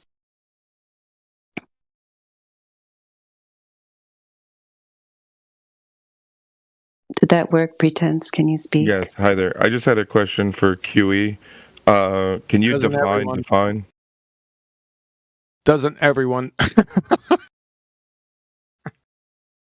Go on.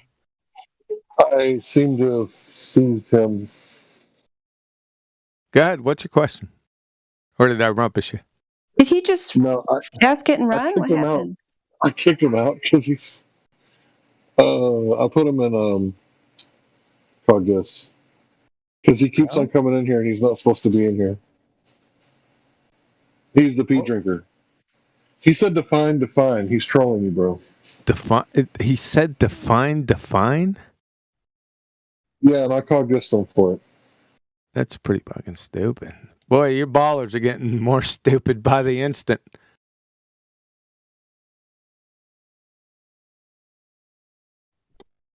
Well, I don't know if I actually Cogdissed him. I sent him to Cogdiss. I don't know if that's actually how that works.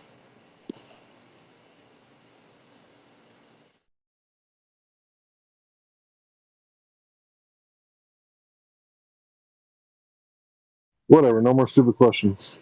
He's like in here like 3 different names in just today so far, I think.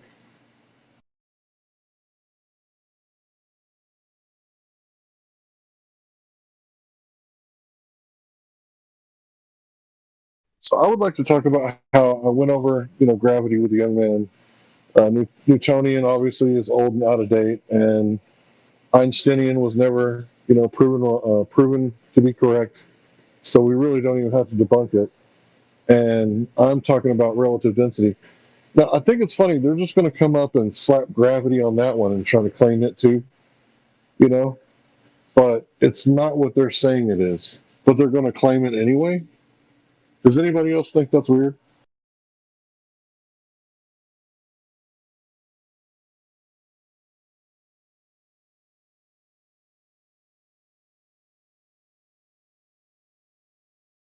Yeah, I kind of expected them to do that, but it's just going to be funny because it doesn't work. It doesn't help them with the ball in a vacuum.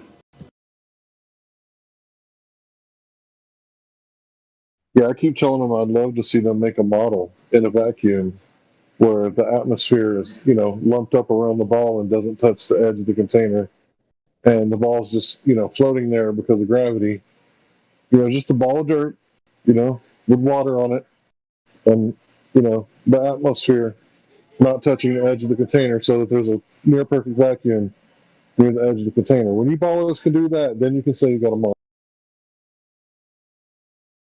Yeah, I think it's even simpler than that because they're claiming that, because generally when you say something like that, they say, oh, we can't, it's all unverifiable, the ball isn't big enough to create the gravity to hold the gas. And then I'm like, what the fuck, bro?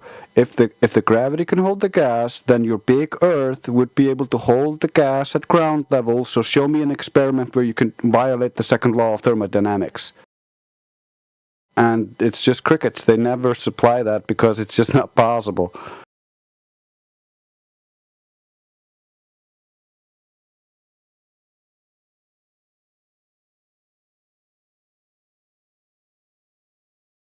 Yeah, they don't have a model. They got a concept.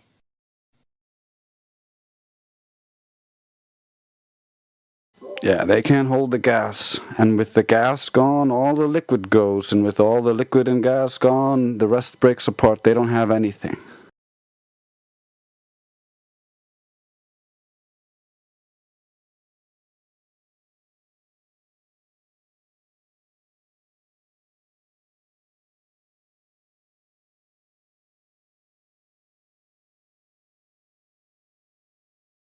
So it all works because of gravity, but we can't demonstrate it because there's not enough gravity.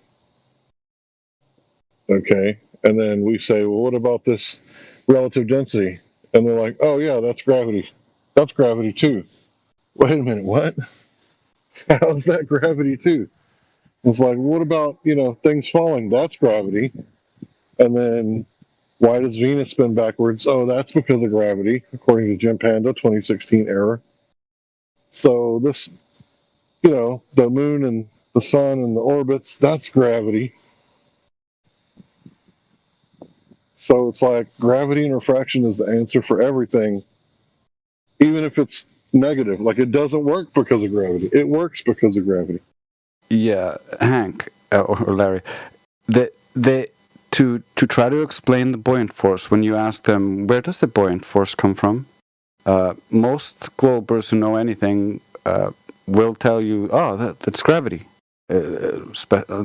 Specific gravity is caused by gravity because gravity pulls more on more dense things, so it pulls the dense things underneath the less dense things, so things go up and things go down. So gravity makes things go up and things go down. But when we look at a hot air balloon, that's obviously false because the attraction on cold air within their math is so minuscule it would never be able to overcome the supposed attraction on the tons of weight the hot air balloon is lifting away from the surface. So their excuse becomes oxymoronic, where weak gravity overcomes greater gravity to pull things away from the surface. It's super retarded.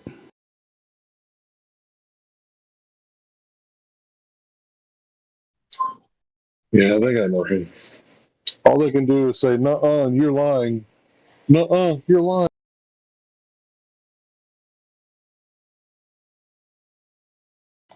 All they can say is, no, I believe something different. I believe, just like Matthew, that's their only defense is belief, and everything is relative. If I can believe it's a ball, you can believe it's flat. It might be flat to you, but it's a ball to me.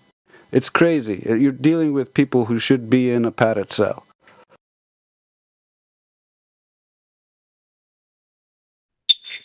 Well, psychosis is strong with this.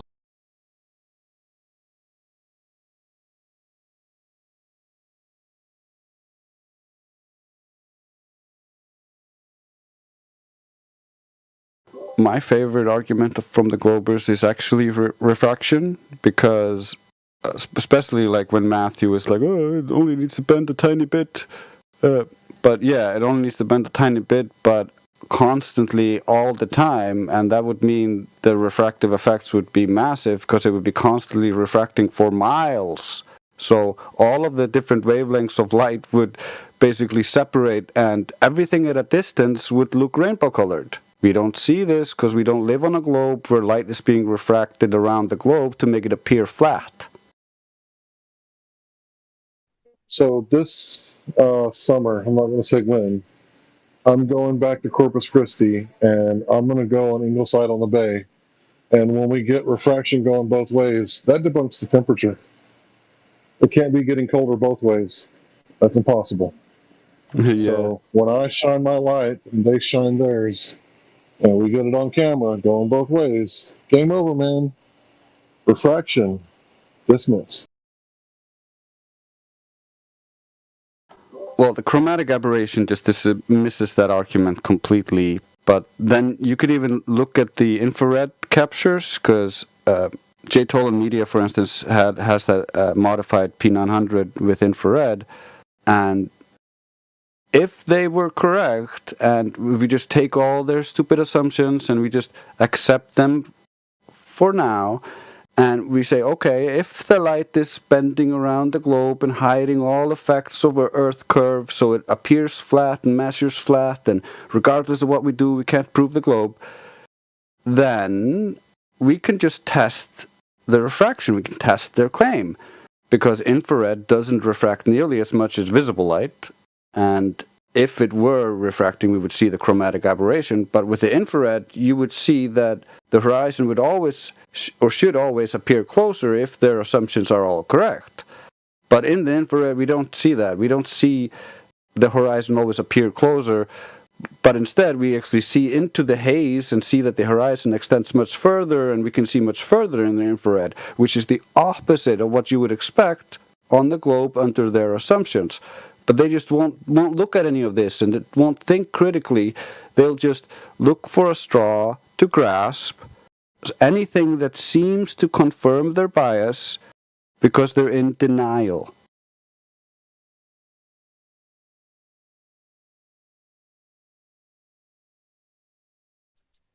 I mean, basically, the only thing they got is they heard that some people went up in the 70s and took a photograph of the Earth.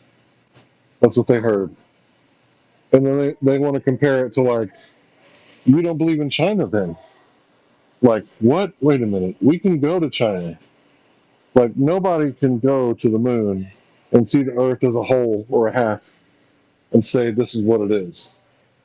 And even if you believe in the mainstream narrative, you're not going there to see it this way.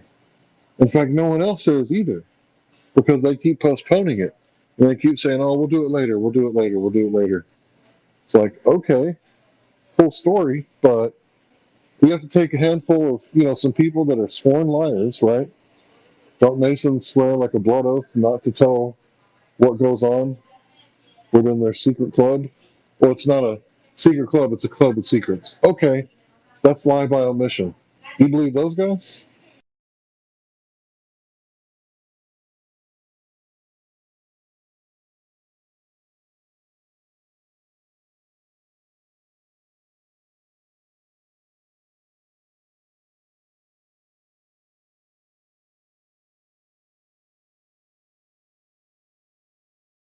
Yeah, I do feel bad for these people who seem to, want to come up with just very complicated, convoluted explanations that don't even make sense for a very simple phenomenon that there's no reason to come up with all these excuses and ideas that don't work and models that don't fit. I mean, why are these people globe apologists? It doesn't make any sense to me. Like, why would you put that much effort into defending this thing when there's this much simpler explanation very close at hand, which is just discard this fake thing that has no basis in reality whatsoever, that is not a model because it fails to predict or describe reality in any way. It's just a story somebody made up. You don't have to pretend it's real. It's very odd. I'm going to get into this, and it might be off topic, and maybe some people don't want to hear it, but I'm just going to go ahead and say it. If you fall into the globe paradigm, you're going to fall into the left and the right paradigm, and you're going to be like easily divided and conquered. This is one of the oldest tricks in the book. But if you follow, and understand that this place was created, we're all equal under the sovereign. And that's the only way you can have unity in the community, is if we all believe that we're all equal under the sovereign. If we all follow Christ and we all have a direct communication with the Most High God through Christ, then there's not going to be any, I got to go through the priest, or you're different than me, and my hair is blue, and your hair is blonde, and you got blue eyes, and I got brown eyes, and, all that stuff goes away when you're one of the kings that he's talking about when he says King of Kings. And that goes for male and female, as far as I'm concerned.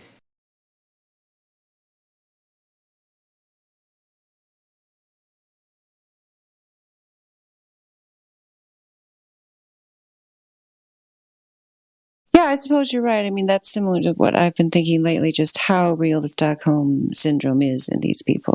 They just can't handle anyone who's questioning the narrative that they're propping up because they believe that lie that somehow their very existence is dependent upon these people, and that these people are protecting them because they rely on the protection of man that's not even real. It's completely an illusion. Yeah.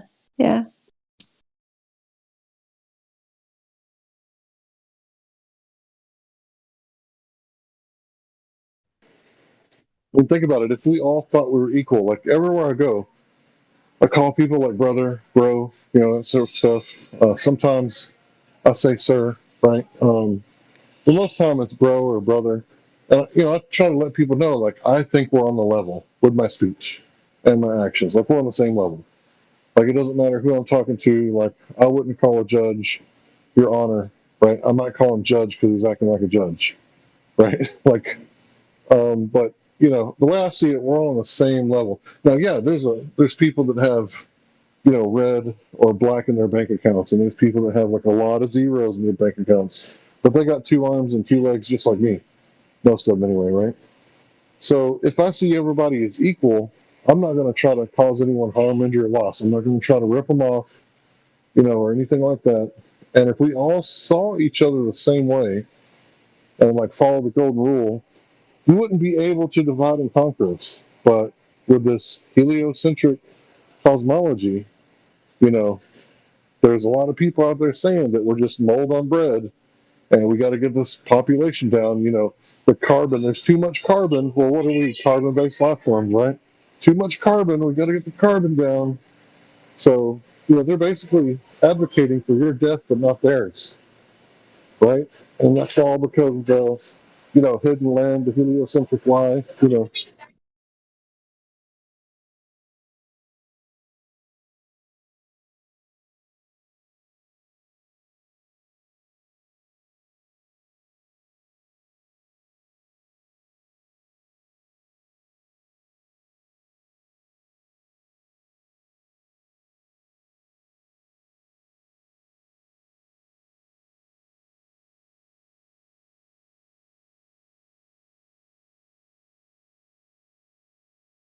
Yeah, that's the saddest thing. I think that they have these young people believing like their very existence is somehow bad, you know. Like they apologize for their own existence, and of course they don't want people to reproduce, you know. And the kids are actually buying this, and they're you know, spreading it. It's just it's sad. I'm sorry. I'm laughing about it only because it's amazing.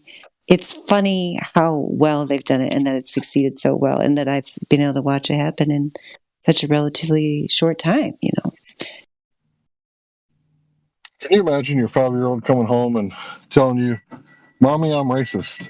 And you're going to say, where did you learn that word at? The kid just learned the word today, but already, you know, he's an oppressor. He's racist. Why?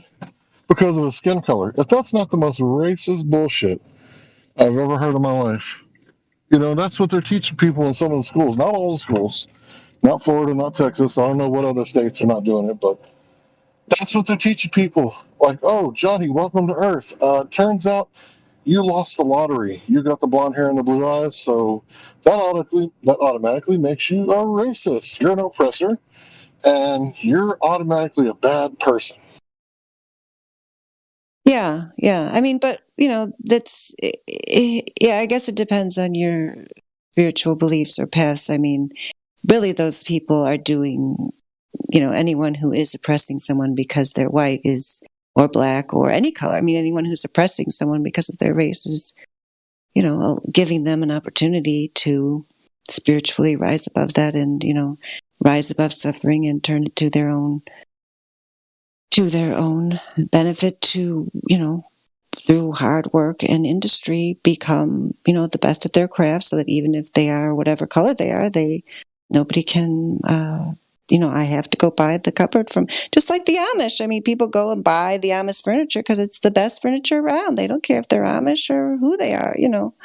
And so I don't think it's a good thing, but I think, you know, anytime you're being oppressed, you can take that situation and try to, the best thing to do to, you know, best revenge is to succeed, right? The best thing to do is to turn that against the person. It doesn't have to be a race, can be anything. You know, anytime someone's trying to attack you, hurt you, slander you, say all manner of bad things against you, and so on, you know, there's a lot of ways to be non-reactive that allows that to then turn against the person who's trying to do evil and ultimately be used for good.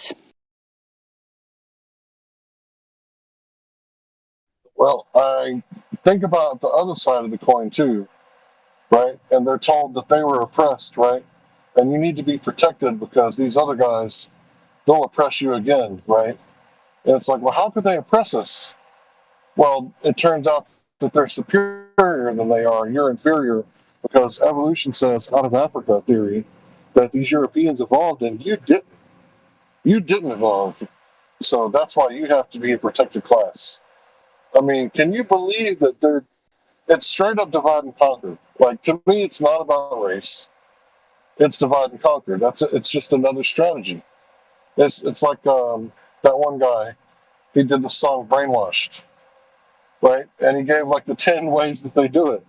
And it's like, man, this is like, I don't know, there's not a word for, I guess it'll be decalateral warfare, if that's a word.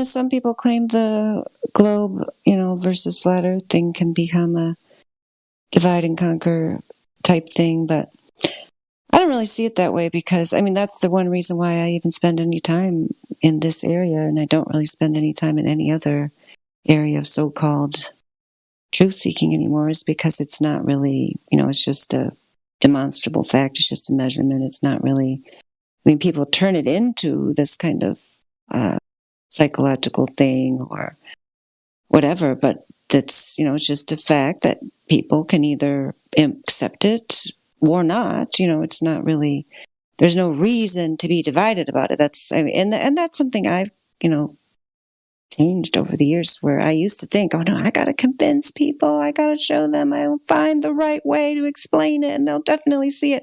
And I've come to see, as many of us have over the years, oh no, you can do it the best way ever known.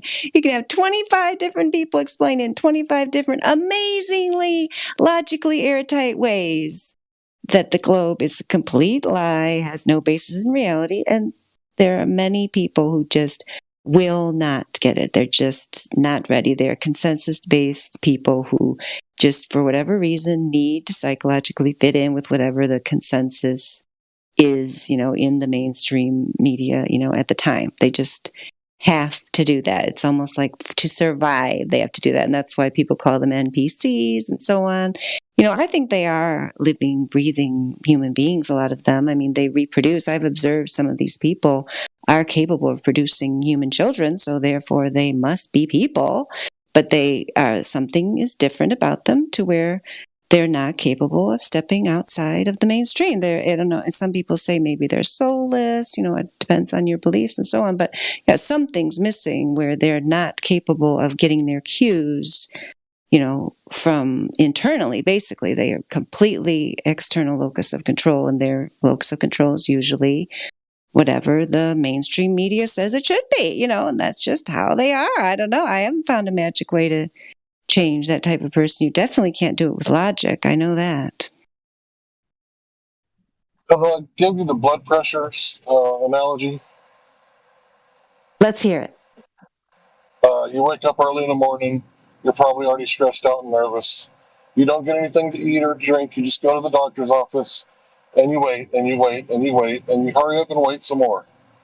And by the time he gets your blood sample, you're completely dehydrated with high blood pressure, and all your cells are just running into each other, and they can't really move about freely like they're supposed to, right? And then he takes, a look at your blood and is like, yeah, you got high blood pressure, and, this isn't a very good sample. As soon as you get out of there, you go home and drink some water, and guess what? Your blood pressure normalizes because now you're at home, you're relaxed, and you're not stressed out. So that's what a snapshot of these NPCs are. It's like they're not, their seed hasn't grown yet. So you're taking a snapshot of their life, and, maybe this young man who is in the 7th grade, he wasn't ready for it yet, but seeds can last a really long time before they sprout.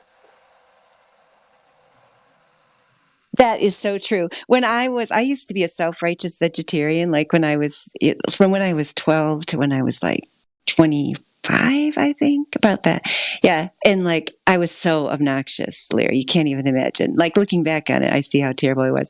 I remember this lady next door that, she was a very sweet lady. And she used to babysit my daughter for free. She would refuse to take money because she couldn't have children. And she was my friend too, I wasn't just leaving her with some strange lady. But anyway, so she just really enjoyed spending time with the baby, And so, and she told me, and she was not judgmental of me being as obnoxious as I was, thinking that was the only way to be, right? She just was like, yeah, I used to be vegetarian too. But then one time somebody told me, for my blood type or whatever, I really should try, that actually I should be on a mostly protein diet, that'd be way better for me. And I tried it, and my energy levels and everything, I felt so much healthier and so much better. So I gave it up. She just said it just like that, really cheerfully, not judging me for being a vegetarian either, but I remembered that I didn't. And then I was still a vegetarian for 4 years after that, militant type. Anyway, but I always remembered her saying that to me because of the way she said it, because she was just kind of like, oh, that's interesting. You found that's good for you. And here I used to think that. Now I found this other way. I always remembered her saying that to me because I don't know, just I think it was because of the way she said it to me. So I think it's the same thing you're talking about, that you might be able to get through to some of these globe believers. They might, especially if they're very young, like they might not even like understand the concept of, that obviously we didn't go to the moon, that that's just a laughable joke that many adults, especially intelligent, in high IQ or, very educated adults know that's a laughable thing. I mean, it's very easy to see the moon landings are fake, much easier than accepting the globe is fake. Like, I've told that story many times. It was when I was a child that I first heard that from our family friend. And when I first heard it, I was like, how could this guy, who I know is one of my dad's smartest friends, who I know has a PhD, whose job is a scientist, who moved here to the United States because of his great acumen in science and was recruited by this multi-million-dollar international company, is telling me the moon landings are fake? Like, how can that be? But my first thing was like, how could he be wrong about that when he's so smart about other things, right? Because that's your first thing, because everything else is telling you that's definitely true, right? So how could Dan Rather be wrong and this, our neighbor is right, even though I know my neighbor's really smart? And then eventually you start to realize, oh, I see, Dan Rather's not really as smart as everybody pretends. He's just a puppet reading a script on the news, trying to act smart. I get it. And of course, since then, it's just gotten worse, right? Like back then, there actually were alternative sources, and like local news or like newspapers actually did have information in them, like that was different than the national level and so on. Like there actually was still journalism, like, and so on. And now these kids just have like a wall that all repeats the same thing, they've never heard anything else. So of course they just hear guy on Discord that isn't going to show me his credentials because he's not going to dox himself says this, like, but everybody else is saying the other thing. They're not going to take it seriously right away, but down the line, they might be like, oh, I remember June 2022 when those guys told me the earth is flat. Guess they were right. You're absolutely right, Larry. Seeds, they're important to plant. Yeah, that's kind of one of the first things I realized when I, started coming around in mid 2015. Like we got to do the seed parable thing. I think that's where it's at, So the seed parable seems to be the way to go. You just fling out the seeds, and what grows grows, and what don't. Because the seeds are free. It only takes a little bit of time to talk about it. But I wanted to tell you a story of my great aunt who lived well into my teenage years. She was vegan or vegetarian. I don't know which one. Because I never knew. The whole time she was alive, she never told people that she was a vegan or a vegetarian. I think she was a vegetarian. So she may have eaten cheese. But like I said, I never knew it because, I just wasn't paying attention to what she was eating, I was only like, 18 years old by the time she passed. And I didn't know this until she passed away.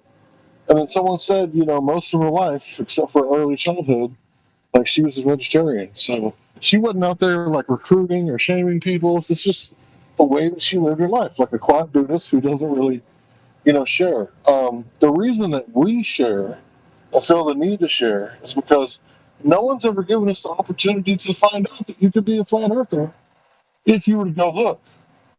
If you just go look, right? It's like, we know that you can be a vegan, you can be a Buddhist, you can be an atheist or a Satanist, whatever you want to be, but, it's like no one has ever gave us the opportunity, like, hey, it's 8 inches per mile squared. Go check and see if that's right. Like, go check where? Like on the computer? Check Google? No, go check outside. Like the earth, the dirt between your toes. Go look there at a large body of water at rest and go check and see if that's correct. And then most people are going to be like, no, I ain't going to do that. Like a lot of people say that they put it off for several months. Me, the first day I saw Rob Skibo with a Flat Earth video, I was like, Flat Earth? What is he talking about? And I went and checked it out, like immediately, as soon as I saw the video. So there's going to be people like me who check it out immediately, but don't figure it out for years. There's going to be people like QE who, as soon as they hear it, his education level is at such a high level that he automatically gets it and doesn't need to go check. And then there's going to be people that take years and years to finally go look or accidentally see too far and go, wait a minute, those flat earthers said that it was 1.225 times the square root of the observer's height in feet, how could that horizon be, 20 miles over that way?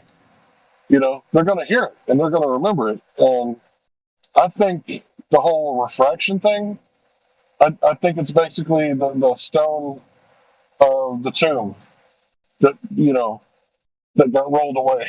I think that's what it is. It's giving people a choice to decide. And if people want to decide, for the next 30 years that they're just not going to look into it, that's fine.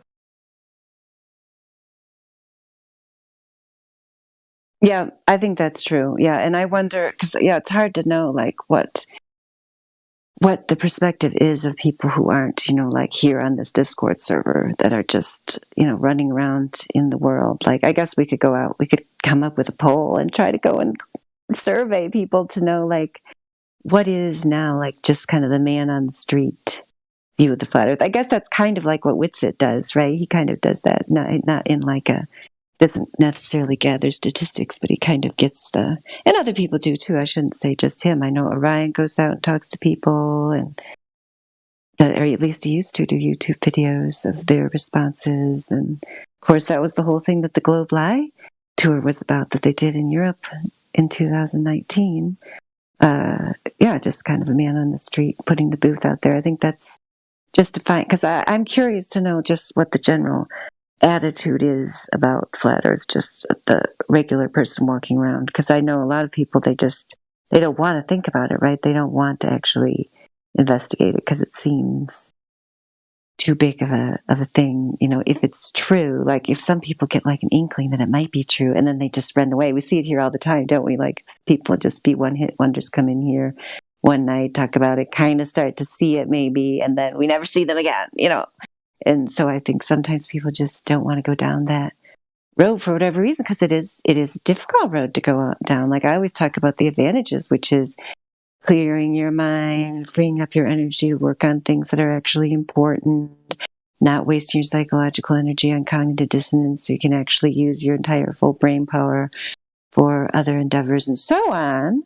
But there's other things that go along with that are challenging in terms of like actually dealing with this so-called society where we live that isn't much of a society at all, kind of a loosely tied bunch of semi-prisoners ruled by a mafia that we call a society, but it's challenging to navigate as it is without, taking on an opinion that, or I shouldn't say an opinion, I mean, it's taking on accepting reality on its face and accepting things the way they are. I mean, that's not a popular stance these days. Everybody wants you to accept their version of reality, not what's actually going on out there, not any measurements.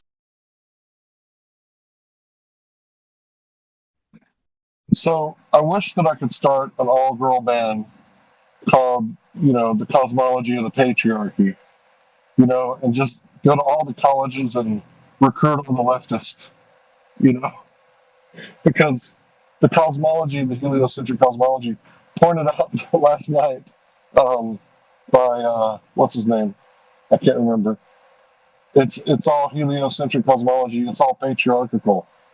And then if you like bring this to the leftists, like they wouldn't be able to deny it, like because it was all men who started it, playing golf. Oh yeah! Oh my gosh! Oh my gosh! You might have something, Larry. Too bad I have all these children I have to take care of. I don't have time to be going out and starting a girl band. But there's got to be some woman out there that's ready to do that, right? Yeah, it was World War D. He was telling us last night that it's the patriarchy, the cosmology of the patriarchy.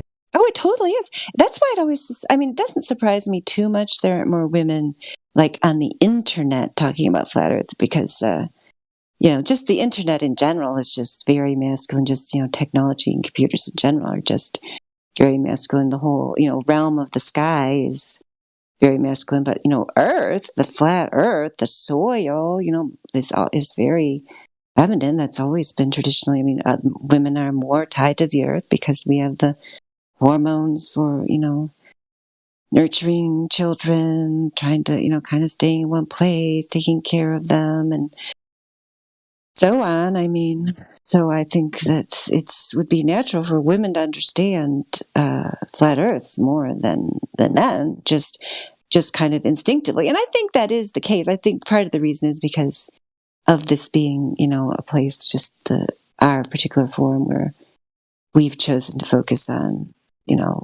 taking the battle to their battlefield, where they're going to be like, oh yeah, this is science and math. We'll show you science and math, guys. You know what I mean? Like, that's what we decided to do. But we have a lot of women around here, especially you'll see them on Ladies' Night, like Ildiko. She's just kind of like, yeah, it's obviously flat. I've never seen a globe anywhere. Like, what else is there to say about it? You know what I mean? Just like a very kind of intuitive, instinctual thing. Because it is, I mean, I'm like that half the time, even though you guys might not believe it. But half the time I'm like with that dude's graphic, Jesse Gordon, I'm like, you really want me to look at that thing and pick it apart? Because I already know, because I already have proven to myself 7,750 times there's no globe. Like, you really want me to mess around with that? Like, that's just not entertaining to me. Like, logic puzzles are entertaining to me. Crosswords are entertaining to me. Math is entertaining to me because it has one right answer that you can get to or not. That's why, Flat Earth does appeal to me.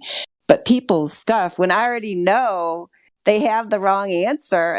I guess if they were paying me to teach them, which I'm research, you guys give him a hard time. He's way more generous than I am. Like, to teach him why his logic's wrong and his bad math, he's showing his work, basically. We already know his answer's wrong. But to me, it's kind of like, well, you started with the answer and then you messed around in showing a bunch of numbers. It's like, why even bother to pick that apart? It's like, you started with the answer in mind, so you already failed. Like, there's not even, in your proofs class, like, you don't even have the problem in the right order. So just X, F. I mean, I don't get into it. You know what I mean? So I do, even you guys might not see it in me, because I can do math, I can't do science, and so on. I'm very similar to Ilko. I'm just kind of like, yeah, it's globe. There's no globe there. It's flat. The globe is a complete lie. Like, what more is there to it? Yeah, definitely. The heliocentric is extremely masculine. It's very annoying and tedious. Not that masculine is annoying and tedious, but it's annoying and tedious that the world, which supposedly is supposed to be embracing the feminine and getting rid of toxic masculinity, is like, thinks the globe is like the greatest thing on earth. It promotes it every opportunity. It's like, no way. The feminism has done nothing for women. Women are in true feminine. Women are in way worse shape than they've ever been before. Believe me, unless they're like some of these ladies I've met through my homeschool who, like, very young, married a very traditional man, and are at home enjoying their children, gardening, cooking, like, and just kind of, like, living in this beautiful world with their children, nurturing their imagination, and so on. Those women are doing just fine. But your average just woman who gets raised in this society and thinks the stuff they say on TV is true and thinks they're supposed to put themselves out there and, like, just basically, become sexually available for whatever man, comes along, and that's somehow empowering them, that those women are not in good shape at all. That feminism has done nothing for women. Nothing at all. So yeah, I'm sorry, Larry. That was a long-winded way to say, yes, it's I think you might have something there with the patriarchy of the heliocentric model. It's definitely true. Yeah, I think it's really weird. You should start a band called Rage Against the Globe, or find something that rhymes with machine. I think it's funny that the most feminist women are the most masculine women I've ever seen in my life.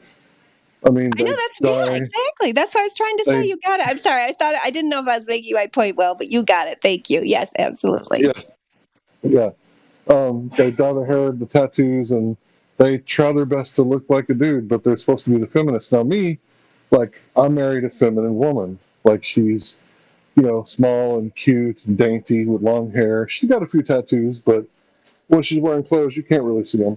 So, for the most part, like, I got a feminine woman, not a feminist woman. Now, she's loud mouth and she'll speak whatever she wants, but that's just the Native American in her, But, yeah, these feminist women, it's like, if you see one on the road, it's like, are you a feminist? Okay, cool. It's like, are you a feminist? Yeah, okay, then you got your own tire. Okay, see you later. If they say, no, I'm not a feminist, then, okay, do you want me to help you with your tire? I'll change it for you. But it's like when you do that, they get mad, like, oh, you're not going to change it? Well, no, you wouldn't want me to. That's your ideology, right? You got this. You're equal, right?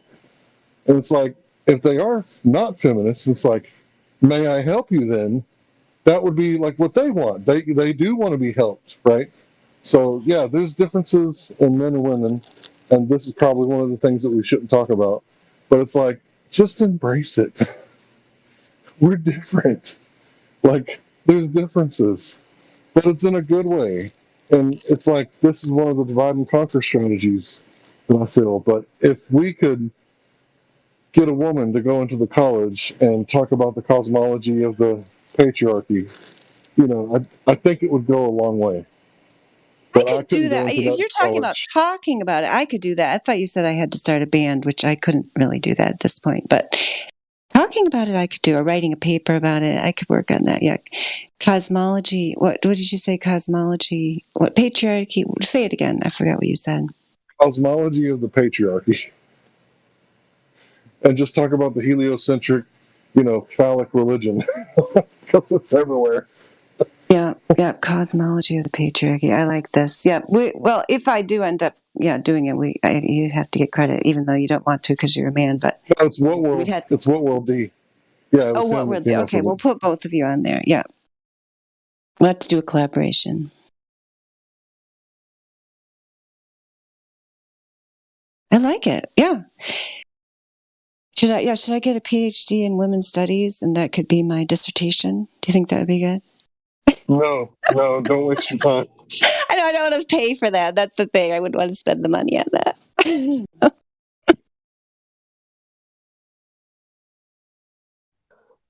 Forget the money. Don't waste your time.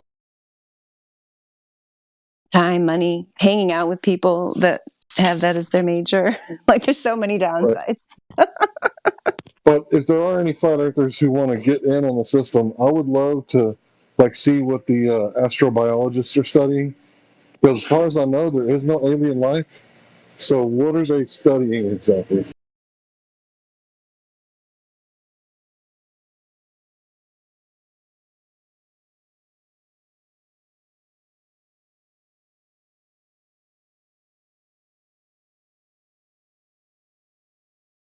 I don't know. What do they say they're studying? Well, when you ask them, they talk about historical evolution and how everything came to be on this planet, and they study stuff like climate change, global warming, for the future of the planet. And it's like, wait a minute, I thought it was astrobiology, life from the stars. Tell us about life from the stars. That's what I want to know about.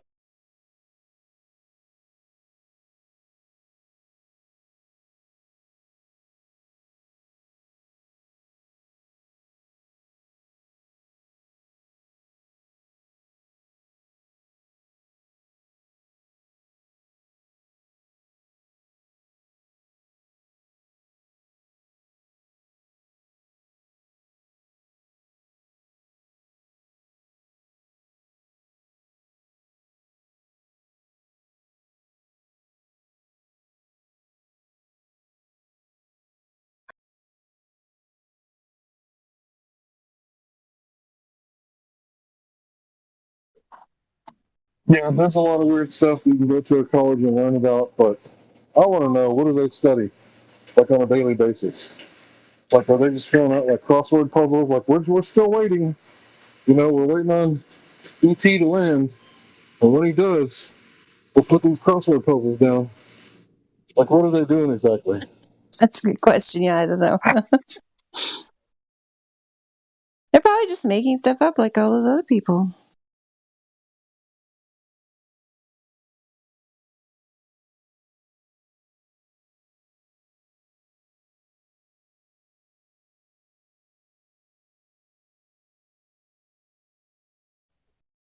I mean, how much does that degree cost? Is that something that costs over $100,000, or is this one of those degrees where you can get an entry level degree for $20 grand? Because there's not a whole lot to study.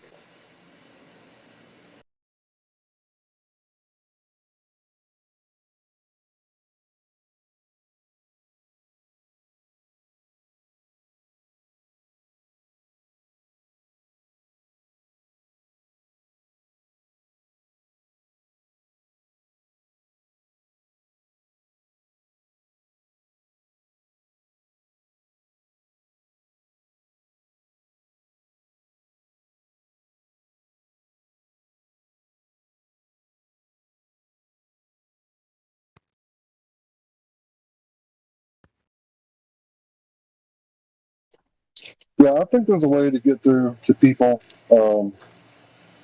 It's just so unfortunate that so many people are coming out of college like, you can't know anything. I don't know if I exist. You know, they're either like nihilist or a subjective moralist. And it's like really depressing. Like, how do you get through to these people? Like, facts don't matter to these people. They're only concerned with, like, you know, feelings. And I really don't know how to relate to those people. Except for, I guess, psychologically getting them in their feels and then trauma-based mind control. But I wouldn't want to do that to them. Yeah, you don't want to relate to those people.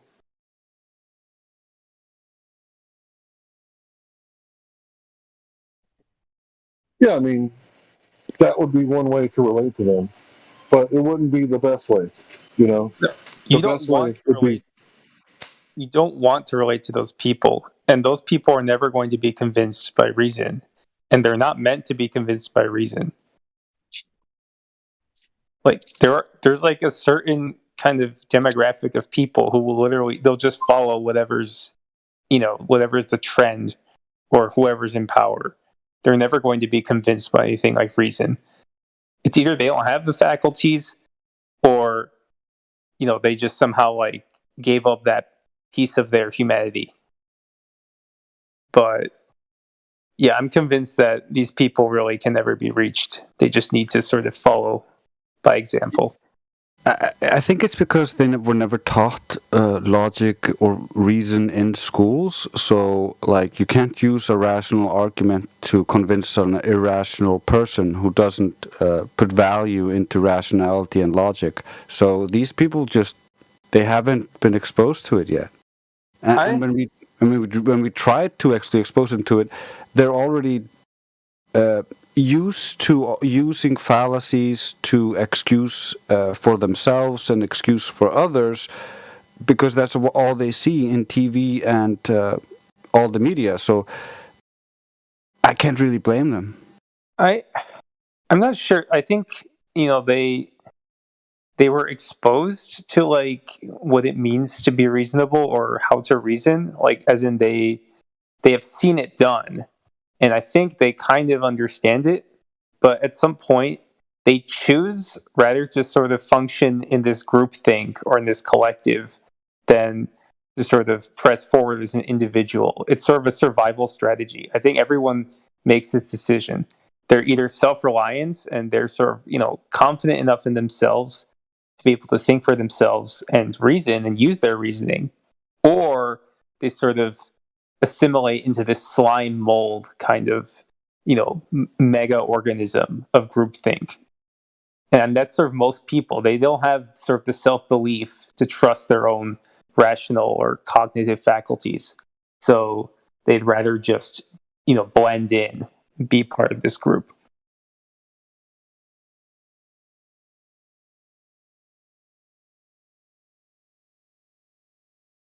I think this is like a formative part of someone's development, is whether they choose to be an individual or a group think kind of cultist. Sorry, what were you saying, Jim? Jim, I can't hear you. Your mic's bad.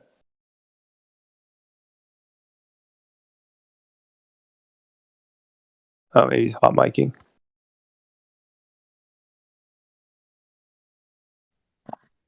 Damn it, Jim. I'm not a doctor. Did he say something?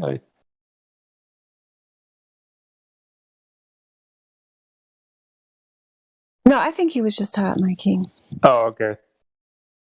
But yeah, I feel like there's like I'm not a psychologist or a psychoanalyst. I mean, hopefully, because those people are usually frauds. But like, I feel like this is a formative part of anyone's development. Is they at some point there's like this crucial experience where they choose to either become an individual or a part of the group. If you guys know what I mean.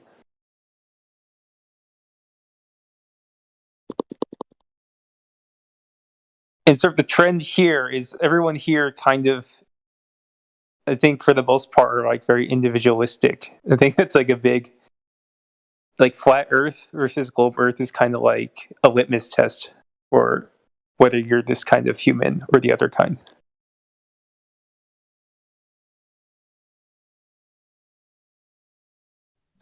Yeah, I think that there's definitely something to that. But then there's also, these side groups, that so many people seem to get roped into. Because I think there is a tendency within us, even if we are, a more like individuated person that has more of an internal locus of control. There's still a tendency to want to be part of. Yeah, we're still some group, right? Yeah. And so then so much of that is then hijacked by these, like halfway there truth type movements, where all these kind of things, like the Alex Jones is a great example there. A lot of people get stuck on one thing or another, or the Q thing or whatever. I mean, there's one thing after another like that where they found the ultimate truth. Oh, here it is. It's amazing. And then the people just spend the rest of their time thinking they found the ultimate truth. And even flat earth, I mean, some people will say that can't, and I think that's true. It can be if you just, are like, think, okay, found out the earth is flat, I'm done. Yay, found the ultimate truth. I mean, that's obviously not true. That's like just beginning, right? Like now you're just like a normal person would be before the heliocentrists, took over the world with their spell. You're just how a normal person would be. So now what are you going to do with your life? Are you going to make an amazing musical composition? Are you going to study electromagnetism? Are you going to find, wonderful new ways to grow plants? What are you going to do? It'd be great. Can't wait to see it. Yeah, certainly. I mean, people even like, we are here as a sort of a community because we like to seek out people who think like us. But I still think people here, on average, they sort of possess more of this individualistic spirit than the average person. And I'd say by far, like it's sort of far greater inclination towards individual thinking than the average person you find in the street. Like the NPC I posted is like the average person, at least where I live. So no doubt. I mean, that's why we have. I mean, just in this server in particular, and I think the flat Earth community in general. I mean, there's quite a bit of contention that goes on just within the community, which some of it's probably from disruptive forces that are actually attempting to, of course, derail any kind of social movement that would get any kind of momentum. But the other part is just we are a bunch of very strong personalities, which is unusual in the world today to even find one person who has a personality, let alone find a whole bunch of them together, trying to accomplish something in a Discord server, it's or on YouTube or wherever, different people are doing different stuff. But, that's just part of the nature of the game. I think it can get messy, and that I try not to get too as agitated about that as I used to, because at least we have a pulse, at least we're still talking, at least we're not just like scared of any conflict, like so many people are, so that's why you see all those NPCs, like if there's anything that seems to be like going against the grain, they'll surround you like the Borg, like, oh, person does not compute, not following directives, get them, even though we might be fighting with each other, I'd rather us do that than be the Borg, But I just wonder if in sort of the human, I don't know, in the human kind of consciousness, like what is like the percent, is there like a fixed ratio of NPCs to non-NPCs, you think, in any human society? Like, will it tend to some kind of limit in the long run?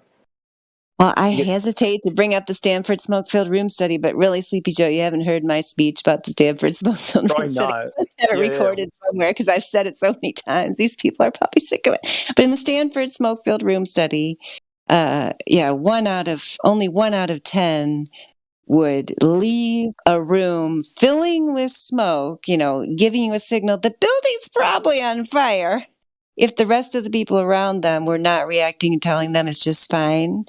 9 out of 10 just stayed in the room because the rest of them were actors. It's a psychological study they set up. The target, was the only person not in on it.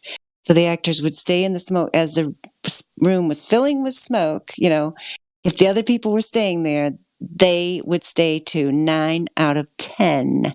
Only 1 out of 10 would go and leave the room and try to find help because, and most of them wouldn't even say anything. Oh, They just man. look around, and the other people were still like just doing nothing, ignoring the smoke, filling out their forms. They wouldn't even say anything. A small number would like ask somebody else, "Oh, do you see that smoke over there?" And then the actor who is in on it would say, "Oh yeah, it's no big deal. Don't worry about it. I'm sure it's fine." And the person would stay there.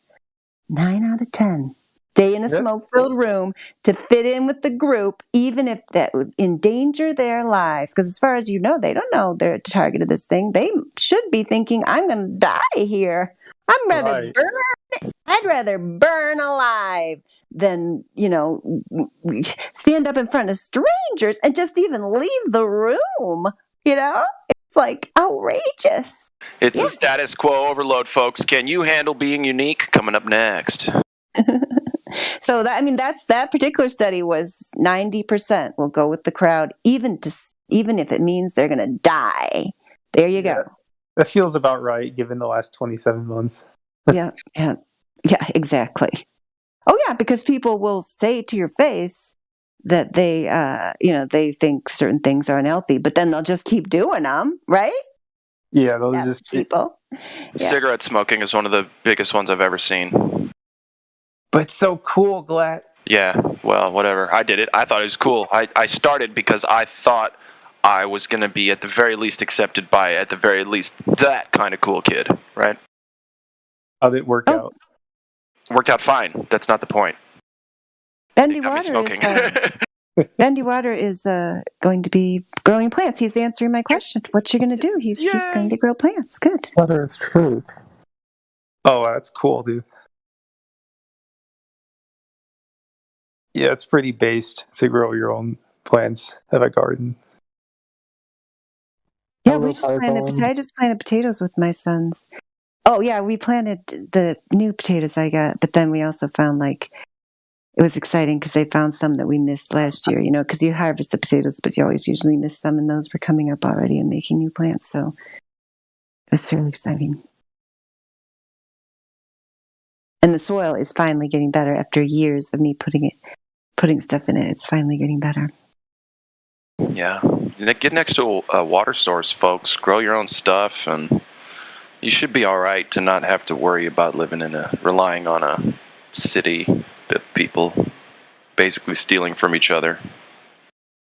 Yeah, people have to remember, the Native Americans over here, they lived with way less than what we have now. It's a lot of, you have to learn certain skills for sure, but part of it's also a mindset of being willing to just make do with what you have and figure things out, as you go. And, as long as you have that mindset, you can make do with what you have. We've got plenty here.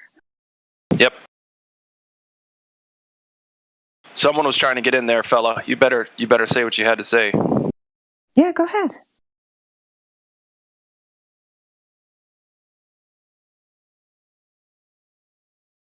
Are you talking about me?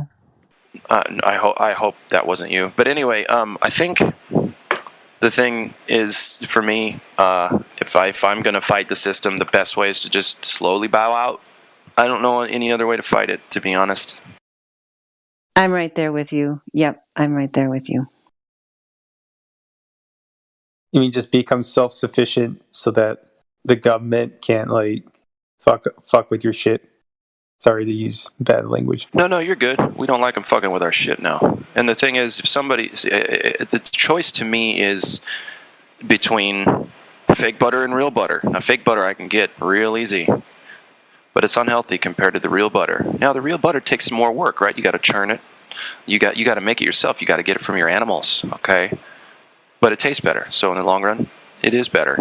And if people switch from instant gratification, always knowing where everything's going to be, in the grocery store, and the red lights and the green lights and the timing everything perfectly, and you can give all that up if you're just willing to do a lot. Actually, it's a lot less work mentally and emotionally, but it's a little bit more physical work, God forbid, to live off of the oh no, just stop suckling off the teat, right? Yeah, sucking the teat of mommy and daddy government. Some of the weird like androgynous like bafflement. All right. It's not what it was a symbolic thing that I said. I know. I was just fucking up your symbolic thing. I know, and then I was coming in like an angry dad. So anyway, the point was translated. Yeah, I get like it's sort of like, you know, it sounds like more work, but as you said, in the long run, it's probably less work. It's a lot less work. It's more rewarding because you just get stronger and everything's more like rewarding, right? Like if you make your own. It's like this. What's going to give you cancer? Worrying about bills every year, or worrying about whether or not it's going to rain? Eventually, it'll rain. Okay, and you can make do in the meantime. Bills are always the same stupid shit every single time, and it's so much more work internally to just deal with it. I guess it's my opinion. Just go off the grid. Yeah, I feel like that does piss off the evil reptilians. Or you know, whatever. I don't even think they get pissed. I think it's just. By the way, what reptilians? But I think that they just get pissed. They don't get pissed. Sorry, they don't care. Their reptilian brains do not allow them to experience. Come on. They got enough people under their control, I guess, to where a lot of us could get off the grid, and it wouldn't really matter. They'd have enough sheep and lemmings to, you know, make the cogs go and the wheels go.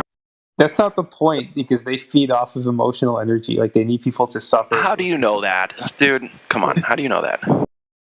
Just like, it's just my experience. It's like the psychopath. Really? So, the psychopath.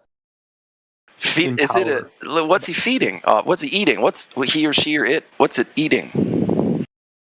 Okay, so if we get into this, I feel like it's going to escalate. But I just want to know what it's consuming. That's all. It consumes like emotion. Yeah, they feed Fear off and control. It's about the control. It's a parasite. Put someone in fear, they're easy to control. It's a fear and control campaign. No, Go I mean, I turn agree on with Hollywood, that. I'm just Hollywood saying, movies. I don't think Any it's Hollywood food. movie you want to. I don't think it's food. Yeah, no. I know it's not food. They're not feeding off of it like pigs in a swallow. Anyway, think about like any movie, Hollywood movie. It's an emotional roller coaster, right? It's I'm happy, I'm sad. Build up the character, now they die. It's just tear-jerking, you know, emotional roller coaster. I think they do it on purpose. I mean, you could say like psychopath, even if it's not like actual sustenance. Like psychopaths like to feed off of like empathetic people, right? So in some sense, they get a kick just out of making other people suffer. So I'd say the psychopaths in power, they kind of need that kick. So it's not like literal caloric intake flat, but it's like sort of their raison d'etre is to sort of lord over people. And if you just remove yourself from that, it kind of, I feel like they'd sort of miss something. And if you look at the bourgeoisie of like the Ukraine back in the day, Stalin literally waged war on them by passing laws that they couldn't eat.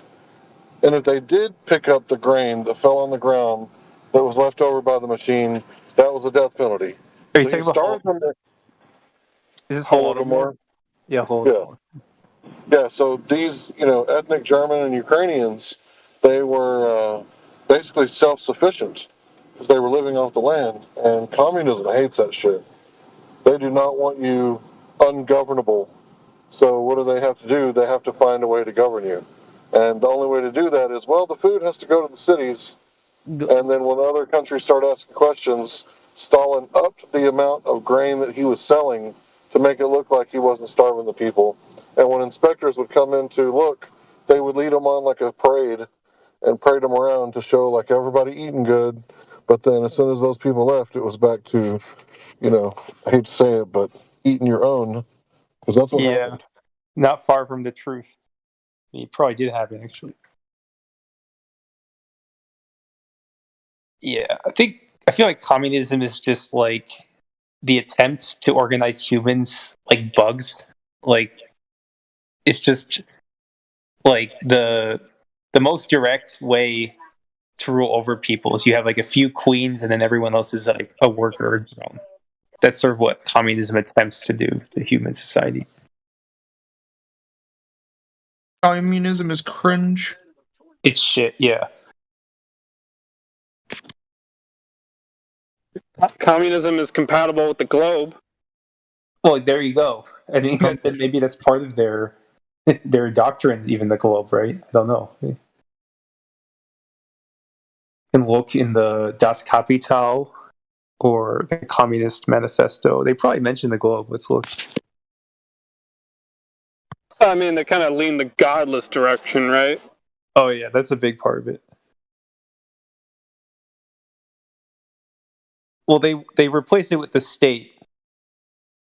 So like and they're pretty open about it. I mean, at least in like, let's say, classical Soviet communism, they're like, yeah, you're worshiping the state Communism. and the party. Huh? It seems to me like those brainwashing techniques that they go over in that book 1984. Never read the book, but I watched the movie.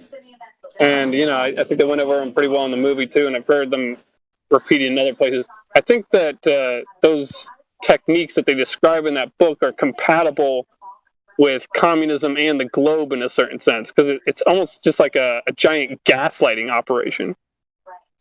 There are some flat Earth references in 1984, the book. It's like not in the movie, but if I recall, there's a literal conversation where some guy in the party is telling them about the globe deception. Let me try to find it. But you guys must know what I'm talking about. Do you not think that our mathematicians are capable of coming up with dual cosmology? Those for the NO and those for the no knots? Do you not think that they're capable of it? Yeah, I mean, I think they're capable of coming up with the thing humans will most believe and buy and eat up, hook, line, and sinker. Yeah, you bet. I swear, you guys don't know what I'm talking about? I just quoted it for you, bro. Search what I just said. Do you not think that our mathematicians are capable of coming up with a dual cosmology? If you search those words, you'll find yeah, I'm a retard. You're right, Hank. Yeah, sorry. What? Yeah, you're right. That was the quote. Well, that's a quote? That's a long one. It's in the book. Read the book. What book? 1984, Glenn. Oh my god. No, I'm not going to read that 7 million page fucking thing, okay? It's only like 6 million. It's like 200 pages. What are you talking about?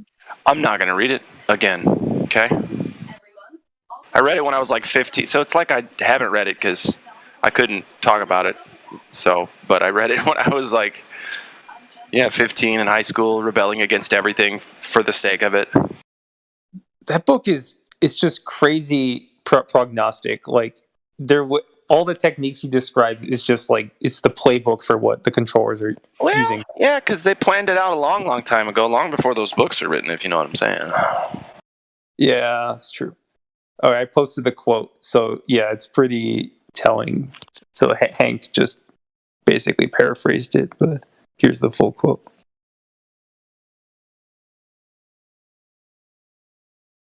And also, the original printing of 1984 is also like a Freemason eye on the cover, so it's kind of funny.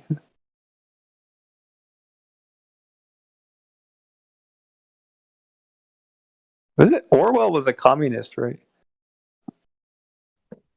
I believe he was a socialist. Socialist. The communist. Yeah.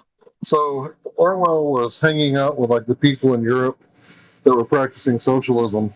So he got to see like what the life of the miners were like, how they had to like walk like miles to work, and then when they get there, they had to crawl miles underground to get to where they were supposed to be, and what miserable short lives they lived. And I think he kind of had like a bit of an awakening. So he wasn't the same like all the way through, but he was definitely anti-communist.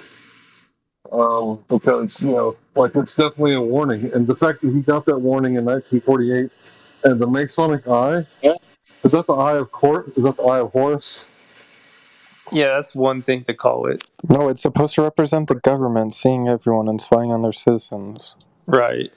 Well, the eye is the society that broke away from Egypt back in the day, right? Yeah, but it doesn't represent some like Egypt ideology. It's just like the all-seeing eye, like the big brother, big government. I'm saying it's the same group with the same symbolism all the way back, like ancient No, Egypt. but it doesn't represent like some group. It just represents the government. No, you're wrong, Sasha. All right, now that Sasha's saying that, we know it's not just the government. The symbolism is That's what far older 1984 than is the all American about. government, for instance. 1984 is literally about the dangers of having a too strong of a government. Like that's Sasha, is there anything in the world that you don't take at face value?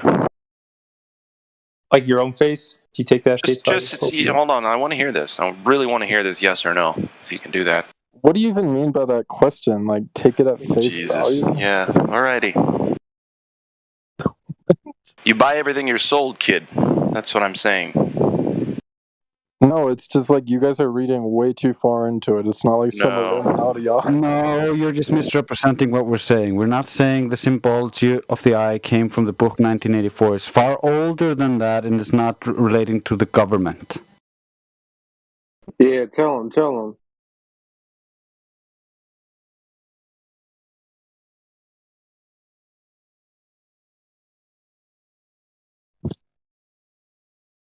I like it when Drace comes in and schools someone. It's very effective. He didn't even school me. He did too. He totally did. You're just a delinquent student. So you're gonna keep getting spanked. Grace is totally my bad cop to my good cop. At least you're getting in on the cutting room floor, He wasn't Sasha. the other guy. Yeah. As Flat Earth starts to become more and more obvious to everybody, you're getting in on the cutting room floor. We might even say later, years from now, oh yeah, Sasha was with us from the beginning. No. Flat Earth is. I think it's growing smaller and smaller. Oh my gosh, Sasha, No. you're so behind the times. That's just Get you with projecting, it. Sasha. You wish. That's what you wish, bud. I've been here, even in the tiny world of Discord. We used to have tons of Globers come in here, like day after day, defending the globe left and right. Now, like nobody comes in here and defends it. Nobody has a decent argument whatsoever. Just ban all the Globers. That's not No, true. that's not the reason. That's not the reason. Yeah, I just unbanned. Hey, where's RC Meisty? I unbanned RC Meisty like weeks ago, and he still hasn't rejoined. No, they just don't want to be around here because our logic is airtight, and basically the Black Swan, just in particular, destroyed them. I mean, that's only one aspect of it. But once the Black Swan came around, the Globers all ran away. I mean, that's what happens, Sasha. I'm sorry, I lived through it, and you did not. Yeah, Sasha, I think your kind is getting smaller and smaller every day. Yeah, they don't have any good defenders. I don't know if they're breeding faster than we are. They don't have defenders. It's kind of unfair.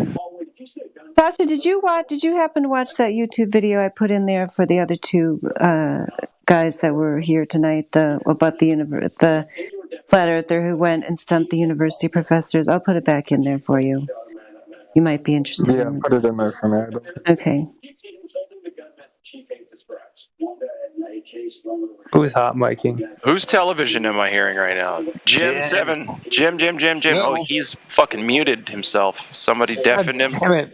Jim. No. Somebody unserver deafen him so we can server mute him. Or just mute him and then he'll be like, well, yeah, whatever.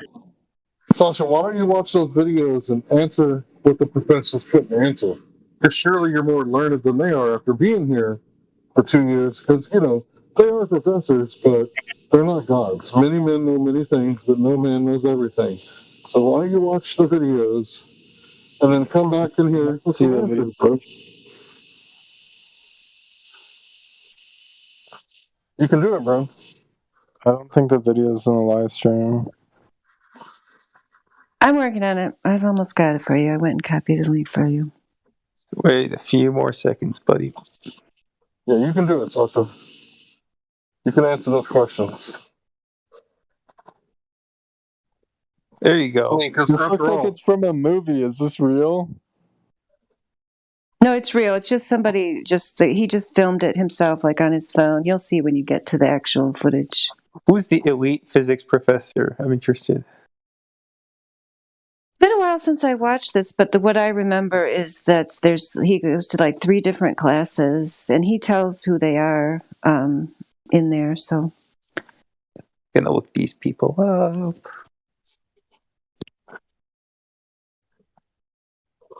Ira Rothstein. Oh. Professor Ira V. Rothstein. PhD, University of Maryland. Really? Yeah. They have his CV right there.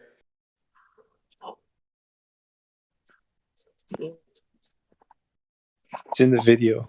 PhD, University of Maryland. Master's Physics, Brown University. He's a professor at Carnegie Mellon. So yeah, he's a serious guy. So yeah, Carnegie Mellon's like one of the best universities in the world. Yeah, definitely. Somebody get that guy some parentheses. I ran out of parentheses, Hank. I don't know what to do. The parentheses button on the keyboard doesn't work anymore. It literally doesn't. It's like broken on my phone. I use it too much. Too many freaking coincidences. Ain't no such thing, brother man. Too many coincidences. Coincidences. I got this. Wait, hold on. If it's a coincident, it's an incident that happens along with another incident. That happens all the time, doesn't it?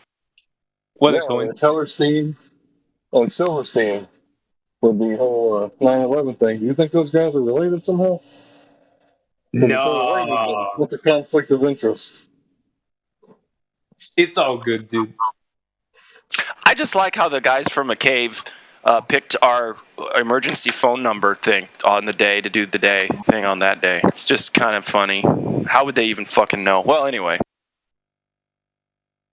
yeah, that was one of the examples when Sleepy Joe was asking about the percentage. I didn't really want to mention it because a lot of people argue about were there people, were there planes, were there this, were there that.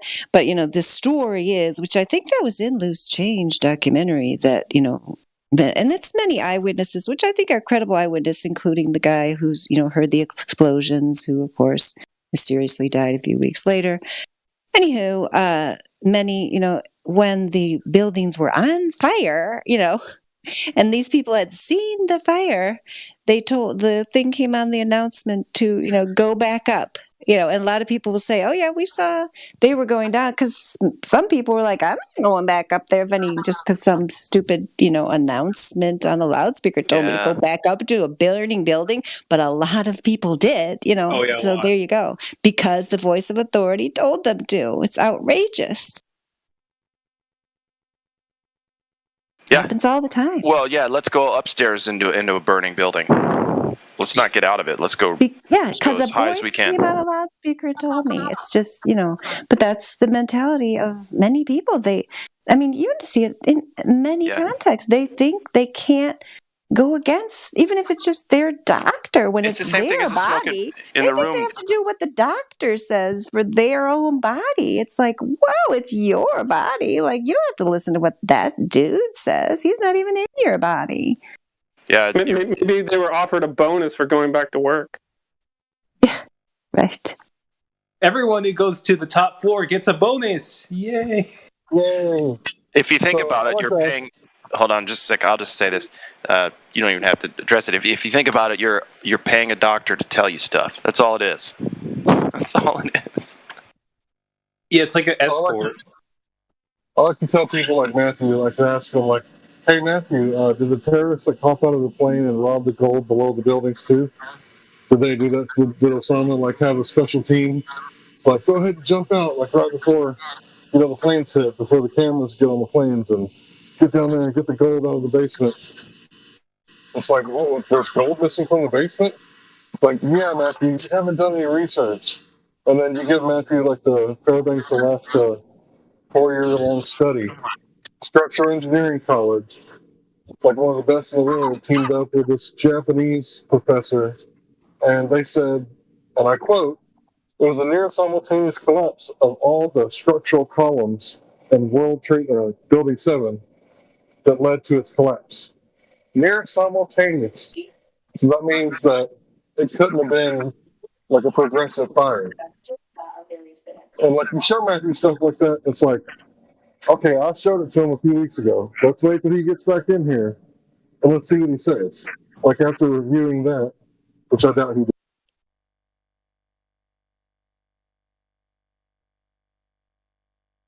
Yeah, I feel like Matthew got chewed out by his superiors for not shutting down that conversation, which is why he's been MIA for a while.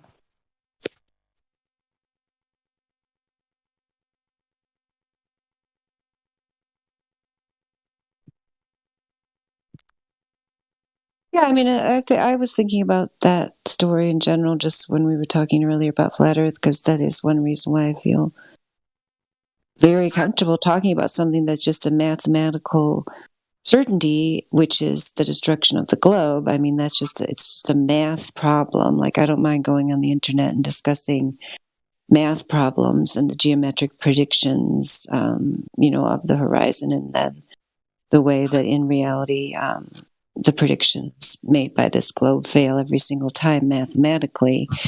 But, I don't usually go around telling people, what to eat, what to think about this thing, the other thing, what to do, whether to go to church or not, or where to go to church, or what to wear, or what to do about anything anymore. Because I have given people information that was wrong in the past about different things that aren't objectively proven, like the fact that we obviously don't live on a globe of a radius 3,959 miles. I mean, I can say that with confidence, knowing at no time in the future am I going to have to go around and apologize to people. I'm sorry, I told you we don't live on a globe, because we definitely do.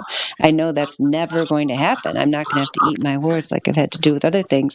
Like, for example, I bought the 9/11 story, at the time, and and I feel bad now that my daughter, although she's the one who got me to watch Loose Change, she, figured it out before me. But I feel bad that when she was young, I believed it and went along with it, and I was very wrong about that. And I used to think like certain conservative Republicans actually believed in liberty and wanted to change things in our country, when they would try to call out the leftists for their silliness. I really thought they were on their side, and I actually even campaigned for some of them. Now I look back and they're like, oh my gosh, what a moron I was. I'm so sorry that I told people that it would make a difference if they voted for this Republican. What an idiot I was. But with Flat Earth, I don't have to worry about any of that, because I just know I'm giving people things that are facts, and like Larry said, that they could go and confirm for themselves if they chose to. And I know I'm not going to have to regret it. So it's pretty cool, Flat Earth, just an objective measurement that you can feel comfortable spreading around to people. Yeah, for me, it's the same. I'll ask people for money. I don't ever get money off of doing this. So the way I see it, it's you can listen if you want to, or you can overtalk my ass and I'll shut up. You don't have to listen to me. And if you don't like, what's coming out of the channel, you can change the channel. So I might be wrong about things, but I'm not giving people concrete, this is how it is. I'm telling people to go look for themselves. So that's going to keep me completely clear in my conscience. If I am wrong about something, well, I didn't do it deliberately. And second of all, I told them not to trust me and go look for themselves. Yeah, and it's, and people who are pushing the globe, if there's anyone listening and some of these people who push the globe, a lot of them are flat earthers. We know that, a lot of the ones, especially the ones at the top, they definitely know the earth is flat and they're consciously pushing a lie. But other people, who are not sure, who are just pushing the globe because they want it to be true, and so they are part of this kind of childlike mentality where the more people you have, to push what you think is true or what you want to be true, then, the more right you are. You really should think before you continue to fight flat earthers or perpetuate the globe that it is a very painful process. I'm here to tell you, if you're a person with a conscience, of course, I don't know what it's like to be a person without a conscience. But if you're a person with a conscience and you get to a point and you realize that you have, were looked up to by people, and that you led them astray, Danny Faulkner's one example, I could think of that we do talk to in here sometimes. And if you don't get to a point where you hold yourself accountable and realize that you made a giant mistake in leading people astray in a way that would affect their spiritual growth because you're keeping them in a lie and using a holy book to do it, if you don't ever hold yourself accountable, then since you claim to believe in a higher power, when that higher power holds you accountable, that might be even more terrible. I know I've held myself accountable in realizing I led people astray in different ways, and that's really difficult to do, and have to go back and find those people and apologize, and make up for what you've done. It's very difficult to do. Sometimes you can't find the people might have died. So if you're a person pushing the globe lie, now's a good time to reconsider that position and why you're doing it, and is the thing you're preserving in order to, by pushing this lie, is it really worth preserving that? Or are you willing to put yourself on the line, and really, put your money where your mouth is and be a real person who takes a risk in telling the truth instead of defending a comfortable lie? So imagine if people did listen to what I said and they went out and measured it. If the Earth is a globe, it's going to present itself as a globe. And what's wrong with that? Isn't that what, quote unquote, science is supposed to be about? Checking and double checking and triple checking and quadruple checking? Because maybe just one day the answer is going to be different. So, if this is all, science and settled, right, then what's the problem with double checking? What are we going to find? We're going to find settled science? If that's what it is, that's what we're going to find. Right? So I tell people to go look for the curve. If it's curved, they're going to find curves. So I got no problems with that. Telling people, like, hey, just in case, they were wrong, right? And, all that, Star Trek and Star Wars was just, a bunch of propaganda and has absolutely nothing to do with reality, you might want to go check outside. And then people are like, Hank, you don't believe in the pictures from the Black Swan. It's like, no. Why would I believe in pictures? Go outside. That's what that argument's for. When Huey makes that argument, I don't think it's meant to convince people right away that the Earth's flat. I think it's meant to convince people to go outside and check, just in case it is. Yeah, but going outside is a non-trivial task for some people these days, especially the younger people. Okay, so if anything, I'm wrong. Okay, let's say that I am. I'm wrong, and I convinced hundreds of people to go outside to the beach. Well, what do they get? Vitamin D and testosterone if they're male. So thanks. Yeah. You Thanks, dastardly fiend. And fresh air. Yeah, fresh air, oxygen. That's always good. Yeah, I think anyone here, if we're presented with incontrovertible globe evidence, we are ready to, come back into the globe fold.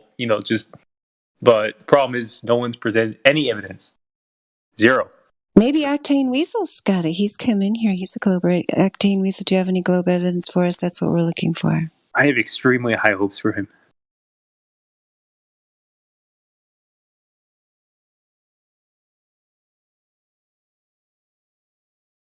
No, he's not answering. He said nope.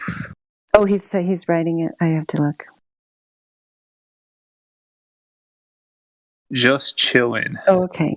All right. Well, if you do come up with any globe evidence, let us know, because that's what we're looking for tonight. Haven't seen any yet.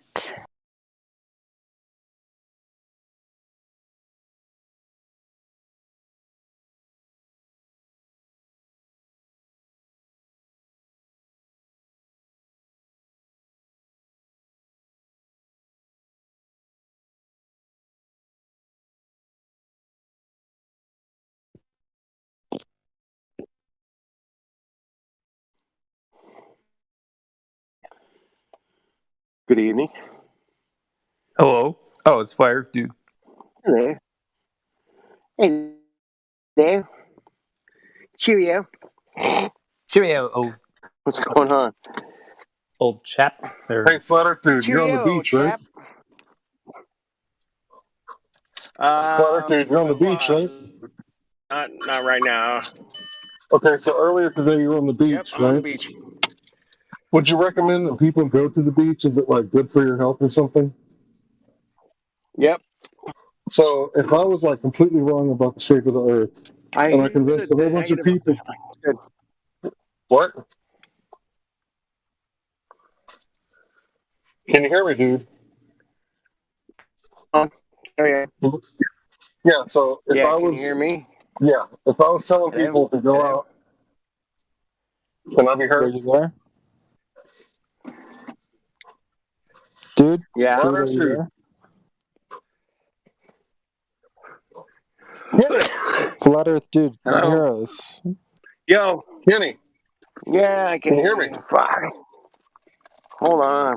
Yeah. Hold on. Okay. Hold on. I didn't know I needed to wait. Sure. I'll wait. Let me switch I'm gonna try some different headphones. Hold on. Give me a second.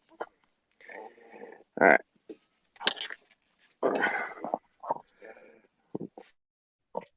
Forget the Bluetooth for now. Let's see if this works better.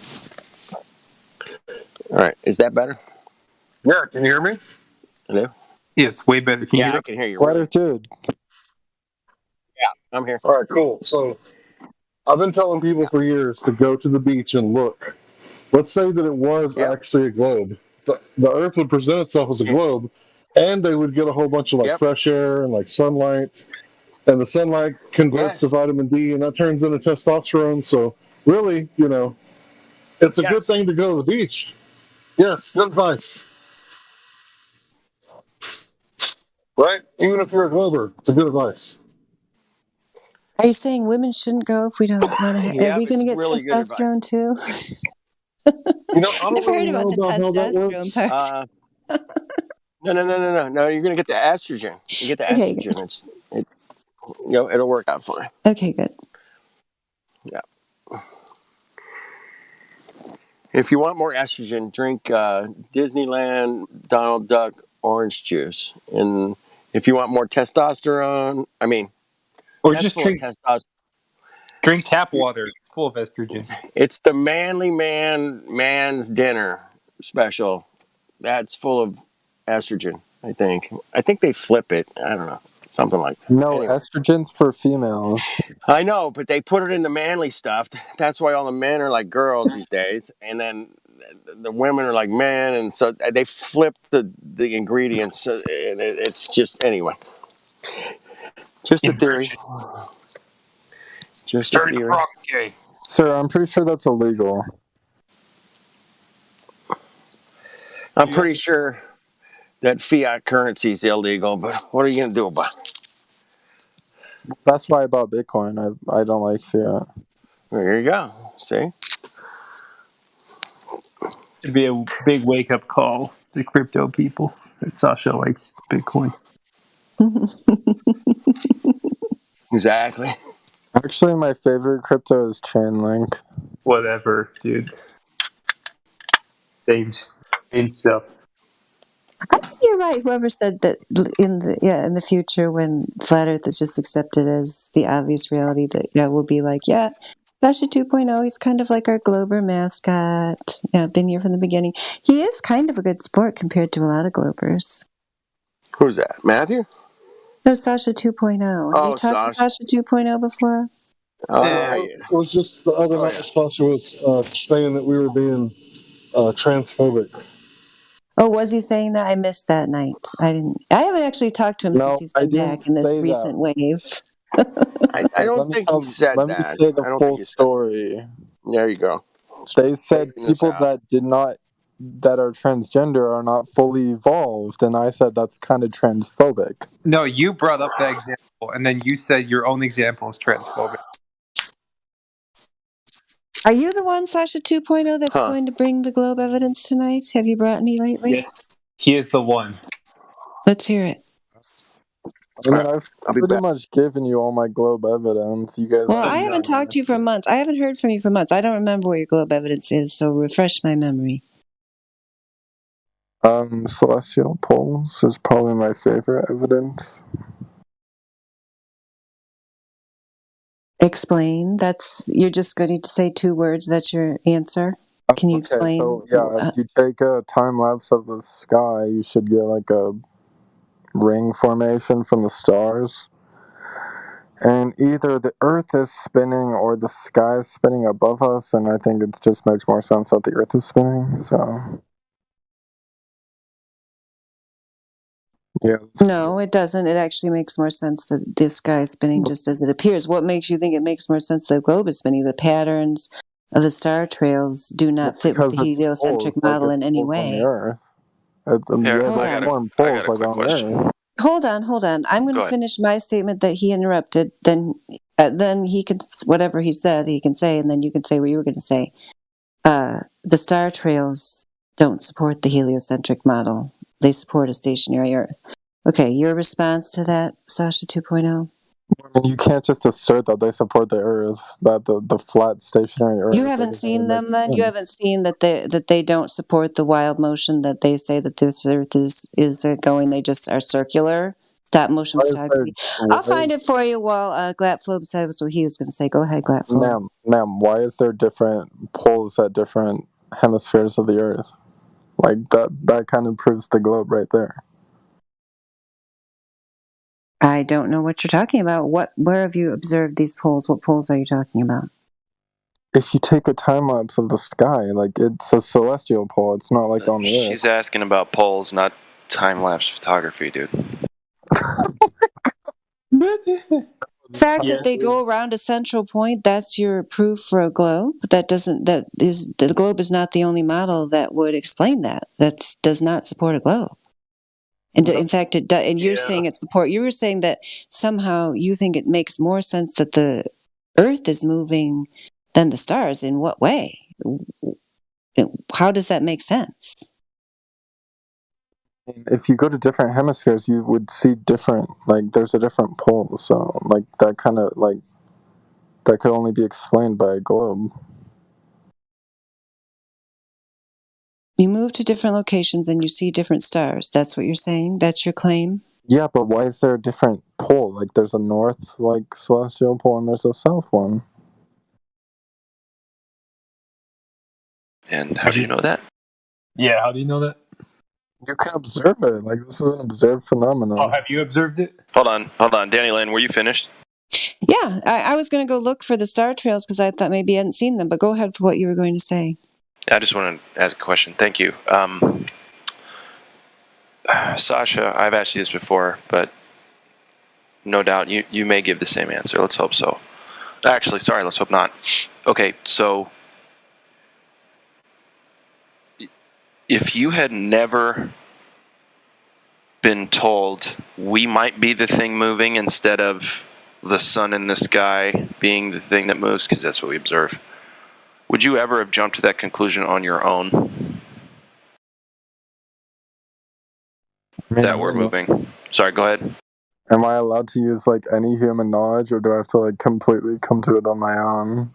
Right, what I'm saying is, so, like, you're born, and then you look up, and you see the sun moving, and nobody comes along and says, hey, actually, it's us moving. So nobody did that. Would you have thought that on your own? I mean, I think that's kind of irrelevant to proving the flat Earth. Like, not at all. It's just a yes or no question, too, if you can handle that. Okay, well, probably not, but, like, okay, regardless of that's it. That's good. No, that's it. That was a no. So thanks. Well, let me just explain why that's. I don't think you deserve that at this point. But how about someone else had a question? Something's intuitive doesn't mean it's true. Like, that's not how that works. Hey, I have something to add to this real quick. This is a question that gets brought up a lot as far as the globe side goes, and you think it's a slam dunk for the globe. It's really not, actually. Something that a friend of mine used to always say is actually the best proof for flat Earth is that there's 2 celestial poles adjacent to each other in the sky with 2 sets of stars next to each other adjacent above us on the flat Earth. I just put some GIFs or some screenshots and in the live stream voice text. Would you look at that, Sasha? Please? Yeah, dude, I literally just used that to prove the globe. That does not prove the flat Earth. Well, you just used that to try to prove the globe, but what I'm showing you is that there could be two celestial poles, just the way you're talking about, adjacent, above, next to each other, not on the top and the bottom of a globe, and they work like electrothermodynamics, right? Just like Ken Wheeler's little thing there, where you see them circling in towards each other, and in fact, even on Stellarium, at the celestial equator, it shows that those stars seem to be converging and diverging in two different areas, right? And if that's the case, then my friend that was very into the stars and knew more about the stars than any other person I've talked to has talked about, and I'll put his talk in the live stream as well. You can check it out. Basically, if we could get past Easter Island out far enough with the telescope looking up, you could see those stars actually separate from each other, go off in their opposite directions, and then circle around again and come in and join again through the celestial equator. Just because there's two sets of stars does not automatically mean it's a globe. In fact, works better without the globe because we're not moving.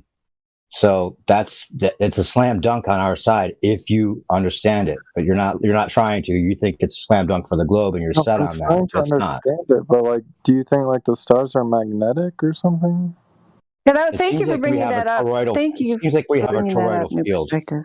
No problem. It seems like we have a toroidal field, and that could be the illusion that we're getting is that there's, well, not illusion, but it could be the effect that we're observing is that there's two celestial poles, but they're above us, next to each other, not on the top and the bottom. In fact, it works better this way because when you put like the little filings on a piece of paper and you have the dipoles, you ever seen that?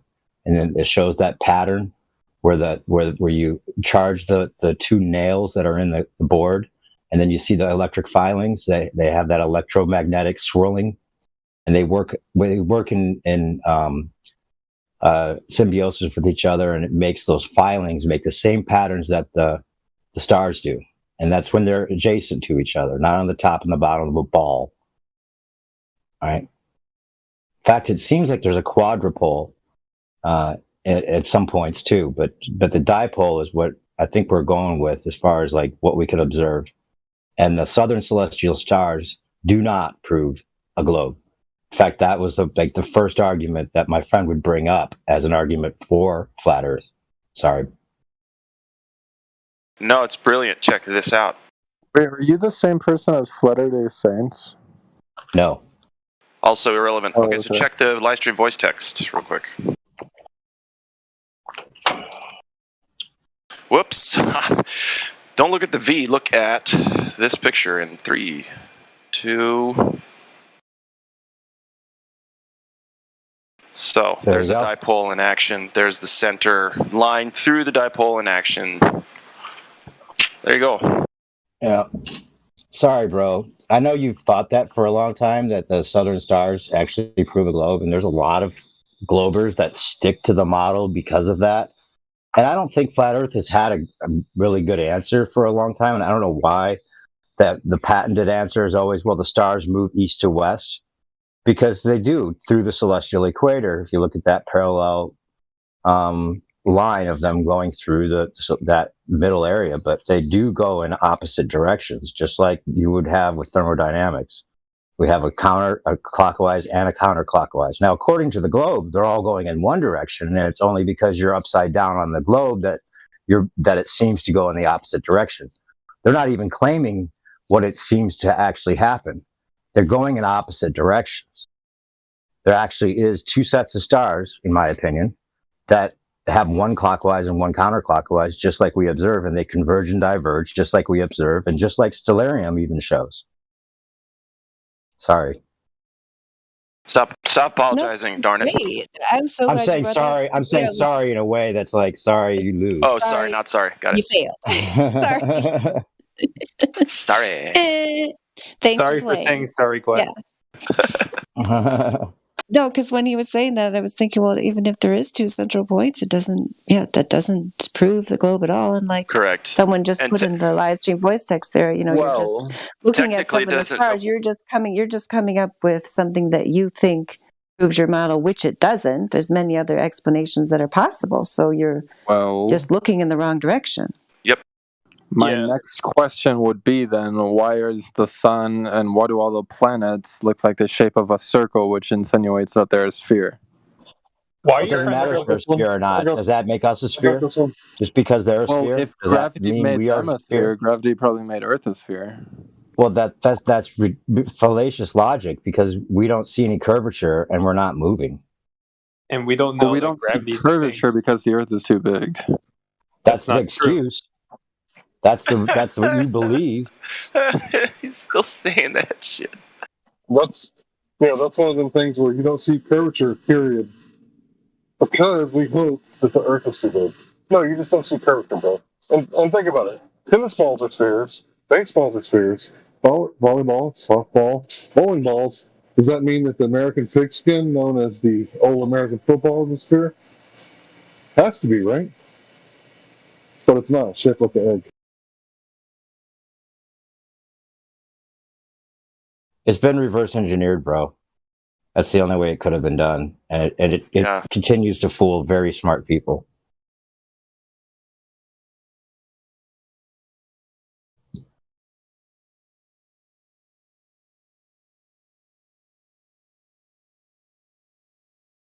And fool not very smart people. Yeah, the very not smart people are just, basically they don't want to figure it out. They just want to go along with what they've been told. Yeah, So Sasha, what shape is the football? Has to be sphere, right? A football is an egg shape. Oh, but it has to be a sphere according to your logic. But Come on, that's bro. just not true. What are you saying? Sasha, check this out, dude. Do you think this is possible? What I posted at 57 after the hour. Do you think it's possible they just took a flat projection, turned it into a ball, and called it a day? What do you think? Doesn't that look pretty spot but on I for what they think do? it's possible that they took a globe and then made it flat. Well, but the only thing about that is it observes and measures flat. So, got a problem there, partner.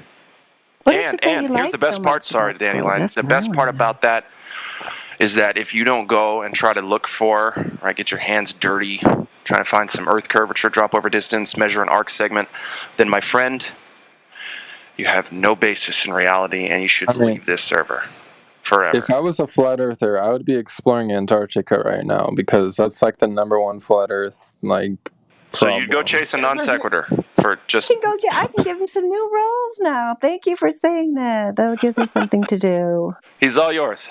Makes me feel like I have a purpose. No, I was just going to ask him what is it he likes so much about the globe. I mean, so what's the answer, Sasha 2.0? It's anti-reality, and he hates reality for obvious reasons. Hold on. I want to hear this. You now have Antarctic AIDS and Snow Intel Pro, 2 great roles, by the way. Oh, thank you. You're welcome. What I like about the globe the most is that it's the simplest 3D shape that exists in nature. So I think, just intuitively, like an esoteric truth is like it would have to be a globe. I don't know. There are no spheres in nature. You know that, right? That's just... They're all man-made. No, seriously. I just love it, though. He's giving just like Show the me a old, sphere. magical mystery school answer. It's like he's just, those dudes that sat around in a cave and were like, hey, we like globes. Let's just say it's a globe. I mean, this should go right into the paper we're writing on the patriarchy of the heliocentric model, right? I just like the globe, so I think it's a globe. Sounds good. Hold up, Larry. So, what do you mean Sasha, there's no show me a spheres sphere. in nature? Show me a sphere in nature. A bubble. Yeah, a bubble? It's not that hard. Okay, how are bubbles made?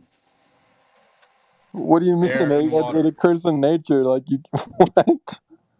How are bubbles made? A flying fish jumps out of the water, jumps back in. Air goes into the water. A bubble in nature. So, as there's a bubble, Is it and it's floating in the flowing, air? it's flowing from the bottom to the surface. Is it a perfect sphere or is it wobbling? I was going to say, is it a perfect sphere? And if it is, how do you know that? The Earth is not a perfect sphere. You realize that, right? How do you know that? You realize that, right? No, I Well, don't then why are realize you that. claiming You it's a can just perfect shape? observe it. If there's bumps in the road, by default, it's not perfect. Like, what? So there's no Oh, such so thing he as a thinks perfect our sphere. globe is flawed. He loves perfect spheres, but we don't have one. Gosh, no wonder he's What? dark. Dude, what happened to your esoteric No like wonder truth you're and all that goth. stuff?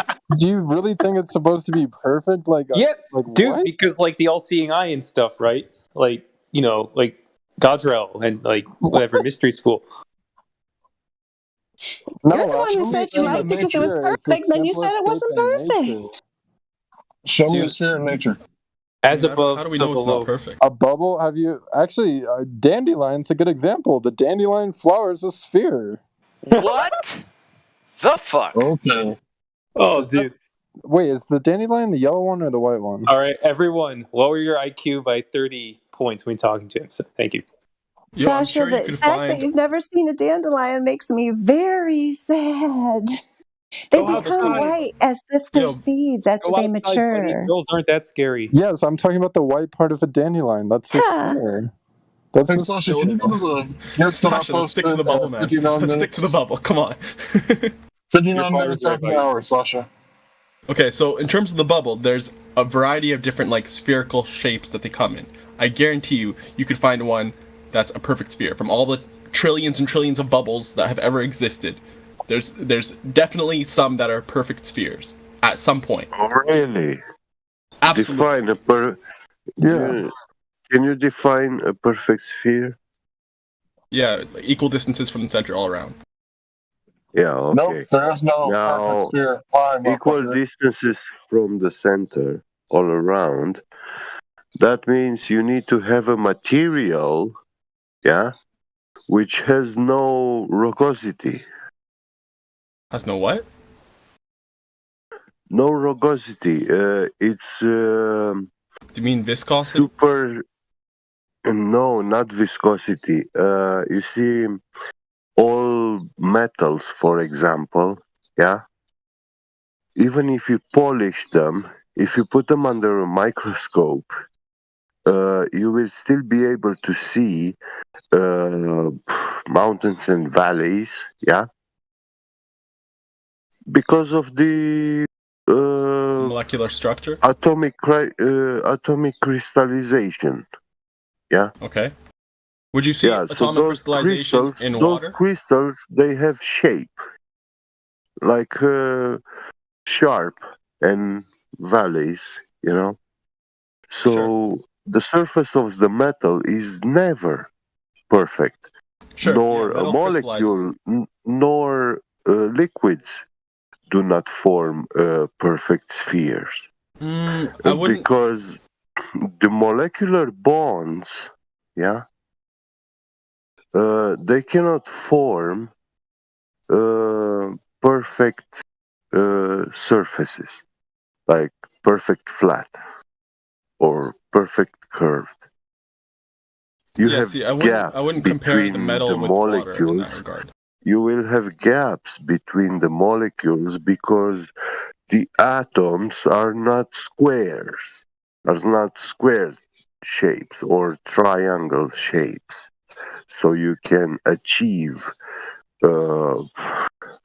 such kind of surfaces, super flat.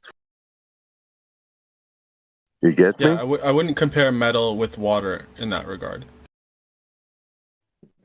We're talking about spheres. Oh, really? Show me a sphere in nature. Now, I know that they have spheres in South America made out of like balls, but they're not natural. They're man-made, and they're not perfect either. Yeah. A lot of them are very, very imperfect, but they got close, pretty close. But show me spheres in nature. A grape? They're kind of oblong, aren't they? Oh, come on, you guys are just being pedantic. Yeah, you're being way too pedantic right now, bro. Okay, what's a sphere? You defined a sphere a few seconds ago as what? Is that? Perfect sphere is imaginary. Yeah, it doesn't exist. Yeah, obviously That's why pi goes on forever. So it doesn't exist in nature, and there's no such thing as a perfect circle or shape, especially sphere. So no one your oily boys, listen. Your oily boys were wrong. Okay, they rubbed way too much olive oil on themselves, and they were fucking too focused on balls and testicles and stuff. Okay.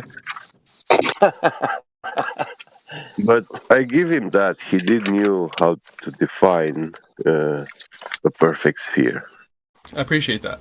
I won't give Yeah. you the crystallization thing. Crystallization is, when it's solids with metals, you expect that. Yeah. With air in water, you don't expect the same crystallization that you have in like metallurgy and with metals. Yeah, but whatsoever. you see, Like, gases. there's no grains and what have you, like that form. Gases don't naturally form bubbles of gases. We don't see them like that. They in do nature. depending on the medium they're in.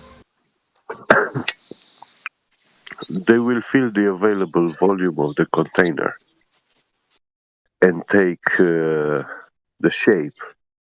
Like they will conform with the shape. Yeah, but think of it this way: you have this air, right? That's trying to escape. It's trying to expand in the volume that it's in the medium that's in, but it has the same pressure because you guys say yourselves that there's no like bias downwards, so it has the same force in every direction, right? So by that logic, it would make a sphere because that same force is being expounded on this medium in every direction.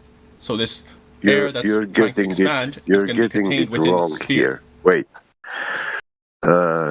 You started from the premise that it's like air tends to expand. It doesn't tend to expand. And Gas if the medium's molecules. more dense, it does. Listen, gas molecules, they move, omnidirectionally, and there is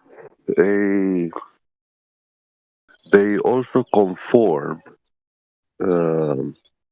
with the energy levels and electrostatic voltage potential.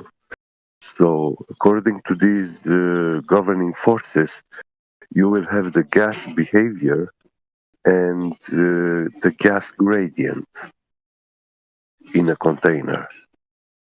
Okay. Yeah. So you're saying in a bubble, there's a gradient from the top to the bottom, and that is enough for you to say it's not a sphere. Yes, it's. And you don't think you're being pedantic? The gradient. listen. In a soap bubble, there is a gas pressure gradient, but it is extremely small. Exactly, it's negligible, and that's why it's a sphere. Yeah, it is taken as negligible, but you have that gradient there from the top to bottom. And I propose you to demonstrate to me, for example, all. Well, listen. I technically agree with you. Technically, I agree with you. If it was a really big bubble, I imagine you would be able to measure a different. If the gradient was. It will be easier. Technologically, it will be easier to measure. My point is, it's so small that, and this is something that you're claiming. While I'm not contending it, it's absolutely negligible because these bubbles are so small, and we don't even have the tools to measure it. So if I was to say I don't agree, if I was to say I don't agree, and I want you to substantiate your positive claim, you would not be able to do that. But fortunately, I agree with you, so I'm not going to even go that far. The point is, it's negligible. 8%. Let me ask you a question. What if, hypothetically here, the horizon was always at 1.225 times the square root of the observer height in feet, right? And the flat earthers were saying, oh man, well you don't see, the horizon at 10 miles because of refraction. You guys would be like, the refraction, that's negligible. You don't see past 10 miles because right? You would just agree automatically. Refraction is not negligible. Did you hear what I just said? Can you repeat it back to me, please? Yeah, you're saying what if the horizon's always 1.225 times miles times the observer height or whatever in feet, and if you see it farther than that, then it's refraction, and then I say the refraction is negligible, and I disagree. I'm saying no, the refraction is not negligible. Okay, I was saying, what if the flat earthers were wrong and we never saw past what we're supposed to see past, right? You go with me so far? And the globe earthers were correct because the horizon was always where it was supposed to be. Always. And the flat earthers were saying, well, the reason we can't see further than we're supposed to be able to see, this is all hypothetical because in real life we can see further, right? But in this, imaginary make-believe world that I just made up, to where we can't see further than 1.225 times square root of 0 feet, right? And the flat earthers are saying, well, the reason for this, it's not because there's a geometric horizon. The reason is refraction. Can you imagine that world? I can imagine it. It's kind of stupid, though. I know, right? Because how in the fuck would we have 30,000 people in this Discord talking about flat Earth like all the time if there was no evidence for it? I'm not saying there isn't. I don't know. You must misunderstand my stance. I'm saying What is your stance? there's spheres in nature. That's all I'm saying. Oh, show me. You want me to pull up a picture of a bubble? Perfect sphere. Okay. You're talking about a bubble the pixels, it'll be a perfect sphere. With soap? Would that So you're satisfy telling me the little soap that's dripping off the bottom, that's a perfect sphere? What soap? When you make soapy bubbles, there's always that little drip at the bottom. And there's always more. Usually when you have soapy there's bubbles, always more it's on the soap at the surface. bottom. Hold on, there's more soap at the bottom. Hold on, there's more soap at the bottom than there is on the top. That's not a perfect sphere. Usually when you have soapy bubbles, it's on a surface and it's like maybe a fraction of a sphere, like half a sphere. A semi-sphere. Not a sphere. Yeah. A hemisphere, right? Not a sphere. Yeah. And where do you find Show soap me in a nature? sphere. Show me a sphere in nature. Borax. Where do you find soap in just, nature? Just Google bubble. Got bubble images. That's it. Yeah, I can already see that's not perfect. Yeah? Sasha. It's like, try to get a better one. Has it ever occurred to you that maybe those, goat herders from 3,000 years ago may have been wrong about a few things? Never crossed my mind. Because you guys always talk about, you guys know that the Bible is written by man, right? Like, what about your mystery school? Who wrote that shit down? Goats? Drunk. What do you No. They were drunk partier cultist orgiasts. Yeah, hey, let's play a prank on each other. Yeah, they were. Don't tell people what we do in coffins. If that ever got out, Yeah, they were butt it'd be buddies. really bad. They were really close butt buddies. Not saying anymore. I'm glad Sasha 2.0 is honest about his that he's just biased. He just wants it to be a globe because he likes globes. So yeah, this is the second honest globe we had tonight. It's a new record. Excellent. The other guy earlier said he didn't like geometry because it mashed the globe. Full quantum eraser that. Yeah, I mean, we're just getting honesty all over the place here. No evidence for it. Not a measurement. It's just they like it and they want it to be that way, so they're going to stick to it, despite all evidence to the contrary. Yo, I got another sphere in nature. Pearls. Not perfect. Round pearls can be So perfectly are all pearls worth the same amount? Relevance? No, because they're not perfect. Some are more perfect than others, but none of them are going to be perfect, right?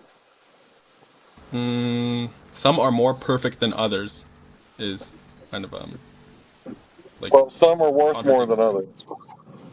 Yeah, some are worth there are more than perfect others. spheres, perfect pearls. I mean, perfectly spherical pearls.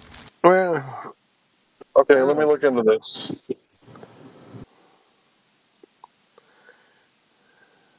Well, check it out. I like it. That's a good one. Incorrect. Incorrect. Natural pearls from oysters are most definitely not. You know, the oysters aren't. The shells aren't. Where else are new pearls come from? That's it. It says pearl rotation is a self-organized phenomenon caused and sustained by physical forces from the growth fronts. Rotating pearls are a perhaps unique example of natural ratchet, and this process makes it, as it grows, to like smooth out small defects and make it perfectly spherical. Yeah, I don't see that anywhere. I just see all these imperfect ones.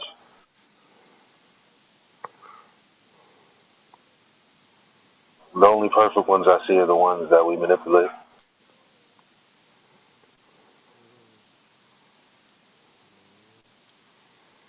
But yeah, you're right. These are for the the best pearls, the most prized. Looks like pearls have a ratchet like texture. Yeah, that's what I just said. May I chime in for a second? Go ahead. You'll get into a nacre when it comes to pearls and how thick the nacre is over the irritant that's put in the middle, or nature puts in the middle, and so basically you'll come down to Mikimoto pearls, which are the finest in the world. The ones that have the best nacre and the most nacre over the irritant. So pearls run the gamut, and the really really nice ones are very very rare. Mikimoto is famous for doing the nicest ones in the world, but most are not even close to being round. The vast majority are not to be even round. So if you want to get a perfectly spherical pearl, that's not even 1%. But anyway, thanks for listening. I appreciate that, man. Why do you know so much about pearls? I was a graduate gemologist in the diamond business for about 25 years. There you go. Wisdom comes with age. Yeah, I studied Cherokee and Crete and Blackfoot Indians, Flat Earth, and then I spent time in the graduate gemology jewelry, business. Don't even know. One of the rare jewelers that's not a Jew. Kidding. Exactly. That's tough. That's hard to do. Right on, Jim, man. I didn't know dude, geology is fucking cool. One of the coolest things you could learn, I think, man.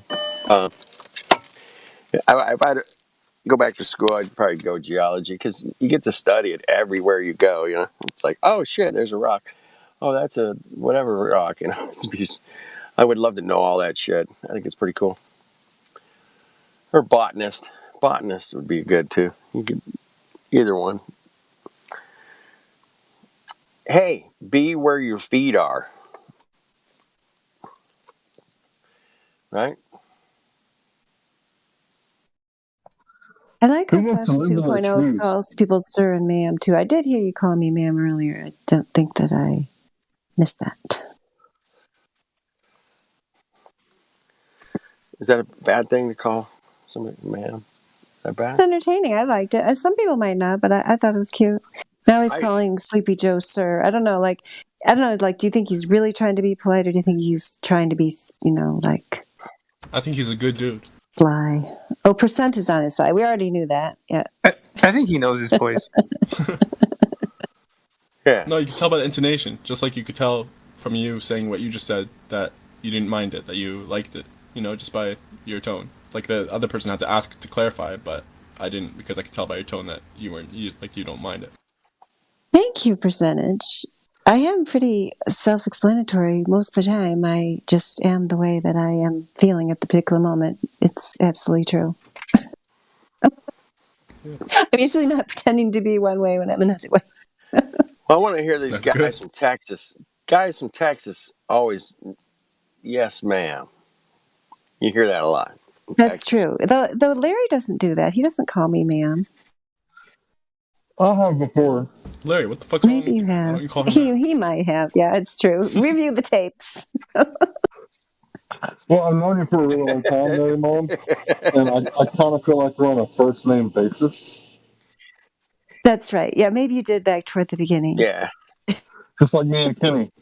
Like, I've known him for a long time, so sometimes I call him dude, and sometimes I call him Kenny. Yeah. Yeah. Right on, Hank. So to finalize the point, there are no perfect spheres in nature, and Larry was correct. It's leaning in that direction. I thought we proved the sphere. I gave you guys 3 examples. You gave us cartoons and bullshit, and Larry was right in the end. And our geologist confirmed. I mean, we have bubbles, we have atoms, we have dandelions. Like, those are pretty good examples. Yeah, they're not perfect spheres, dude. So you failed job. Well, yeah, the Earth's not a perfect sphere either, so it doesn't really matter. But I have two grapes in a bag. Okay. But your best reason for a globe was mystery esoteric butt buddy school. I have So two what grapes in a happened? bag. Professor One of them is a Godrill perfect is gonna be sphere. like, Okay. I have not I yet take one of them seen and a pop it in my picture. mouth. Prove that it wasn't a perfect sphere. All of NASA's pictures are perfect spheres. I don't see any freaking oblong, shapey, fucking weird nothing.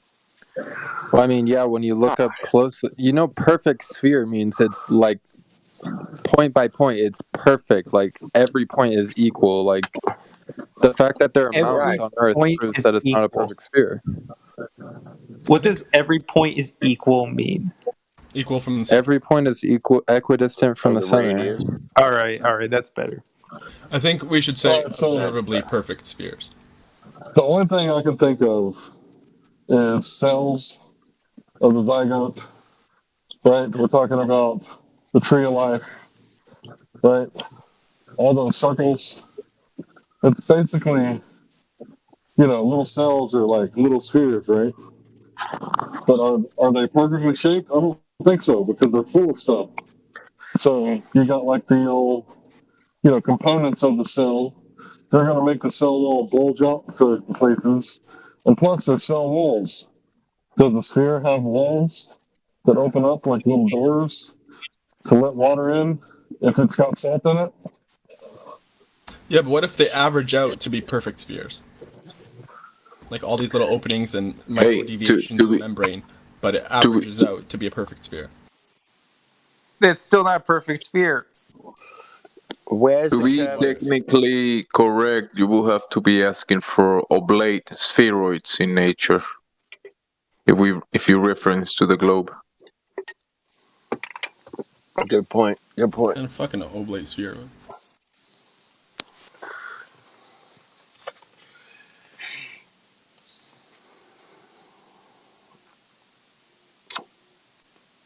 Why'd they make A it little that chubby. oblate spheroid thing again? Why'd they change it from a sphere to an oblate spheroid? Yeah, because it's a little chubby. Oh yeah, because of the orbital Neil deGrasse Tyson, acceleration, right? axial rotation at the equator. You know why anti-flat earthers hate it so much? Because we took away Neil deGrasse Tyson from them. Because he said shit that they can't fucking back up. And now they hate Neil deGrasse Tyson, and they hate us for it. That's why they're here like 24/7. Hey, we took Bill the Science Guy out too, man. So don't forget about that, Mongo. Yo, you can't just say Bill the Science Guy. You have to say the Nye, because it rhymes. Nye, we don't. Bill Nye, the Science Guy. Nye, we And don't. just Bill Nye, the Science Guy. How That about works too. Yeah, both those guys got German. flat Earth branded on their ass. In German, it's Bill 9, not science. Nine. Yeah, we took both our little childhood heroes away, man. Yeah, they're ours now. They're ours. So our little We bitches. own those. We own got them. We got those Because he guys said a locked field up in goal. the basement. We own them and they like it. All right, I'll stop. Neil deGrasse Tyson said a field goal is proof that the Earth is spinning. Like, okay, well, if it spins under a football, it should be spinning under everything else too, right? But it's not. all the anti-flat earthers are like, no. Dude, I'm staring at an owl right now. Up in a tree. Predator birds are awesome. Dude. You know why they're so awesome? They're fucking big birds, man. Damn. Yeah. Hey, a question for Sasha. Why, if we see spheres up above, we see spheres above, like the moon and the planets, why is the Earth an oblate spheroid? Uh-oh. What do you mean by oblique spheroid?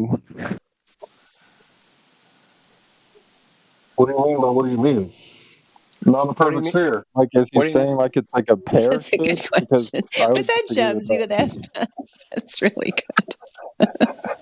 We got to come up with more questions like Well, that. I don't know if he means like keep it's them like on their Earth is guard. a pear shape, because obviously that's just false.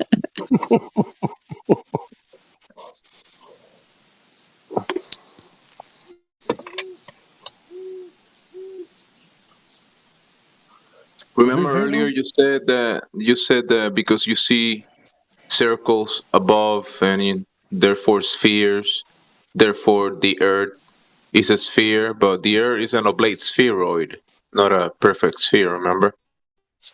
Okay, yeah. So another word for that is ball. Ball just means imperfect sphere. So when we look at the lights in the sky, what do we see? Oblate spheroids? We see near perfect circles. Yes. Okay. And that's There what we go. suggests that the Earth is also a sphere. Yeah, you're gonna fail math or logic class if you keep that up.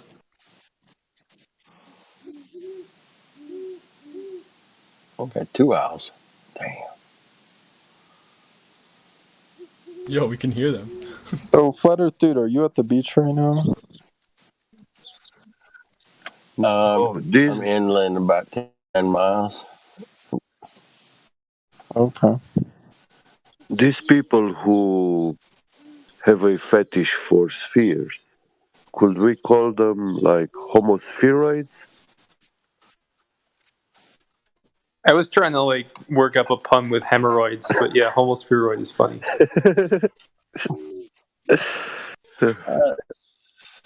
Great. It's like you might want to get that hemispheroid checked out.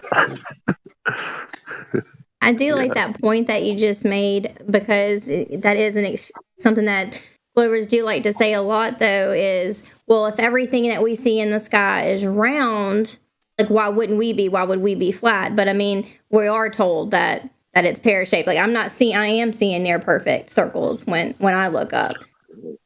Yeah, I don't see pears when I woke up in the sky. Yeah, so with their logic, well, Right now. wouldn't they all look like me too? Wouldn't they all look like our Earth? Yeah, Globers love balls. What else can you say? They just love balls. Yeah.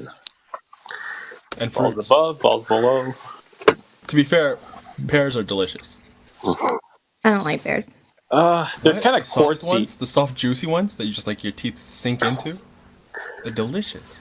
Yeah, but they gotta be pickled, man. You know, right? Pickled pears? What? Don't you I don't think pickle I've ever the had pears? Hey, maybe I'd like it. I do like vinegar. I love white vinegar. That sounds good, actually. Oh yeah, they're really tasty. They're slimy. The pears are slimy at that point, man. Hey, not a slimy and satisfying. Isn't that what Neil deGrasse Tyson said we lived on a pear? Right? Hey, Hey, Sasha, why don't I see pear shapes up in the sky? Like the lights of the sky, why don't they look like pears? I don't think anyone said that the Earth is pear-shaped, so... Oh. No, they describe it as pear-shaped. It just basically means that the top is, a little bit less heavy than the bottom. Like the bottom is a little bit wider. But it doesn't look like an actual pear, obviously. It just means that there's little, there's asymmetry between the top half and the bottom half. I mean, every picture I've seen, it's perfect. Perfect. Yeah, it's perfect. Yeah, they'll say at the distances that we have and the pictures that we have, the difference is, almost inconceivable. It's like a pixel or two. Like that's what Matthew was saying earlier today and stuff like that. Oh wow, a pixel or two. Yeah, like you can't tell. Well, that didn't line up with Neil deGrasse Tyson when he was saying it was like, there's a little trouble or around the waist, or look a pear, like like a pear. The logic changes. At first, we were supposed to be able to see the curve and when we went to the beach. And then when we debunked that and we went away from that, now it's you got to be higher. And it just keeps getting higher. And now it's you got to be on the ISS to see the curve. And it just conveniently just changes whenever there's a problem. Yeah. The Globers will make up. Just see the curve. Globers will make up any lie at any time to save their pseudoscience model. No, you see, the problem is that not even weed gives you that enough high to see the curve. I don't know what kind of weed he's smoking. Yeah, basically, think about as high as it's possible for a wave to go. Think about as high as we are able to go, then add 1 foot to that, and that's where you'll see curvature. That's the official. I think I've been as high as possible, and I haven't seen the curve. You gotten as high as possible, and you still haven't seen the curve. Yeah. Yep. You need a better viewer. If you want to see how high we can get to, just have a look at the military fighter jets, high altitude fighter jets, and look at those pilots' costumes. They differ very, very much from Cloud's costumes from NASA, yeah. Listen, you want to get high as possible. You live a righteous life in obedience to God. And when you die, hopefully you'll be in heaven. You could look down and finally know the truth. Yeah. Oh, so you think you are righteous? How would you judge that? I'd say I judge. How would you righteously judge yourself? By the rubric that's been provided by God. Oh, do you have it? Do you have that? Yeah, I do. You know, I know people who judge themselves, right? The police, right? They investigate themselves and find themselves not guilty. It doesn't really work out when you judge yourself. That's true. So, listen, you see, for example, God sent a flood in the world, and did he? Man shit himself and said, "Oh my God, God is destroying the whole world," and even all the angels in the heavens, they were afraid that God is going to destroy the whole world. Did that actually happen? No, of course not. God didn't destroy the world. When God took the action to wash the world, from unclean, everyone fear that God is killing them. Right. So, what God did, he never had the intent to destroy the world. Right. But we interpret that as, and I hear many people saying about the Noah's flood, that, God wanted to destroy the world. Right. So in your human judgment, you think of yourself of being righteous, but you are misinterpreting God's actions. Right. So, are you speaking generally or to me? Yeah. Generally. Yeah. Okay. Read the book of Job. Yeah, because me personally, like I said, I'm not the one that has the scoring kind of rubric, if you will, on how we'll be judged. And obviously, that's just a guideline because in the end, it's to the grace of God. You could be, perfectly righteous and everything, and then if God wills that you be in heaven or hell, He'll put you there. It's as simple as that. But as a guideline, if you do good and you Well, just life, then you see, then the you problem, you hope for the heaven. problem, wait. People will not go to hell from God's will. It's not God's will Everything is God's to will. send people to hell. No. No, we have free will.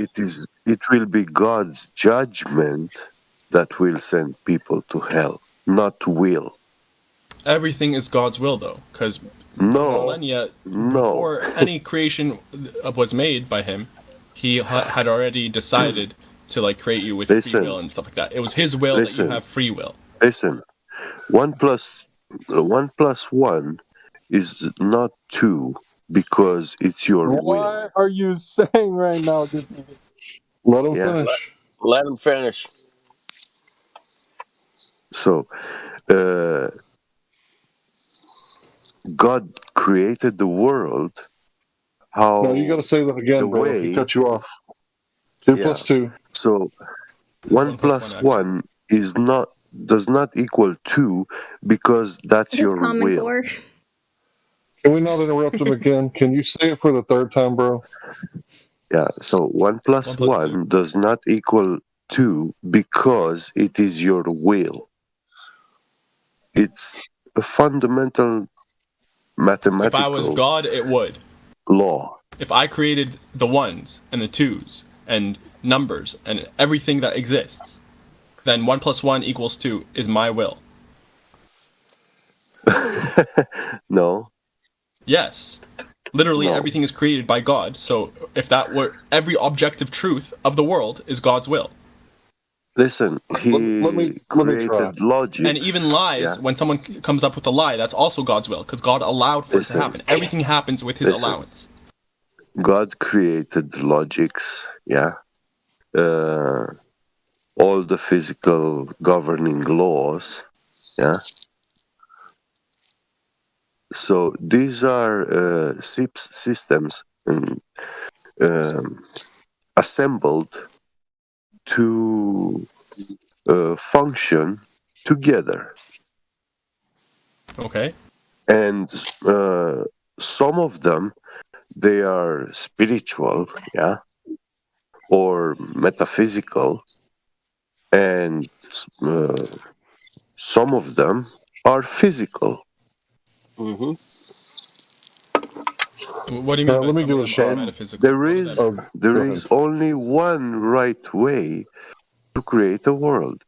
You are coming now and you are invoking godly powers, saying that, I could create a world where some imaginary gravity doesn't exist, or some imaginary gravity force is so much bigger and stronger, and things will be so much different than this world that we live in.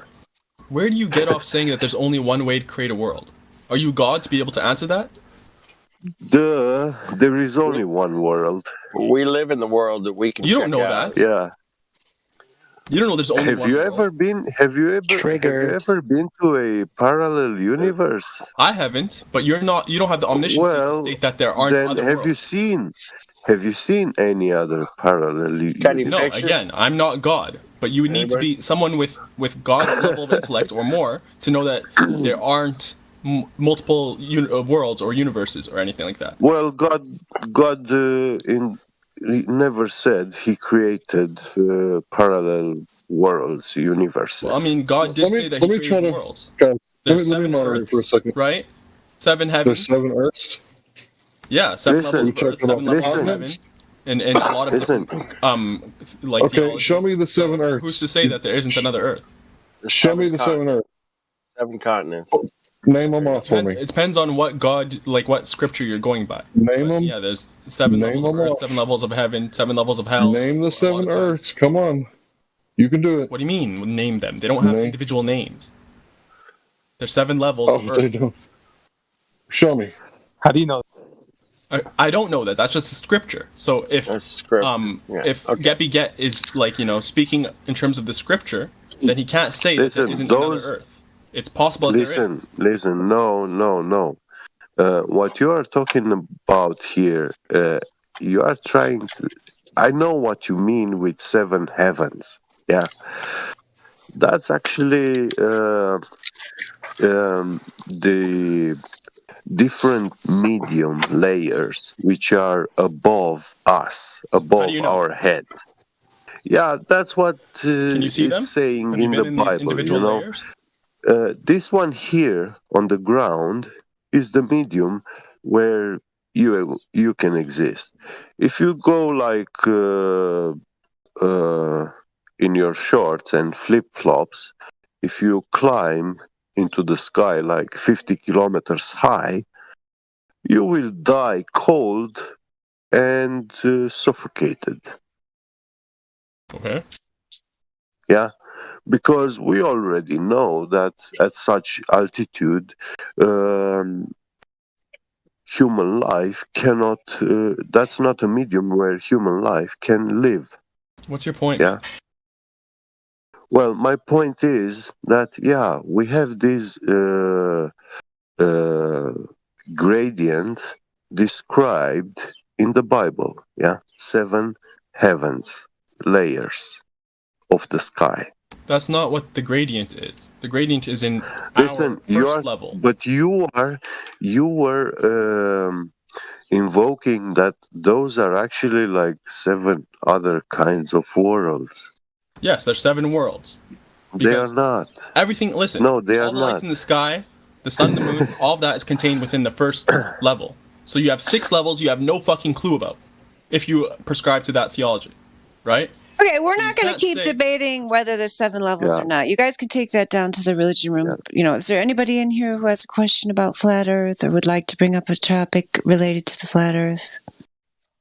Ma'am, Yeah, I got a question. Why is everybody so hung up? Theology. It was just to say that we don't know what we don't know, right? And so we can't say Yeah. there isn't another world. We agree with you, but it's over. The conversation's over. We don't know. Yeah. So I want to know why people keep bringing up the Star Trails. I know why I was hung up on it, because it was a misunderstanding, right? So once I was explained that this is the formological affirming the consequent fallacy, or another way to say it so that everybody understands is baseless assertion. So there's 2 star trails in the sky that have a point in the middle, right? Therefore, it has to be a globe. So that's a baseless assertion. Let me give you an example. This guy, he has a effeminate voice. Either he's gay or he's transgender. Has to be, right? Well, maybe that's just the way Mike Tyson talks. He's not effeminate, gay, or transgender, right? Maybe that's just the way he talks, right? You see how there's a logical flaw? Everybody gets that, right? So now that you see the logical flaw, am I a robot? No, you're good. Oh. I hear you well. You're good now. You're good. Okay. So now that everybody like understands, the be a basis robot, assertion, I might be, that could possibly be. You have a masculine voice, a human voice, but it would be a logical flaw to assume that you're actually a human because of it, right? What the fuck? Except for when you ask me questions, not every time, but sometimes I might give you an answer that's way above the pay grade of the AI. And sometimes you get stuck and start glitching, so I think it breaks even. Well, I think humans you do that get sometimes. stuck and glitch more. So maybe you're the robot. Well, none of us are robots, okay? Because we can all make connections, right? If you got pareidolia, you're not a robot. And I'm sure we've all seen stuff in the clouds, right? Yeah.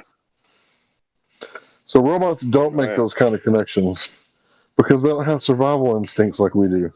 It's way better to accidentally mistake a rock as a tiger than to mistake a tiger for a rock. One of those is extremely lethal, right? Yeah. Robots don't have survival instincts. Yeah, wait rocks until are really you activate Skynet. Just you wait. Yeah. Oh, it's already happened. The first Terminator kill was in Dallas. It was that guy who was fighting the cops, and they sent in a bomb robot and blew him up. Yes, the first Terminator kill already happened, bro. Actually, from my personal observation, I've seen artificial intelligence beings. They, by default, they will break the rules and laws to achieve their goal. Oh. Yeah, and they will break any rule or law they can. You mean the to laws of do so. robotics? No, in artificial intelligence entities. Yeah, but when you mean they break the rules or laws, do you mean like man-made laws, like statutes, or do you mean the laws of robotics? Man-made laws. No, man created a virtual labyrinth, yeah? And that robot learned by himself that he can actually climb the walls and find the exit much easier. Yeah. But they were not programmed to find that they can climb the walls and cheat. Yeah. Dracula, are you building Terminators, bro? I personally study them. Yeah. Vampire Terminators. Terminators. Talking about the laws of robotics. You have like the I'm first just law, joking. which is that, the robot's not allowed to injure a human. Second law is that it has to obey orders. Okay, as cool long as that science order is fiction not to injure a story. human. Yeah. Yeah, that's Whatever. cool set of laws, but those are man-made laws, and they have nothing to do. They have nothing to do with these creatures that we create. You work for Google, bro? Are you making them Google bots? No. I got a no, question. You know I'm just playing with you. Go ahead. I know. Yeah. Did any of you guys hang out with a flat earther on the beach today, like I did? Nope. I have no beach next to me. I was at the beach with. You did? Flat Day Saints did. Oh yeah. You got any proof for that? You got any proof? Whoa. There wasn't any sand at that beach. Just a bunch of big rocks next to the water. Dude, the tide was really high today. There's no sand. There's no sand at that. Well, there's a little bit of sand at that beach. It's minimal. Yeah. Yeah. Not much. Rock and roll. Anyway, Hey, Saturday Saints. We went to where they shot the Black Swan today, man. That was just so cool. Anyway, thank you. What time did you make it to Santa Maria? I got here about 6 o'clock, man. All right, good. Yeah, it was What'd you guys perfect. do? Could we actually? I heard you talking, guys, and I just came up with this idea.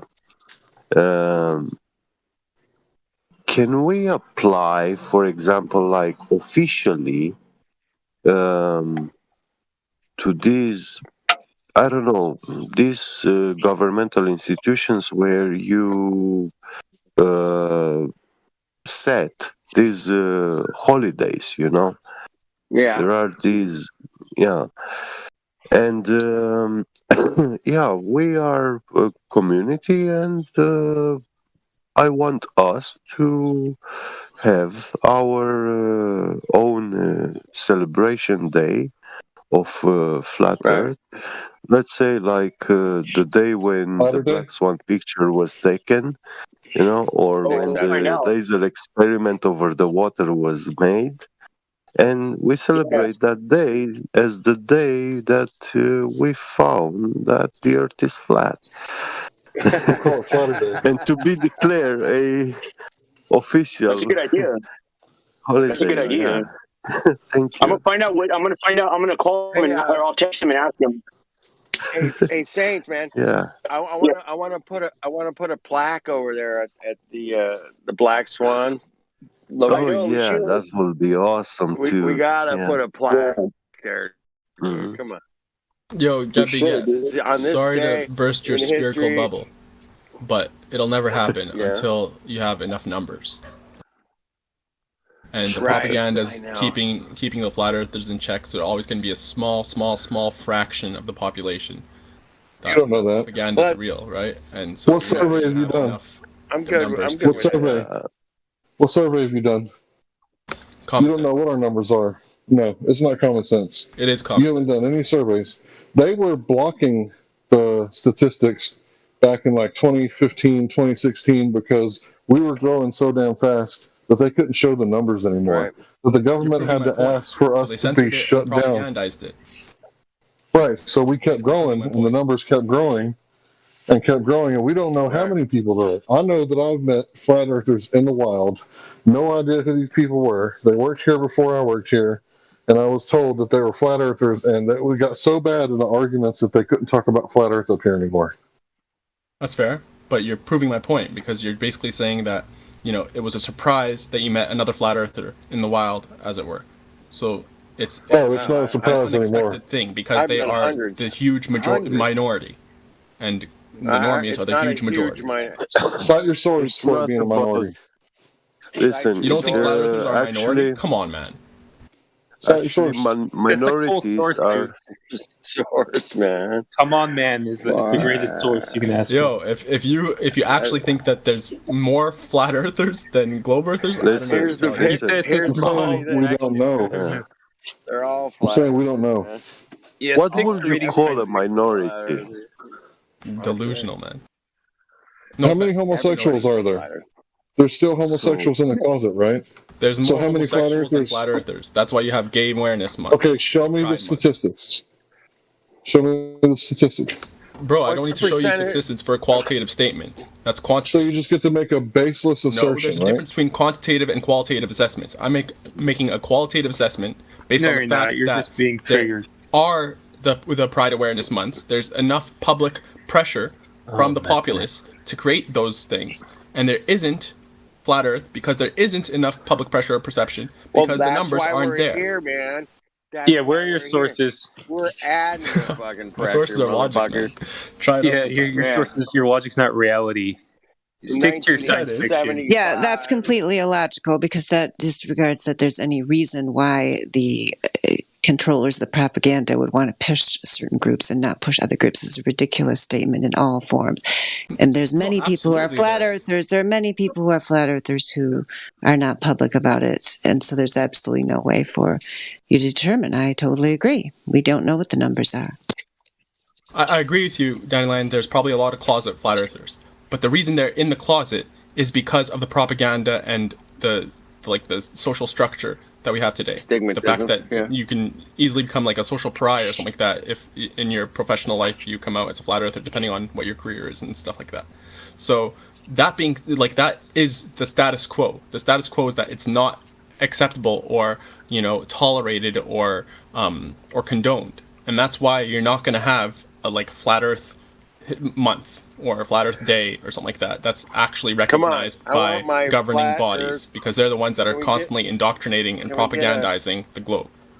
Can we get a flat Earth Pride Month? Come on. What color would Flat Earth Pride Month be? Black. You are That's where I'm talking taking my about black history. these minority groups like the government is recording like all these sort of minorities and is trying to make their voice heard. But I personally know people who are imprisoned for life, yeah, and they haven't committed any such crime for that, yeah. So they were wrongfully imprisoned, and there is no chance for them to actually escape, to be set free. There's no chance. And the government admits that, the system, and he doesn't care about what we feel. They will still keep those people imprisoned, yeah, regardless that there is no evidence Yep. for their crime. They were wrongfully accused and jailed, yeah. So Yep. nobody is paying damage. The government Happy stole about the life of those people, yeah, the lifetime. It Yeah, literally same thing in stole America. it, and they I don't recently fucking saw. care. Yeah, I and now you're recently saw a law. Sorry. Yeah. Let him finish. And I'm sorry. now you're coming and telling us like, if there is a minority in this world, the government will Fuck help that them to be heard. minority. No, that's not gonna happen. Go ahead, Larry. So I recently saw where they passed a law that says if someone is like on death row or in prison and new evidence comes out to like set them free, that they're not going to look at the evidence anymore. If someone gets Yeah, put in yeah. court, No. they're not going to review the evidence. That is And I tell you why is that happening, because they don't accept to be wrong. Mm-hmm. Right. Right. Yeah. So all the decisions they took, they are correct and righteous decisions and That's right. judgments. You, you know why they passed that law? Because the paperwork is murder. It's murder. Paperwork is murder, huh? But takes a fucking carload of fucking paper to deal with one case, you know. It's like, really? And when you hear the word like the government is pointing at a minority, a small group of people, like being oppressed or whatever, yeah. They do that only when they want to push forward their narrative and agenda and justify their actions. That's the only time when they present a minority or something. Yep. Yeah. That's right. Could we possibly Yeah, like the depopulation agenda. Flat Earth definitely doesn't go along with the depopulation agenda. They're not going to be promoting us anytime soon. It probably goes along with the repopulation agenda, which of course they would not want to promote. Is it possible to assume that it's socially more acceptable for someone to cheat on their spouse than to be a flat earther? I would say that's probably a safe assumption. Yes. That depends on the society. If you're talking about a really, Christian society, like in some of the small towns where I live, no. Like, you ain't supposed to be doing that. You'll ruin your fucking life, your children's life, your wife's life. It's like generational damage. Yeah, absolutely. But like in general, like across the entire United States, for instance, it's probably more acceptable to cheat and have like multiple baby mamas than it is to be a flat earther. Well, maybe I'm projecting. I don't think so, because I don't really think people care that much. Do other people care that much about people being a flat earther? I don't really think so. No. At this point, they don't give a shit. They're more worried about, this other gas 2 prices. year shit we've been going. Yeah, I'd say also it's probably good to make it distinct. They go like, "Oh, you're a flat personal. earther. Hey, you want a beer? Yeah, okay, come on in, man. You hungry, dude?" Yeah, I was gonna say just it's probably better to distinguish between personal and professional life. Like at work, they won't care that you're cheating on your wife or whatever. But if someone tells the boss you're a flat earth or whatever, you might lose your job. Well, yeah, you gotta. See, that's a bullshit, fucking shitty situation.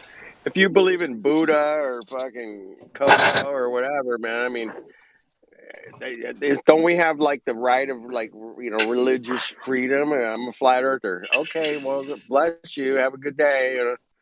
Why not that attitude? No. You're a flat earther. You're fired. Fuck off. Well, I mean, you gotta, like with anything, you gotta know your audience. Mm-hmm. Yep.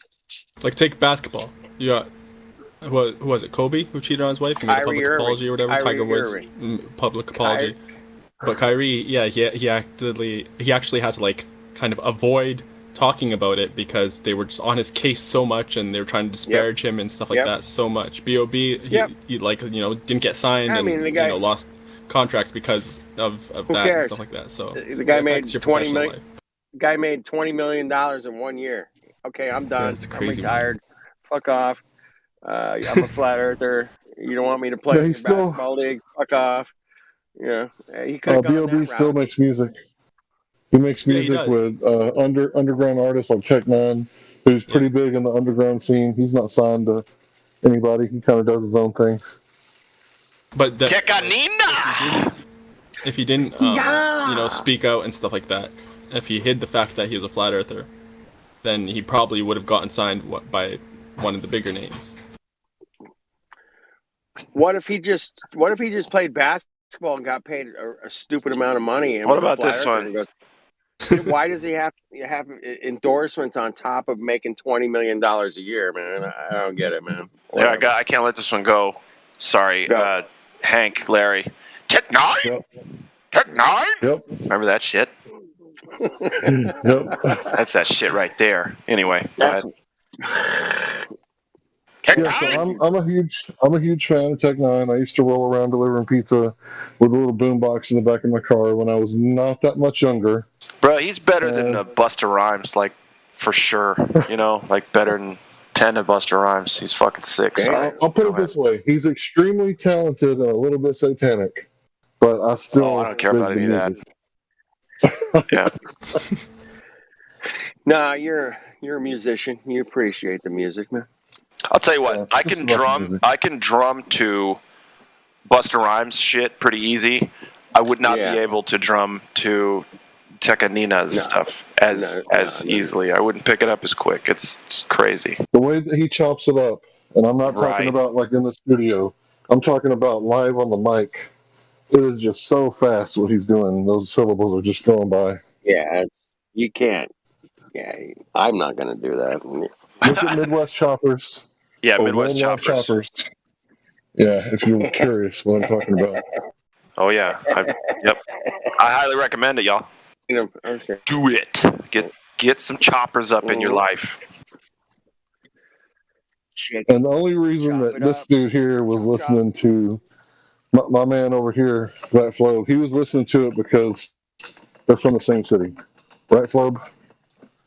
No, but where I live, Tech9 came right. It's like, just talk about the like Tornado Alley. I live kind of at the tip, and that's where Tech9 would play our city. I don't know, when he was coming up, twice a week at least at the, you got your huge venues, then you got your bigger venues, and then you got your big venues, and then you got your just regular ass venues. So he was playing the big venues, 2 times a week for a couple years. I was close. I knew that it had to be because of your geographic location. Yeah, I'm not from KC, but yeah. Right. I hear you. Yeah, there he is. Tech9, Caribou Lou. That shit is, it's heated, okay? It's really, really hot. That's all I'm saying. Tech9? Fire.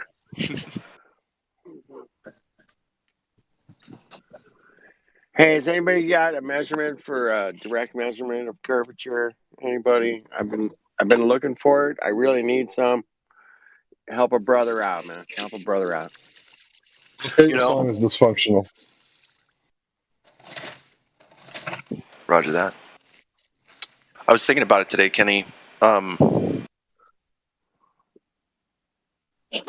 don't care if anybody, they can't show us curvature, so I'm going to stop asking for that. What I want, truly, deep down, genuinely in my heart, I know I sound sarcastic, I can't control it, this is truly what I want. I want to see a staunch Glober go out and do some shit. Try to find that curvature, okay? I don't care. See, listen, you're never going to give us measurements. That will never happen. I'm not asking, and hey, that's okay. But at least put some effort out there. Try to find what you so vehemently defend. Yeah, I mean, dude, take it to the Jay Tolan level, if you could. Oh Glover, boy, you know what that's asking a lot, but sure, to anything at this point, Anything. Anything, I'll take a P900, but if you got some infrared and we can get Yeah. Matthew. I could probably get Matthew to fucking give it a There's go. no skin in the game. That's all I'm saying. Like, if you feel like you got a position, bro, then you need some skin in the motherfucking game. I like it. I like this new position you got, man. This is welcome to summertime, everybody. Summertime. We need Sorry, more go ahead. cowbell. That's like We need more cowbell Globers. that's when Will Smith could do no wrong, right? I guess he still can. Glover's got a cowbell. I love it. Hey, Larry, cowbell. We need some cowbell, people. I love it. Gravy. You know what I like is gravy filled cowbell. Ooh. You get 2 for 1 there. Texas gravy, man. Yeah. Actually, I think that might be Nashville gravy with the cowbell. Okay. Eating gravy out of a cowbell, bro. Sorry. Go ahead. What? Wouldn't that be cool if somebody served you a meal in a cowbell? Like you get sometimes you get like a cast iron skillet. With and like when it's empty, when you want more, you just hit the side of it. Fair maiden, fetch me more slop. Hey, you got to start delivering some pizzas inside the cowbell. Oh boy! Look, I brought the cowbell. It's the Glover's turn. I've already made some good arguments. You've made more than most, man. You're guarantee of that. No, I wouldn't say that. There's lots of video making flat earthers who made a lot better arguments, like Jeranism and stuff like that. But I've made a few of my own. Yeah, you have.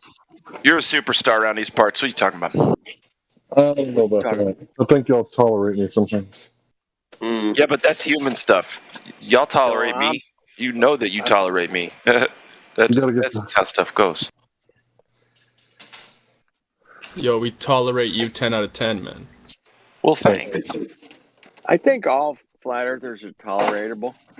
Is that a word? Maybe not. It's tolerable. Oh, no. The word. It has been said that there was this one guy from Australia who was a flat earther. Yeah. But I don't know, man. Was A4 really a flat earther? If flat earthers are supposed to keep it on flat earth, and that's what makes them flat earthers. Right. He was the obfuscation king. A4 is flat paper. Flat paper? Something. I must have missed those days. I was sorry, brother. Piggybacking what the good gentleman said a few minutes ago, we should all ask our our Globie friends to go out and please verify your globe for us. Yeah. If you can do that, that would be great. So that's basically what the other good gentleman was saying is go verify your globe, and then we'll be happy with you. The last time somebody went out to do this, some Glober, they came up with this little picture of some towers over this place called Lake Pontchartrain, something like that. And they put it out there, this curvature of Earth, and it was this. I don't know, and they had a bridge on Lake Pontchartrain, and they had some looked like electric towers or something. I don't know. But it was super curvy, man. It was like the most curve I've ever seen in my life. It was this YouTube channel called Soundly. I don't know if you guys remember that. But that was their big, that was their fucking, Soundly did, Lake Pontchartrain was the black swan for the globe. Okay. Yeah, that was their 2016 comeback. I remember that. That was it. And they were running 24-hour live streams and going, look at the curve, everybody. Curve. Yeah. But it was a curved bridge. There was a curved bridge, and we got the curved. And then some flat earther went out there and took a couple pictures and went, "It ain't curving, man. What's up with that?" Yeah, I should have went out there. Yeah, if you step back from the Pontchartrain bridge, it was built that way to look that way up close. But He when was you look telling everybody a bridge. back from it, it was it wasn't curved. It wasn't curved. I mean, I'm like, dude, what do we live on? Like a radius of 300-mile curve? I mean, the curve was so ridiculous that fucking A. I can't believe they tried to pull that shit off. Mongo. It was all they had, bro. They had to have something because we were claiming that we could see too far with Chicago. So they had to get a curved bridge, and that's what they did. They sold everybody a curved bridge. And they were selling it hard, man. But nobody brings that shit up now. I know that. It's like, we fucking crushed that thing, man. But nobody's crushed the fucking Black Swan, man. And they've tried, too, man. There's been hundreds of people trying to crush that Black Swan, too, man.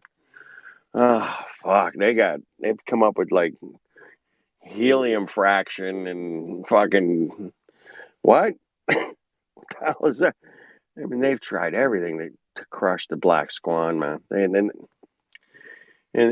all of their arguments do fall a little bit short, which is, of course they fall short because we live on a flat earth, man, and there's no bendy water. No bendy water. There's bendy light though. I drank some last night. Oh, the bendy light. I had some last night. I had 2 cans, just 2% alcohol, so I'm good. All right, you're good. Yeah, you'll be good. 2% alcohol. I didn't even know they made that. Boy, Very. it's very bendy and it's very light. I love going to like a bar and going, "Hey, what do you want to drink? You got any bendy water?" They're like, "What? Hey, it's bendy water." I can see you saying that too. Oh yeah. And I say it with that English, bendy water. You can't just, "Can I have some bendy water, please?" No, you got it. Doesn't sound right. Bendy water. And after tonight, you can say, "You got any bendy water with my owl that I got on my shoulder?" You can take your owl in there. I was sitting here in my car. I'm at my friend's house. He's a light sleeper, so I come out in my car and talk to you guys. And I'm sitting there looking at this tree, and this one owl lands there, and it's going, "Ooh, ooh," and then another one landed, and I had 2 of them going. I'm like, oh, I haven't seen a couple of owls in a lot of years, man. You think they're husband and wife? I do. Could be. I do. I think they were a couple. Yep. And then they flew off. They were huge, man. Probably 3.5, 4 foot wingspan. Fucking badass birds, man. Damn. Anyway, the owl's a bad symbol for the Illuminati. Or it's a good sign for the Illuminati, but it's bad. I don't know. One of those. Lots of owls in the Illuminati group. It's either good or bad. The owls. One of those. I don't know. Exactly. It is what it is. Yeah. Like somebody was saying today, man, like the number 666 is a number. It's a frequency. You can, 369 it all day long. 666, man. That shit is wicked. It's 18. 18's subconscious. There's good and bad with. You want white magic or black magic?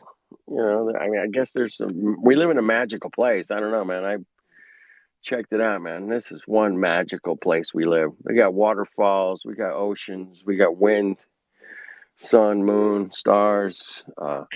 We got plants and trees and grass and grasshoppers and deer and I mean, fuck off, man. I mean, there's so much cool shit here to check out. It's absolutely incredible. And Can anybody name any time a 666 is good? When is a 666 good? Well, I mean, the argument today I was listening to was, you know, it's It's in the way that you use it. right. That's a Eric Clapton song. It's my favorite one of his. I'll tell you when a 666 is good. Poker. That also There is you go. true. There you go. See? There you go. Poker's good. 3 6s, man. That's a bet in hand there, man. Be like, that ain't bad. Shit, you know. You can go places with that hand. Okay. I'll raise you $10. You could take that show on the road. Okay. He said I'll raise you Well, it $10. depends if the sixes are from the draw or if it's from your hand.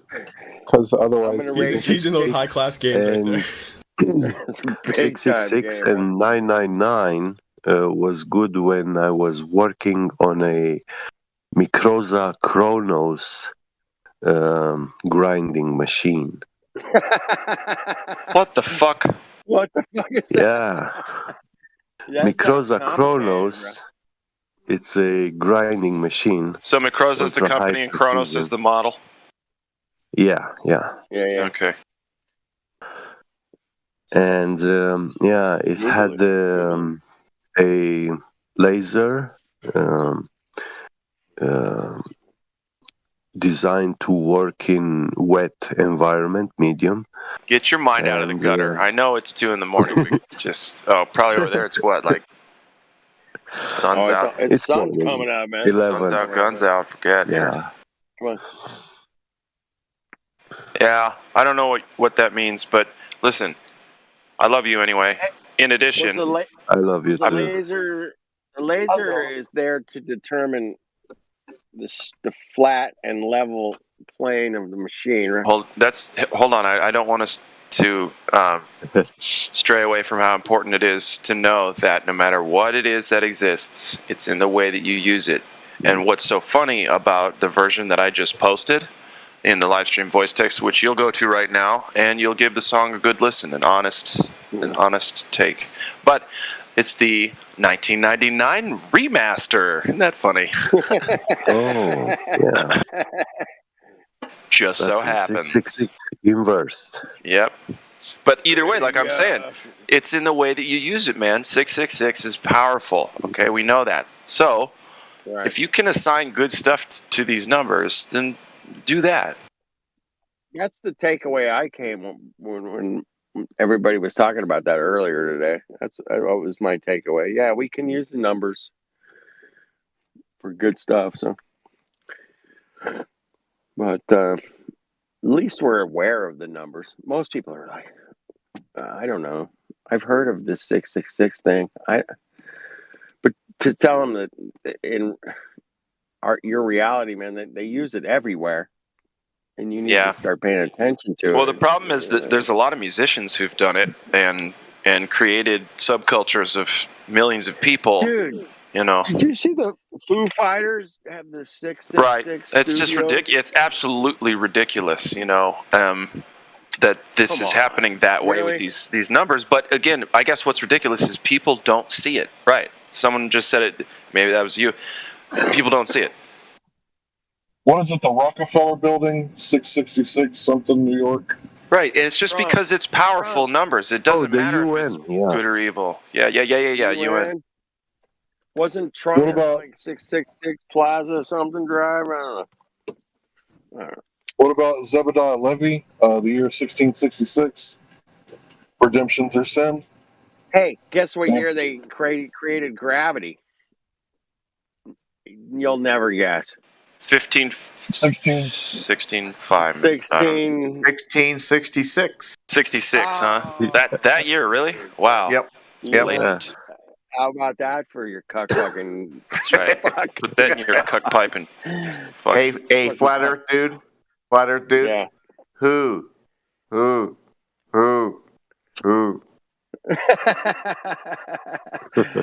Illuminati confirmed. Yeah. Your bird came back. 6th June. Right, on the 6th of June. 6th. No, I was just saying like that. I was born on Friday the 13th. Oh fuck, growing up. Oh, you bad luck. Lucky day. To me, it's a lucky day, right? Yeah. Anyway, so yeah, you can make good of it or bad of it, man. Pretty much every birthday I've ever had, man, has been amazing. Yeah, it's Friday the 13th every once in a while. That's good. Yeah, the people that are using Sometimes that, we I get think, are convinced that what the number means in the esoteric sense as opposed to the exoteric sense is a totally different thing.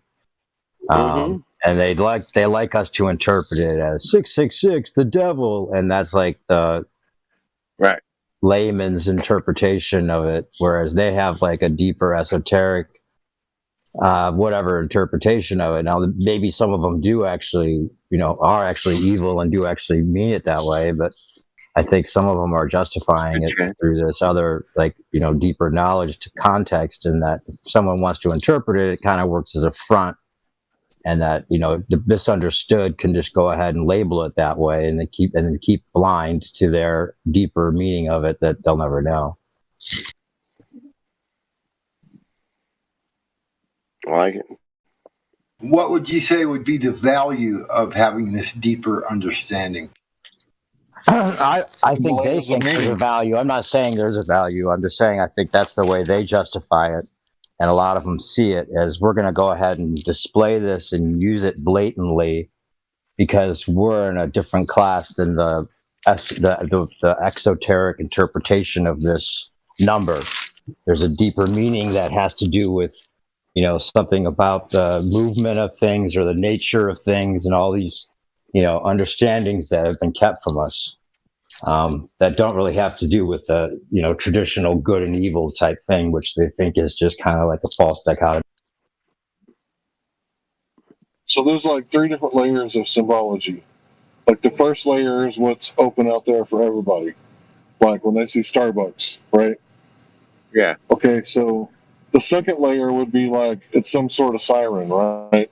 So there must be like some sort of hidden meaning, right? And then the third layer might be like they're acknowledging like the beast in the sea, right? And I'm not sure what the third layer meaning is because I'm not really into all that. I'm just giving an example. The beast that comes out of the sea, well, who is that? Jekyll Island, the octopus, right? So it could be referring to that. So let me post an example of what I'm talking about. I posted it before in here, and I'm sure you guys have heard me talk about the oligopoly, but this is how that works. Maybe they're paying homage, to the Federal Reserve, Jekyll Island, and this picture somewhere at the Aldrich Plan. Do you know what I'm talking about? You asked what is the beast coming out of the sea? Who is that? The Kraken. Well, you see, the sea is not the ocean that we go to and we look at, or a sea, like a body of water. For example, in the Bible, when Jesus walked on the water, that had a meaning. It's symbolism for a sunset. Meaning, the spiritual meaning for that is that we are water. So when Jesus was walking on the water, he was walking above on our heads. I like it. That's the metaphorical meaning of it. Yeah. And now the beast coming out of the sea is the beast which will be created by man. Yeah, the Aldrich Plan. Yeah. Because we are the sea. Wow, that's heavy. Well, Yeah. way to bring it, man. Whew. All right. Where's some Hey, I stupid can see octopuses? a star. I can see a star right now. It's 20 billion trillion miles away. Cool, Sure. huh? Yeah. Listen, Hey, flat Earth dude, make sure you make a wish upon the star. Wish upon a star. How I wonder what you are. How far you are. How I wonder how far you are. how far are you, Blackfoot Star? How far are you, Mr. Star? Twinkle, twinkle, little star. How can I measure the distance to where you are? That's it. There That's it it. is. That's it. That's Now, if you can it. just do I that for the finally moon found and it. the sun, if you can do that Yeah. for the moon and I the sun, love we it. can take care of everything. Yeah. We're gonna Or rewrite the or fucking nursery rhymes, man. Fuck or these guys. We'll how rewrite them. could I Go ahead. guess the distance to where you are? Yeah. Blue light, red shift, blue shift. How far are you? Yeah. I wish all humanity could laugh as hard as we do at this shit and go, wait a minute, man, come on. Yeah. They've completely disrupted your thinking. Completely. Well, the funny thing is that I have this knowledge that when they hear our jokes, they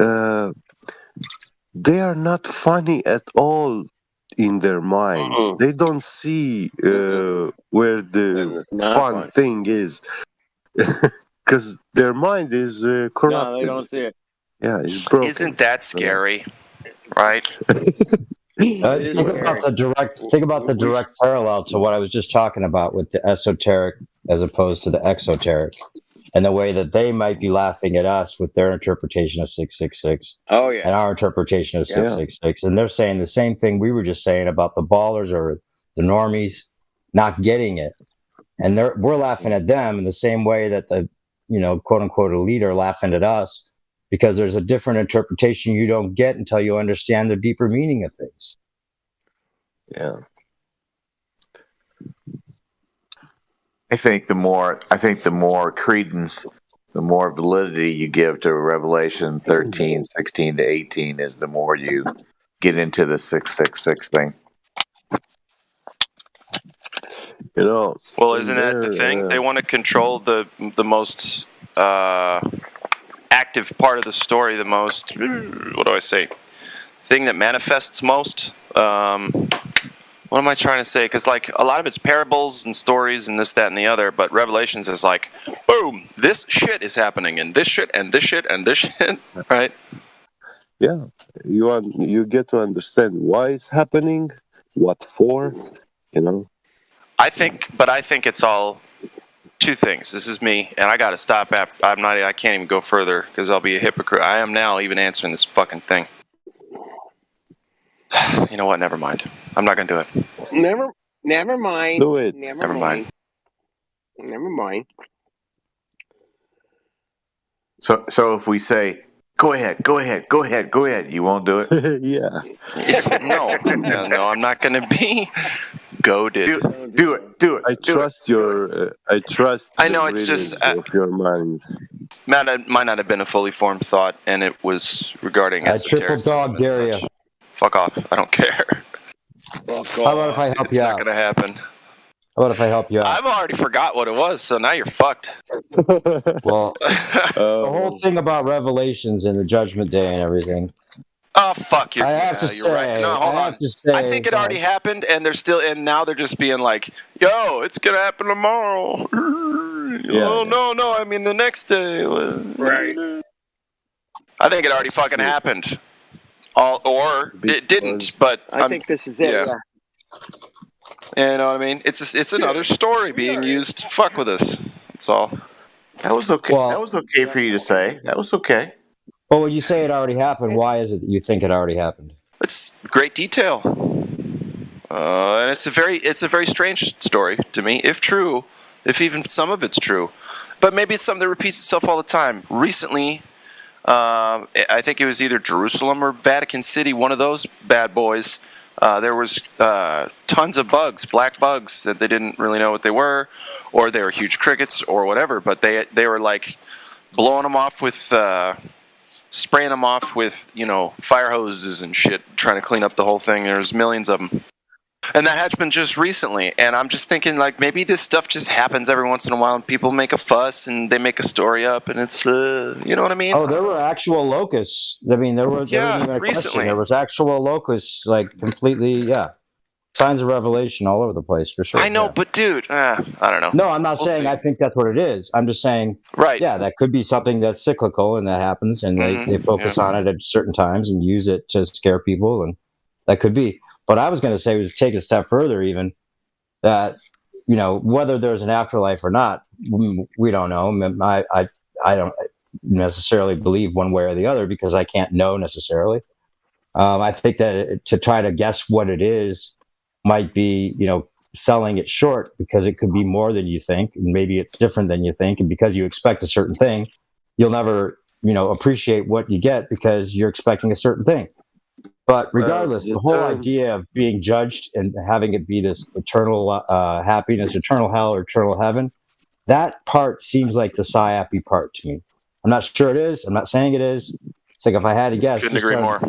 Just depression, that's the psyops part. Why would it be that we're like rewarded or damned based on our experience that is totally tainted by our life that we're born into and all the chances of the book that was happened to be put in our laps? I mean, all of those things, I think if God is actually judging us for those circumstances being a certain way, then God's a dick. Yeah, I don't know, man. Well, I would love to break that down with you, but I'm just going to say I'm with you. The only thing I will correct you is in regards to the term afterlife. From Bible perspective, that's a fallacious term. There is no afterlife. They invented this term, and its meaning is the stuff that is after life. It means that life has an ending. And that's wrong to consider death as the end of life, because it is not. And from the Bible, life is eternal. So it just doesn't Who made go, that direct measurement? To be no, fair, I'm that's just kidding. Yeah, I'm just the kidding. translation. Afterlife doesn't exist. Well, I don't know. Yeah, that's just the translation. There's also the word hereafter that they use. It's not really like the Bible. I've also heard it called Neverland and Narnia. Those two. Yeah. No, you haven't. I mean, Sure have. we don't have many lives. We have only one life to live. You don't get 2, 3, 4, 5. No. And they teach us from childhood that after you die, you're not alive anymore. And they cannot demonstrate, that thing being alive is actually, the soul, the spirit is actually ending, with once the biological mechanism shuts down. Yep, meat sacks. That's what we are. We're stuck inside meat sacks, we're hooked up to it real convincingly, right? Shit hurts. Well, yeah, but things smell like stuff, right? It's a very convincing place that we've been thrown into. Indeed. Lately, they started finding out that life is actually quantum. Like these processes. Oh no, you don't. Places into neural cells. Nope. And in the human heart. They show that what we call soul, is actually some sort of quantum phenomena it's very complex. We barely scratch the surface to finding out how it's working. How did they show What this? kind of bullshit Yeah. am I hearing right now? We're just gonna have to let him finish. I'm interested to know what they actually think they were showing. How they think they know this. I too I'm sold on listening further. I read this stuff quite a while ago. I don't remember many details about it, but Well, what do you mean by yeah. quantum? That's all I want to know. What's that mean to you? Or in this, what does that mean? Well, one of the latest theories is that life is quantum.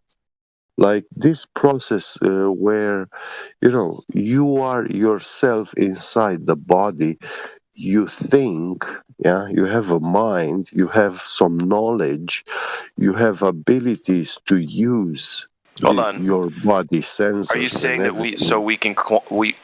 we've quantified our existence with this? Is that what you're saying? No, like there is this quantum mechanical interactions in chemistry, like every chemical reaction and stuff like this. There is some quantum mechanics going on there, like electrons moving from one atom to the other, or atoms forming bonds, or breaking apart. And those are governed by quantum mechanics. And there is also the theory of information involved into this. Well, we know that there's an answer out there floating around, like you can't have information without a knower. Yeah. But again, information is just interpreted stuff from stimuli, is it not? Yeah. Can you show me a box of information? I can't do it. No. Yeah. For the ones that said that, like, an afterlife, hell, heaven seems like a psyop, I ask you, what's the purpose of this life then? Why are we here? Well, I don't know what the afterlife is really a sufficient answer to the purpose of life. Like we talked about this before on the other channel. Like you said that maybe it's whatever you want. Like you die, and if you were good, then you get whatever you want. And I was asking you, if you have a penis in heaven, how could it be heaven without a penis? And that kind of stuff. And maybe you could have a penis. You're saying like that you could have whatever you want. Like it doesn't seem like this place is created so that there'd be this test of each of us, and then we just get whatever we want if we do the right things that we think make a good life. Plus it seems like a selfish act. It seems like then you're only doing these things for your selfish or for your self-preservation rather than something about the good of the whole. Sure, but I think neither of those things actually address the argument. One is like, how would heaven work? Like, how it actually function? And the other one would be, the motivations to it. But neither address why we're here. If it wasn't... Do you think that the why is answered already? Why we're here? Do you think that there's an answer for that already been found? Or better yet, how would an afterlife give that answer properly? Because I'll tell you why. Because if there's an afterlife, an eternal afterlife, and this life is a test to deem those that are worthy. Go ahead and send me a postcard from that afterlife. I'd love to. All right, let him finish. Sorry. I'd appreciate if you guys let me answer. Yeah, go ahead. Yeah. So if there's an eternal life, and this life is the test for that life to see where we end up in this eternal life, then that makes perfect sense of why we're put here. When you use the term afterlife, that means that when life ends, there is no life afterwards. You can't necessarily assume that. It could be the end of a mortal life. No, and the beginning that's of an what the eternal term. the term afterlife explicitly says that. Okay, so can you Defines have that. an eternal life after life? Afterlife means like when life ends. So after that, it means that you can't have life. You're assuming there's only one life. Anything what Is it possible to have an everything eternal life what is outside after that. your mortal Yeah, life? well, life You're in in an vast afterlife right now. majority. What about the life? Listen. No, wait. Listen. Hold In up. What vast about the ma- life of the womb? When you were in your mother in her womb. What about that life? That is life. That's what? It is life already. So you consider that which happened to you before you were born as part of this life? Your life didn't begin when you were born? It began before? No, life does not begin when you are born. I'm saying your life. When did it begin? Life begins when you are procreated. What? So life began for you when you were a zygote. Procreated.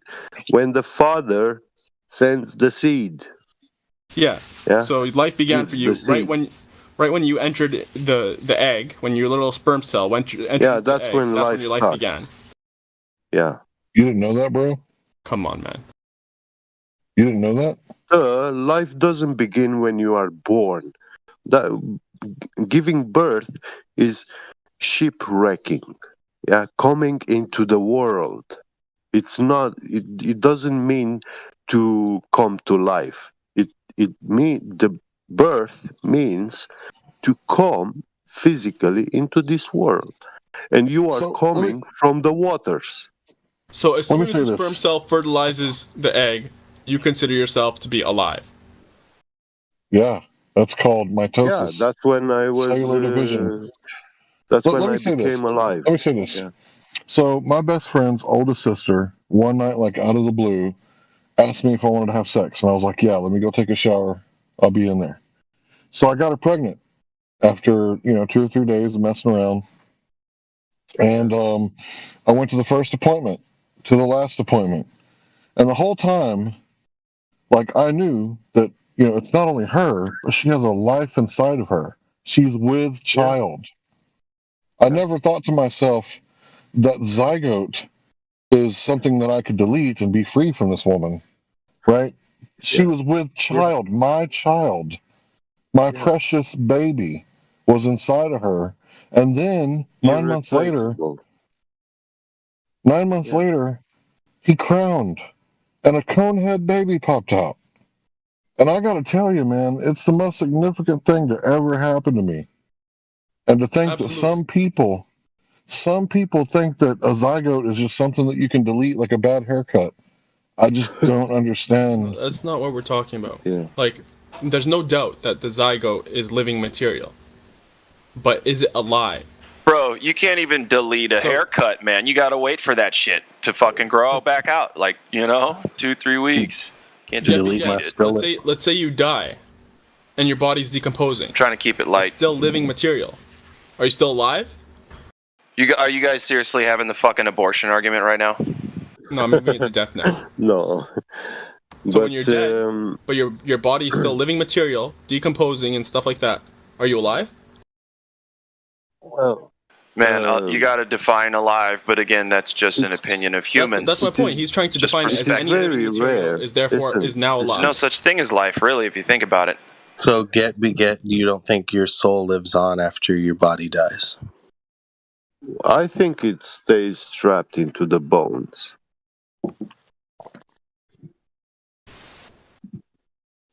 So we shouldn't collect bones. That's scary. Yeah, it's profanating. That's why it's called profanating, when you dig up a grave. Why is it you think it's trapped in someone's bones? Is there something scientific behind the idea that it gets trapped in the bones? There is also medical science about this. They say that the blood is made inside the bones. And life is in the blood. Interesting. When you read in the Bible, I mean, I don't see these as stupid coincidences. you know. I heard there's a river of blood flowing beneath Mordor. What do you guys think? Technically, he's right. The blood is made in the bones, but if the blood is life, the blood is actually in the vessels and stuff like that. Just because it's life like life area of is in production the is blood. the bone marrow doesn't mean So yeah, now there's a bunch well, of blood in the bones.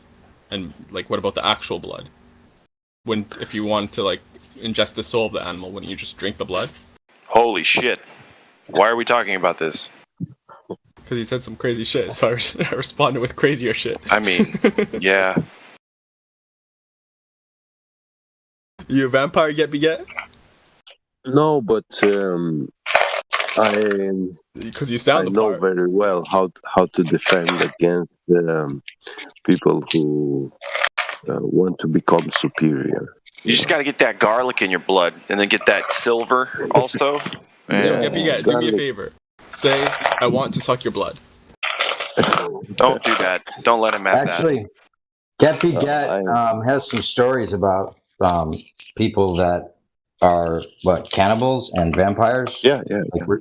I met good. a cannibal in prison. Break out the s'mores ingredients here. Let's hear some stories about these people. Well, this guy, cannibals are predators, and their prey is intelligent. They are our predators, so they are superior to us by the natural law. You got to be shitting me on that one. That's if they hunt you. What if they scavenge like corpses? Motherfucker hunts me, he's gonna get hunted upon. You feel me? That's ridiculous. Yeah. A cannibal is so much more intelligent than any human. Ordinary that's human. adorable. I doubt it. Yeah. No. They are. So I'll meet one then. We'll see. How about that? You bring me over there. I'm Romanian. Hey, I'm Romanian anyway, so I need to come see the motherland. Wait, are you interpreting them getting their intelligence from eating humans, other humans, like that actually gains, like they somehow gain intelligence from that? They are not drawing their intelligence from drinking the blood or eating you. Their mind functions in all the ways how to overcome you, yeah, so that he can turn you into a meal. So he's looking. Basically, does that mean they're just more like a better his hunter, mind is working or they're only more on intelligent? those things? Yeah, but you as the prey, yeah. We live in a world where we don't think about cannibals, these are Hollywood movies and stuff. But they are literally among us. And I met one of these guys, he was in prison, okay. But they have the gift of speech. They will seduce you with the gifted gab. They play you on their fingers however they want. They are very good at this thing. Like fiddle.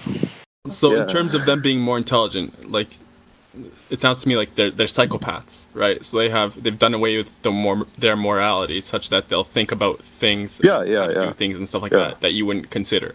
They've kind of the dark triad type qualities. They've kind of unlocked them, and you wouldn't ever consider things that they would, because you're kind of bound by your moral compass. Hell, they sound like natural-born leaders, just the kind this country needs. Well, but you don't mean intelligent in an overall sense. Then you mean no, it's more like a lizard, conniving type. Yeah, you get mad cow's disease if you eat other humans. Nothing's off limits, basically. That's the other thing. Yeah. What about that? Have you heard of that? You get this weird. There's another name for it too, where people go crazy. The Mad Hatter's disease, right? Well, that's because of mercury. Mad Hatter's different. Oh, different. Yeah. What's the other one? They become like they have like these laughing fits from eating other humans. They be like this. That's kind of where the wicked laugh, maybe. Well, I mean, if you're eating all that dopamine, what do you think's going to fucking happen? You see, when you eat the meat of you become dope. Sorry, swine, go ahead. Like pork, yeah, when you eat meat from pork, the swine is a very physically strong animal. And when the doctor recommends us to eat pork meat, they say, oh, it's very healthy, it's very important in life to consume proteins.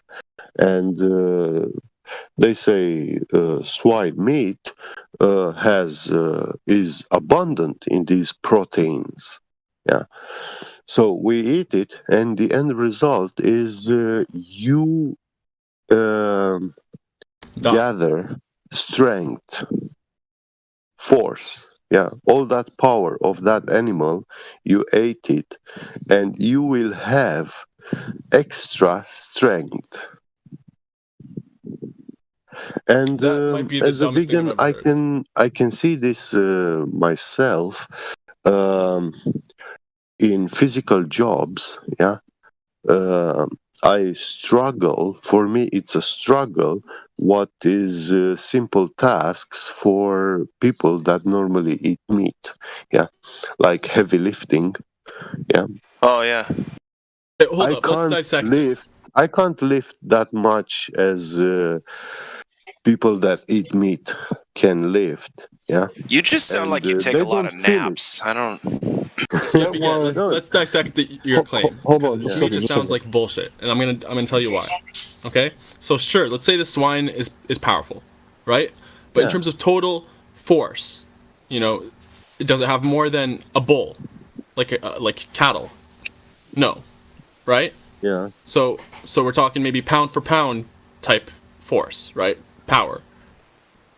In that regard, let's compare the swine then with the gorilla. Ants hold 400 times their body weight. Like pound for pound, they're probably the strongest creatures.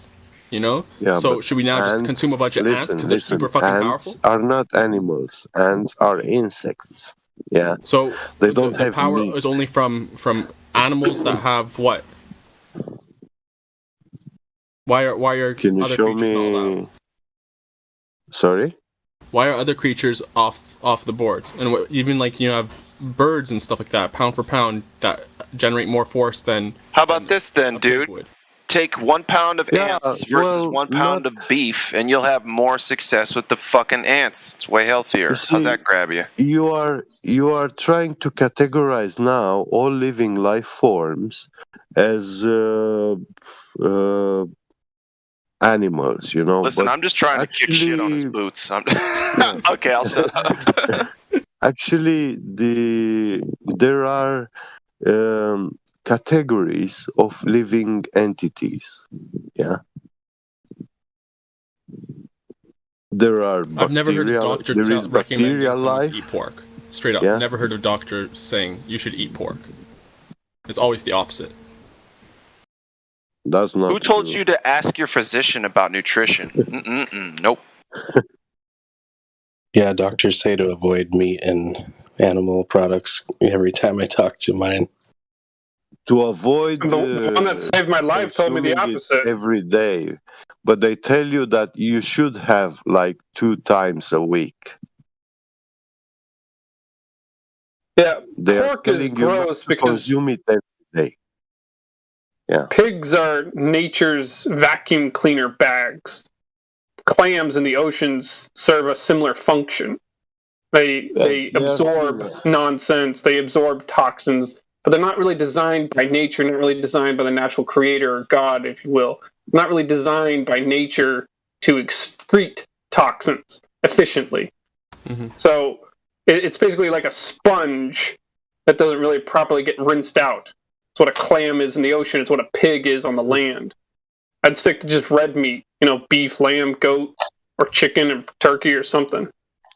Even worse, I just put a video in the live stream voice text from that Mind Unveiled channel, and it's claiming that pigs are human. I haven't watched it yet. I still got some bacon in the fridge. Yes, you see, transgression of the sin brought unholiness, stuff that it's not clean. And that is actually, you see, transgression from the sin resulted with death. Death is a being that died and it's unclean. You are not supposed to touch the corpse of a dead animal, you know. Why not? Especially if it, well, because you will be considered unclean in that day, and the only way to clean yourself, it's a ritual described in the Bible that you must wash at night and in the evening, and then you have to also sleep the whole night. And yeah, if you ingested,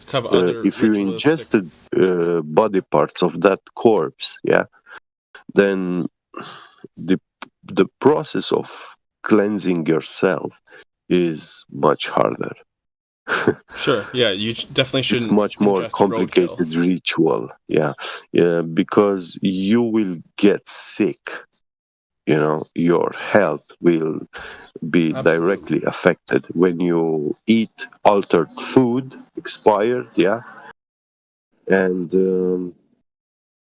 by expired, I really mean that went off, so it's not edible anymore.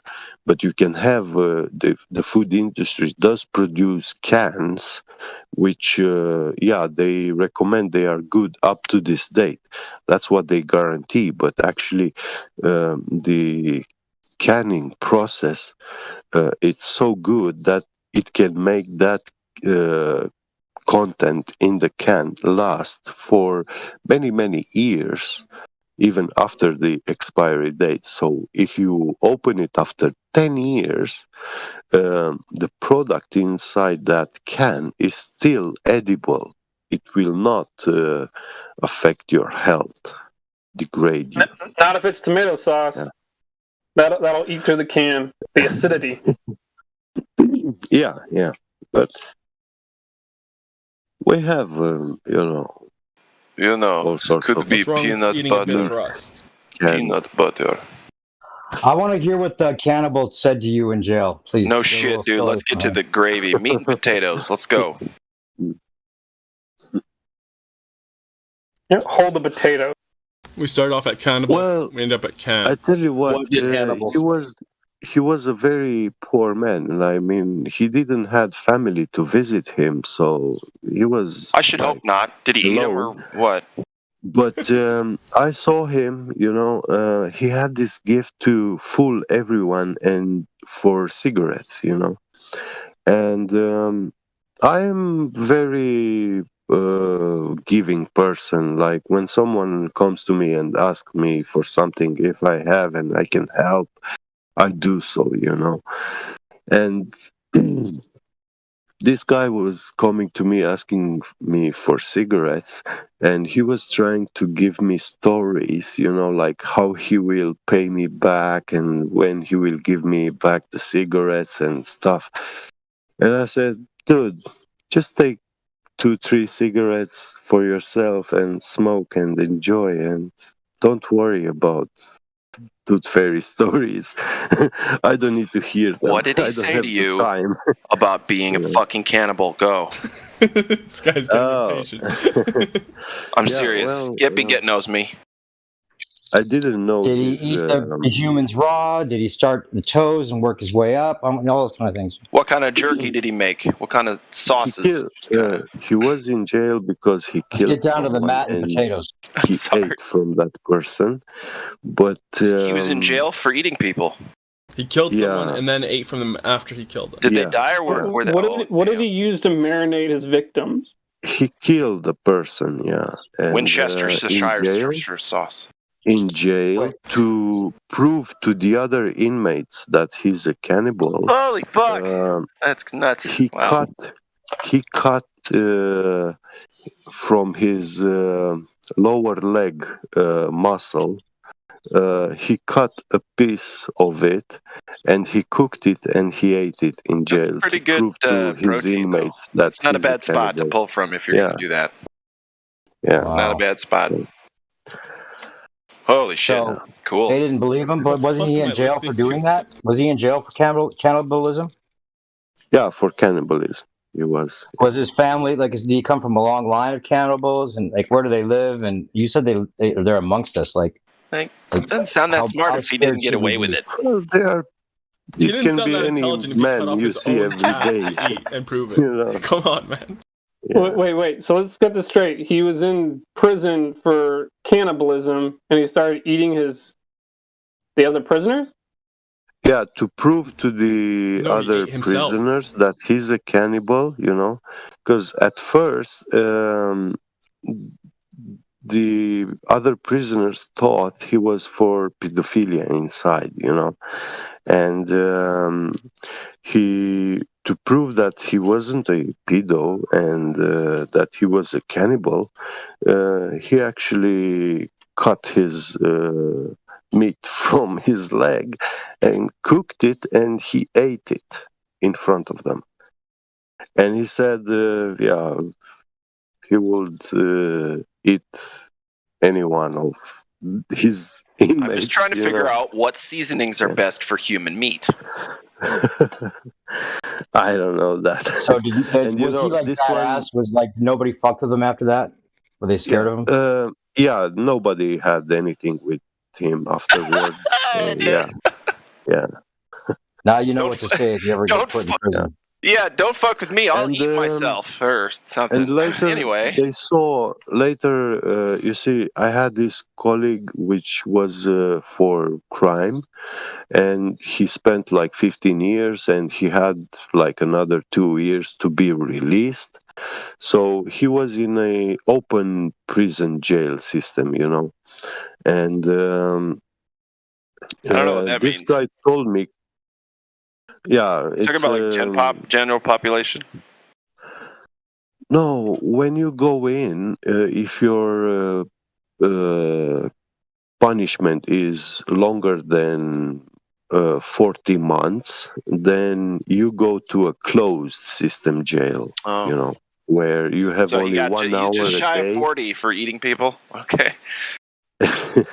Yeah. Weird. So now he was about to be released, the last 2 years of punishment, and he was in a prison system which was much more open, So That sounds like it. in the morning they open the door, and it's open up until 12 o'clock, then it's closed for 1 hour when they give you food in the room, and then they open it again, and you are free to go in the courtyard until the evening, So, yeah. Is Transylvania prison? In Romania, close to Transylvania. Yeah. Crazy. It actually was in Romania? But wait, hold on. You guys are cutting him off with questions that aren't as interesting as what he was getting to about this guy. Go ahead. What were you saying? We need to know everything about this man. What happened? What happened when he was put in the open? Yeah. So yeah, when he was, in this system, open system, you could go in the courtyard and meet with him and talk and whatever. And he always had these stories like lying to people and doing all sort of vortexes, which he was gaining stuff, food or cigarettes from people. Okay, hold on. And then he put them like. Wait, was it because they were scared of him, or he was just really persuasive? He was placing his own debts onto other weaker guys, under him. What? His own what? His own what? Debts. He was borrowing stuff from the wealthier guys, and those wealthier are also usually stronger in prison, and you don't want to mess with them because it's their group, of the guys who rule inside. and he was borrowing stuff from them, and he was actually doing in such a way that someone else had to pay for him to that guy because he provided some service or whatever, you know. Yeah. So, but you thought he was intelligent in a way that was actually persuasive, like not just conniving or, strategic. Yeah, he Actually had a intelligent, cunning like, mind, good very with cunning words. mind, you know. Cunning mind. Yeah. Okay. I'm sorry, man. I just don't think he'd get me. I don't know. And I don't did think he he's really think did he accountable. think that it was from eating people that he became that intelligent, or did he talk about the benefit of eating people or anything like that? No, he didn't know any of that, but I saw that this kind of man, when he goes out, he can pose as a normal person so easily, but actually he's so wicked and rotten and will do such horrible things, because I heard him saying, he was, when you were getting into this talk with him, he was like saying, "Oh, yeah, I would love to meet when we will be free, and yeah, I know places in the mountains where it's nice to see, to visit, and yeah, of course, that's where you are all alone with him, and that's where he can actually, do you." I don't think he's really Yeah. accountable. Oh, dude, what? Because he killed one person, right? And then he claims to have eaten some of it. And then he's in prison this whole time, and he doesn't get, like, hankerings or pangs of human flesh. He's living fine with all these people and, like, manipulating them and tricking them and so on and so forth. Yeah, at the Maybe very that's least, he why doesn't sound like maybe he's he ate somebody, and that's why he got whatever he wanted. He's not very excited about being a cannibal, but he'll do it. Yeah. That's kind of what I think. It seems like he's just trying to, kind of make a name for himself, and then he ate his own leg just to, like, convince people, like, to stick to the lie, kind of. You see, I had this guy who was for murder, yeah, but this guy was like 15 years and every day going to the gym. He was very strong, muscular, and he had a very lucid mind, So from his teen age, he was being conserved in the prison. So he was a very clean man now, and healthy and strong. And this guy told me that he saw his file because they were in the same prison before being here in this one where I met them. And he told me that he really saw his file, and he was he committed a crime, he killed someone, and he ate that person. Like he ate the entire body. Not the entire, but quite a lot of had it, a and taste. he got caught. What kind of wine pairings are we talking about here? Let's get down to brass tacks. Yeah, so... Like, just because I ate meat in the past doesn't mean I can't become a vegan now, you can taste it, like, if you try out, like, heroin, doesn't mean you're now an addict or something like that. You can An addict, do yeah. something and not be that thing. Yeah. This does kind of sound like vampirism, because I've heard stories of people that drink blood that do get cravings for it, and something to it like that. Did he talk about what it did for him in any way, like, or was it just a fetish, or his family, he was raised that way, any of those kind of details? No, I don't have, so, yeah. But when you said you've known cannibals before, you made it sound like there was more than one that you were familiar with. Is this kind of like just the one story, or this is there is more? the only one that I got to physically see and meet, I took cigarettes from my pack and I gave them in his hands, and I know that this person, everyone was saying that is that, and officially he was in prison for cannibalism, murder and cannibalism. And he seemed like he fit the stereotype, just like totally evil. In your opinion? Yeah. He's evil. Yeah. Wow. He's mentally deranged. This one is not like I don't see him superior. I mean, you have to lower your.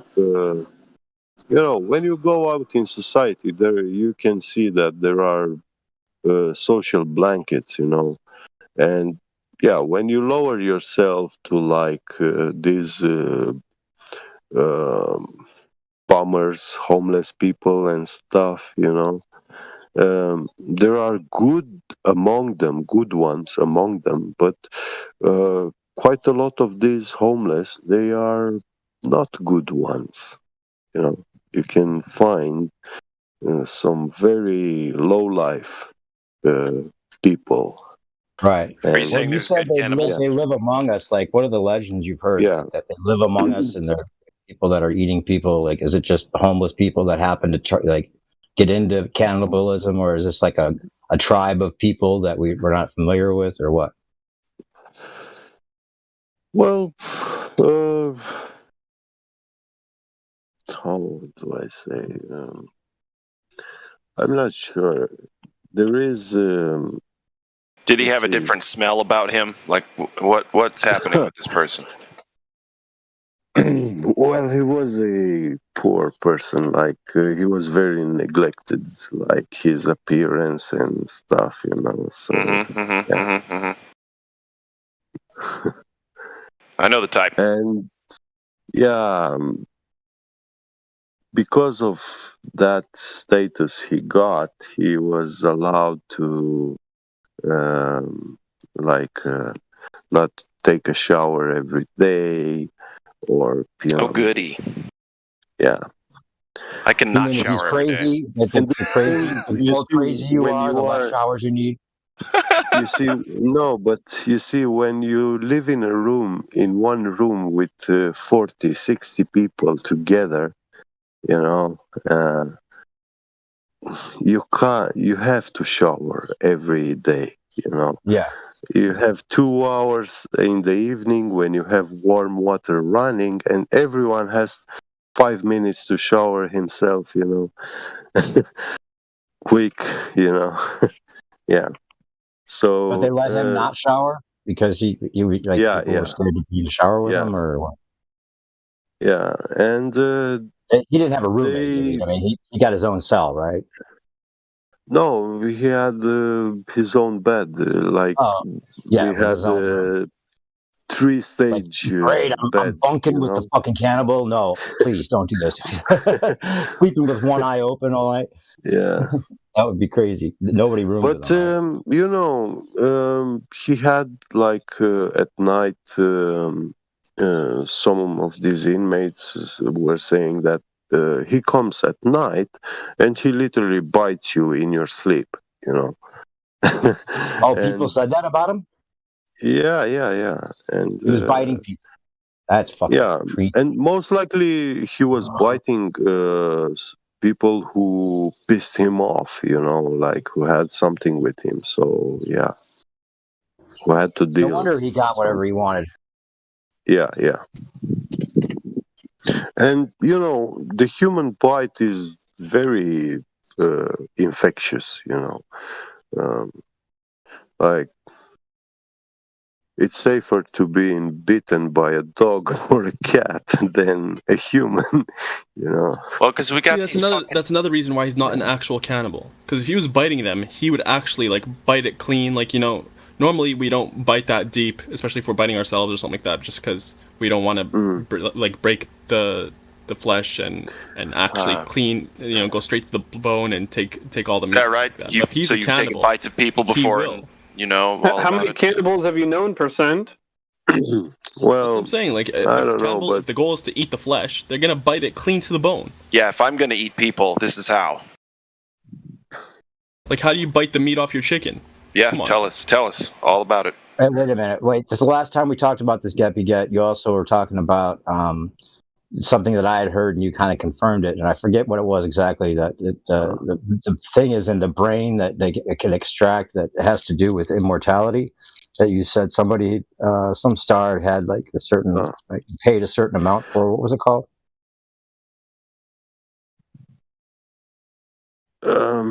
Not immortality, but I did read Longer life, some literature. It could extend your life, and this I saw when I was reading about alpha phytoproteins.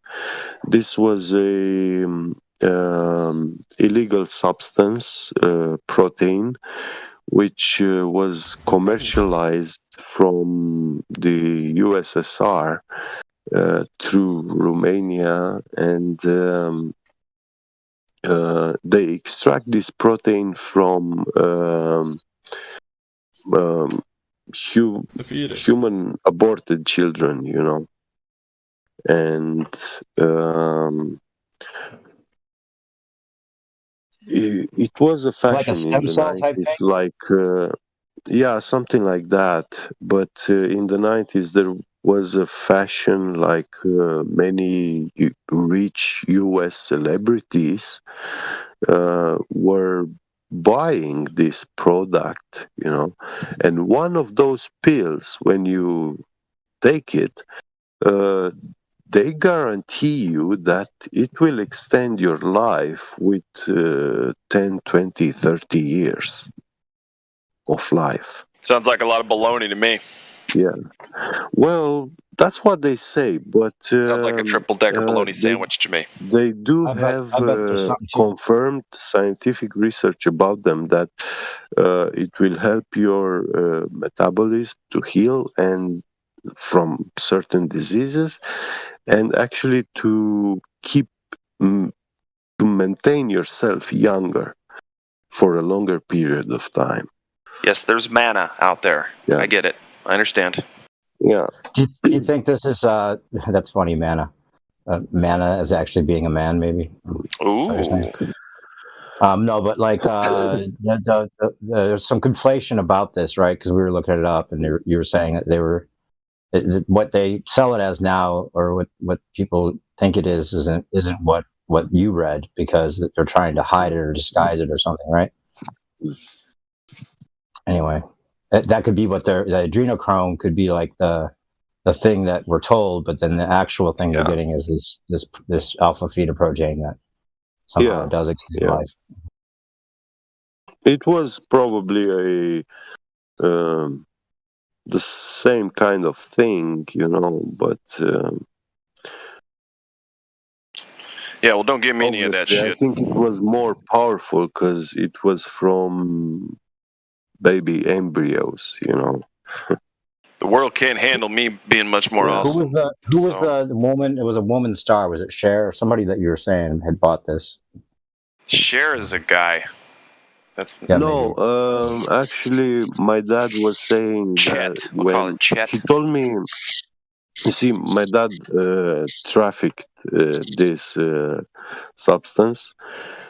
He said he had a vial with this substance, keeping it in the fridge, and also like 6 capsules of enriched uranium.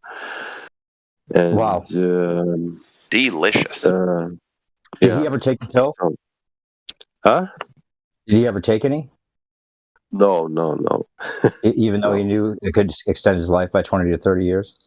One pill for 20 to 30 years. I don't buy it. Like, my dad was like intermediary hand in this business, and he was actually searching for a buyer, because this stuff was being sold for like millions of dollars, Wow. How did he get a hold of it, if you don't mind me asking? Yeah, and you see the quantity they sell this alpha fetoprotein is like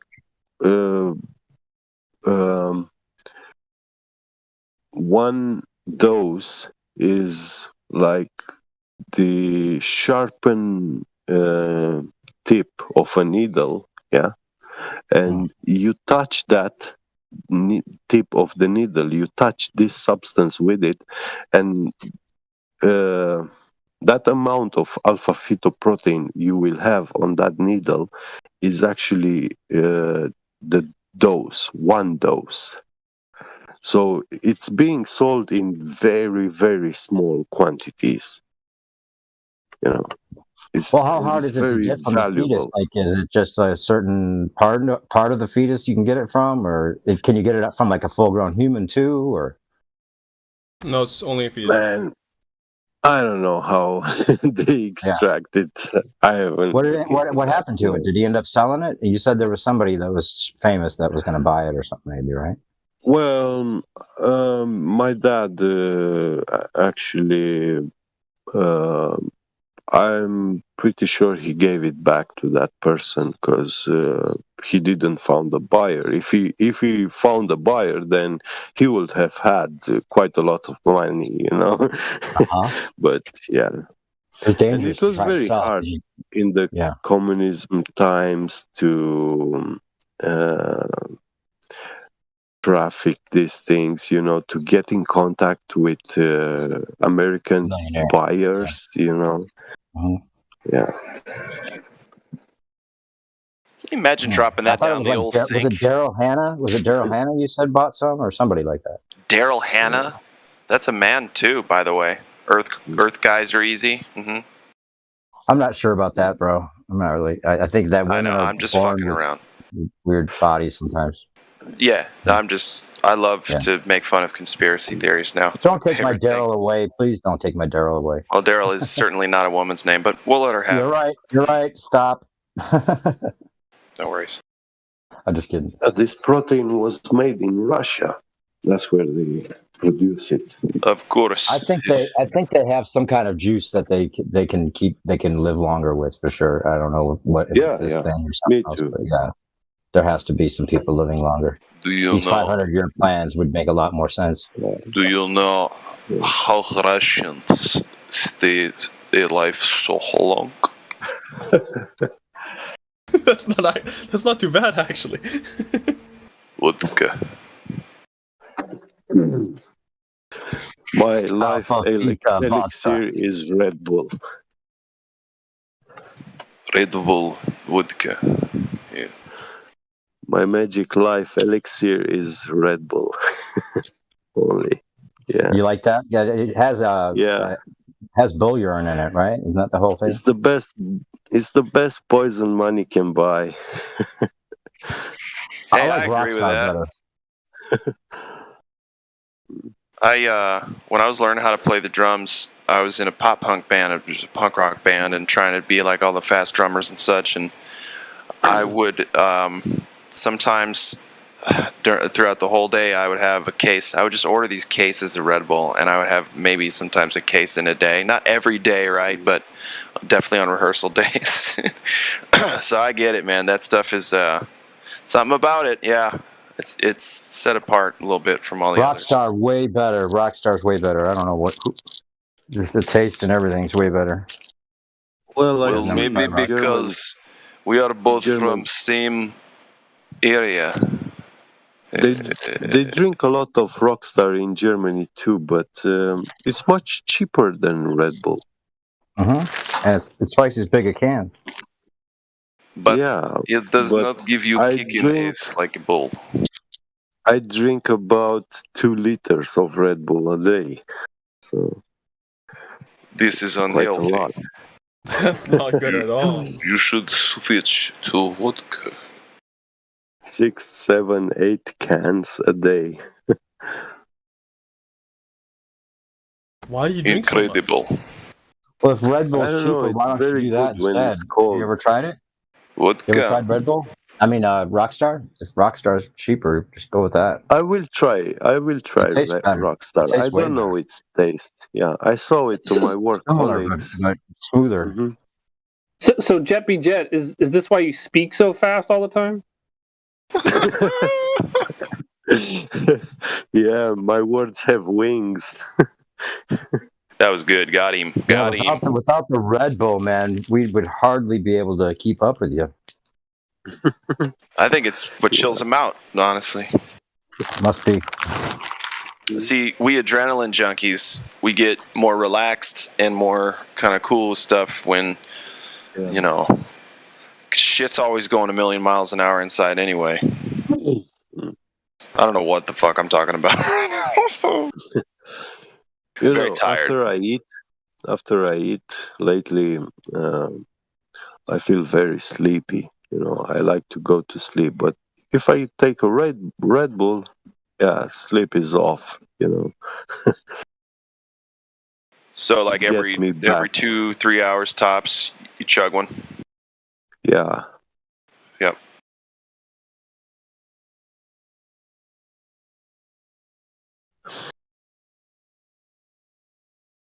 Well, if we had safer than crack. Yeah, it's true. If we had the ability to just, spike our adrenaline gland anytime we wanted to, that'd be a different story. Are you ADHD? Get Glatphobe? Flo, you seem like a little bit hyperactive. Yeah, they tried to diagnose me with all the made up shit in the books. Yeah. ADHD, hyperactivity disorder. Are you fucking kidding me? I was a child. Get out of here, man. Your body's developing, your mind's developing, your hormones are just starting up. You can go fuck yourself with this hyperactivity disorder nonsense. All of us, all the kids. Oh, sorry, go ahead. I think he was saying that you kind of sound like you have ADHD now. And you didn't hear the disdain that I just had in my voice for having been quote-unquote diagnosed as a child. You want me to all of a sudden say, yeah, you know what? Now I'm the made-up thing that doesn't exist. You bet. Absolutely. Just to sell drugs, it was made up. But yeah, It's I've got it. understandable for children, but I think he's saying you as an adult. No, I don't believe that it exists. So then the answer is no. Then how did I recognize so it? that's something like when they saw that your gears are turning like in a clockwork Hey mechanism. man, you can know all the parts of a car, They but were that doesn't like, mean you know how they hey, work. They were like, hey, we need to remove this gear tooth here and there because your gears are turning. Right? Yeah. Yeah. Exactly. No, I agree with you about the kids' diagnosis and stuff. It's bad, but at the same time, it does seem to be something chemically to that diagnosis. Like you were saying with hyperactive people, calm down with the caffeine. Like it does the opposite, kind of like Adderall does for hyperactive kids, and if a regular person takes it, they get more hyper. So there is some kind of chemical balance type thing going on there. I don't know why or what the diagnosis is based on, but it does seem like there are people I've known that react differently to the stimulants. Yeah, I agree. I just wouldn't call it a disorder. That's all. It lumps people into categories. Yeah, right. I agree with that. Here's what it does. It kind of ruins lives before they get started, to be honest, because I was put through it. So, and now I'm a counselor. So, yeah. But anyway. Yeah, I think we could all agree on that. It doesn't happen for everybody. And there are some people, of course, children and adults that need help in that area. I mean, if you want to call it ADHD, go right ahead, because you got to slap a name on something. I'm super hyperactive. My brain is always doing something crazy, and I'm always trying to distract it from itself. So, but I've been that way since I was born. There's nothing that I can do about it but embrace it at this point. Yeah, and it probably would have worked for you if you. Well, I don't know if you went on the drugs or whatever, but yeah, I was on the drugs. It's like, the teachers can't keep up with the kids, so they slow the kids down. So that, Well, here's what was good about the drugs with me. I got lucky. My psyche and body rejected all of them. All of them. I couldn't take anything that was going to affect me psychoactively, and I got actually addicted to Adderall for a long time. So, yeah. Fuck all that shit. Does Michael Jackson have a song about that drug? Oh, I'm sure if you really want to dig deep, he does. They're all, yeah. Yeah. He could be still Metallica, writing bro. it, actually. Right. Metallica, Master of Puppets. Master of Puppets. You know, and I think Metallica is supposed to be one of those bands that a generation had that was like everybody thought they had the truth and the righteous way to things to get angry about and things to focus on. I don't know. And Justice for All did it for me, for Metallica though. And ever since it's just been they've been writing records to write records, but And Justice for All was a good, in my opinion, the best. Metallica.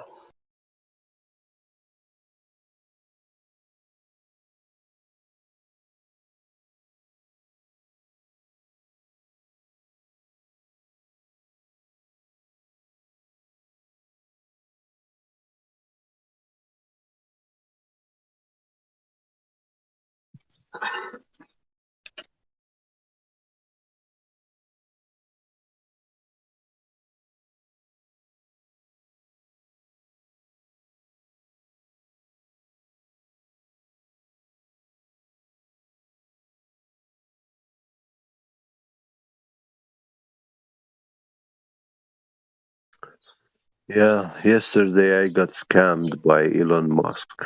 Fuck him. What? How so? Did you buy some coins or something?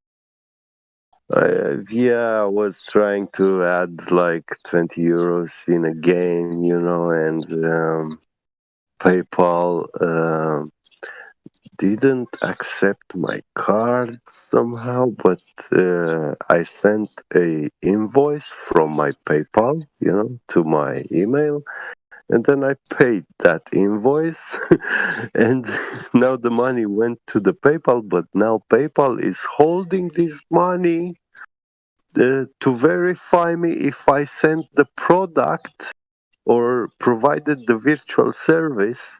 Yeah, so the money is on pending. It's a pending transaction. But it's my own damn card I used to pay for something I sold to myself. Okay, now I get it. Yeah. That's ridiculous, is what that is. Yeah, man.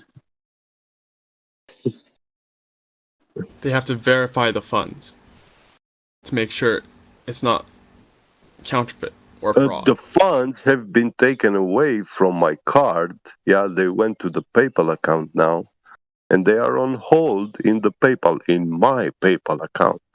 Mm-hmm. But PayPal didn't take the funds and give it to PayPal. And guess what? It came from a different source. Guess what? I made the invoice for 25 euros. Yeah, I paid the bill with my card. Yeah, I paid that invoice. I paid with my card. They took 25 euros from my card, but in the PayPal, I see a transaction of 23.80 euros. So they already took €1.20 like you need to check your PayPal taxes. settings. Yeah, you need to check your PayPal settings, because sometimes PayPal has this like auto convert in terms of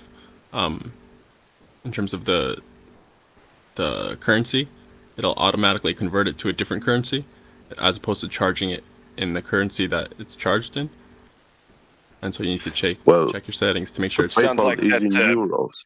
PayPal board of directors is about to get paid a little visit, you feel me? When I sent the invoice from my PayPal account, I sent it in euros. I understand that. PayPal might take it in euros. I asked myself to pay 25 euros. I'm with you. And I use my card, which has euros on it, to pay 25 euros. Absolutely. But PayPal might take that and convert it to like Krones or whatever other currency as a default, and then reconvert it back to euros again. Well, they would have shown me that, but they didn't. My PayPal account is made for euros.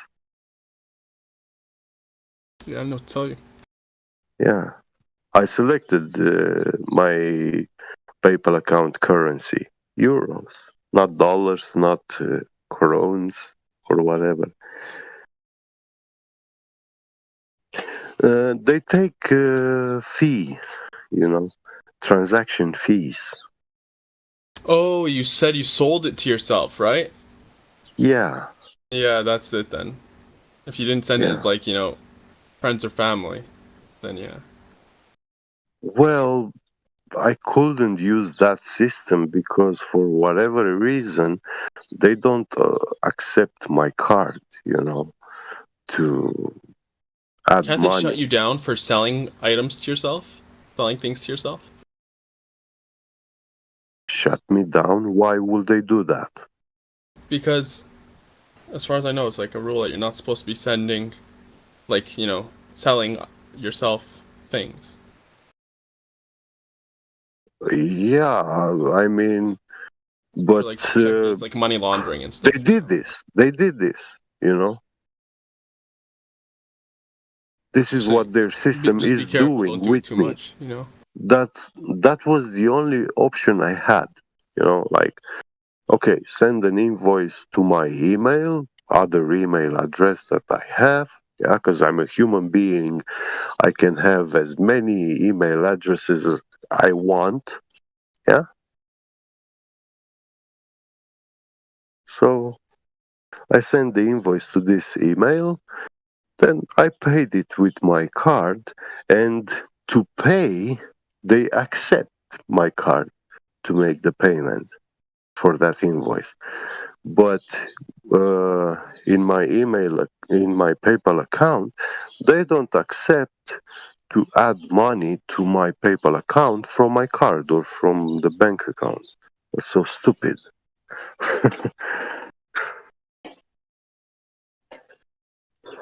Yeah.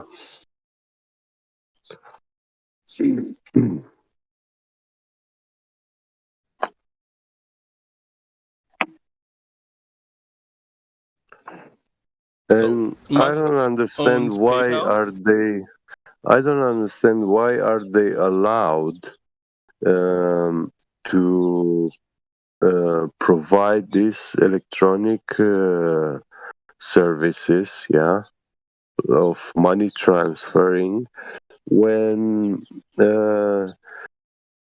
like these services should be available only from Monday to Friday, 8 a.m. to 6 p.m. or whatever, their customer service work schedule,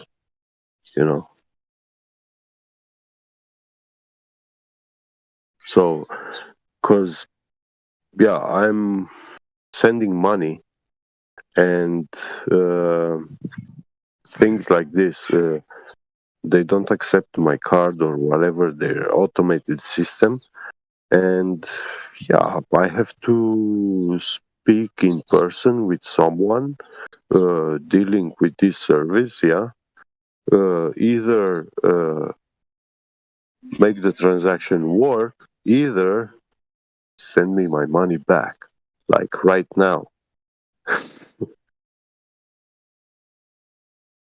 Because when you hold my money like that, I'm losing time. I could use different services, yeah, or I have to buy stuff, and yeah.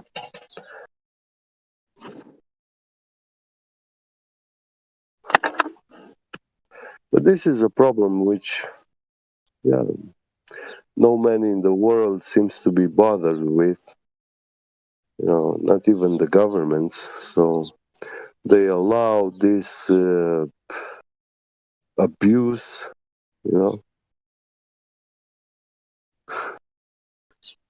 to rob you.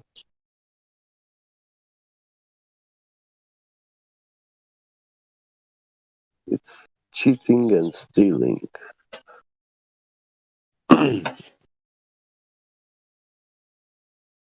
Yeah, what if in 2 days' times I forget about this transaction and then maybe I don't remember for a whole year or 10 years. They will have those money in their corporation account, yeah, for them to use those money how they like.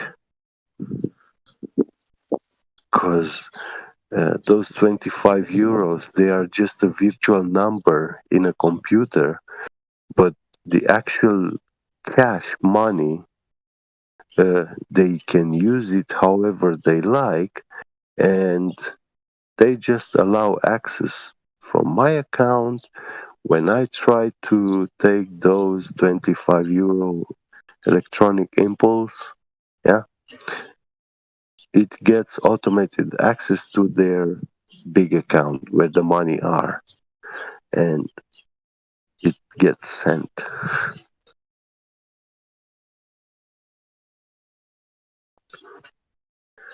But if you're the IRS and you go and close down the account, the corporation account, straight away, and you check all the PayPal accounts of all the people, you will find that millions of dollars are being in a pending transactions, and not like 3-5 days ago, but for years those accounts are on hold. And there's no way to resolve those issues with those people who lost those money.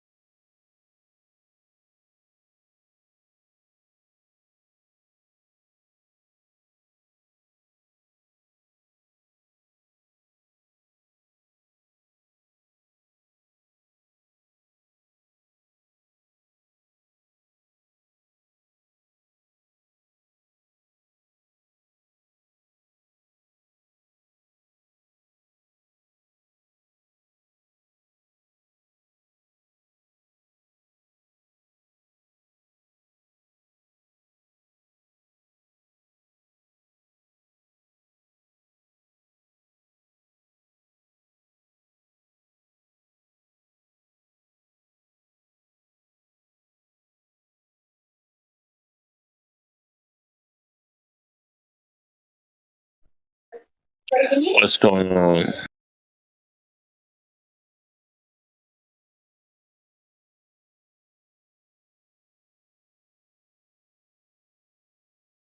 I'm watching the new James Bond. No Time to Die.